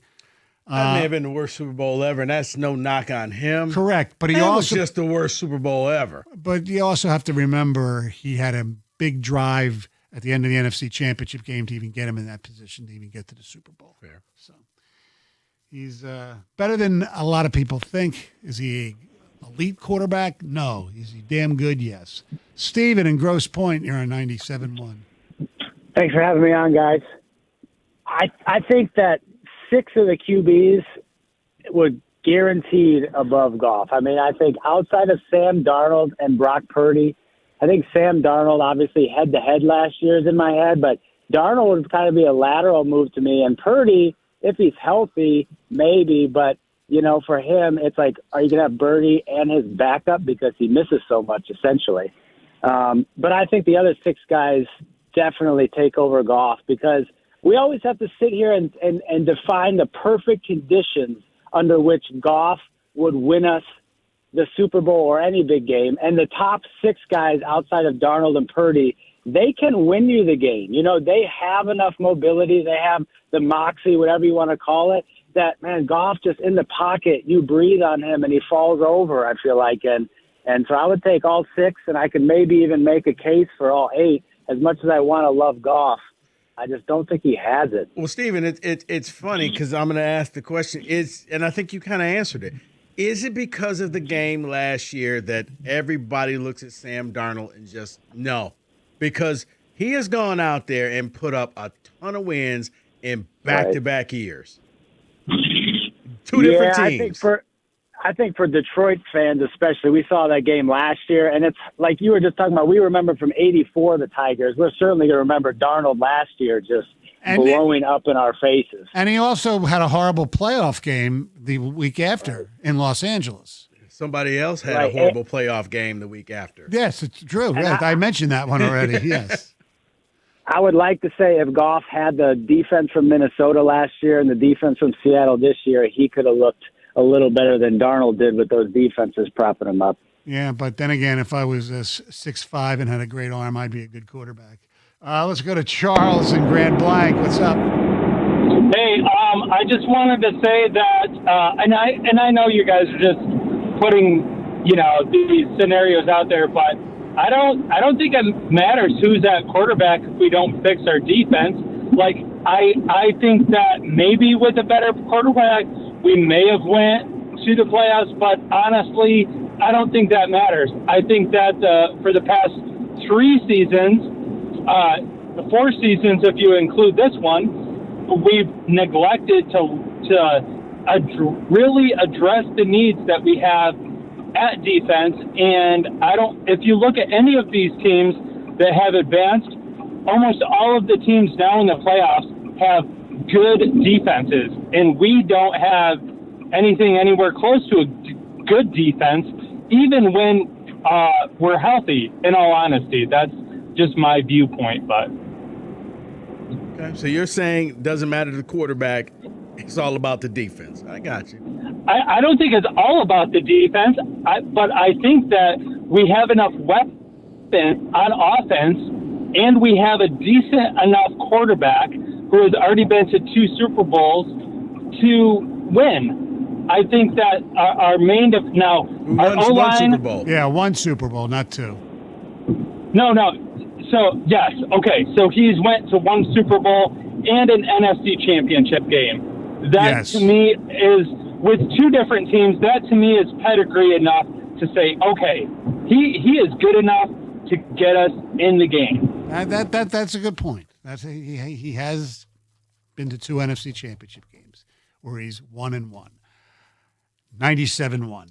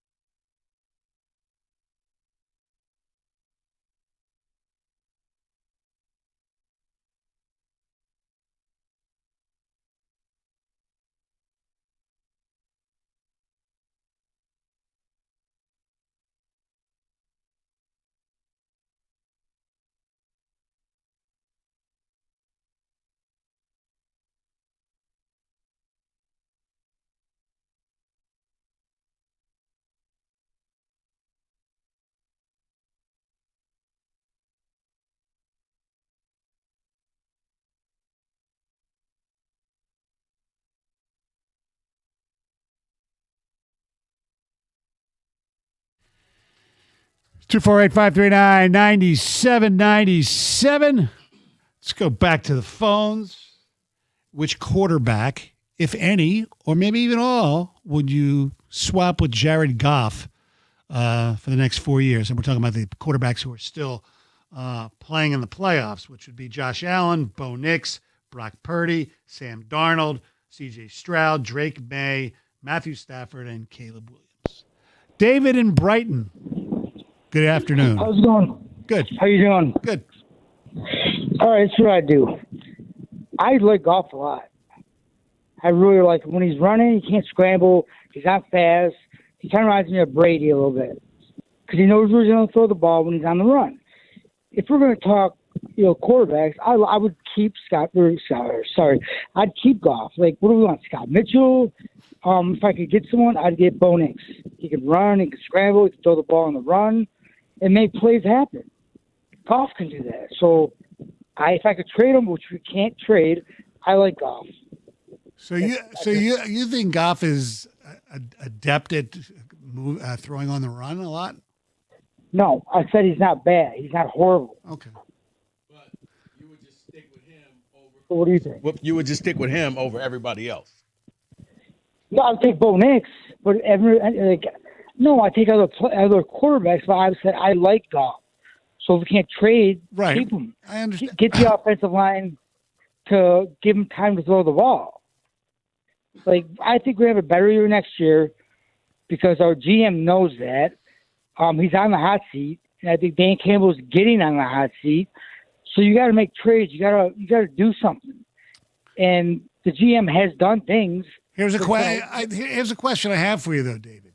Yes, sir. Explain to me why you'd rather have Bo Nix than Josh Allen. Oh, man, Josh Allen all day. I apologize, Josh Allen, man. Okay. Good talk, as somebody would say. Let's go to Bob here on 97.1. Hi, guys. Listen, I know this is all hypothetical. Of course. But it's all for naught because knowing the psyche of Lion fans and the unaccountability of people in general, human nature, whoever we picked, the minute they got hurt, even though they picked the other guy, they would immediately go, why didn't we keep Goff? He never got hurt. Good point by you. I can see that, but I still think that if the first time a quarterback took off and ran for 30 yards, he would get a standing ovation at Ford Field. Because that's the quarterback that a lot of Lions fans have been waiting for. The problem with that logic is if any of these quarterbacks go down, the season's over. The playoff run is done. Hey, Kenny, you know what? It's in the mystery box. It could be a boat. It would be a boat. Richard. What's going on, fellas? How you doing? What's up in Highland Park right now? Pretty good. How you guys doing today? Good, thank you. What's going on, man? Man, I'm calling in, man, and I don't want you guys to get mad at me, man, but I think Jared Goff is totally trash, man. I would take all the quarterbacks in front of him, man. The guy never throws the ball more than 5 to 7 yards, and I'm tired of that. And that's not true. That's such a true. lie. Jamison Williams, he threw quite a few long passes this year. Every now and then, he throws the ball down the field. Now, all the other guys that's in the playoffs, the quarterbacks, the 6 that's in there, the 8, they throw down the field all the time, they throw down the field quite often. Jared Goff sit in the pocket, and it's proven if you don't have an offensive line to protect him, he can't get outside the pocket to save his life. Okay, look, I understand you don't think Jared Goff is an elite quarterback. I get that. To say that Jared Goff is trash after the season that he had, granted he had a couple of bad games, but most of the games as he had as a Detroit Lion have been really good. He won two playoff games here too, don't forget. And I'm not saying that, you know what, well, maybe I do take that back for saying trash. Thank you. But what I do want to say is it's proven, guaranteed, with our offensive line tip top, we got to be perfect on the offensive line to have a chance with him because he's not a mobile quarterback. He He's standing there. He can't get outside the pocket, and that's going to kill us. And I just don't see no future with us winning if we don't upgrade and get someone that's mobile. That's all I'm saying. Okay, so all right, this is not part of this conversation, but who do you want? You're Brad Holmes there, Richard. Who do you think you can get to take his place? I don't know. That's the problem. I don't know. No. Okay, so no, Richard, let's have even more fun. Let's talk through it. You're Brad Holmes, and you get your Okay. choice. One of the remaining quarterbacks. Yours. I want Josh Allen. I don't care who's out there. Well, okay, I do too. I would take Josh. I want Josh over any and everybody. And I know they say he turned over the ball, but no one plays the game. He has so much heart. I think that guy have so much heart. And if we can somehow look up and get him, I think we'll win the next 3 Super Bowls. You know, he's going to run. He's going to he know when to throw the ball. I like him. We are on the same page with that, Richard. Yes, Josh Allen is a great quarterback. Gee, he won the MVP last year. Yeah. Let's go to Dylan. You're on 97.1. Hey, how you guys doing? Good. Well, there's not a single person in that top 8 I would take above Jared Goff. This was the worst O-line in probably the last 10 years, and he still put up 4,600 yards and 36 touchdowns. Now, I don't know why we're talking about Jared Goff when we should be talking about Brad. 3rd year in a row, hasn't got it done. What are we doing here? Well, we're talking. Well, hold on, Dylan. It was just, you know what, looking at the quarterbacks that were there, because most of them, aside from Matthew Stafford and Allen, they're pretty young. So it's just like, you know what? If you could take and swap him out for 4 years, right? If any, would you do that? That's all. Just having some fun. I get that. I understand, but I would not swap out Jared Goff for anybody. Because here's the thing. Here's the thing, Dylan. If he's given the pieces to get it done. Here's the thing, Dylan. With all the stats that you just gave out, yeah, they ain't playing this weekend. So this is the only way we can make the Lions relevant to the playoffs right now. And I get it. And we're not playing this weekend because Brad Holmes doesn't want us to play this weekend. Oh, yeah. No, I wouldn't go that far. Players play. The players are on the field playing. Yes. They have to execute. And you know, you don't realize how difficult it is, but Brad Holmes is just too busy to explain to you how difficult it is. But trust me, it is.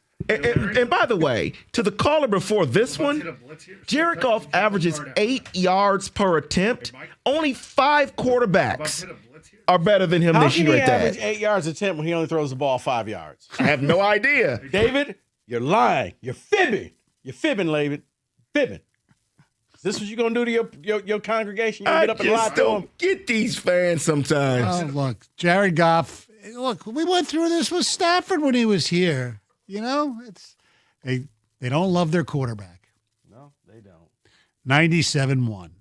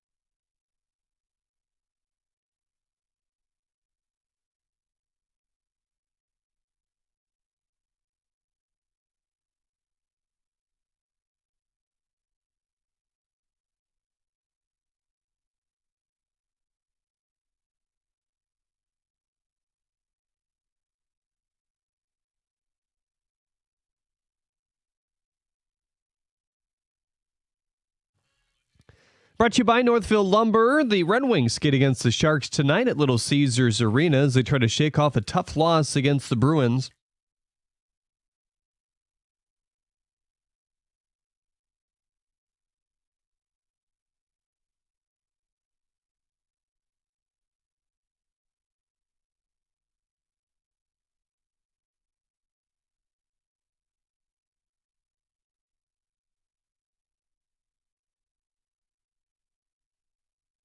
That's the head coach, Tom McClellan. You can hear the 7 p.m. puck drop right here on 97.1. Michigan safety Rod Moore has been given a medical hardship waiver and in turn a year of eligibility. He'll return to the Wolverines. The New York Mets have inked ex-Blue Jay Bo Bichette to a 3-year, $126 million deal. He does not have an opt-out in the first 2 seasons. Per Bob Nightingale, the Phillies had agreed to Bichette's request for a 7-year, $200 million contract last night, and they thought they had him. According to Adam Schefter, John Harbaugh and the Giants are still working through the language of his contract. Money is not the holdup, though. Per Cleveland.com reporter Mary Kay Cabot, ex-Lions coach Jim Schwartz is getting a second interview for the Browns head coach job. That could benefit the Lions as Mike McDaniel, one of their OC candidates, also interviewed for that job on Monday. At the Corwell Health Sports Desk, I'm Jeremy Otto. For more, go to 97.1 The Ticket or Odyssey.com.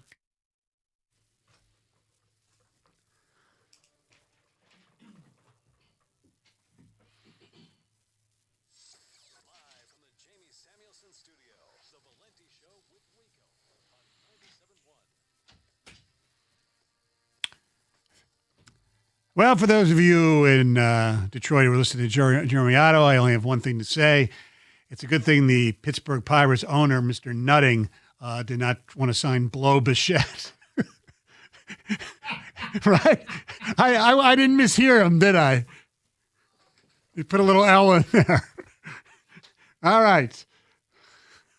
Our telephone number is 248-539-9797. Oh, it's Friday. We have big football games, divisional round. It's a great weekend. Let's make some picks.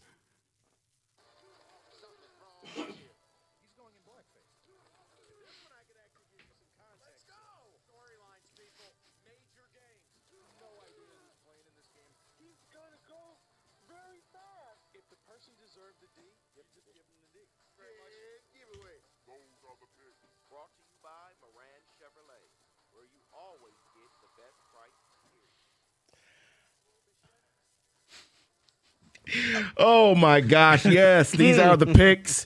And so what we're going to do today, before we get to those, we're going to start with some prop bets. Rico? All right, guys, national title game. You got Indiana and Miami playing in their home stadium. So, Fernando Mendoza, Heisman Trophy winner, over under 3.5 touchdowns. Oh, wow. Miami's got a really good defense. They put a lot of pressure on the quarterback. Indiana can run the ball. I'm going to go under. I think he's good for 3, not 4. Yeah, 3.5 is a tough number to predict. That's a little too rich for me. I'll say, I think Stoney might be right. I'll say under. I think it's an easy number to predict. He won't do it. So under. Oh, you all are so wrong. He will do it, become the MVP. Oh, he's going to throw for at least 4 touchdowns. He won't give it to the offensive line instead? He may, because he's a nice guy. More receiving yards, Malachi Toney or Elijah Surratt? I think Toney's their only major threat to do things offensively, except for the running back, Fletcher. I think Indiana has more weapons, so I'm going to say Toney. Yeah, Toney being the primary and typically only threat is a problem, so I'd have to say him. You are exactly right. Surratt is really good, but Toney is who they have. It's like they only have him, so I'm going Toney. Yeah, you guys are wrong again. I'm going Surratt because they're just going to shut Toney down, which leads into the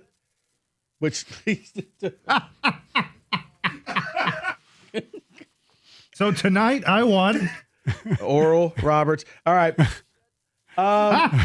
Carson Beck passing yards over under 200. To hell with that guy. Okay. 200.5. Ooh. Under. Yeah, Stoney knows what to do. David. Over. I'm going to go under. Last one, because didn't realize this was a thing. Fernando Mendoza, will he throw more touchdowns or incomplete passes in this game? Oh, he's going to throw more incomplete passes. Because he's in all of his games, he's thrown more touchdowns than incomplete passes. You're going incomplete. Yeah, because I have him 3 touchdowns, so he'll go 25 of 29. That's 4 incompletions. Yeah, but this is college football, and this is the biggest game of college football this year, obviously. I don't know. I have a tough time taking touchdowns over incompletes.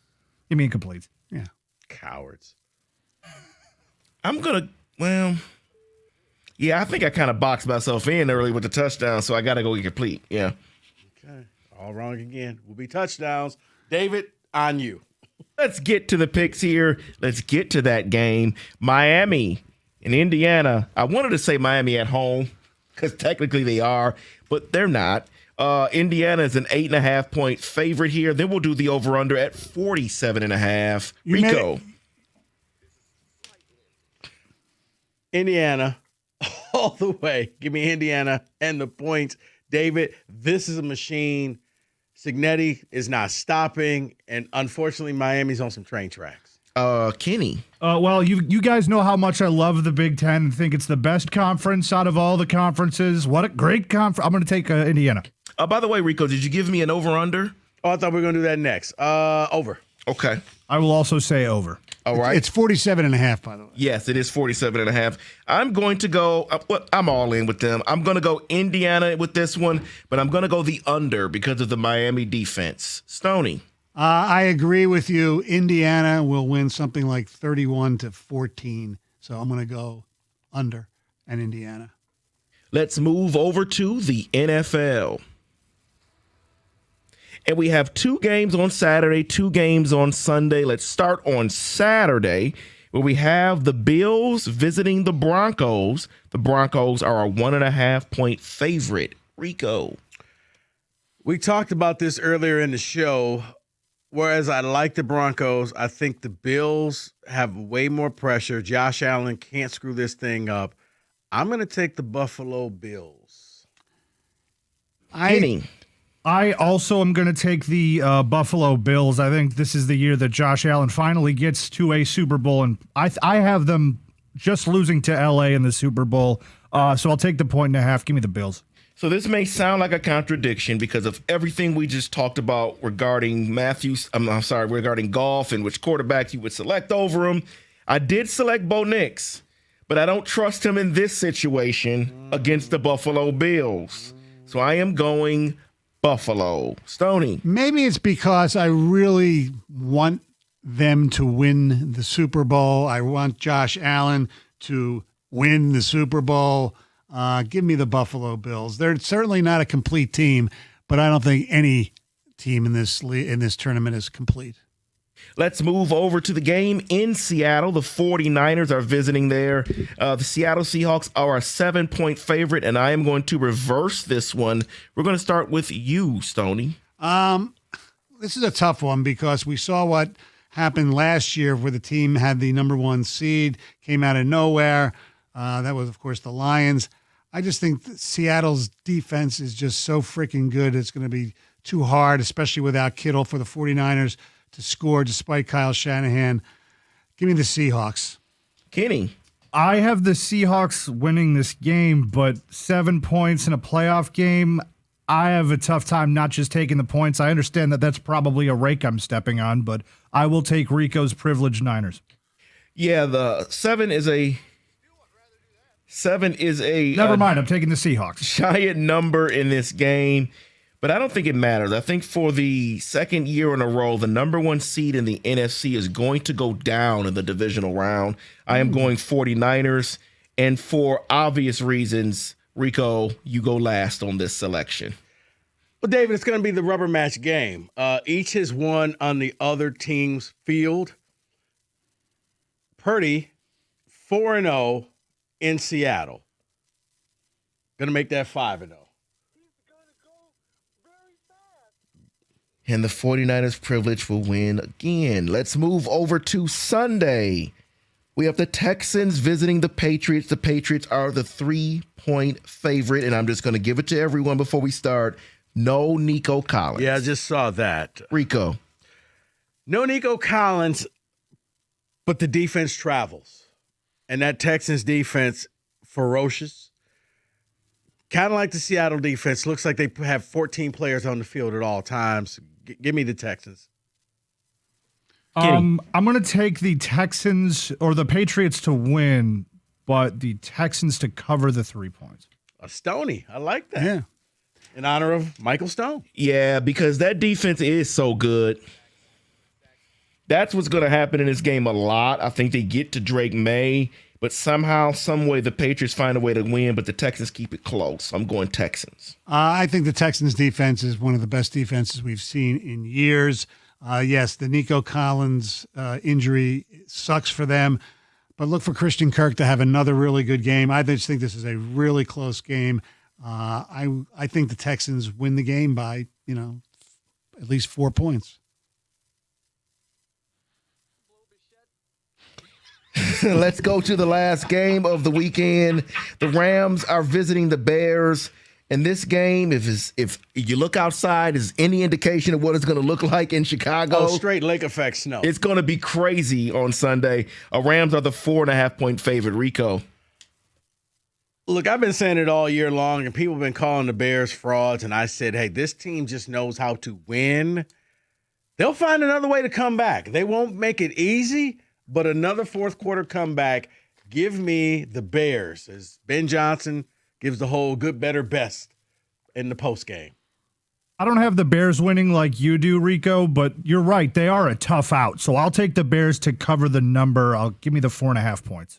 Yeah, the Bears have been close in so many games. I just could not believe what I saw in last week's game. That comeback was something else. But I think it finally comes to an end. I think the Rams finally put it into the Bears season. Stoney. The Rams will be getting their right guard back, who's been out for a while. His name escapes me for a second. They played a really good game last year in Philadelphia in elements. They just lost. I think this is going to be a close game. The Bears, elements, but not freezing weather. I get that, but that's why I'm taking the Bears. I think the Rams are going to win the game, but 4.5 points, a home dog, that's a lot of points.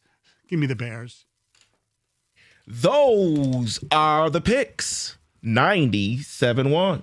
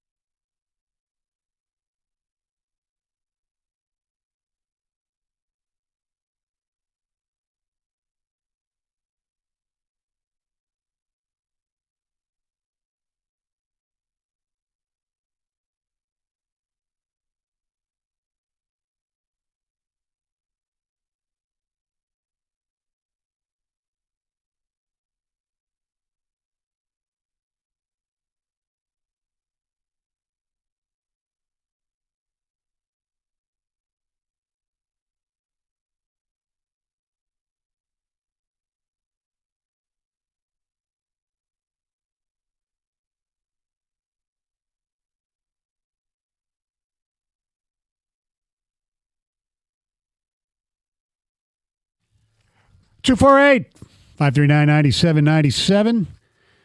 Still looks like it's a lot of wind-blown snow out there, so drive carefully. It's the weekend. Got some good football games. And we pointed out that, you got 8 quarterbacks, and Rico came up with this great conundrum that it's nothing, obviously, that could happen or would happen, but it's just, guys and gals just BSing about sports. Of the 8 quarterbacks out there, how many of them would you trade for Jared Goff for the next 4 years? And what I said, I think I said Josh Allen, Drake May, and Caleb Williams. Those are my 3. 248-539-9797. Yeah, I said Josh Allen, Drake May, Caleb Williams, C.J. Stroud, and I put Purdy on there, and I'm starting to think Darnold as well. He just wins.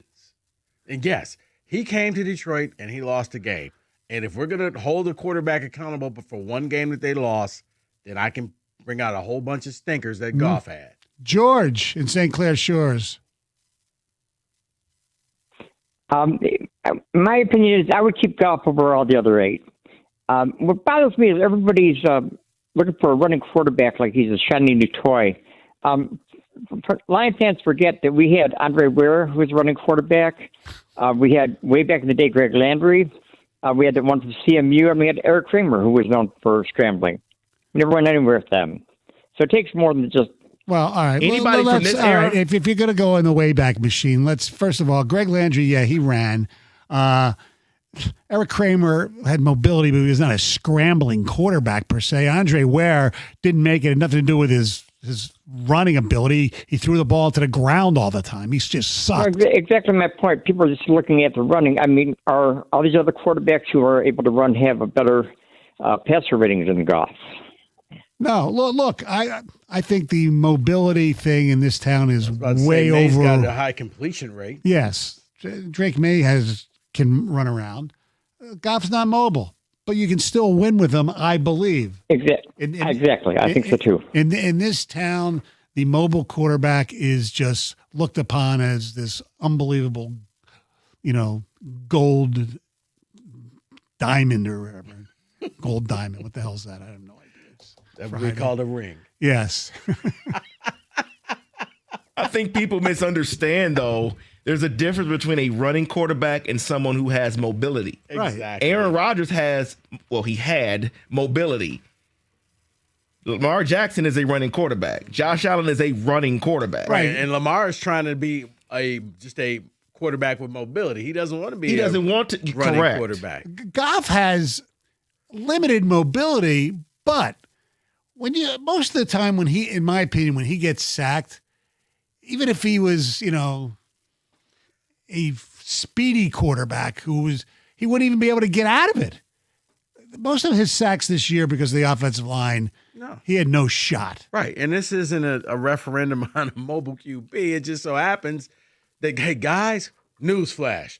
That's the way the NFL is going. Right. Pretty soon, Goff's going to be a dinosaur. He'll be a one of one where he's going to be that only guy that really isn't as mobile anymore. Stafford's not a mobile quarterback. Right. He has mobility, but he's not a mobile running quarterback. Yes. Because here's the thing.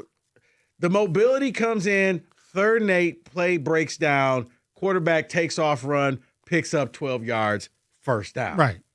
Now, the running quarterback's probably going to pick up about 40 yards, but you just need somebody to keep the chains moving. Right. Arguably, 2 of the 3 best quarterbacks in this century weren't mobile quarterbacks, Tom Brady and Peyton Manning. Now, Mahomes obviously is. Let's go to Larry. You're on 97.1.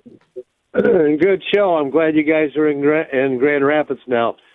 I'd only trade him for Allen, but my problem with all the quarterbacks in the NFL is each time a star comes up, they have to be the highest paid. I think Allen, Mahomes, and Lamar are the only ones who can take lousy teams and do well with them. Goff is a good quarterback, but he has to have so many things perfect. Indoors is probably one more thing for him, but I wish they would have paid him about $20 million less. and use it to sign another lineman. But every guy comes up, then they're the highest paid, and everybody agrees that Allen and Mahomes and Lamar are probably the three best, and they can carry a team on their own. The problem the problem is if you paid him $20 million less, he would say no, and your quarterback would be Desmond Ridder or somebody of that ilk. Well, what about even like Seattle's and I'm trying to think of the other quarterback. Sam Darnold? Yeah. He's making a hell of a lot of money, right? Arnold's making like $33 million a year. Yeah. So the quarterbacks He's get making paid. half of golf's 55, 56 million a year. 53. Okay. But the other thing is, you put any good offensive line, I can name 20 quarterbacks I'll have back there. If they spend more and have us look at the Bears, I don't think that quarterback's that great, but they brought in three free agents and kept their existing linemen, and now they got 2 or 3 extra in case of injuries. Larry, you don't think he's any good? Caleb Williams? I think he's all right. He's still a rookie, but I mean, he's in his second year. You didn't see the 4th down throw he made. Roma Dunze game on the line. He's gone. I know. Caleb gets really disrespected. Okay, you know what? Look, It's Friday, Stoney. We're hitting the bottom of the chili pot. We're gonna try this one more caller. Let's see what. Let me ask you this. hold on. The thing about Caleb, look, you look at his percentages, his completion percentage. It's not great. Obviously, it's under 60%. But he's getting better, as you mentioned. One of the great throws in recent memory. He has gotten better, and he's a young guy. And the whole premise is for 4 years. You would assume, even if he was here, he wouldn't have Ben Johnson. He'd have somebody else who was good. That he's smart enough on his own, where he'd get better anyway. You think? Yes, David. I just need people to be smarter. That's it. David, I just screened a call about a guy wanting to trade for Lamar Jackson, so I don't want to hear it. The Ravens. If they fired their head coach and chose Lamar, blow Bichette, exactly. Like, seriously, okay. Oh, if he needs an offensive line to be perfect around him, every quarterback needs their offensive line to be perfect around him. I don't care how great Peyton was. I don't care how great Tom Brady was. If they did not have an offensive line in front of them, they wouldn't be Peyton Manning and Tom Brady. Why do you think Tom Brady lost the Super Bowl the first time to the Giants, right? Was it the first one when he had Strahan and Tuck all over him all game? Remember Mahomes' Super Bowl when he had no offensive line? Last year, yes. Why do you think Jalen Hurts struggled? Part of the reason this year for Philadelphia, and they couldn't run the ball. Lane Johnson wasn't there for most of the season. The offensive line is the most important unit in sports.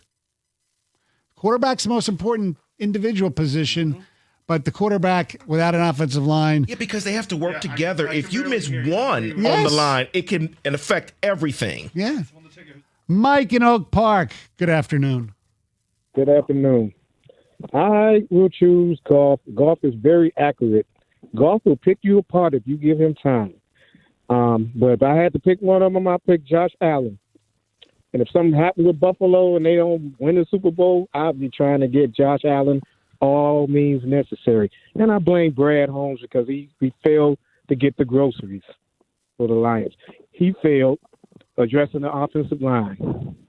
Well, he didn't draft the offensive line quick enough. Okay, he drafted Sorsdahl a few years ago late. He drafted Sewell first of all. Yeah, he drafted Ratledge last year, so they addressed round. it. They were just a little slow on it. That's Right. all. And then you got Gio Manu. Oh. It's unfair to ask him to be ready 3 years in. Yep. Jordan, calling us from Oxford. Hey, how you doing? Good, man. Hey, I haven't been hearing a lot of love from about Sam Darnold, man. I mean, for such a young quarterback, his resume is pretty impressive. Being in 2 teams, sending 2 teams to the playoffs.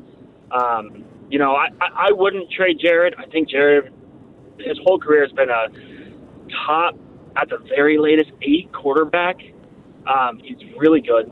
I do not think he's elite, but I think he can definitely get us to a Super Bowl, and I think he can win a Super Bowl.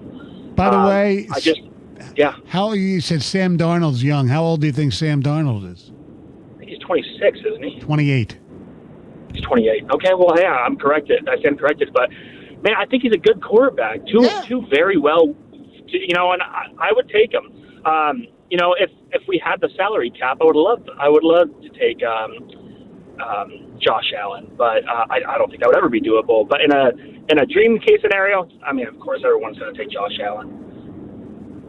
Yeah, I mean, Jordan, that's what I thought. I thought Josh Allen was going to be the no-brainer of the group. Right. The other ones will cause you to think a little bit because some you're buying in early. Right. Stafford, you're buying in late. You're hoping that you get it within the first year or two because after that, 4 years in, may not give you the same results.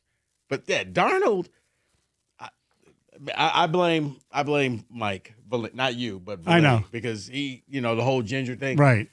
Dude just wins. Two different teams to the playoffs. Does he win? What does he win? Games, David. In the regular season, that's it. Well, he's Okay, only had David. one playoff game so far, right? In And his he's career? going to lose this week because I believe he's going to lose this weekend. That'll be another loss in a big game. From your mouth to God's ears, but still, yeah, he's just that one of those guys that I think kind of on that whole Baker Mayfield thing. Give him some time. It took a minute for him to get started, but now Yeah. But you know why? it's starting to work for Because him. it was with the freaking Jets. Noah in Detroit. Hey, what's going on, guys? How you doing? Love the Good. show. Thank you. Yeah, so I don't know why you guys are talking about like trading Jared Goff for any other quarterback, man. I mean, we have a top 5 quarterback in the NFL. I don't think like he really could have done like any other quarterback could have done any better on our team this year. I mean, you look at like the numbers, right? Like 2 of the top 10 drop leaders in the NFL were on our team for drop passes. We went through a coordinator change. Well, no, this year. but here's the thing. It's talking about just the next 4 years because you're looking at a guy like a Drake May who looks like he's going to be a quarterback on the rise. Right. When we're not saying, obviously, when they're not trading Jared Goff, but it's if you could get one of the quarterbacks or how many of the quarterbacks playing this weekend would you take for Goff? And as much as I like Jared Goff, Noah, there's no way he's a top 5 quarterback. I'll give you top 10. Otherwise. I understand that, but it's more than numbers. You know, for that position, you have to be able to, you know, with your season on the line, you can't drop snaps, whether it's your fault or not. You can't make those. You can't have a game like you had on Christmas and be a top 5 quarterback. Our telephone number is 248-539-9797. Up next, Who Said It?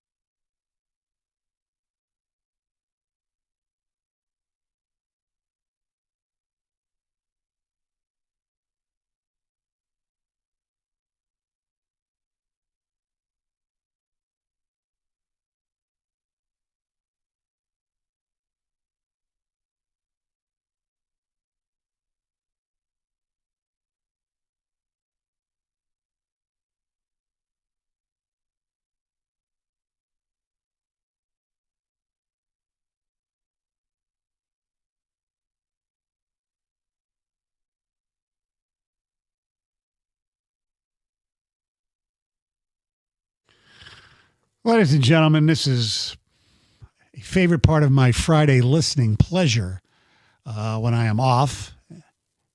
This segment is just, it's a Friday staple in this town. They talk about Fridays in Detroit. It's, happy hour. It's going to high school football games on Friday, and it's listening and playing Who Said It?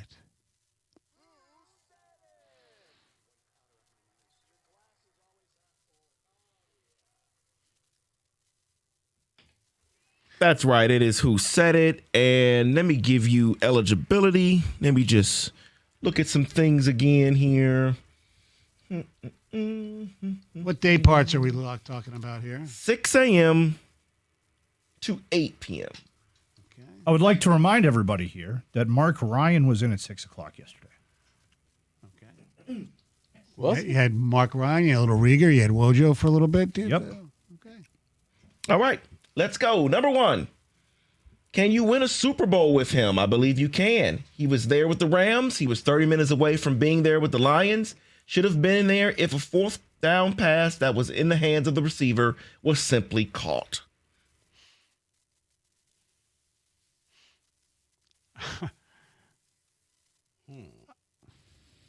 I'm between two people. I don't know where you guys are at. I'm between either Gator or the guy I just mentioned, Mark Ryan. I don't think I can jinx myself, but I don't know if it's verbatim. Did you say this? But I'm pretty sure I've said something to that. I was just thinking, to that very many times read it again, in the David? past 2 years. Sure can. Can you win a Super Bowl with him? I believe you can. He was there with the Rams. He was 30 minutes away from being there with the Lions and should have been if a fourth down pass that was in the hands of the receiver was simply caught. Do you think you said that, Stoney? I've said something similar. I don't think I would use simply caught, though. I don't think simply would be me. Simply would be somebody like Jim Costa. I'm going to say Costa. I'm going to say Stoney. I'm going to say Gator. We're all locked in? Yeah. Who said it?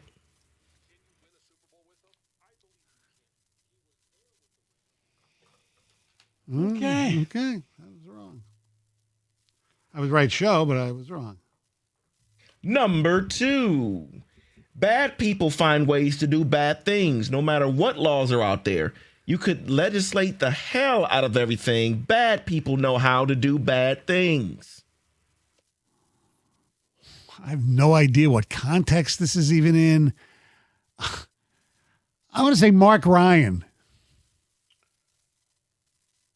See, I think I said that. What were we talking about? Was that the gambling thing? Yeah, I think it was the gambling thing. You got a guess, Kenny? I also thought that sounded like something Rico would have said. Because we did talk about it. Yeah, yesterday. I'll say it's you, Rico. If you have a different lean, No, feel free. I think this one. I think I said this one. We're all locked in? Who said it? I mean, this was so deep and profound. Like, yeah. Yeah. What intellectual could come up with a And you quote said like Mark this? Ryan? Yeah, Get out. Because I think he would say that that bad people do bad things. Number 3. Baseball's broken. What the Dodgers are doing is out of control. I could shame some of the other teams into spending more money, but even if they spent 100% of their revenue, they would still be hundreds of millions of dollars less than the LA Dodgers. This screams Costa to me. Yeah. Very. Matter of fact, very, this is the right opinion. And I agree with it, by the way. I could shame. Yeah. Yeah. It's either Costa or Gator, but I'm going to say Costa. I don't know if Gator's shaming. I was going to say Doug, but that's not respectful. That's But true. That's a Gator good really point. cares about baseball. Like, that's Yeah. his baby. So if he were to do that, it would be in this context. I'm locking in on Costa. Yeah, Costa. All right. Who said it? Boom. Kenny. Yes. Drilled it. Let's go do karate in the garage. Yes. Did we just become best friends? Yeah, I think it was the word shame there. Right. I was like, Yeah. Gator's not shaming anybody. Doug is definitely not shaming anybody. Cookies, he shames people. All right, next up. They've bolstered the bullpen, which is one of those things that never creates excitement, but is always valuable. Bolster. Who would use a word like bolster? That's what's sticking out to me right now. I'm thinking midday. I'm thinking midday too, but Wojo wrote a column yesterday. I don't know if he talked about, but he would use the word bolster because it's a good word. David, could you read this one more time? I sure can, Kenny. They've bolstered the bullpen, which is one of those things that never creates excitement, but is always valuable. I'm going to say Doug.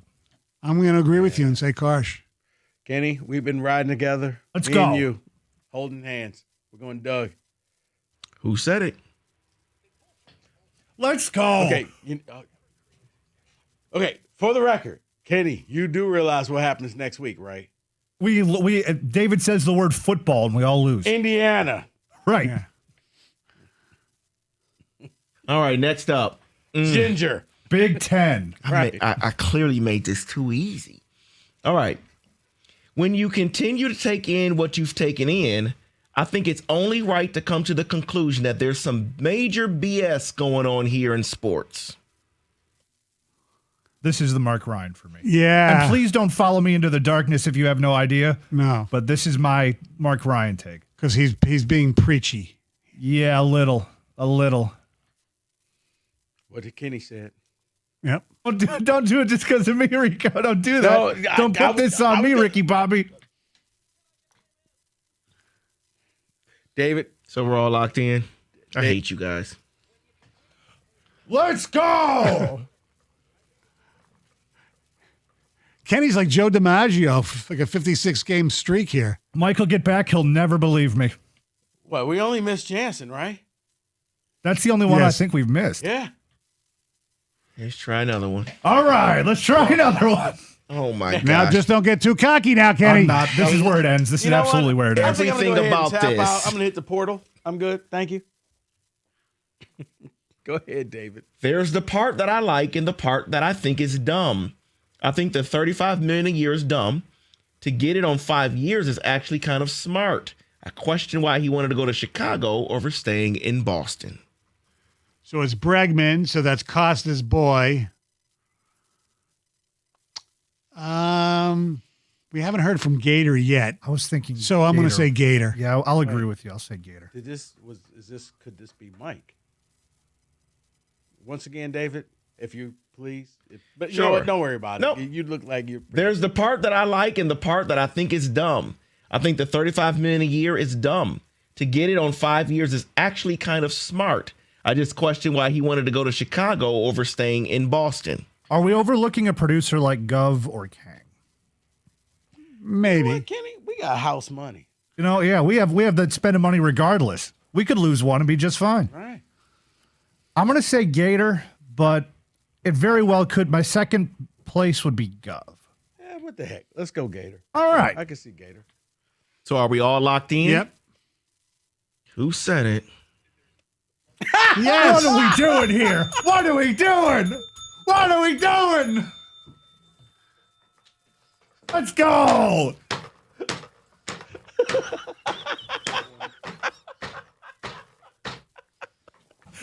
All right, I got one more for you. Boy, David looks beat Don't down even. here. I hope you're not in next week. 'Cause I'm a phenomenal driver. There is no computer that could drive as good as I can. Wow. Oh, jeez. Rain Man, I have no idea. Well, Jansen thinks he's a great driver. I know that. Well, hang on. It's got to be somebody talking to somebody with an EV, Which is Rieger. So I'd say Wojo. Lock it in. I'm going to say Jansen. Oh, because Costa has an EV as well. That's not a bad guess either. Yeah. You know what? We all locked in. Yeah. Who said it? Nice. Good for you. That was an obvious one. I missed that one. Yeah. I hate you guys. That is who said it.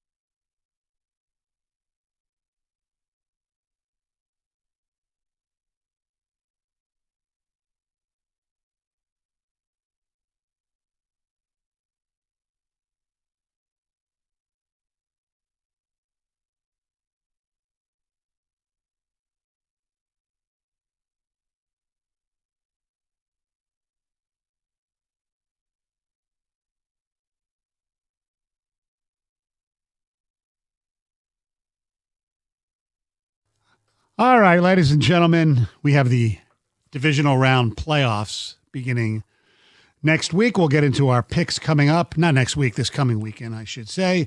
But I found this list, and we'll see if we can have some fun with this. David, hit the music, please. Oh, it was a cold and wintry day in Lambeau. Old time. Okay. Yes. I like this. These are 9 NFL playoff records that will probably never be broken. And I'm going to give you these, and I want you guys to think whether they'll be broken again. Because, in sports, they always say, Cy Young, 511 wins, never be broken. Glenn Hall, the old Hall of Fame goalie who just died a few weeks ago, started in 500 or so consecutive games. That'll never be broken again. So we have some. So do we get to guess the player? Well, no. Okay. I'll say what it is, and you can figure out, whether you think it'll be broken again. But I will let you try to guess too. These are 9 NFL playoff records that will probably never be broken, or will they? All right. The biggest comeback in a playoff game, 32 points. Was that the Bills game? That is the Bills and the Houston Oilers. Yes. Yeah. Was it Frank Reich? Frank Reich. It was 35-3. The Oilers were Talk winning. about turning the game off. Yeah.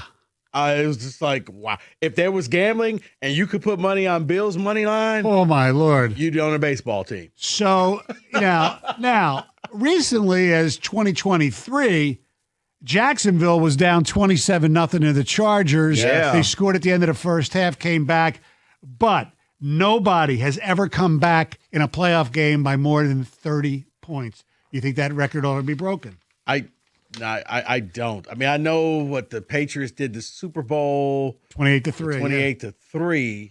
This is difficult. I don't think it can ever happen. Okay. Next one.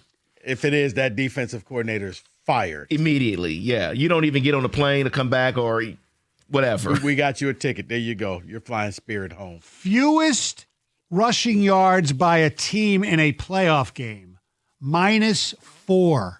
Was that the Lions against the Green Bay Packers? Yes, it was, David. Good memory. I'm sorry, Rico. I beat you to it. I'm sorry. Barry Sanders -1 yards on 13 rushing attempts. Okay. Brett Perriman lost 4 on his only carry. And Dave Craig, who was the quarterback, was able to salvage a single yard. So they finished with 4 yards. And they only lost that game 16-12. No, I remember. Will that record ever be broken? I think it can. And it'll be in almost like a game where it's horrific weather, cold out, and you're going up against a superior defense. I will say that one will be broken. Could it happen Sunday? Oh, in Chicago? In Chicago. Just, I don't know. If, you know what, David, if Chicago were playing the Texans. Okay. Yeah. Fair. If the Texans were playing in some cold weather game with that defense. Yes. You That's forget fair. about it. Yes. All right. Here's another one. The fewest team rushing yards in a win, 14. Fewest team rushing yards in a win. Team won a game by only rushing for 14 yards. And that was the New England Patriots, January 10th, 2015. Brady had a pretty good day that day, throwing for 367 yards. Okay, they won the game 35-31, but they rushed the ball for just 14 yards. James White. Will that record ever be broken? I think it can be. I think it can be, yes. So somebody can win with 13? I think so. Sounds crazy. You're just playing straight 7-on-7 football. All right. Pretty much. Speaking of that quarterback, will this record that he has set ever be broken? Most career playoff wins, Thomas Brady, 38. Yeah, I do. You think that'll be broken someday? I do. I think it'll be Mahomes. I wonder how many he has now. He has 17 right now. So, and I think Mahomes has. So you're talking basically, four. With no bye, you need 4 wins to win a Super Bowl. So that's 38, 27. That's about 5 years of 4 wins. Or even possible. or Stoney, even if he goes 10 years. Yeah. He plays another 10 years, he'll break that. I think it's going to be broken. Bryce Underwood. The Alpha and Omega. They have records for the XFL? Oh. All right. Fewest overall. Does he have a quarterback coach yet? Yes. Fewest. You paid him that much money and no quarterback. You know what? Go ahead, Stoney. Yeah, they were Sharoning. They were Sharoning on the job. All right. Fewest overall points in a playoff game. The number is 5. The fewest points. Overall points in a playoff game. 5. Wasn't that the Lions? It was the Lions and the Cowboys. 3-2. 5-0. Oh. 3-2 was Clarkson over West Bloomfield in this. Yes, okay. 5-0. Right, 1970. A Mike Clark field goal and a safety where Greg Landry was tackled in the end zone. No. Okay. I don't think. How about that's this gonna one? happen. I don't think this one will be. And goes way back before even I watched football. The biggest margin of victory in a playoff game. 73 points. December 8th, 1940, the Bears beating the Redskins 73-0 in the NFL championship game. No, I don't think that would happen because nowadays the coaches are too friendly and they would call off the dogs and heck, they'd run the Wildcat before you score 70 points on somebody. All right, there's a couple more real quick. Most punts by a single team in a game is 14. That was the New York Jets. Most seasons without a playoff win, 50. 50 seasons? The Cardinals. Oh. The Cardinals, even when they were in Chicago, then St. Louis, and then later in Arizona. I thought you were going to have something about that Kellen Winslow Dolphin game. No. All and right. that is records for the playoffs that may or may not ever be broken.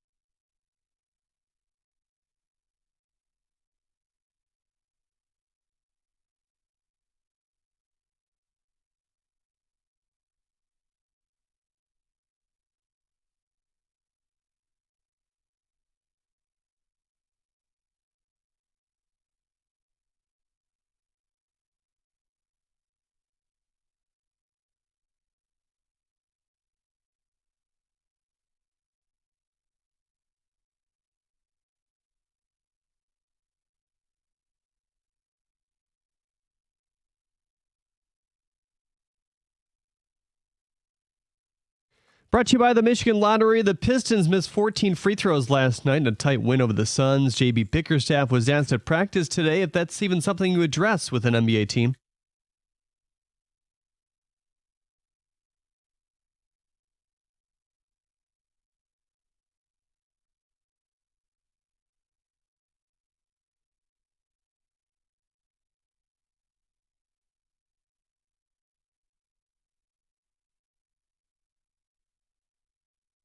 Kate Cunningham and Asar Thompson are probable to play tomorrow against the Pacers. Paul Reed is questionable. The Red Wings are back at LCA tonight against the Sharks, looking to cool them off. San Jose has won 7 of their last 9. John Gibson will be in goal. You can hear the 7 p.m. face-off right here on 97.1. Browns beat writer Mary Kay Cabot is reporting that Jim Schwartz is getting a second interview for the Cleveland head coaching gig. Lions offensive coordinator candidate Mike McDaniel has also interviewed for that job. The Jets announced they've interviewed Lions safeties coach Jim O'Neill for their defensive coordinator spot, along with former Michigan coordinator Wink Martindale. The city of Gary, Indiana has released renderings for a potential Bears stadium as well. Infielder Bo Bichette has landed with, with the Mets. He gets 3 years and $126 million. At the Corwell Health Sports Desk, I'm Jeremy Otto. For more, go to 97.1 The Ticket or Odyssey.com.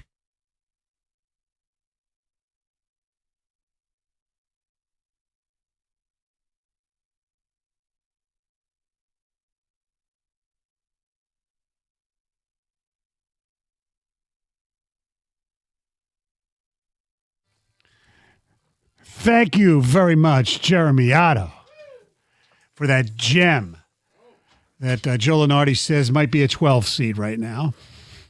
But you never know. Our telephone number is 248-539-9797. Divisional round playoffs, 2 games tomorrow, 2 games on Sunday. Usually it's the best weekend of the season as far as the NFL playoffs go. And Lion fans, you might have a little conundrum. You might have a lot of angst watching a particular game, the last game of the playoffs on Sunday. You have Matthew Stafford, your former quarterback, who obviously has been with the Rams since 2021, won a Super Bowl his first year out of Detroit. His Los Angeles Rams team, and if you are actually a Michigan fan as well, Blake Corum's on that team too, but more importantly for Lion fans, Matthew Stafford taking on the Chicago Bears, and you know who their head coach is. It's Ben Johnson. So there's still a lot of people around here, like Jeff Rigger, as they say in the little spot that we do, who still have a lot of animus towards Matthew Stafford. They never liked him when he played here. They thought he's the reason that the Lions failed in the playoffs because he was the quarterback. They didn't win a playoff game in his time here. But there's a lot of other fans who believe that Ben Johnson is Satan because how dare he take an upgraded job in our own division. So, Rico, what do you think Lion fans are rooting against more? I won't even say rooting for. Yeah, rooting against more, Ben Johnson or Matthew Stafford. In a game that's going to be 33-mile-an-hour winds and minus 13. Yes. So, death not an option. I think Lions fans, Stoney, it's an old bit, not so old bit, but I think a lot of people will break out the T-shirts and the hats. Detroit Rams. You're going to root for Matthew Stafford. I don't think that Lions fans want Ben Johnson to have anything good in life. I don't think that they want to see him succeed. I don't think they want to see him win. They damn sure don't want him in the NFC Championship game, a place where Dan Campbell looks like he's peaked at, and in year 1, Ben Johnson would be there already. You don't want to see that. You don't want to see Ben Johnson on your screen anymore. You don't want another week of Ben Johnson and the hype talk and him shirtless in Chicago. Right. I'm going on the line. I could be wrong. Lions fans have already had your heart broken and seen Stafford hoist the Lombardi trophy. If he gets another one, you don't care. Right, it already happened. You don't want to see Ben Johnson happy. You don't want to see him have any success. You don't want to see him take an NFC rival team and go further than you. Even though you beat him twice, he would be, well, depending on what happens tomorrow, he could be hosting an NFC championship game a week from now. Think about that. Yeah. You don't want that to happen. I mean, I remember when the Bears started their magical run, I said, God, the Lions fans' worst nightmare would be a Bears-Rams NFC championship game with the winner getting to the Super Bowl. This is, just one step below that. I agree with you. I think the Stafford, since he won a Super Bowl, has already cemented himself as far as, okay, we won the trade. It was a good trade for the Lions, too, but the Rams will always win the trade because they won the Super Bowl. If the Rams win another Super Bowl, the Rams not only won the trade, they lapped the trade. Yeah. Okay, let's just call it what it is. You can chant his name all you want. They won if they got 2 Super Bowls out of him. 248-539-9797. Stoney, I think Lions fans would rather see the Rams win this game. You don't want to see Ben Johnson have anything good in his life. Right. So you're rooting against Ben Johnson or you're rooting against Matthew And if Stafford? you tell me you don't care, you're lying. You're lying to yourself. You're fibbing. I don't want to hear that. Well, I consider myself a Lion fan, and I really don't. I want the Rams to win, but it has nothing to do with either Ben Johnson or but if Matthew you tell- Stafford. I don't care about either one. You care. You care. You care. I think the biggest question about well, they don't have it in football. Like the Hall of Fame is who's what hat is he going to wear? They don't deal with that in football. 248-539-9797. Guys behind the glass, what are you thinking? Rico, first of all, don't fansplain to me right now because you're describing exactly how I genuinely feel. I don't Ben care. Johnson didn't hurt my feelings by taking a better job, even though it's in the division. The only reason I'm going to root against the Bears is because they are a division rival. They could have Mickey Mouse as their head coach. I wouldn't care at all. I have no ill will towards Matthew Stafford. He won his Super Bowl. Even when he left, I didn't have any ill will. Were you too young, by the way, to root for him when he played for your favorite college football team? Also, we had a side bet if you would call me a liar behind the glass, and that just happened. So check that off the bingo board. Yeah, I remember that. I was there through all the gritty years of it. Of Stafford at Georgia? Oh, yeah. Yeah. They played MSU in a bowl game with Stafford was the How much of it quarterback. I can remember is a different story, but... All right, let's go to Jim. You're on 97 on the ticket. All right, Stoney, I know you're old enough for this. I'm sure Rico is too, but remember that whole charade with Ray Bork when Boston did a parade? Yes. When he won the cup with Colorado. Okay, so I felt that same feeling and was just embarrassed for our fans the first time I saw a Detroit Rams t-shirt. He went to management. He left. Okay, he had decent years here, never won us anything. Let's move on. Let's get over it. So I have a different theory. I want to see him beat to a pulp on Saturday. I want this thing over. I want his career. I want that career to end as fast as possible so we don't have to hear about how great the trade was for them because they did win the title, let's face it. But then I do really, really want to see Ben Johnson have to go out west and lose, I hope, lose to Sam Darnold. That would be the icing on the cake. I have no good feelings for any of them, but I really want the Stafford thing to end. All right, that's fair. Sam Darnold in the Super Bowl. Wow. a ginger in the Super Bowl? Is it possible? Has it happened before? You know what? I would need him to win the whole thing just to hear what Mike would have to say that day after. I don't know. I just think that if given the choice, and we're asking you Lions fans out there watching the playoff game. Who do you, given the choice- basically, it's, I know people don't like to use the word, but I will. Who do you hate more, Matthew Stafford or Ben Johnson? And I don't hate either of them. I actually like Matthew Stafford. Ben Johnson, I don't care about one way or the other. He's a hell of a coordinator, and I have no animus towards him whatsoever. He took a promotion, and he saw a quarterback and a situation with a salary cap that they had there that would make his job a hell of a lot easier, and it has. and as opposed to taking a job from a team that was not set up to win like the Bears were set up to win. See, let me say this because I've been known, or some people think, that I'm a petty individual. That I root for things. I root for things just for the petty. Well, I'm rooting hard for the Bears this weekend. Hard for the Bears this weekend because I want to see Lions fans squirm. I want to see them complain and be upset because Ben Johnson is going to the NFC title game. That would entertain me. That would make my weekend, knowing that every Lions fan out there is upset. Yeah, Ben Johnson, win this game. That would be great. Yep, you just got the invitation to your ex's wedding. At that point. That would be so good because I don't care about the Stafford thing anymore. Right. He already won. Me too. I agree. There's only like idiots like Rieger who probably still care. I mean, he basically, gets excited when anytime Stafford throws a pick six. Yeah, but I also say this because I get where Kenny's coming from, and some texters are also coming from that angle, is you can't root for the division.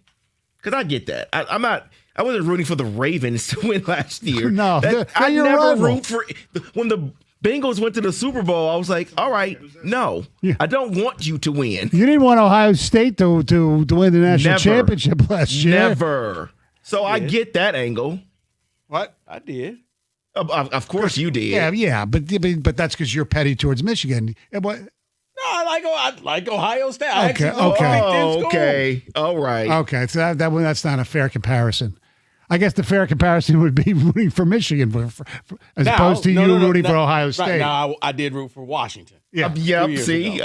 Well, Yes. then again, you always liked Washington because you were, Purple Rain. You had a thing for Michael Penix. 248-539-9797. Aren't you glad I pronounced it the correct way? Let's go to a Jay in Walled Lake. Hey, fellas, how's it going? Good. What up, Jay? Hey, what's up, Rico? Hey, so look, I want to say I'm one of those Lions fans that's rooting for the Bears. And reason being, it's a couple of reasons. One, I'm sick and tired of hearing about the Matthew Stafford thing. And, yes, he left with grace, but when he came back here, his wife was talking about how they were booing the kids and everything and just flat out lied on the fans and said the fans were nasty to him and his family. And another thing, it's a good thing to see that a couple of the Lions coaches going on that staff and doing wonders for that Chicago Bears team. Kind of makes me feel good that Dan Campbell assembled a team that knew how to win, and they went on to do successful things on other teams, So I want the Bears to win. I don't like Matthew Stafford, I'm going to be honest. Okay, that's fair. It's fair enough, but it seems that your hate is due more towards Kelly Stafford than Matthew. Yeah, I guess you can say that too. But Ben Johnson, I don't think he did anything wrong by taking the promotion. You point out any coach in the league that gets the chance to go and coach another team, especially the Bears, who had good draft capital and a good quarterback in Caleb Williams. Anybody would take that job. So. And people seem to forget. Ben Johnson was here a year longer than I thought he was. He was offered plenty jobs of Washington and Carolina the year before, and he decided for whatever reasons. Told Washington turn the plane around. Yeah. I'm good. And Carolina, even though he went to college in North Carolina, I don't think he liked the owner. So he decided to stay, and the Lions made it worth his while financially. Stuck with Bryce. Yeah. I mean, it was fine. So I got nothing against Ben Johnson. I mean, the whole take off your shirt routine is a little stupid, but whatever. Man, come on. That's not a reason to hate him, but I've hated athletes and coaches for worse reasons. If Dan Campbell did that, he would be a hero. Probably. 248-539-9797.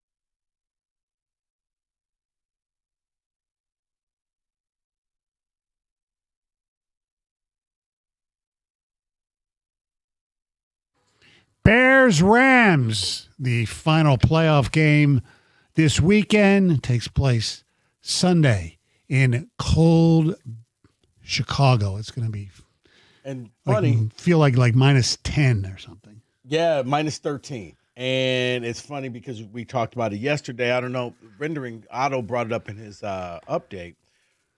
Gary, Indiana, they may end up with the Bears, kind of like how New Jersey has the two New York teams. Yes.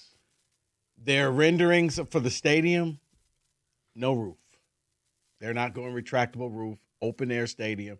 Because There ought to be a law. once you put the roof on there, Stoney, they would have it closed for this game.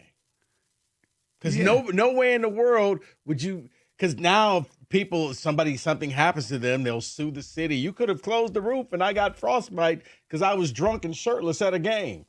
So, By the way, can I ask you a question? Because you guys would know this. Why is it you brought up shirtless at a game? Why is it only the white guys who go shirtless at games? Do you ever see a black guy shirtless in games when it's freezing cold out? Why is that? yeah, you gotta ask Kenny because I don't have an answer for that. Am I alone in seeing this phenomenon? Kenny? I think we have phone calls to get to. Okay, guys. I don't know what we're doing here. I don't know. I have never understood the concept of painting your chest and out there for the next 4 hours. It's like 2 degrees out. and Well, what are you, crazy? With a skull cap on, acting like you're not cold. Like, You know what's funny? I was just talking to Rieger out there for like 2 seconds, had a brief conversation, walked back in. Stoney's like, I've never seen a shirtless black guy at a game before. How do we get here? 248-539-9797. You can add to what you're going to talk about with Ben Johnson, Matthew Stafford. Am I just crazy? Am I just seeing things? No, I've never seen one. All right, good. Tom in Detroit, what's up? Hi, Stoney and Rico. Thanks for taking my call today. Thanks for calling. Stoney, I'd like to say I've been listening to you all the way back from the Wojadamas days. So, appreciate it. My take on it is basically that the Bears, I hate both teams. I wish both of them could lose, but they're not going to happen. Part of it's the Matthew Stafford, but I'm kind of over the Matthew Stafford thing a little bit, I guess. But my bigger problem is the fact that the Bears are a rival. I don't care about the Ben Johnson thing per se. I guess what tilts me more towards the Bears wanting them to lose is this whole thing in your update about them wanting to move to Gary, Indiana. I mean, what are they going to be called now? The Gary, Indiana Bears? Well, the New York Giants and the New York Jets play in New Jersey, and they're still called the New York Giants and New York Jets. Wow. Yeah, that's the part that would, I guess that's the drive, plus the division rival, that would drive me to the point of wanting the Bears to be the loser tomorrow. But I'm not thinking it's going to happen in 17 below zero temperatures. Mr. L.A. from the warm weather, I think he's going to have a big challenge tomorrow. Look, it's not going to be as cold as it was last year, but he played pretty well in the snow in Philly. And like I mentioned this yesterday, when you know the weather's going to be like this, unless you're just afraid of getting sick, once you NFL teams, they're all about preparation.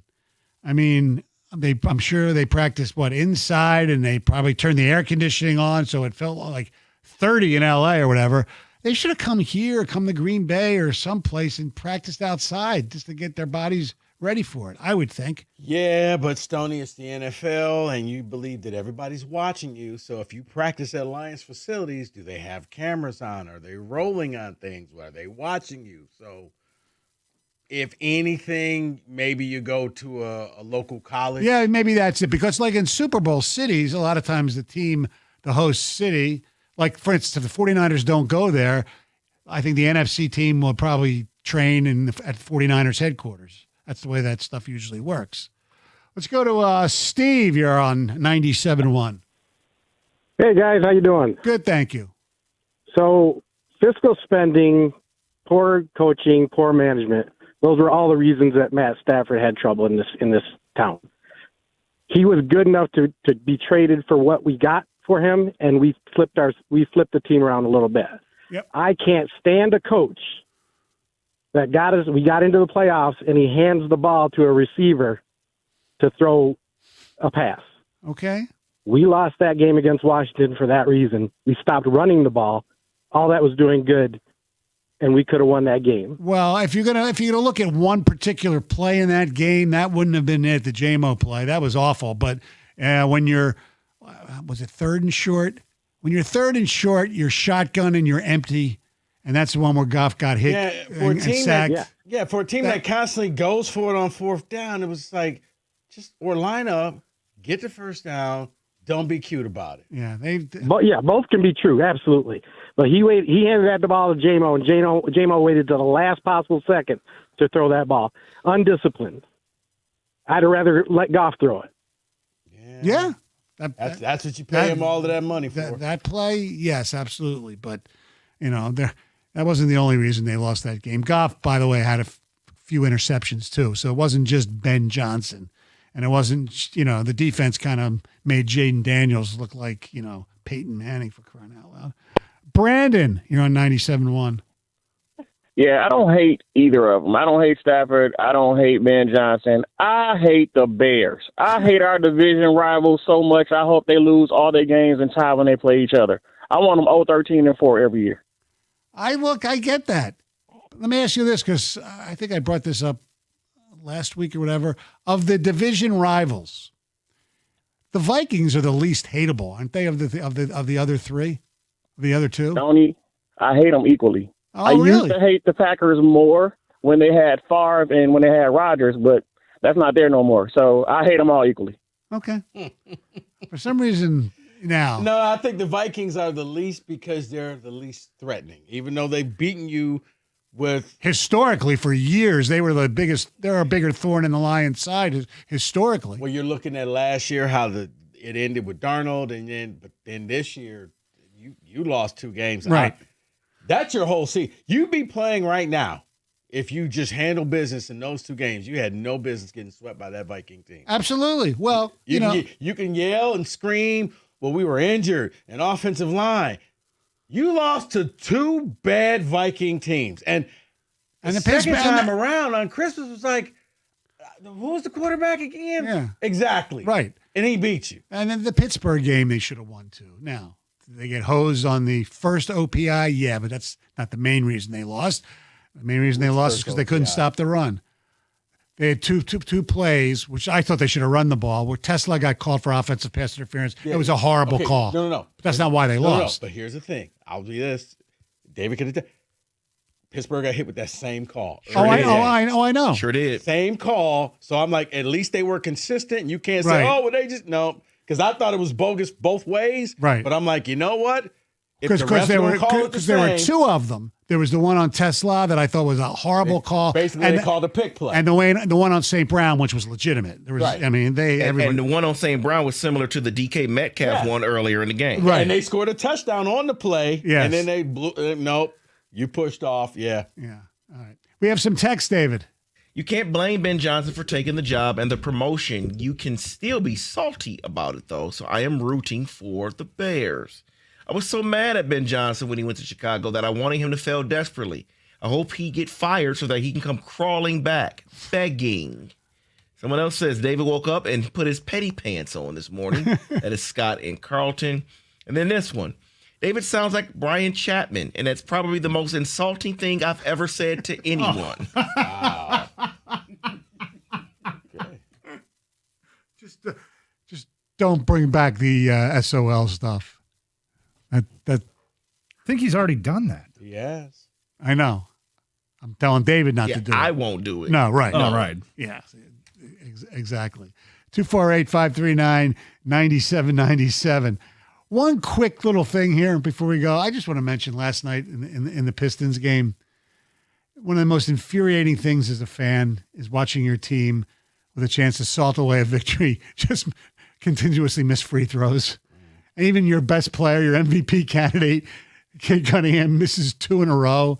Like Thompson and Holland, I kind of expect that now and then. But man, oh man, when Cade misses both, they ended up still winning the game. But God, man, that is just so irritating as a fan to watch. Cade was missing everything last night. Yes, and he kept shooting. So then when he got to those free throws and missed them, I said, of course. Yeah. Of course. Yeah, but you know what?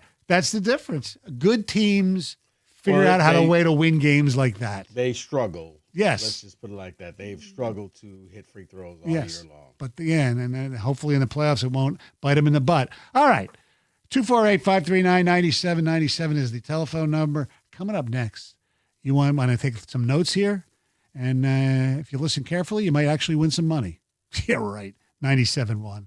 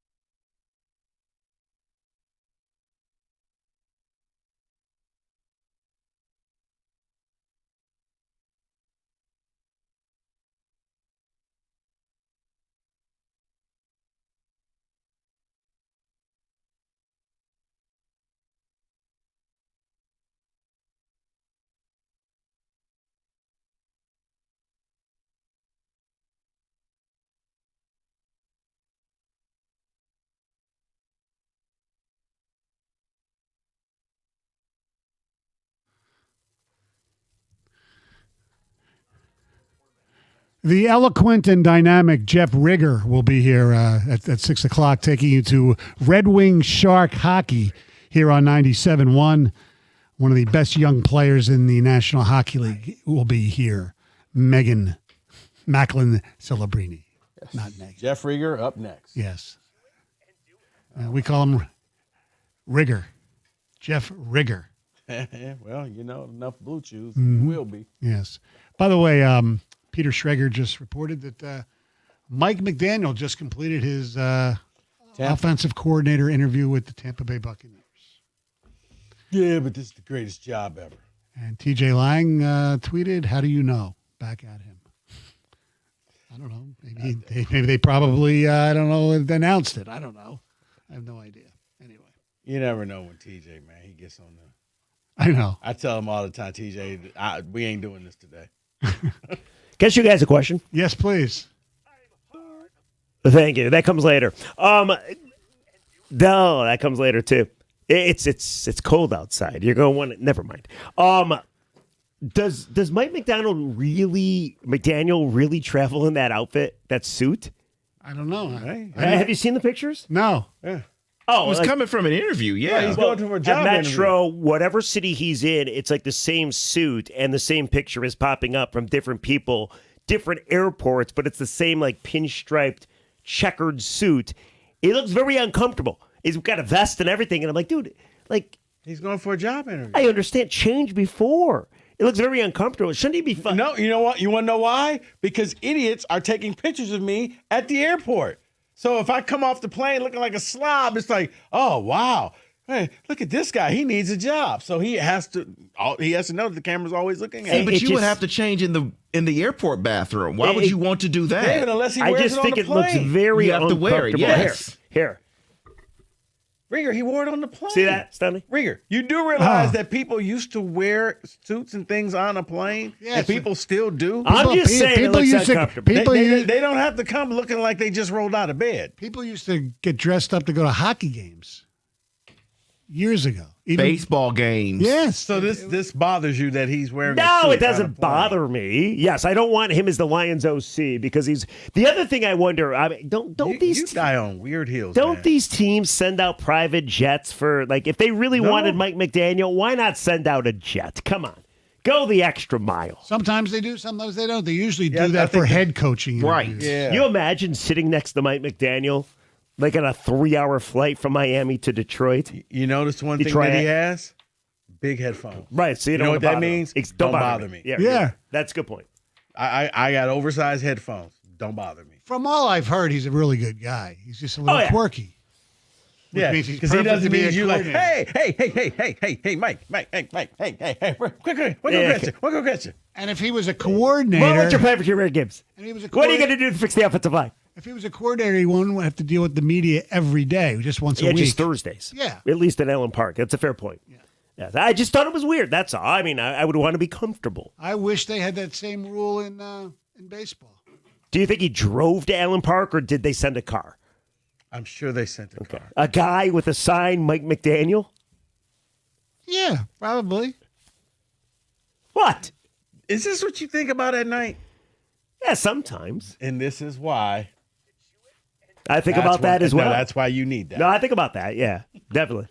Definitely. Late at night, This usually. is what keeps you up. No, you guys were bringing it up. Stoney brought it up, so I decided to just, it's been on my mind. That's all. I know what you're a big. Rieger's a really big baseball fan and very upset about the Tigers off season. So it's been brutal. So to celebrate, I know what you're doing this weekend. Wait, what was that? What was that? I'm not doing that. No. Not doing that. I mean, I wanted him here for sure. But yeah, I know.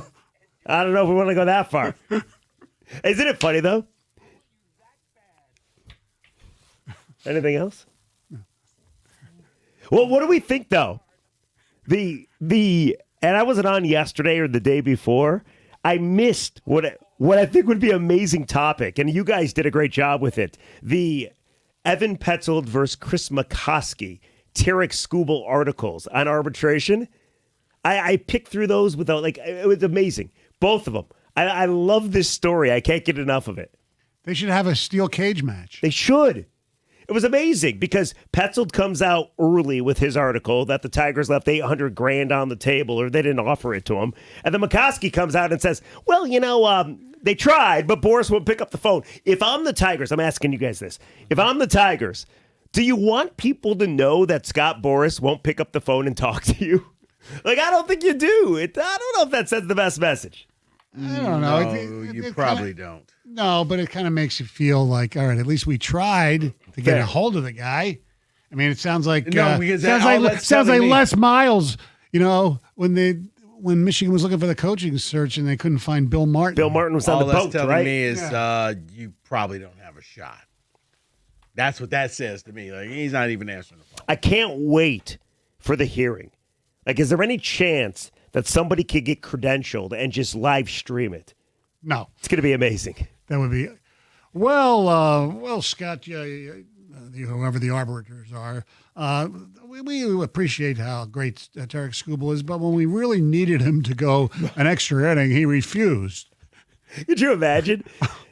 So we're going to turn things over to the Tigers. Scott Harris representing the Tigers. Scott, go ahead. Trash Tarek Skubal, so you only have to pay him $19 million. What are you going to say? I know.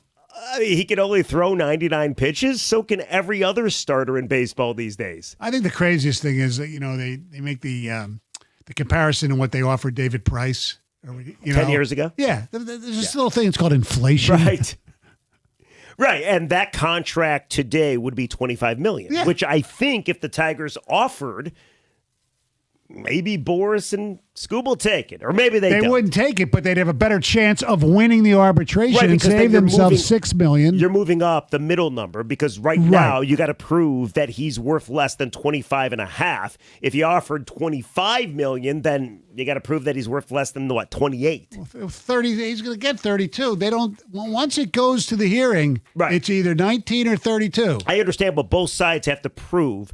Either the Tigers that he's less than 25.5, the midway number. I want to hear what the Tigers have to say to counteract the fact he won back-to-back Cy Young. Right, exactly. So what do they say? So he won. All right, point for them. Tigers, what do you have to say? What's your counter? He came out of the game in Seattle. What else you got? He only had one complete game. What do you got coming up? What else you got? What you got? What do you got? We're going to talk about the morning show. You got Jansen and Costa. Yeah, I've asked heard. One Heather of the most offensive, trolly, disgusting questions I've ever heard. What? And listen, I'm shocked that it came from them. This is a question I would ask, but John is way more mature than I am. And so is Jim. I don't know about that. Oh, I think so. John is so sophomoric. I could not believe the question they asked, so we're going to ask the same question. And I can't believe Jim Costa came to a finding on said question. I couldn't believe any of it. I was floored listening this morning. You're gonna ask My God, I can't wait to hear what the question is. I'll give it 'cause to you at missed it. 6. All right. Have a wonderful weekend, everybody. 97.1.